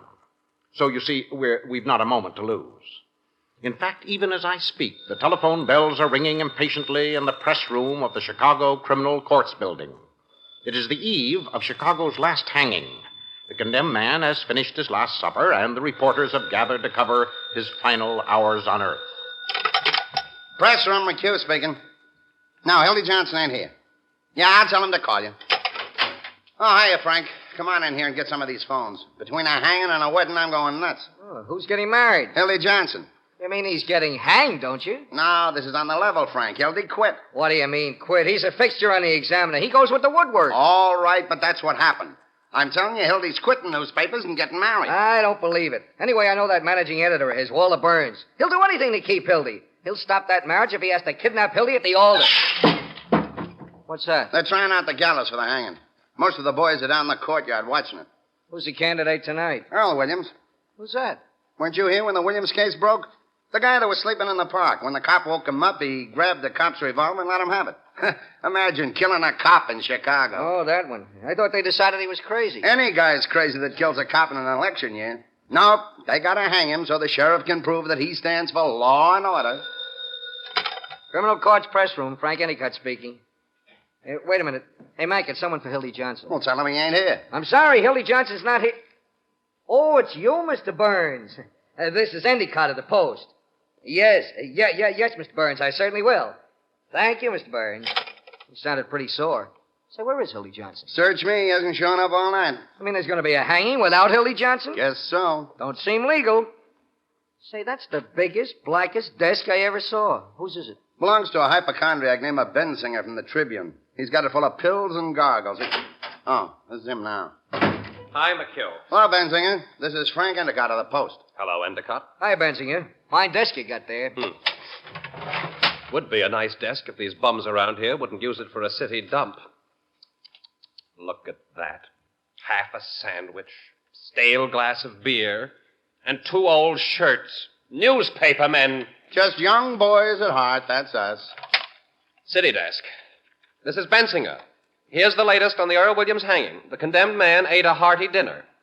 Well, sure, I got the menu. Mock turtle soup, chicken pot pie, hashed brown potatoes, combination salad, and pie a la mode. Make mine the same. No coffee. He was afraid it would keep him awake. Press room, McHugh speaking. Oh, well, no, Bill. No, not a thing. Oh, wait a minute. Yeah, the doomed man ate a hearty dinner. Doomed. No, don't say condemned man. Bensinger is using that in the Tribune. Sure, I got the menu. Noodle soup, roast beef, sweet potato, cranberry sauce, and 2 cups of coffee. Press room, Bensinger speaking. No, Hildy Johnson isn't here. What's that? Peggy Grant? Does he know where to reach you, Miss Grant? You don't say. Well, I'll certainly tell him, Miss Grant. Congratulations. Well, what do you know about that? Hildy's going to get married. That's right. I still can't believe it. That's what the girl said. Well, so long, fellas. Hey, wait a minute. Where are you going? Oh, I thought I'd look around. You're a double-crossing liar. Why don't you get your own news for a change? You mean work at it? What do you think we are? Oh, all right. The sheriff's got this girl, Malloy, that was a witness for Earl Williams. Well, if the sheriff's got her, he wants all the reporters in. You sneak. All right, let's go see this Malloy girl. But it sure ain't going to seem like an interview without Hildy Johnson.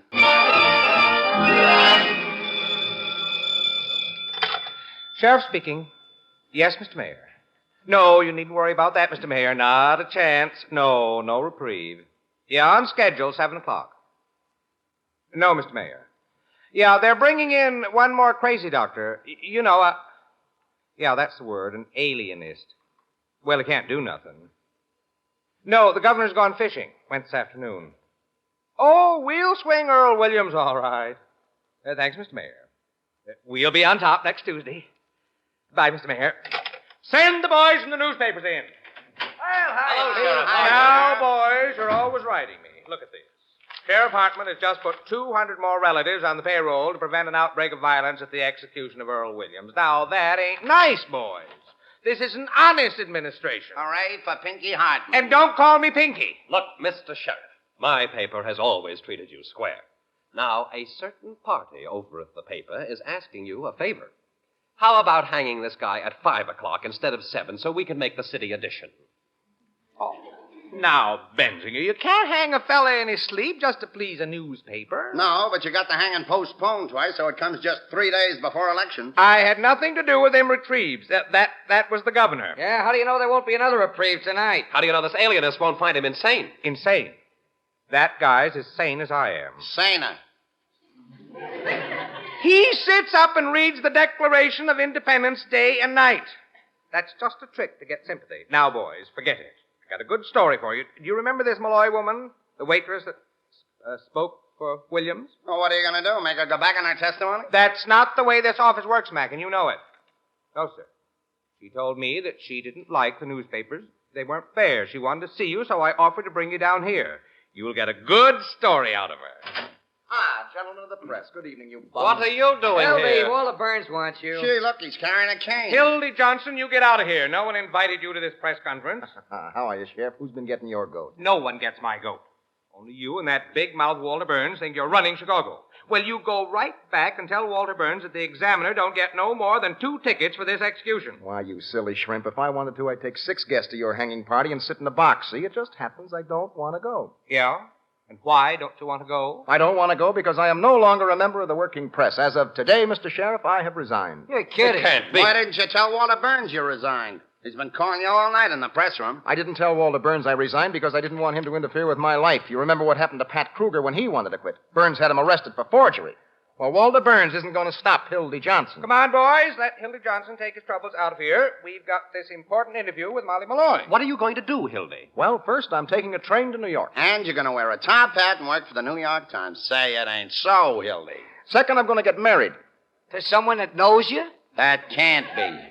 And third, I am going into the advertising business. 150 smackers a week. You mean a month? 150 a week. So goodbye, you broken-down wage slaves, when you're crawling up fire escapes and getting kicked out of front doors and eating Christmas dinner in a one-arm joint. Remember your old pal, Hildy Johnson.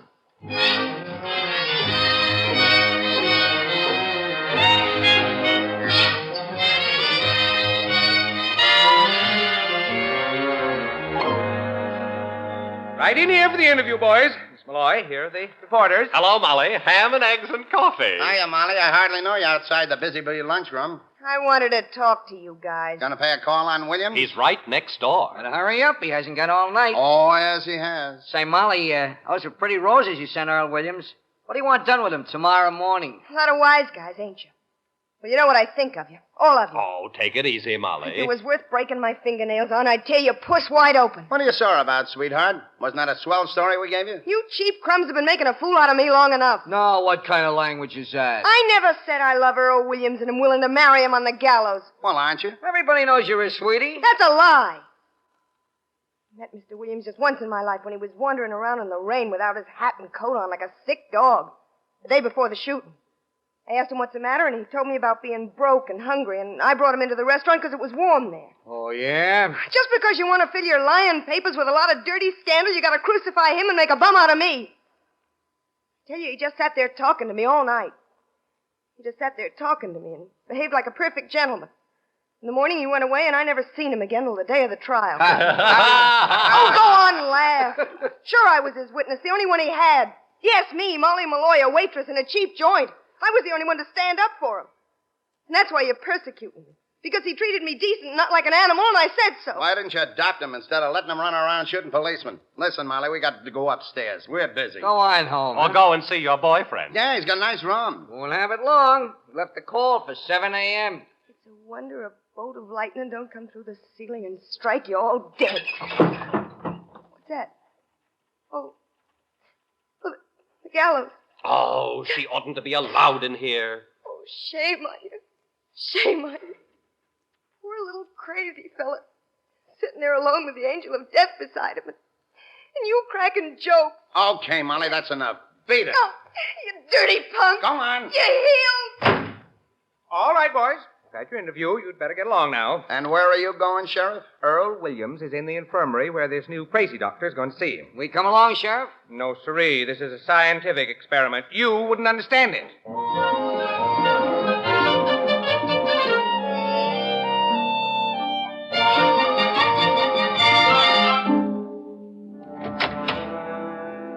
Come in, Williams. Thank you, Sheriff. You know, there's no use going through this. Now, my boy, don't make a fuss. This is Dr. Egelhofer. I feel okay. You are Earl Williams, yes? Tell me, Mr. Williams, you know what is going to happen? Yeah, I know. Ah, good. And you don't care? No, I don't care. You should. That policeman you killed in cold blood, he cared. Mr. Sheriff, you will please to be silent. I didn't kill him in cold blood. I was sleeping in the park. I was having a nightmare, and he woke me up, and I was scared. Ah, now we have it. What was this nightmare? I don't remember. Naturally, you are suppressing this because you do not wish to remember it. I didn't think it was important. Perhaps we could bring this into your memory if we could repeat the events. So, now, Mr. Sheriff, I think we will have what you call a reenactment of the crime. Mr. Williams, you were sleeping on a bench in the park. So, you lie down on the couch there, and I will be the policeman, what you call a cop. And this cop, he has his revolver. I have no revolver. We can get a revolver, Mr. Sheriff? Oh, sure. Good. Now, Mr. Williams, of course, we will not wait for you to fall asleep and have a nightmare, but lie down, and then suddenly I will come and wake you up, and then you must do everything just as it was before.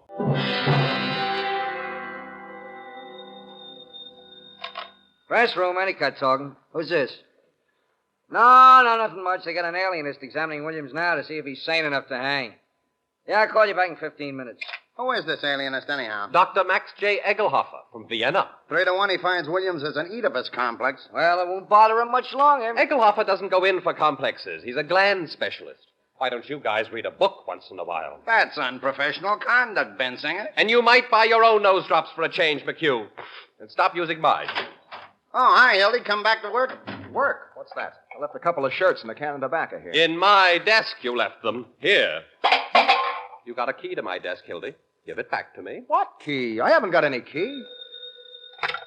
Press room. Oh, hello, Mr. Burns. Wait a minute, I'll see. Anyone here seen Hildy Johnson? What name did you say? Oh, come on, Hildy, talk to him. Wait a minute, Mr. Burns, I'll see. Goodbye forever. Oh, have a heart, Hildy. Burns will keep calling here all night long if you don't talk to him. What's the matter? Scared of him? I'll talk to that maniac. With pleasure. Hello, Mr. Burns. What's that, Mr. Burns? Why, your language is shocking, Mr. Burns.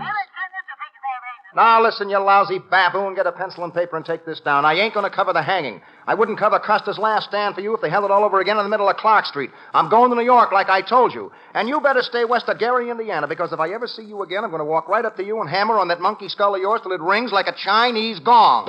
Wow. And that, boys, is what is known as telling the managing editor. I'll say it is. Oh, boy. And I hope that every one of you will do as much when your time comes. Well, the burn certainly sounded sore. That lousy snake. He tried to bust up my marriage. How did he do that? Tried to get me drunk this afternoon, then he got that gangster taxi driver of his and started to drive me all the way to Milwaukee. But I got a flat and I beat it. Now Burns says I can't quit without notice. What am I, a hired girl? You're just the best reporter Walter Burns ever had. Yeah, Hildy. I've heard you say so lots of times. I'd like to work for Walter Burns sometime. Yeah? Well, Bensinger, run right over and try to get my place. I won't stand in your way. They say printer's ink gets in your blood. Yeah, it gets... Say, that fire, Kedzie and Madison, in it? There's a big school out there. Well, who's in school this time of night? What do you care anyway, Hildy? Well, I just thought it might be a good fire, that's all. Well, so long, boys. And if that's Walter Burns again, you know what to tell him. Classroom, McHugh speaking. Who? Oh, wait a minute. Hildy, it's a girl named Peggy Grant. It's my girl. Hello, darling. Why, what's the matter? Oh, but listen, sweetheart, there isn't anything to cry about. But listen, I had business to attend to. Oh, I just dropped in here for 1 second. I couldn't go away without saying goodbye to the fellas. But listen, darling, Yes, I've got a taxi waiting. I've got him right in my pocket, honey. 2 lowers on the 11:15. Oh, now, if you talk like that, I'm going to go right out and jump in the lake. Oh, I swear I will, because I can't stand it. Listen. We're listening. Darling, I love you. What's that? Someone shot. Someone shot. Wait a minute, darling. Hold the wire. After him, boys! Oh, Williams got away! Earl Williams got away, darling. Earl Williams, the murderer. Down the courtyard, boys. Come on. But don't you understand, Peggy? It's a jailbreak. It's the first time in 15 years. Wait a minute. Examiner, give me Walter Burns, quick. Hello, Walter. It's Hildy Johnson.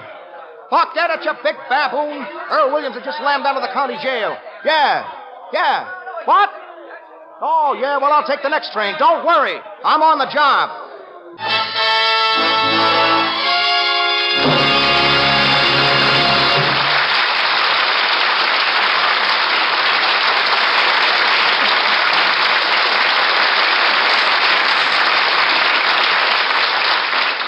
Faced with the irresistible lure of reporting hot news as it happens, Hildy Johnson drops everything and runs.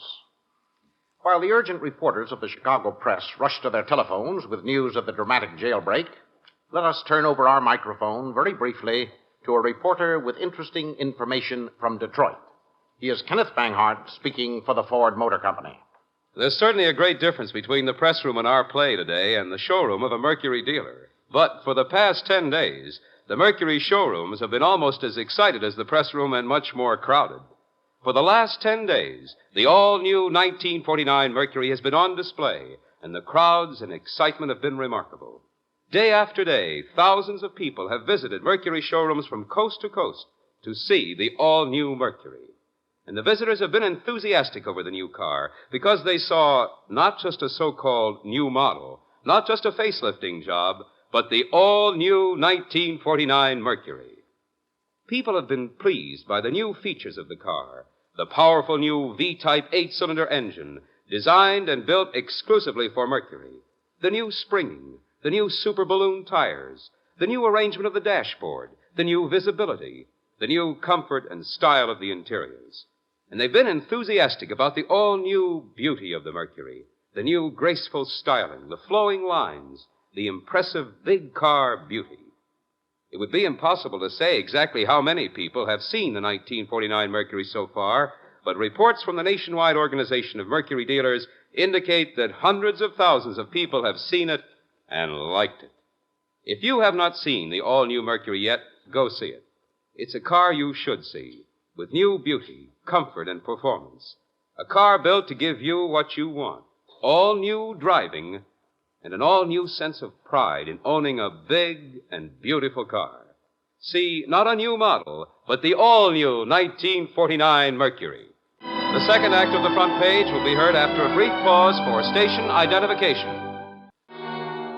Act 2 of the Ford Theater's presentation of the front page. You will recall that on the eve of his hanging, the condemned man, Earl Williams, shot his way out of jail as he was being examined by Dr. Egelhofer, the alienist. The press room at the criminal courts building is filled with a hubbub of reporters calling in their stories. Boss, this is Frank Endicott. Now, here's the story. At 10 minutes after 9, this Dr. Egelhofer was examining Earl Williams. McHugh speaking, what? No one knows where Earl Williams got the... Tribune, Bensinger speaking. He shot Egelhofer in the shoulder and got on the roof through the skylight. Yeah, throwing a dragnet around the whole north side. $10,000 reward has been offered. The sheriff was there at the time of the shooting. Oh, here's something hot. A man corresponding to Earl Williams' description was seen playing first clarinet at the concert in Grant Park. Well, of course, I didn't see him, but Williams is known to be very fond of music. I'm going down to the sheriff, and I'll call you back. Going over to interview Egelhofer. Call you back. Okay, I'll cover it, but he won't say anything. I'll call you in 15 minutes. Hiya, fellas. Got your stories in? Hi, Hildy. You got anything? No, not a thing. I ain't working. You want to come down and talk to the sheriff? No, not me, boy. Okay. See you later. Hurry up, boys. Give me Walter Burns. Walter, I've got it. And I've got it exclusive. I had to pay the deputy sheriff $250. Sure, I'll give you the story, but listen, Walter, I gotta have that money back, and I gotta have it right away. It's for my honeymoon, you rat. Okay, so long as it gets here in half an hour. Now, here's the story. You know, they were reenacting the crime, and they had to have a gun. Now, where would they get the gun? From Peter B. Hartman, B for brains. Yeah, the sheriff. Williams made his getaway with the sheriff's gun. Hold it. Someone's coming. No, it's all right. It's a girl. Hildy. Wait, it's my girl. Hello, Peggy. Wait a minute. Now, get this, Walter. I got you your story, and now I'm going to take the next train out of here, and you tell that guy to run with the money. Oh, Peggy. What were you saying on the telephone? Huh? Nothing. I was just telling Walter Burns I was all through, that's all. Hello, darling. Hildy, you haven't done something foolish with that money. Ah, listen, darling, I can look after a couple of $100, all right? Hildy, if you've still got the money, I want you to give it to me. Oh, you did do something with it. No. Walter Burns is sending it right over. Oh, Hildy. Listen, darling, I wouldn't have had this happen for the world, but it's going to be all right. Now, here's what happened. This guy Williams broke out of jail. Yes, I know. Oh, now, listen, sweetheart, I got the story exclusive, the biggest scoop in years, I'll bet. Do you know how long Mother and I waited out at the house? Oh, Peggy, listen, you ain't going to be mad at me for this. I couldn't help it. Well, you'd have done the same thing yourself. I mean, the biggest story in the world, busting and nobody on the job. I might have known it would happen again. Oh, listen. Every time I've wanted you for something on my birthday, New Year's Eve, when I waited until 5 in the morning. But the big story broke. It's always a big story, the biggest story in the world. And the next day, everybody's forgotten it, even you. What do you mean forgotten? That was the Clara Hayman murder. Now, for heaven's sakes, Peggy, the boy's on his way with the money right now. And my mother's downstairs in a taxicab. If she knew about that money... Oh, it's all we've got in the world, Hildy. Oh, gee, Peggy, you make me feel like a criminal. It's all that Walter Burns. Oh, I'll be so glad when I get you away from him. You simply can't resist him. Oh, for heaven's sakes, Peggy, I've told you what I think of him. I wouldn't raise a finger if he was dying. Now, look, darling, I'll tell you what you do. You go on over to the station and get the baggage checked. And here are the tickets. Change them for the 12:40. Now, Hildy, I'll be along in 15 minutes, maybe sooner. You won't be late. Peggy, I never missed a train in my life. Here, now, you run along. Oh, here's Max. My girl, Max. She's just going. Glad to meet you. How do you do? Give me the city desk. McHugh speaking. Here's the latest on the Williams escape. The mayor is going to make the sheriff resign and kick him off the ticket for next Tuesday's election. Well, sure he can do it. Yeah, I'm going down to the mayor's office right now. Call you back. Hey, Hildy, you want to come down to the mayor's office with me? What? No, thanks, Mac. I'm off the story. I got to wait here for some money. Give me Walter Burns. Walter? Nothing new. Where's my money? My $250. Why'd you tell him to take a taxi? Well, they're waiting for me. My girl and her mother, and I've got to get that train. Now, listen, Walter. If I haven't got my money in 10 minutes, I'll give this story to every other paper in town. Is the sheriff out there? Here I am, Mr. Mayor. Shut the door. Yes, Fred. Gosh, Fred, I'm sure sorry. Pete, there's one thing I've got to know. Did you actually give Williams that gun yourself? Well, the professor asked me for it. I didn't know what he wanted it for. I thought it was something scientific. I couldn't believe it. I can't believe it. Your own gun, loaded, too. Now, listen, Fred, nobody else knows about it. Pete, I've got a mighty unpleasant task to perform. Now, listen, Fred, you're just going to get me rattled. 2 years ago, we almost lost the stockyard boat on account of that story you told at the picnic. Why harp on that now? Now you come along with another one of your moron blunders, the worst of your whole career. Listen, Fred, stop worrying, will you? Just do me a favor and stop worrying. I'm doing everything on God's green earth. I've just sworn in 400 deputies. 400? Do you want to bankrupt this administration? I'm getting them for $12 a night. $12 for those broken-down uncles of yours? If you're talking about my brother-in-law, he's worked for the city 15 years. Pete, you're through. What do you mean? Through? I mean I'm scratching your name off the ticket Tuesday and running Chernicky in your place. It's nothing personal, Pete. It's the only way out. It's a sacrifice we all ought to be happy to make. Fred, I don't know what to say. A thing like this almost destroys a man's faith in human nature. I wish you wouldn't talk like that, Pete. Who's out there? Is Sheriff Hartman in there? Oh, it's for me. I'm Sheriff Hartman. You want me? Yes, sir. I've been looking all over for you, Sheriff. You certainly are a hard fellow to find. Who are you? I'm Pinkham, from the governor, and I've got it. Got what? The reprieve for Earl Williams. For who? Earl Williams, the reprieve. I thought I'd never find you. First, I had a hard time getting a taxi. Wait a minute. Is this a joke or something? It's a mistake. Must be a mistake. The governor gave me his word of honor he wouldn't interfere, and that's 2 days ago. And you fell for it. It frightens me what I'd like to do to you, Pete Hartman. Now, wait a minute. Who else knows about this? They were all standing around when he wrote it. It was after they got back from fishing. Get the governor on the phone, Hartman. They ain't got a phone. Now they're gone duck shooting. Can you beat that? Read this, Mayor. Insane, he says. Pinkham, you know Earl Williams ain't insane. Yeah, but I ain't the governor. This reprieve is pure politics, and you know it. It's an attempt to ruin us. We got to think fast before these lying reporters get hold of this. What'll we tell them? Now, Fred, don't get excited. I've got it. Now, listen, you. What's your name? Pinkham. Sure, Pinkham. Now, listen, Pinkham, old boy. You never got here with this paper that you pretend is a reprieve. You see what I mean? You never found me or the sheriff. Oh, yes, I did. How much do you make a week? Oh, $40. How would you like to have a job for $350 a month? That's almost $100 a week. You mean me? Who do you think he means? Gosh. Now, listen, there's a fine opening for a fellow like you in the city sealer's office. Oh, I couldn't work in Chicago. What? I got 2 kids going to high school in Springfield, and if I changed them from one town to another, they'd probably lose a grade. No, they wouldn't. They'd gain one. They could go into any class they want to. And I guarantee that they'll graduate with highest honors. Well, gee. Okay. That's fine. Now, just put this back in your pocket, and if anyone asks you, you got held up in a traffic jam and you never found it. And one thing, Pinkham, don't talk to no reporters. Mayor speaking. Oh, wait a minute. It's for you, Pete. Right. All right, now, goodbye, Pinkham. Drop around tomorrow. Okay. Sheriff speaking. What? Hold the wire. Hey, Fred, they've got Earl Williams. Where? Right in his own house. Tell him to shoot to kill. But, Fred, about that reprieve, if anyone finds out. I didn't see any reprieve. No one reprieved that policeman he killed. Hello? The order is shoot to kill. And $500 for the guy that does the job.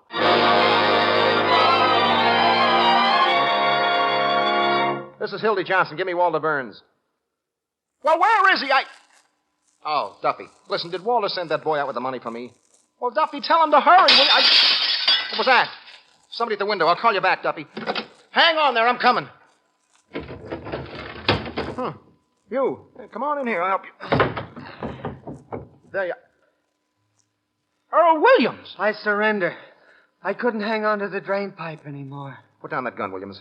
It ain't loaded. I fired all the bullets already. All right, give it to me anyway. Now get away from that window. Did anyone see you come in here? No, I don't think so. I don't care. I'm not afraid to die. See, that's what I was telling the doctor when he made me take the gun. Shut up a second. Let me think. Scaring me, trying to make out I'm a gangster with a mob, telling me I got a complex. I didn't go to shoot anyone. They kept waking me up and scaring me, and the gun is right there. Be quiet. I want to find a place to hide you. No, I don't want to hide anymore. Take me back and hang me. No, wait right here. What an angle. 12,000 cops looking for you when you walk right into my arms. Duffy, this is Hildy again. Tell Walter Burns to get over here this minute. It's a matter of life and death. Tell him I've got the greatest exclusive that ever hit the front page. Now, let's see, Williams. What are we going to do with you? Earl Williams. Hello, Molly. Well, that's done it. Shut that door, Molly, quick. And lock it to make sure no one else comes in. Now, look, you two, we've only got a couple of minutes. All the reporters are out with the sheriff's men, but they'll be back. Now, we've got to find a place to hide, Earl, before they do. Thank you for those roses, Molly. Oh. Forget the roses. We've got to hide you. You're the only person that sent me anything. How did you get here? I came down the drain pipe. I didn't mean to shoot that doctor. What are you going to do? Oh, I don't care anymore. You've got to hide. If you'd stop jabbering about roses. You were wonderful to me, Molly. Me? Yeah. I think you're wonderful. I wrote out a statement, and when I'm dead, people will know. I said you were the most beautiful character I ever met. Yeah? Look, they'll be coming back any minute. Hey, Williams, this roll-top desk. Can you get in here? I don't want to hide. Molly, give us a hand here. Get those things to one side. Gargles, nose drops, aspirin, and a septic. Oh, Bensinger's got a whole drugstore here. Now, Williams, get in there. Earl, go on. Get in there, please. But they'll find me anyhow. Now, look, I'm going to lower the top, but I'll leave you a little air. I'll be right here, Earl. I won't leave you. Keep dead quiet. Don't even breathe. Well, he's safe for a while, anyway. Uh-oh. There they are. Now get this, Molly. If the boys get suspicious, get over by the door. Say that you know where Williams is and then run. What for? They'll chase you, and as soon as they're gone, I'll get Williams away. Well, I don't know, but I'll try. All right, keep your shirt on. Hey, what's the idea? Yeah. Oh, it's you boys. Come in.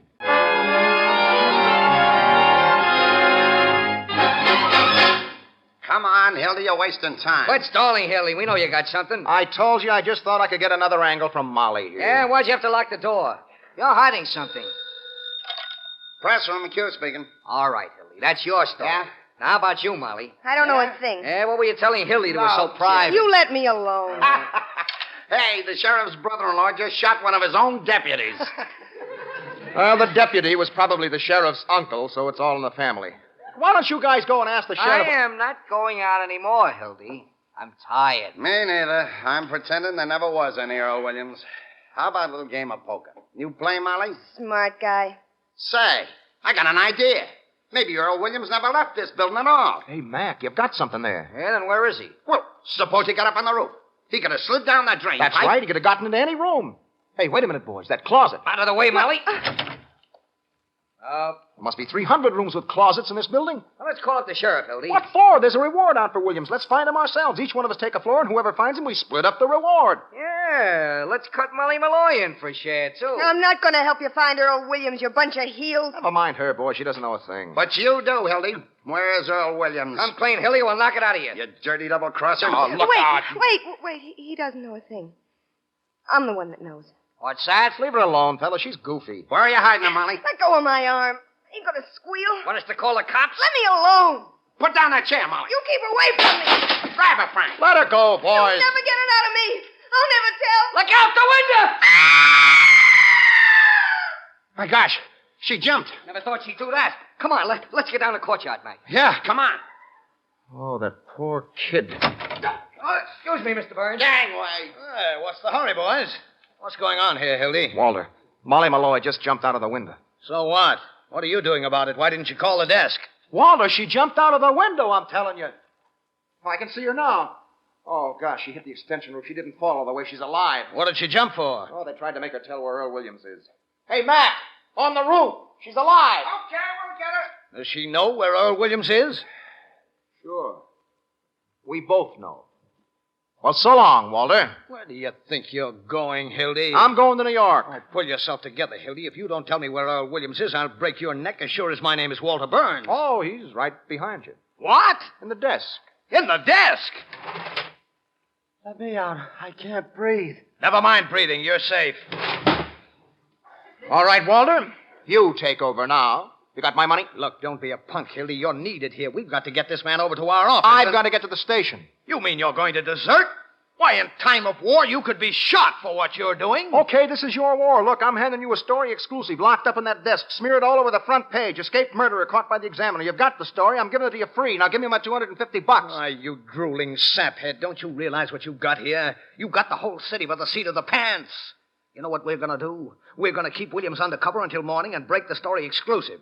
We'll run the mayor and the sheriff out of town. Hildy, my boy, this isn't a newspaper story. It's a career. You're in a new class now, Hildy. You're a power. Oh, I don't know. Why, for the next 10 years, you'll be the biggest single power in Chicago. As big as that, Walter? Now, look, we've got to get Williams over to my private office right away. Where's our telephone? That one there with the busted mouthpiece. Well, how are you going to get him out of here? The place is crawling with cops outside. We'll carry the whole desk over. We'll lower it out of the window with pulleys. Now, Hildy, get on that typewriter and start pounding out the lead to this story. How much do you want on it? All of page 1. Hello, Duffy. Get set now. We've got the biggest story in the world. Earl Williams caught by the examiner, exclusive. Now listen, Duffy, throw out everything else on page 1. Yeah. Hildy. Yeah. Peggy, darling. Hildy, who is this woman? This is my girl, Walter, Peggy Grant. This is Walter Burns, dear. Get her out of here. But you don't understand. Walter Burns, you let my Hildy alone. Now, young woman, you let Hildy alone. Hildy, what are you doing at that typewriter? Now listen, Miss Grant. Duffy, listen, Duffy, do you hear me? No, I don't want the Chinese earthquake. Hildy, did he give you the money? Peggy, you got to do me a big favor. You're not coming. Look, Duffy, I don't care if there's 1 million dead in China. The whole page for the Earl Williams story. Now, don't get sore, darling. I'll tell you what happened. You're not coming, are you? Tell me, Hildy. Tell me the truth. Hey, just a minute, Duffy. Now, look here, Miss Grant. You're doing this to him. He was going and you stopped him. Something terrific has happened, Peggy. Wait till I tell you. You tell her nothing. She's a woman, you fool. Well, I'm not going to let you do it. Hildy, you're coming right now with me. But it's the biggest chance of my life. Now listen, darling. Shut up, will you? You just don't want to marry me, that's all. That ain't true. Just because you won't listen, you're saying I don't love you when you know I'd cut my hands off for you. I'd do anything in the world for you, anything. You never intended to be decent and live like a human being. You were lying all the time. Peggy, don't keep saying that. What's that, Duffy? What? Lying, that's what you were, just plain lying. All right, if that's what you think. What? Oh, shut up, you two. I'm trying to concentrate. I see what you are now. You're just a bum, like him, like all the rest of them. Sure, that's what I am. All right. No, Duffy. Leave the rooster story alone. That's human interest. You're just a heartless, selfish animal without any feelings, and you're worse, Walter Burns. It's all your fault. And if you think I'm going to put up with it, a newspaper bum. Yeah, that's what I am, a bum without any feelings, and that's all I want to be. You never did love me. Oh, you couldn't talk to me like that. And if you want me, you'll have to take me as I am instead of trying to turn me into some la-di-da with a cane. I'm a newspaper man. I'm no stuffed shirt writing peanut ads. Attaboy, Hildy. Goodbye, Hildy. Peggy, don't go. All right, now, Hildy, where's the lead on that story? Here, let's see. At 11:30 last night, the escaped murderer was captured by Peggy Grant. Jumping Jupiter, Hildy. Get Peggy Grant out of your mind. You're a newspaper man. Hello, press room. Walter Burns speaking. Hello, Sheriff. I got a hot tip for you. Earl Williams has just been seen north of Milwaukee.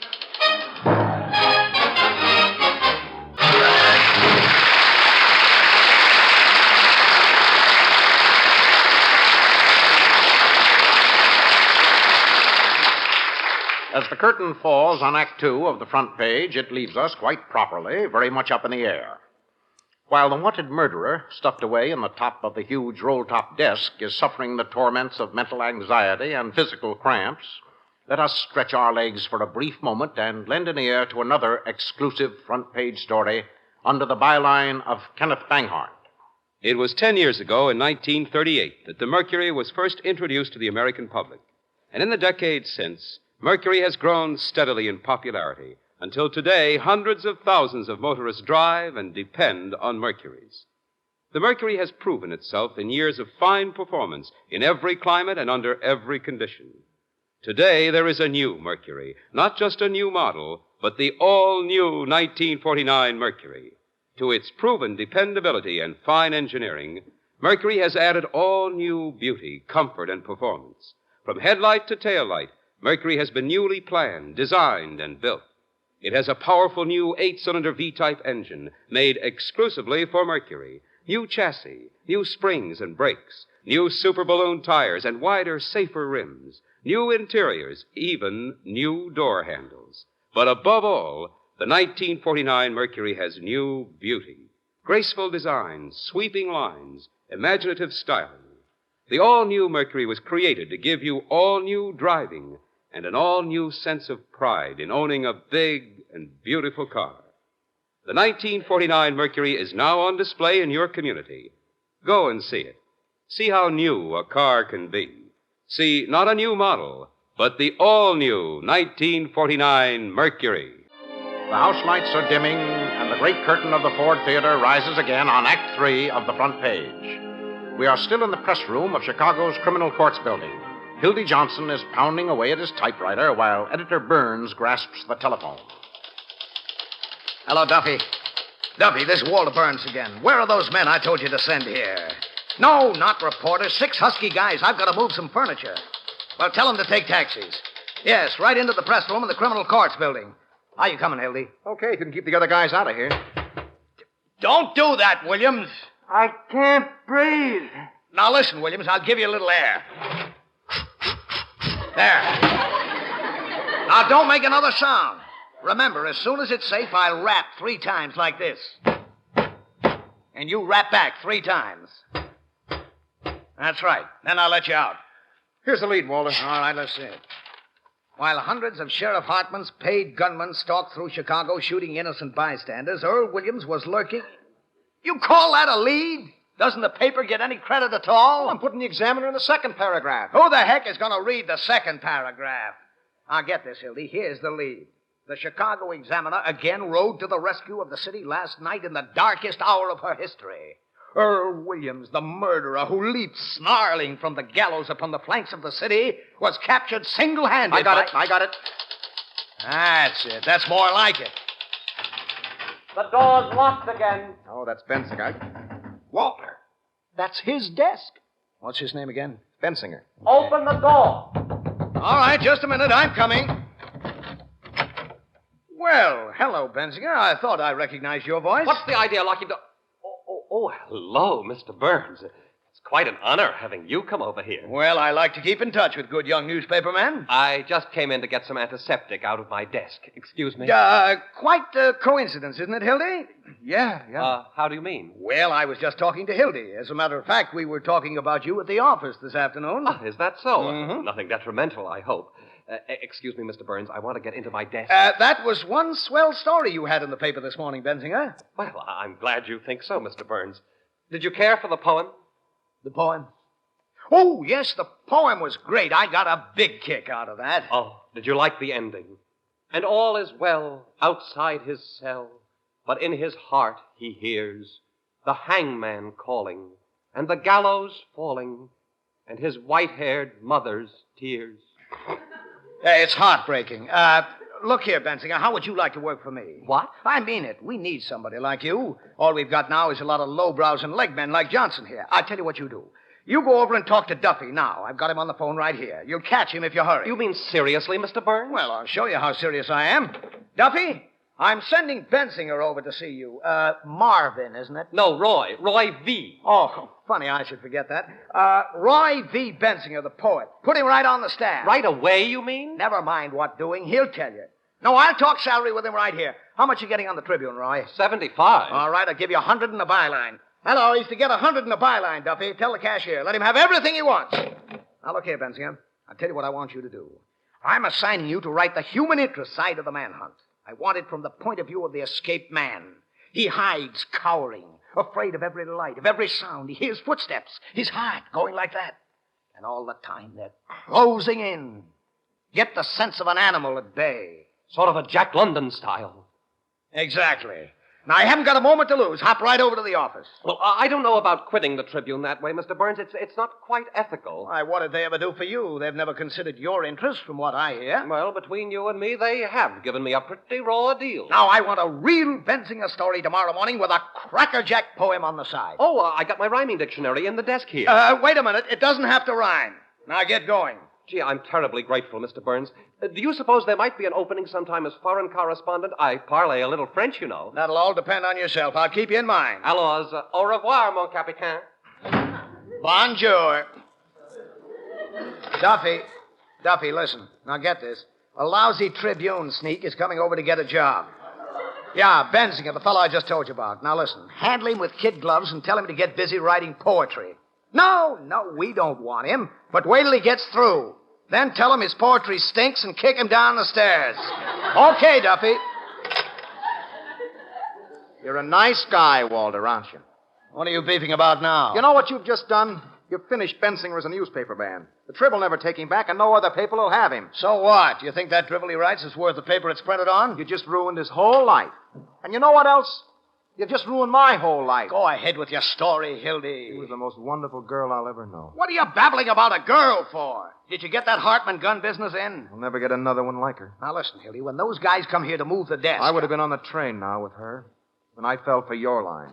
Biggest man in Chicago for the next 10 years. I'll be a drunken newspaper bum like you. That's what I'll be. Ah, here come the moving men at last. Now, Hildy, the men are going to move the desk, and... Holy Moses, the sheriff. Walter Burns, my friend. Well, hello, Sheriff. Hello, boys. You're McHugh, aren't you? Hiya, Mr. Burns. Cooking up a story with your star reporter? Why, no. I just dropped around to say goodbye to Hildy. Hildy's quit, you know. Sheriff, Frank and I saw Hildy Johnson in here with the door locked and that Malloy girl. They both know where Earl Williams is. One side, please. Hold him, Sheriff. He's trying to get away. Just a minute there, Hildy. Now, Sheriff, unless you have a warrant for my reporter... You can't bluff me, Burns. Let me go, fellas. My girl is waiting. I'll let you go when you tell me what you know about Williams. I don't know anything about Williams. All right, then I'll just have to arrest you. Look out! Will stop it. Sheriff, a gun. It fell out of Hildy's pocket. So, carrying a gun. Hey, Walter. I'll take that gun.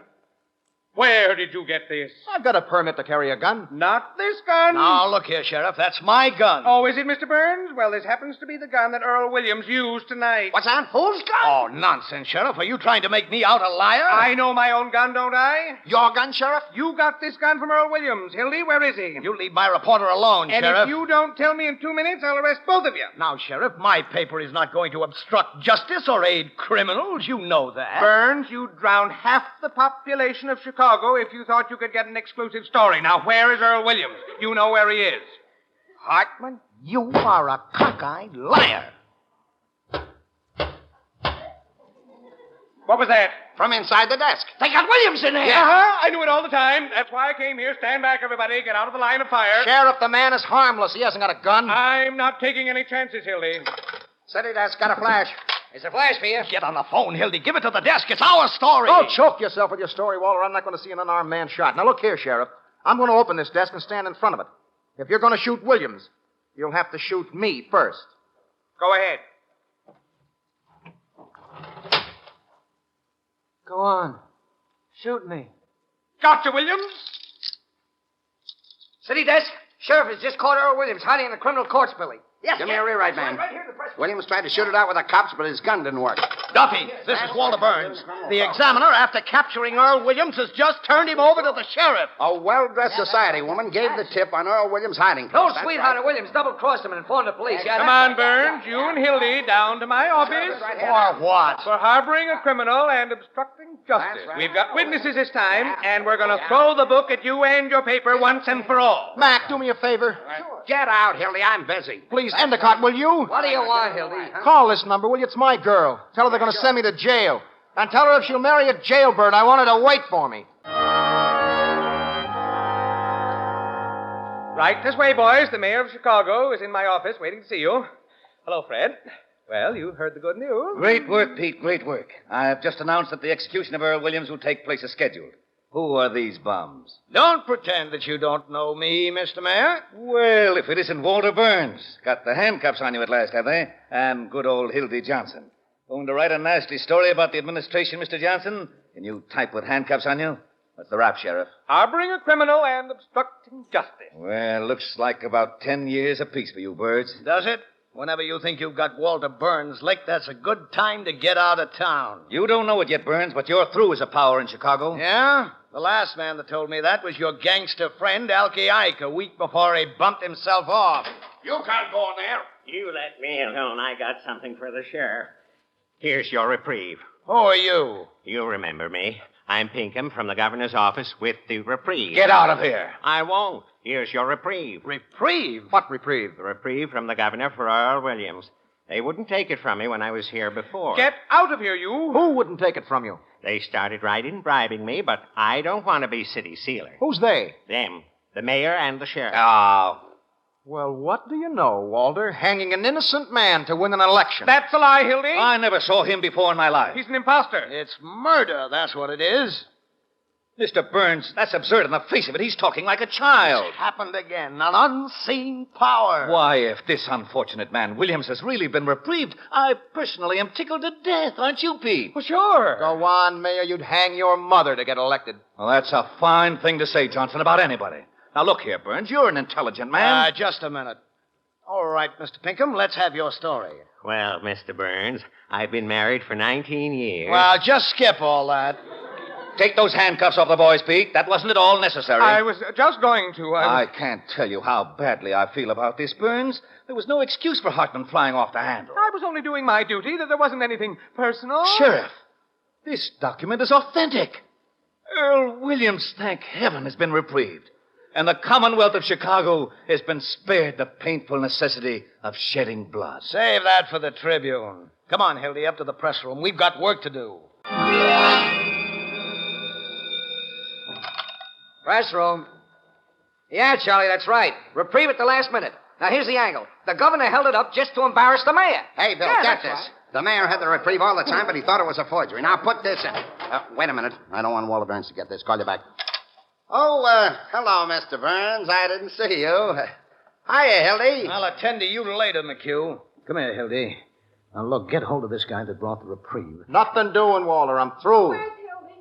Where's Hildy Johnson? He's in here. Peggy, I'm here. Oh, Hildy. They said you were going to jail. I was, darling. That Walter Burns, what did he make you do? Well, now, sweetheart, look, here's Mr. Burns. It wasn't his fault. Indeed, it wasn't, ma'am. Hildy was just doing his duty as a newspaper man. Oh, Hildy, he's got you again. Listen, Peggy, if I'm not telling you the absolute truth, may I drop dead right now. I'm going to New York with you tonight. If you'll give me this one last chance, I'll cut out drinking and everything connected with the newspaper business. I won't even read a newspaper.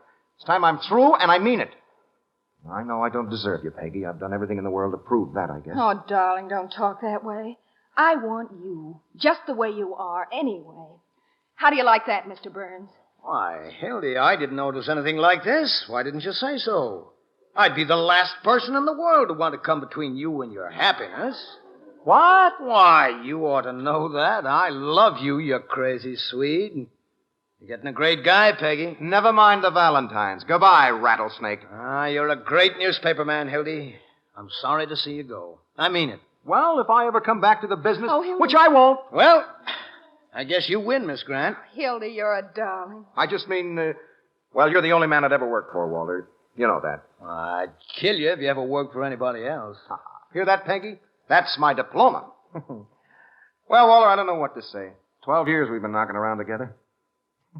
Hey, Walter, you remember that time we hid the missing heiress in the sauerkraut factory?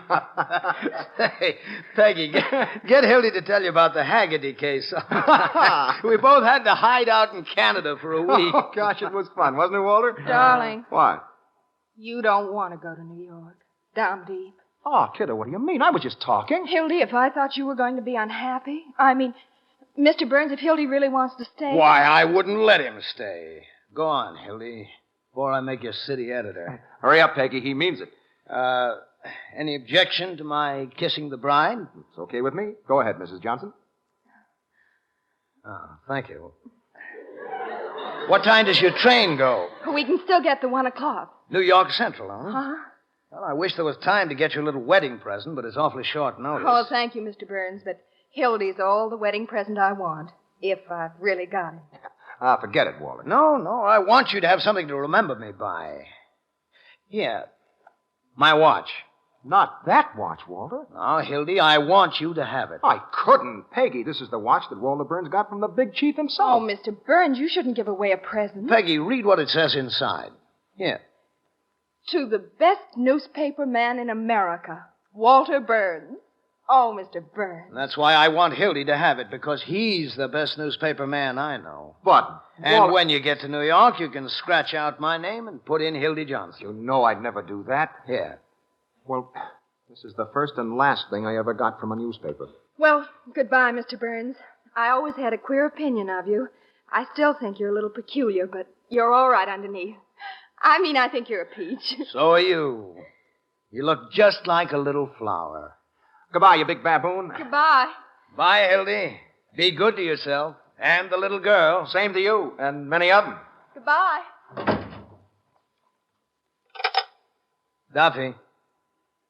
Duffy, I want you to send a wire to the chief of police at LaPorte, Indiana. That's right. Tell him to meet the 1 o'clock out of Chicago, New York Central, and arrest Hildy Johnson and bring him back here. Wire him a full description. The son of a gun stole my watch.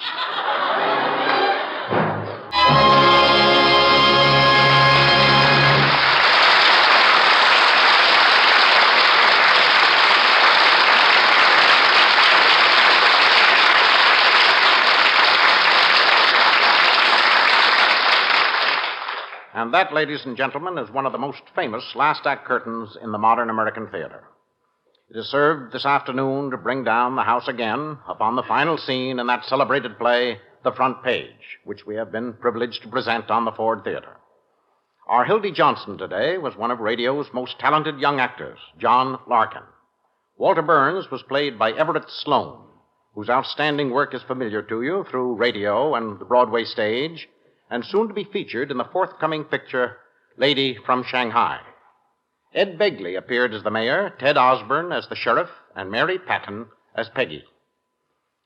Next Sunday afternoon, we will bring you another famous play, Counselor at Law, by Elmer Rice, the engrossing story of George Simon, a great criminal lawyer. The Ford Motor Company offers you a cordial invitation to join us again then. The Front Page was written by Ben Hecht and Charles MacArthur Adapted for radio by Gilbert Seldes and edited by Howard Teichman. The musical score was composed and conducted by Lynn Murray, and the entire production was under the direction of George Zachary. Other players heard today were Ted DeCorsia as McHugh, Carl Eastman as Endicott, Alan Hewitt as Bensinger, Mitzi Gould as Molly Malloy, Carl Swenson as Earl Williams, and Daniel Ocko as Pinkham. Sound by Jerry McGee and Frank Lochran. Studio engineer, Ed Whittaker. Intolerance and group hatreds hurt our country. Prejudice lowers America's prestige abroad, hampers our efforts toward peace, promotes the belief that democracy has failed, and encourages aggression.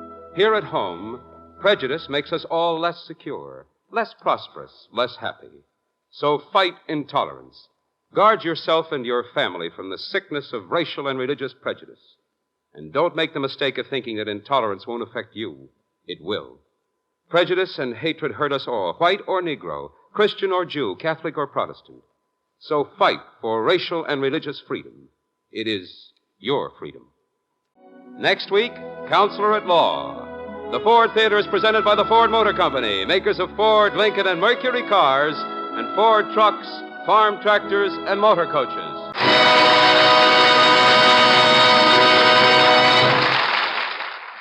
This is NBC, the national broadcasting company. Celeste Holm stars on the NBC Radio Theater. The story I have to tell, must tell, will seem strange in this day and age. But you need to understand that I was brought up from childhood to believe that my name, Ann Tilden, was cursed, and therefore could never know a normal and happy life.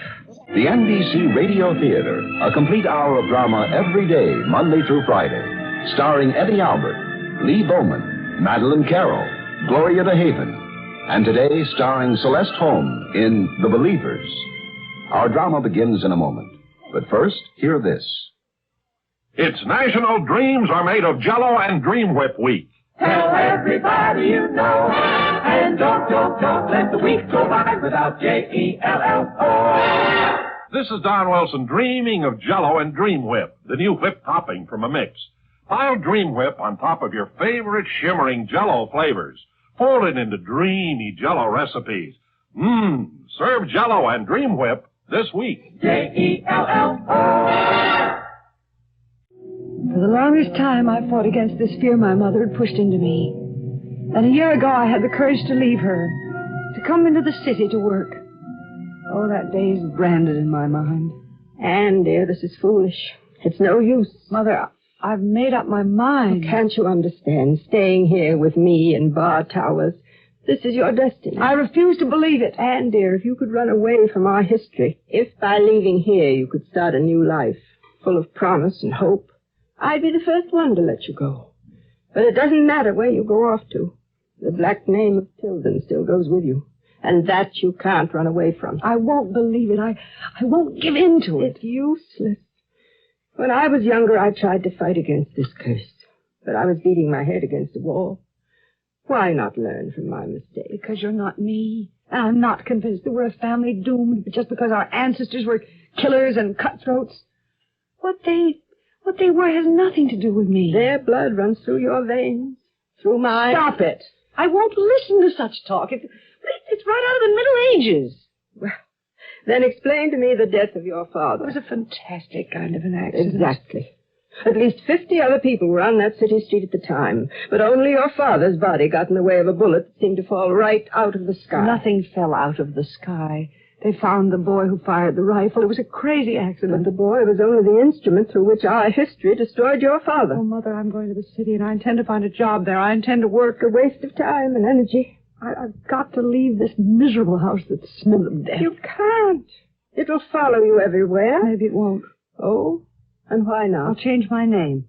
Oh, how you delude yourself. I mean, legally. Marriage? Why not? You tell me why not, Anne. I'm sure you hadn't forgotten Harlow. He was a nice boy, and perhaps you might have found happiness with him. But what happened? He went off to Korea and at his first battle, killed. Please, Mother. And then there was Ned. Poor Ned. I can still see you waiting at the station for the train to arrive. And then the news news came about the accident. Mother, please stop reminding me of these things. Don't you see? I only do it to make you realize that fighting this curse is useless. The die was cast long before either of us was born. Our family black name began with murder. It's gone through 5 generations. We must suffer in silence. No, I can't let myself believe this. I just can't.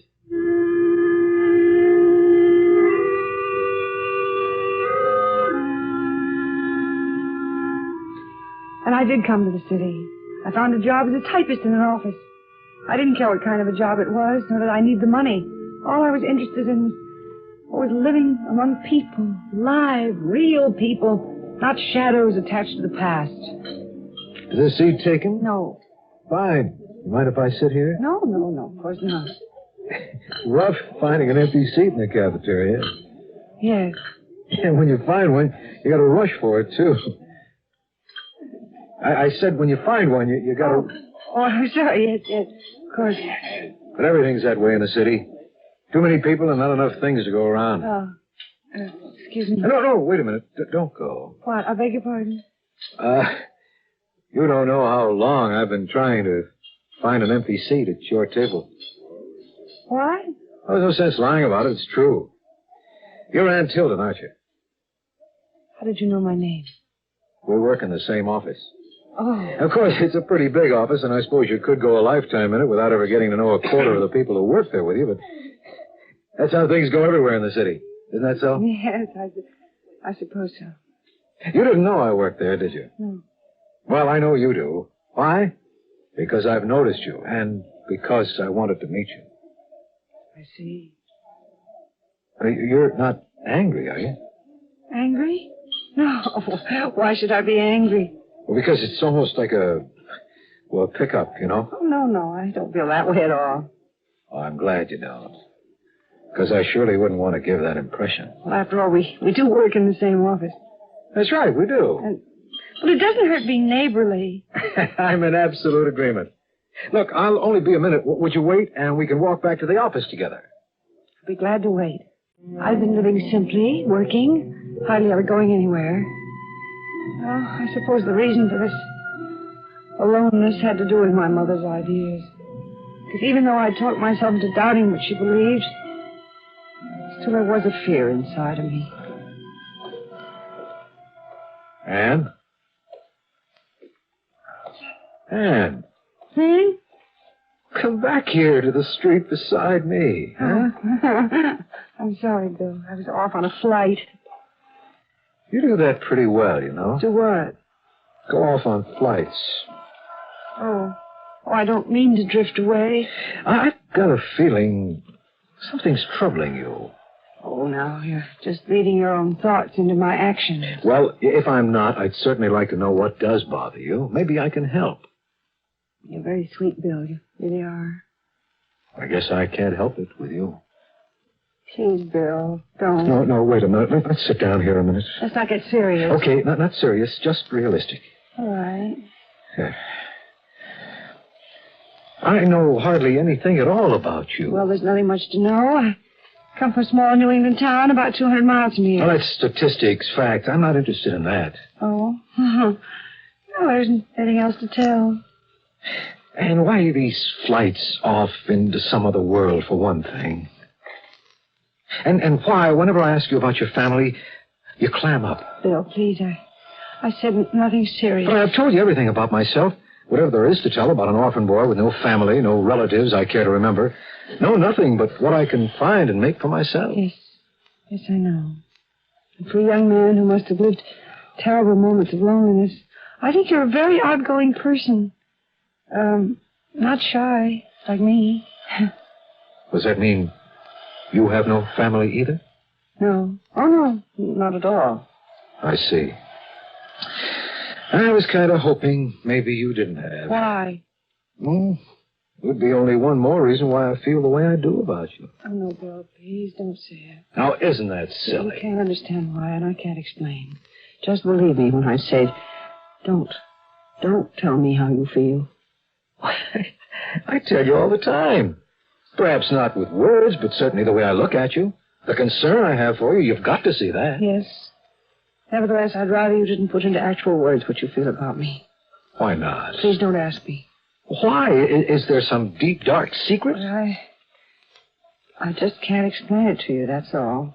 Well, then tell me what the secret is, and I won't ask why. Can't you understand? I can't explain. I just don't know how. Please, Bill. Angry with me? No, not really. I'm sorry if I sounded abrupt. Forget it. I can be annoying, can't I? No, don't say that.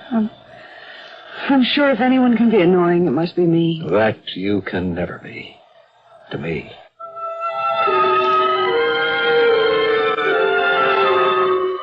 Bill and I saw a good deal of each other, and I knew he'd fallen in love with me. But I wasn't in love with him. I don't know why, really. Except, perhaps I was afraid. Afraid that my love for anyone placed their lives in jeopardy. And in fact, it's quite possible I might have been right about that, because I could hardly find fault with Bill about anything. There was one thing he did that troubled me deeply. Bill! What? You're going too fast. Well, I'm only doing 80. It's much too fast. Come on, it's a great feeling. Don't you feel it? Bill, please. Look at the way the world races by. Boy, this is the way to move. Bill, watch out!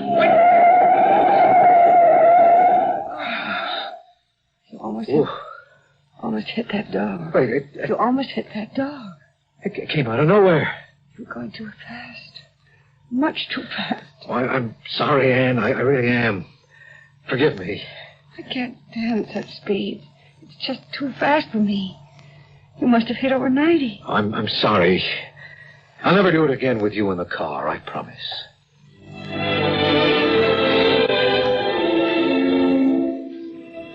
Poor Bill. It was really his one vice, speeding. I couldn't tell him why.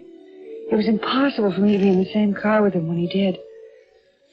In fact, there were so few things I felt free to tell Bill Dennis.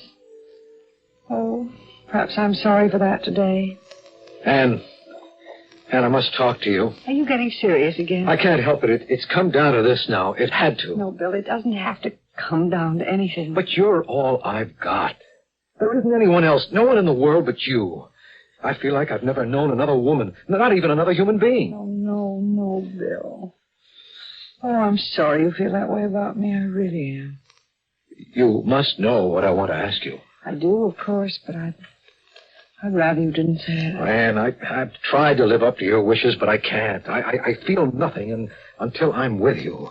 I mope around all day. I hear nothing, see nothing, read nothing. I just can't go on this way. Poor Bill. It doesn't have to be that. If only you... Don't say it. Anne, I've got to. I beg you, please don't. Marry me, Anne. Please marry me. Please don't ask me. I have asked. And I'll continue to ask. And...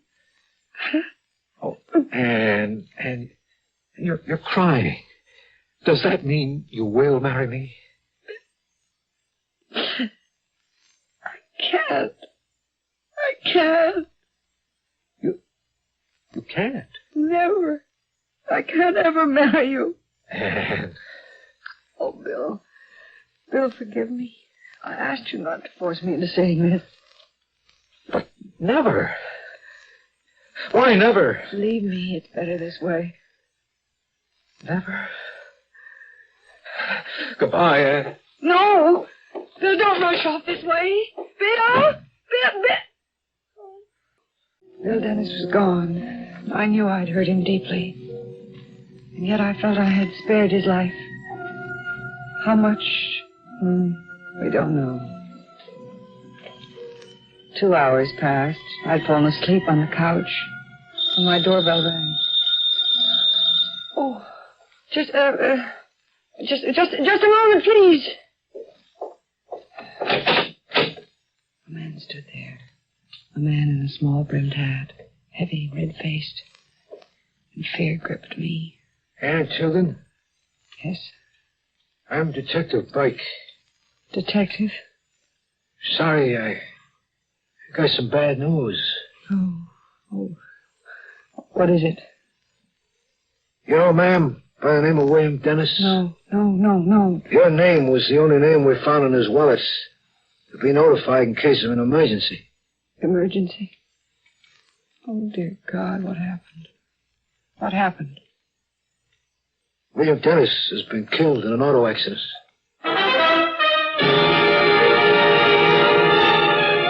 I blame myself for what had happened to Bill. He'd gone out of my flat hurt and depressed. And because of that, he'd been racing. I didn't go to work the next day. I just couldn't stand the thought of returning to that office. In fact, I decided to quit, look for another job, or possibly return home to my mother, to that dark, foreboding house. Because, well, the curse that hung over the name of Tilden seemed to be working again. That morning, I had an unexpected caller. Yes? Miss Ann Tilden? Yes. My name is Jeff Bowers. I'm with the Globe Insurance Company. Insurance company? I'm a claims adjuster. What have you got to do with me? You knew William Dennis? Oh, yes. I see. It has to do with his insurance? You're listed as his beneficiary. I? May I come in? Oh, yes. I'm sorry. Didn't you know that William Dennis listed you as his beneficiary? No. This is the first I've heard of it. He changed it about a month and a half, 2 months ago. I suppose you didn't get around to telling him. No, you didn't. Well, that's unimportant. The fact is, you're his beneficiary, and... Well, what's wrong? Did I say something? No, I'm sorry. I just can't help it. I didn't mean to upset you. It's not your fault. It's just that, well, naming me his beneficiary, you see, he had no one. He was an orphan. And he was in love with me. I see you were to be married. No, that's just the point. Sorry, I don't follow you. He asked me to marry him, and I turned him down. I see. No, you don't see. I think I do. The accident must have happened after he left you. Yes, but then you see, you don't understand. I killed him. What's that? I refused him. And then he went out and killed himself. Oh, you mean that way? Well, isn't it the same as if I drove him to his death? Well, now, Miss Tilden, strictly speaking, no. Morally speaking, well, that's your problem. But if you don't mind my saying, I think that you're putting all the guilt upon yourself needlessly. I can't help it. It's too close to be coincidental. Well, we'll investigate and let you know. Investigate what? Well, just in the normal course of events in these things, we have to investigate. Then investigate the fact that Bill Dennis marked the third man in my life who asked me to marry him and then was killed in some accident. I beg your pardon? Bill is the third man in my life who asked me to marry him and was killed soon after. You're not serious, are you? Why wouldn't I be serious? Well, it's a little fantastic, isn't it? It's fantastic, but it's true. Look, I know that you're a little upset. Suppose that I come back later this afternoon. We'll talk about this thing a little more, all right? Whatever you say, Mr. Bowers. Well, Miss Tilden. Hello, Mr. Bowers. Come in, please. Thank you. Can I get you something to drink, please? No, thanks. Nothing at all. You look a lot better than you did this morning. I feel better, thank you. Sure you do. Of course, when you said something about Mr. Dennis being the third man who was killed because he asked to marry you, I kind of thought... That's true. Now, Miss Tilden. No, that's true. Matter of fact, I begged Bill not to ask me to marry him. I knew, of course, that he was going to, but I couldn't stop him. Miss Tilden, you can't possibly believe what you're saying. Well, I'm trying not to. The truth is, that's exactly what's happened in my past life. 3 men who asked you to marry them were killed afterwards? One in Korea, one in a train accident, and now Bill. But that's incredible. Incredible or not, it's the truth. I mean, not in this day and age, for heaven's sake. I'm not going to argue with you about it. Well, I don't mean to be arguing, but you must understand how ridiculous... I mean, how fantastic. I said I don't intend to argue about it, Mr. Bowers. I'm the one who's stuck with what happened. I'm the one who has to live with it. Yeah, but why make things so much more difficult for yourself? What do you mean? I mean, you feel guilty about William Dennis, all right, but don't go around feeling that bad luck follows you every step you go. Mr. Bowers, tell me what you need of me, and I will not detain you any longer. Yes, I'm sorry. Well, Miss Tilden, since you are the sole beneficiary of Mr. William Dennis's insurance, and since you're not related, that... Miss Tilden, will you answer a question for me? About the insurance? No, personal question. I'm just bothered by what you've told me. All right, what is it? Where are you from? A small town in New England. You lived there all your life? Yes, in a big, dark, foreboding house. Is that where you learned to think the way you do? I'm glad you got to the business at hand. Yeah, but I can't. My mind keeps hopping back to what you said. I just can't believe that in the 20th century, 1959, anybody still believes things like this. I'm sorry, Mr. Bowers. Again, I say I'm sorry. I just don't want to discuss it anymore. Okay, all right. Then may I ask a favor? Please, Mr. Bowers. No, really. It's a small favor. All right. Have dinner with me. What? Have dinner with me tonight. But we've never even met. Sure we have. I walked in here and introduced myself, all very prim and proper. And you introduced yourself to me. Now, what do you say? Why should you want to? The truth? Yes, of course. I'm curious to see if what you say is true about yourself. I don't think you've got anything further to say to me, Mr. Bowers, so please leave. Look, don't get mad. I know it sounds like an experimental thing, but look at it this way. The feelings that you've got, now, they must be a hangover from something. Something that somebody pushed into you ever since you were a little girl. I mean, how else could a grown woman believe these things? All right, Mr. Bowers, you've had your say. Good day. Can't you see I'm trying to make you prove to me that what you say is true? I'm willing to be the guinea pig, but I don't think it's much of a gamble, really. Because I'm sure that we'll spend a nice, pleasant evening together. What have you got to lose? It isn't what I've got to lose, Mr. Bowers. Okay, that's what I want to find out. Come have dinner with me? Besides, I'm sure that you feel bad enough as it is and you could use a night out. Offer's very tempting, Mr. Bowers. Good. Pick you up about 7:30? 7:30. I'll be waiting. I know, of course, what made me decide to go to dinner with Jeff Bowers. He was big and strong-looking. Somehow I felt in his presence a strength and determination I'd never felt with anyone else. Not Harlow, not Ned, not even Bill. It seemed to me that Jeff Bowers was a man who would not be afraid of anything. I felt confidence in him that, well, it made me feel momentarily strong. Well, still around. I'd say you're very well around, Mr. Bowers. If you held me any tighter, I wouldn't be able to dance. Oh, I'm sorry.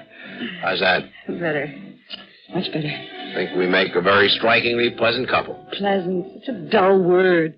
Quite passive. Okay, strikingly, striking. You're silly. Well, it's fun being silly once in a while, right? Delicious. In my job, I get enough tears and pain. At night, I want to laugh. I don't know when I've laughed as much as I have tonight. You're not sorry you came with me? No. I'm just glad you talked me into it. Well, let's get back to our table. You lead. I'll follow. Watch that piano up above on the platform. It looks kind of shaky. Hey, watch out! Jeff! Hey, you cheap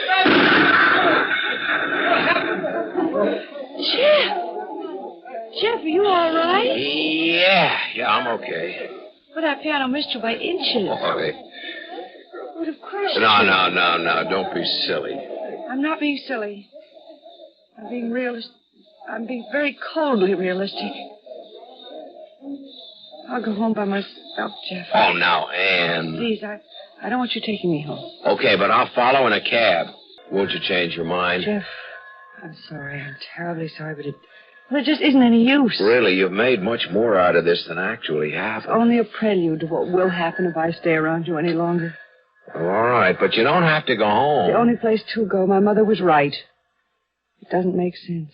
Anywhere else in this world. Yeah, but that was such a freakish accident, Anne. It wouldn't happen again in a million years. Did I ever tell you about the freakish accident that killed my father? Oh, what's the use? What's freakish for others is only the norm for me. Goodbye, Jeff. Please change your mind. I can't. We were getting along so well. It's only a camouflage. Yeah, but I want to know you better. You've known me as much as you ever will. Goodbye, Jeff. Oh, Anne. No, Anne, come back. Goodbye, Jeff. Goodbye. Now you're being sensible, Anne. Yes, Mother. Well, don't sound so sad about it. You'll see how much better things will be for you here. I hope so. It has to be. Here with me, you won't have a chance to meet poor young men like this Bill Dennis. Incidentally, what do you intend to do with his money? I don't know. Give it to charity, I suppose. There isn't a relative anywhere? Not that I know of. Then some deserving charity will be the proper thing to do. Why don't you lie down before dinner? You look quite tired. I am. Anne? Yes, Mother.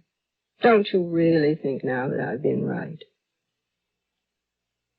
Yes, Mother. I'm glad, dear. I'm glad you finally came to your senses. Yes, Mother.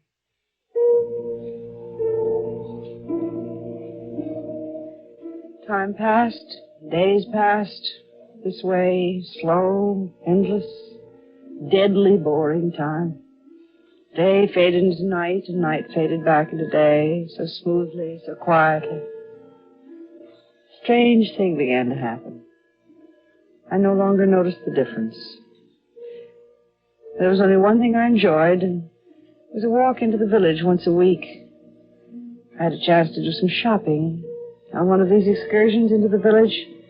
Breath of fresh air came back into my life. Morning, Miss Tildy. Good morning, Mrs. Green. In for your weekly shopping? Yes. This time I thought I'd splurge a little bit. Fine. If I may say so, I'm glad to see you a bit perked up. Oh, by the way, there was someone in yesterday. Hmm? Yesterday? No, this morning. Whatever is the matter with me? This morning, yes. Someone was in asking about you. About me? A stranger.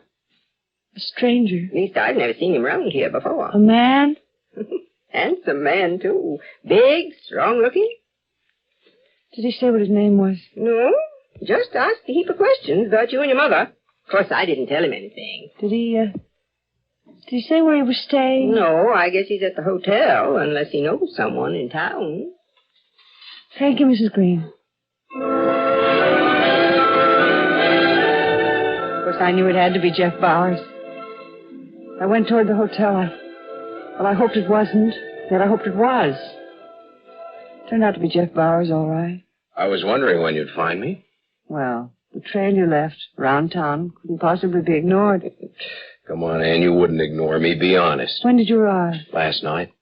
Lost no time asking questions about me. And finding out absolutely nothing.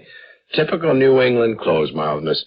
But there's a good library here and some interesting books on history and lore of the area. I see. Quite a collection of cutthroats and thieves and robber barons in that Tilden family. Please, Jeff, please.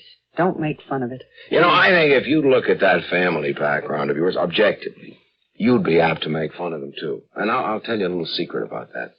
Nothing deflates the folklores, the past history, the tradition with a capital T, so much as poking fun at it. When you look at the past with perspective and not with fear. What brought you here, Jeff? You? Be serious. I am being serious. You brought me here. Well, then you can go right home again. Sorry, I'm on vacation 2 weeks. Well, you come to a ridiculous place to spend it. I'll tell the Chamber of Commerce on you. Jeff, be serious, please. No intention of being serious. And my word of advice, you stop being so serious, too. Well, if you can't talk sensibly, I must leave. All right, okay. I'm up here for 2 reasons. I'm on vacation, so help me. And I want to know what you intend to do with Dennis's money. There's a foundling home I'd like you to give the money to. I'll send you the address.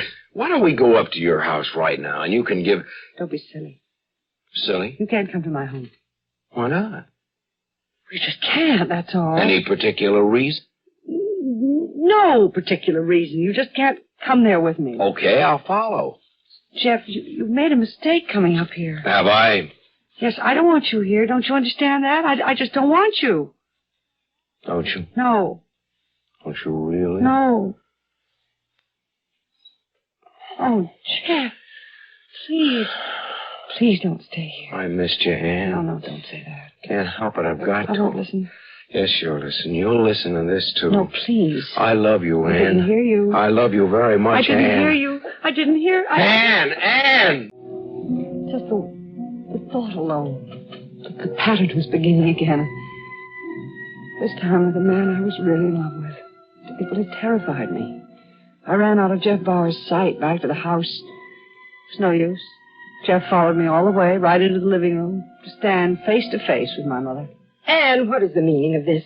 Well, The name is Jeff Bowers, Mrs. Tilden, and if you have no objections, I'm interested in your daughter. I certainly do have objections, young man. Well, since I figured you would, I'll have to fight you. Please leave this house. Not physically, of course. I think you'd whip me. But let's fight legend with legend. If you don't leave, I'll call the police. That's going to be very awkward since you'll be throwing out your future son-in-law. Of all the brazen bad men... Give in to the idea, Mrs. Tilden. Anne has. Anne? Anne, is what this person says true? Mother, Sir, get out of this house. Mother, please. Quiet. If you can't seem to handle him, I can. Like you've handled your daughter with all these silly superstitions you've implanted in her? I demand that you get out of this house and leave my daughter and me alone. Sorry, Mrs. Tilden. Somebody's got to bring both of you to your senses, and I guess I've elected myself to the job. How dare you speak to me this way? It's got to be done for your sake and for Anne's. Now start making some real sense, Mrs. Tilden. Stop intimidating yourself and your daughter with ghosts out of the past who aren't even worth worrying about. Just who do you think you are?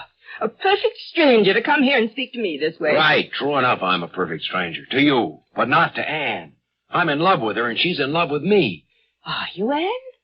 Is this true? She hasn't told me, but she doesn't have to. Anne, I'm speaking to you. Anne, answer me. Are you in love with this man? Oh, Mother. Answer me. Mother, I wish you couldn't. Anne, until you come to your senses and ask this person to leave this house, I will not stay in the same room with him. Sorry I spoke so roughly to you, Mother. No. I'm not sorry that you did. Oh, Anne, I'm glad you said that. Oh, I mean it. Yes, I do mean it. Suddenly I feel your strength. Oh, I've needed such strength desperately. I can't fight my mother alone. I can help you. I know, and I need your help. More than I've ever needed anything before. Anne, darling. Oh, Jeff. I love you. I love you, too. You're not afraid? Not when I'm in your arms. But I can't keep my arms around you all the time. Well, as long as you're with me, near me. Don't worry about that. But I am afraid. No, easy, Not darling. for myself. I'm afraid for you. Don't be. Everything and everyone I've ever loved has died or been destroyed. I don't want that to happen to you. With me, the spell is broken.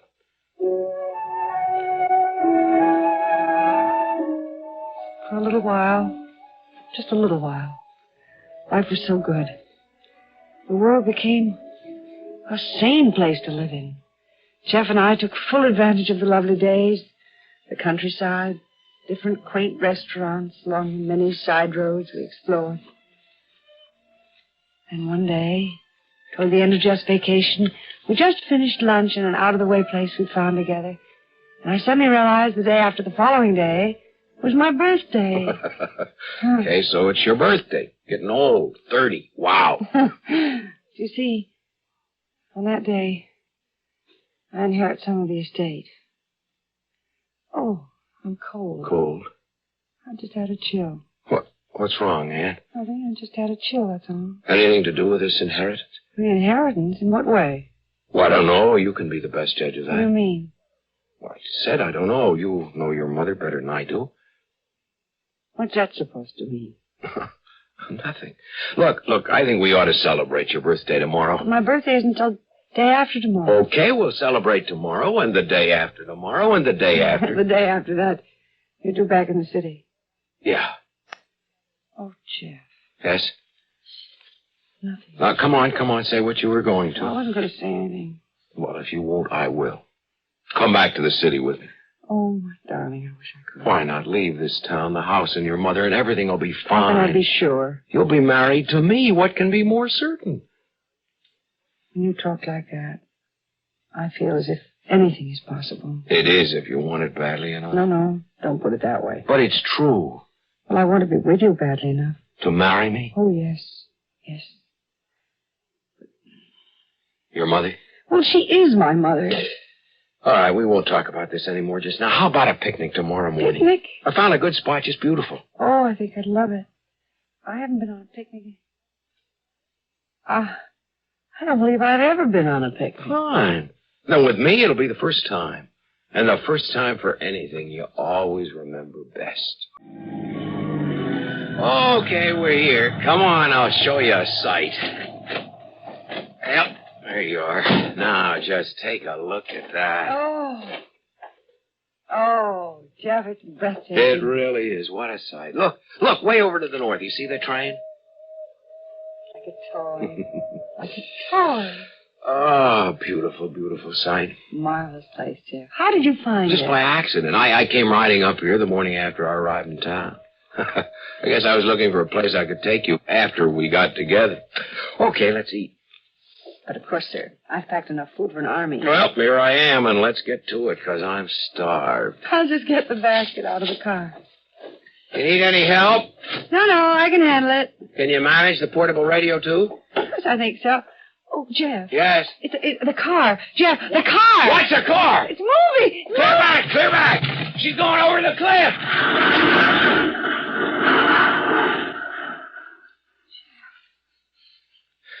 Jeff. Easy. I'm all right. It still follows me. It's still Ann, quiet. Ann. It's true. The curse of the children. Stop it, Ann. You were almost killed the second time. Oh, Jeff. Jeff, I can't. Calm yourself, Ann. Please leave, Jeff. Leave me. Leave me or you'll die. You believe it too, don't you?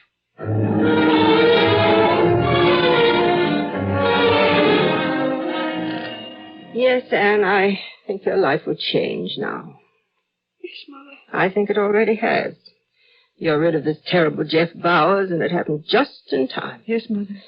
Perhaps after today, after the lawyers read the will and you inherit part of the estate, perhaps life then will treat you more kindly.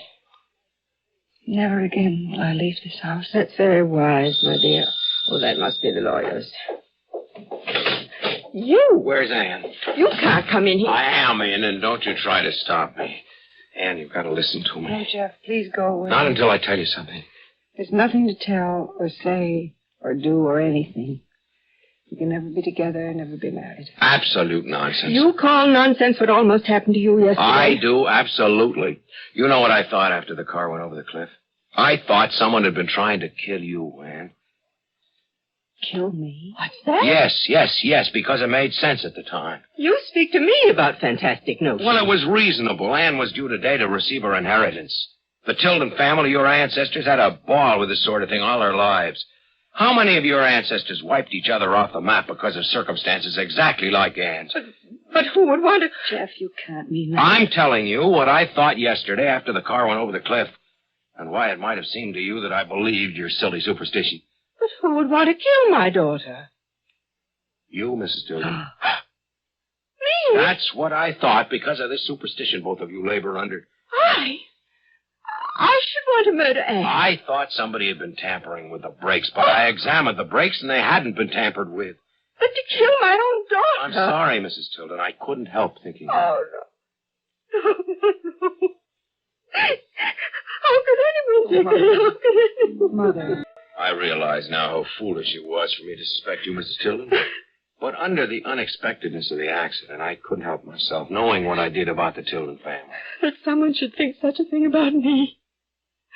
Oh, Anne, my dear Anne. Don't, Mother. Jeff has apologized. Yes, I'm sorry, Mrs. Tilden. It was foolish. But no more foolish than what you've been talking yourself into these many years. But don't you think these fears and superstitions of mine have wrecked my life, too? The curse has been my curse, too. Yes, I'm sure it has. Do you think I've liked to bring my own fears to my daughter? Don't you think I would have wanted a normal, sensible life for her, instead of stuck away in this miserable house, filled with so much death and decay? If you want to fight against it, you can. Don't belittle her fears, Jeff. They're very real to my mother. And to you, too? Yes. Now, let me tell you something about Bill Dennis I just found out this morning. Dennis was lucky not to have had his accident long before he met you. He was a bad driver. In fact, if he lived through this accident, he would have been barred from ever having a driver's license because he'd been in so many accidents. So you weren't responsible for his death. Not one bit. He was bound to kill himself anyhow. And maybe Mr. Bowers is right. Maybe you two... Maybe you ought to go away from this. With him, together. Maybe he has the strength to make you forget you ever were a Tilden. There's no reason for you to stay here either, Mrs. Tilden. Me? Yes, you can leave, too, and forget all this superstitious nonsense. Oh, no, not I. I'm not. Oh, not for me. For you, perhaps, not for me. And I say yes, Jeff is right. He can help me just so far. Then the rest is up to me. It's up to us, Mother. Oh, you don't realize what you're saying. I've never realized more surely than what I'm saying now.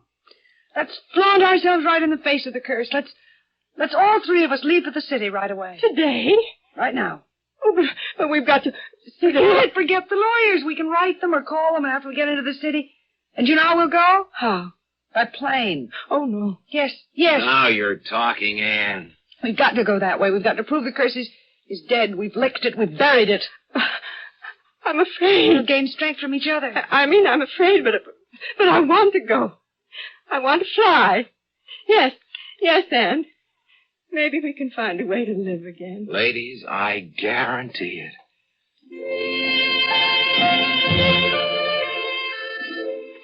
So we flew into the city, and nothing happened.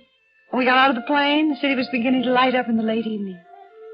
It was almost as if the city were lighting up for us. How clean, how fresh the air is. Well, that must be the first real breath of fresh air you've had in how many years? I wouldn't care to remember. You know, you've got a nice laugh when you laugh. I think there'll be much to laugh about from now on. That's the way to talk. I've been such a fool for so very long. As a matter of fact, you might even meet a man here. Someone you might even get to like. Well, he'll have to measure up to another man I know. Oh, who? My son-in-law. What's that? You, young man. Anne, did you hear that? I heard. You agree with her? I'm afraid so. Well, I can't say I dislike hearing all these flattering things about myself, but we'd better catch ourselves a taxi and get on home. Home? Well, I think you'll both stay at my place tonight. Well, we can go to a hotel. No, sirree. I've got plenty of room. Tomorrow morning, you and I, Anne, will shop around for a new apartment. Your mother can have the place that I've got now. Oh, there's no need for that. I insist. You'll find it very comfortable. Well, I see we're letting you run our lives, so we'll let it go at that. Good. And you, Anne, will get ourselves a real lovely apartment. Big. Do you know something? What? I wouldn't care if we lived in a closet. Well, I would. Not me. Just as long as it's surrounded by windows and looks out upon this lovely city of living things. Today's drama, The Believers, was written by Sam Elkin and featured Mason Adams, Vera Allen, and George Petrie. The NBC Radio Theater, starring Eddie Albert, Lee Bowman, Madeline Carroll, Gloria DeHaven, and Celeste Holm, will return tomorrow with another gripping complete hour of drama. The NBC Radio Theater is produced and directed by Hyman Brown. This is Wayne Howell speaking. Well, the night is over. The sun is just breaking over the horizon. The temperature stands at a beautiful 69 degrees. And I'm hoping you enjoyed the 8 hours that we spent together passing the night away. Next up is Ben Hardy and the Morning Drive. I don't know about you, but I'm heading over to Landry's Diner for a big heaping plate of their famous waffles smothered in maple syrup. Maybe I'll see you there. I hope to see you all on the next show tonight.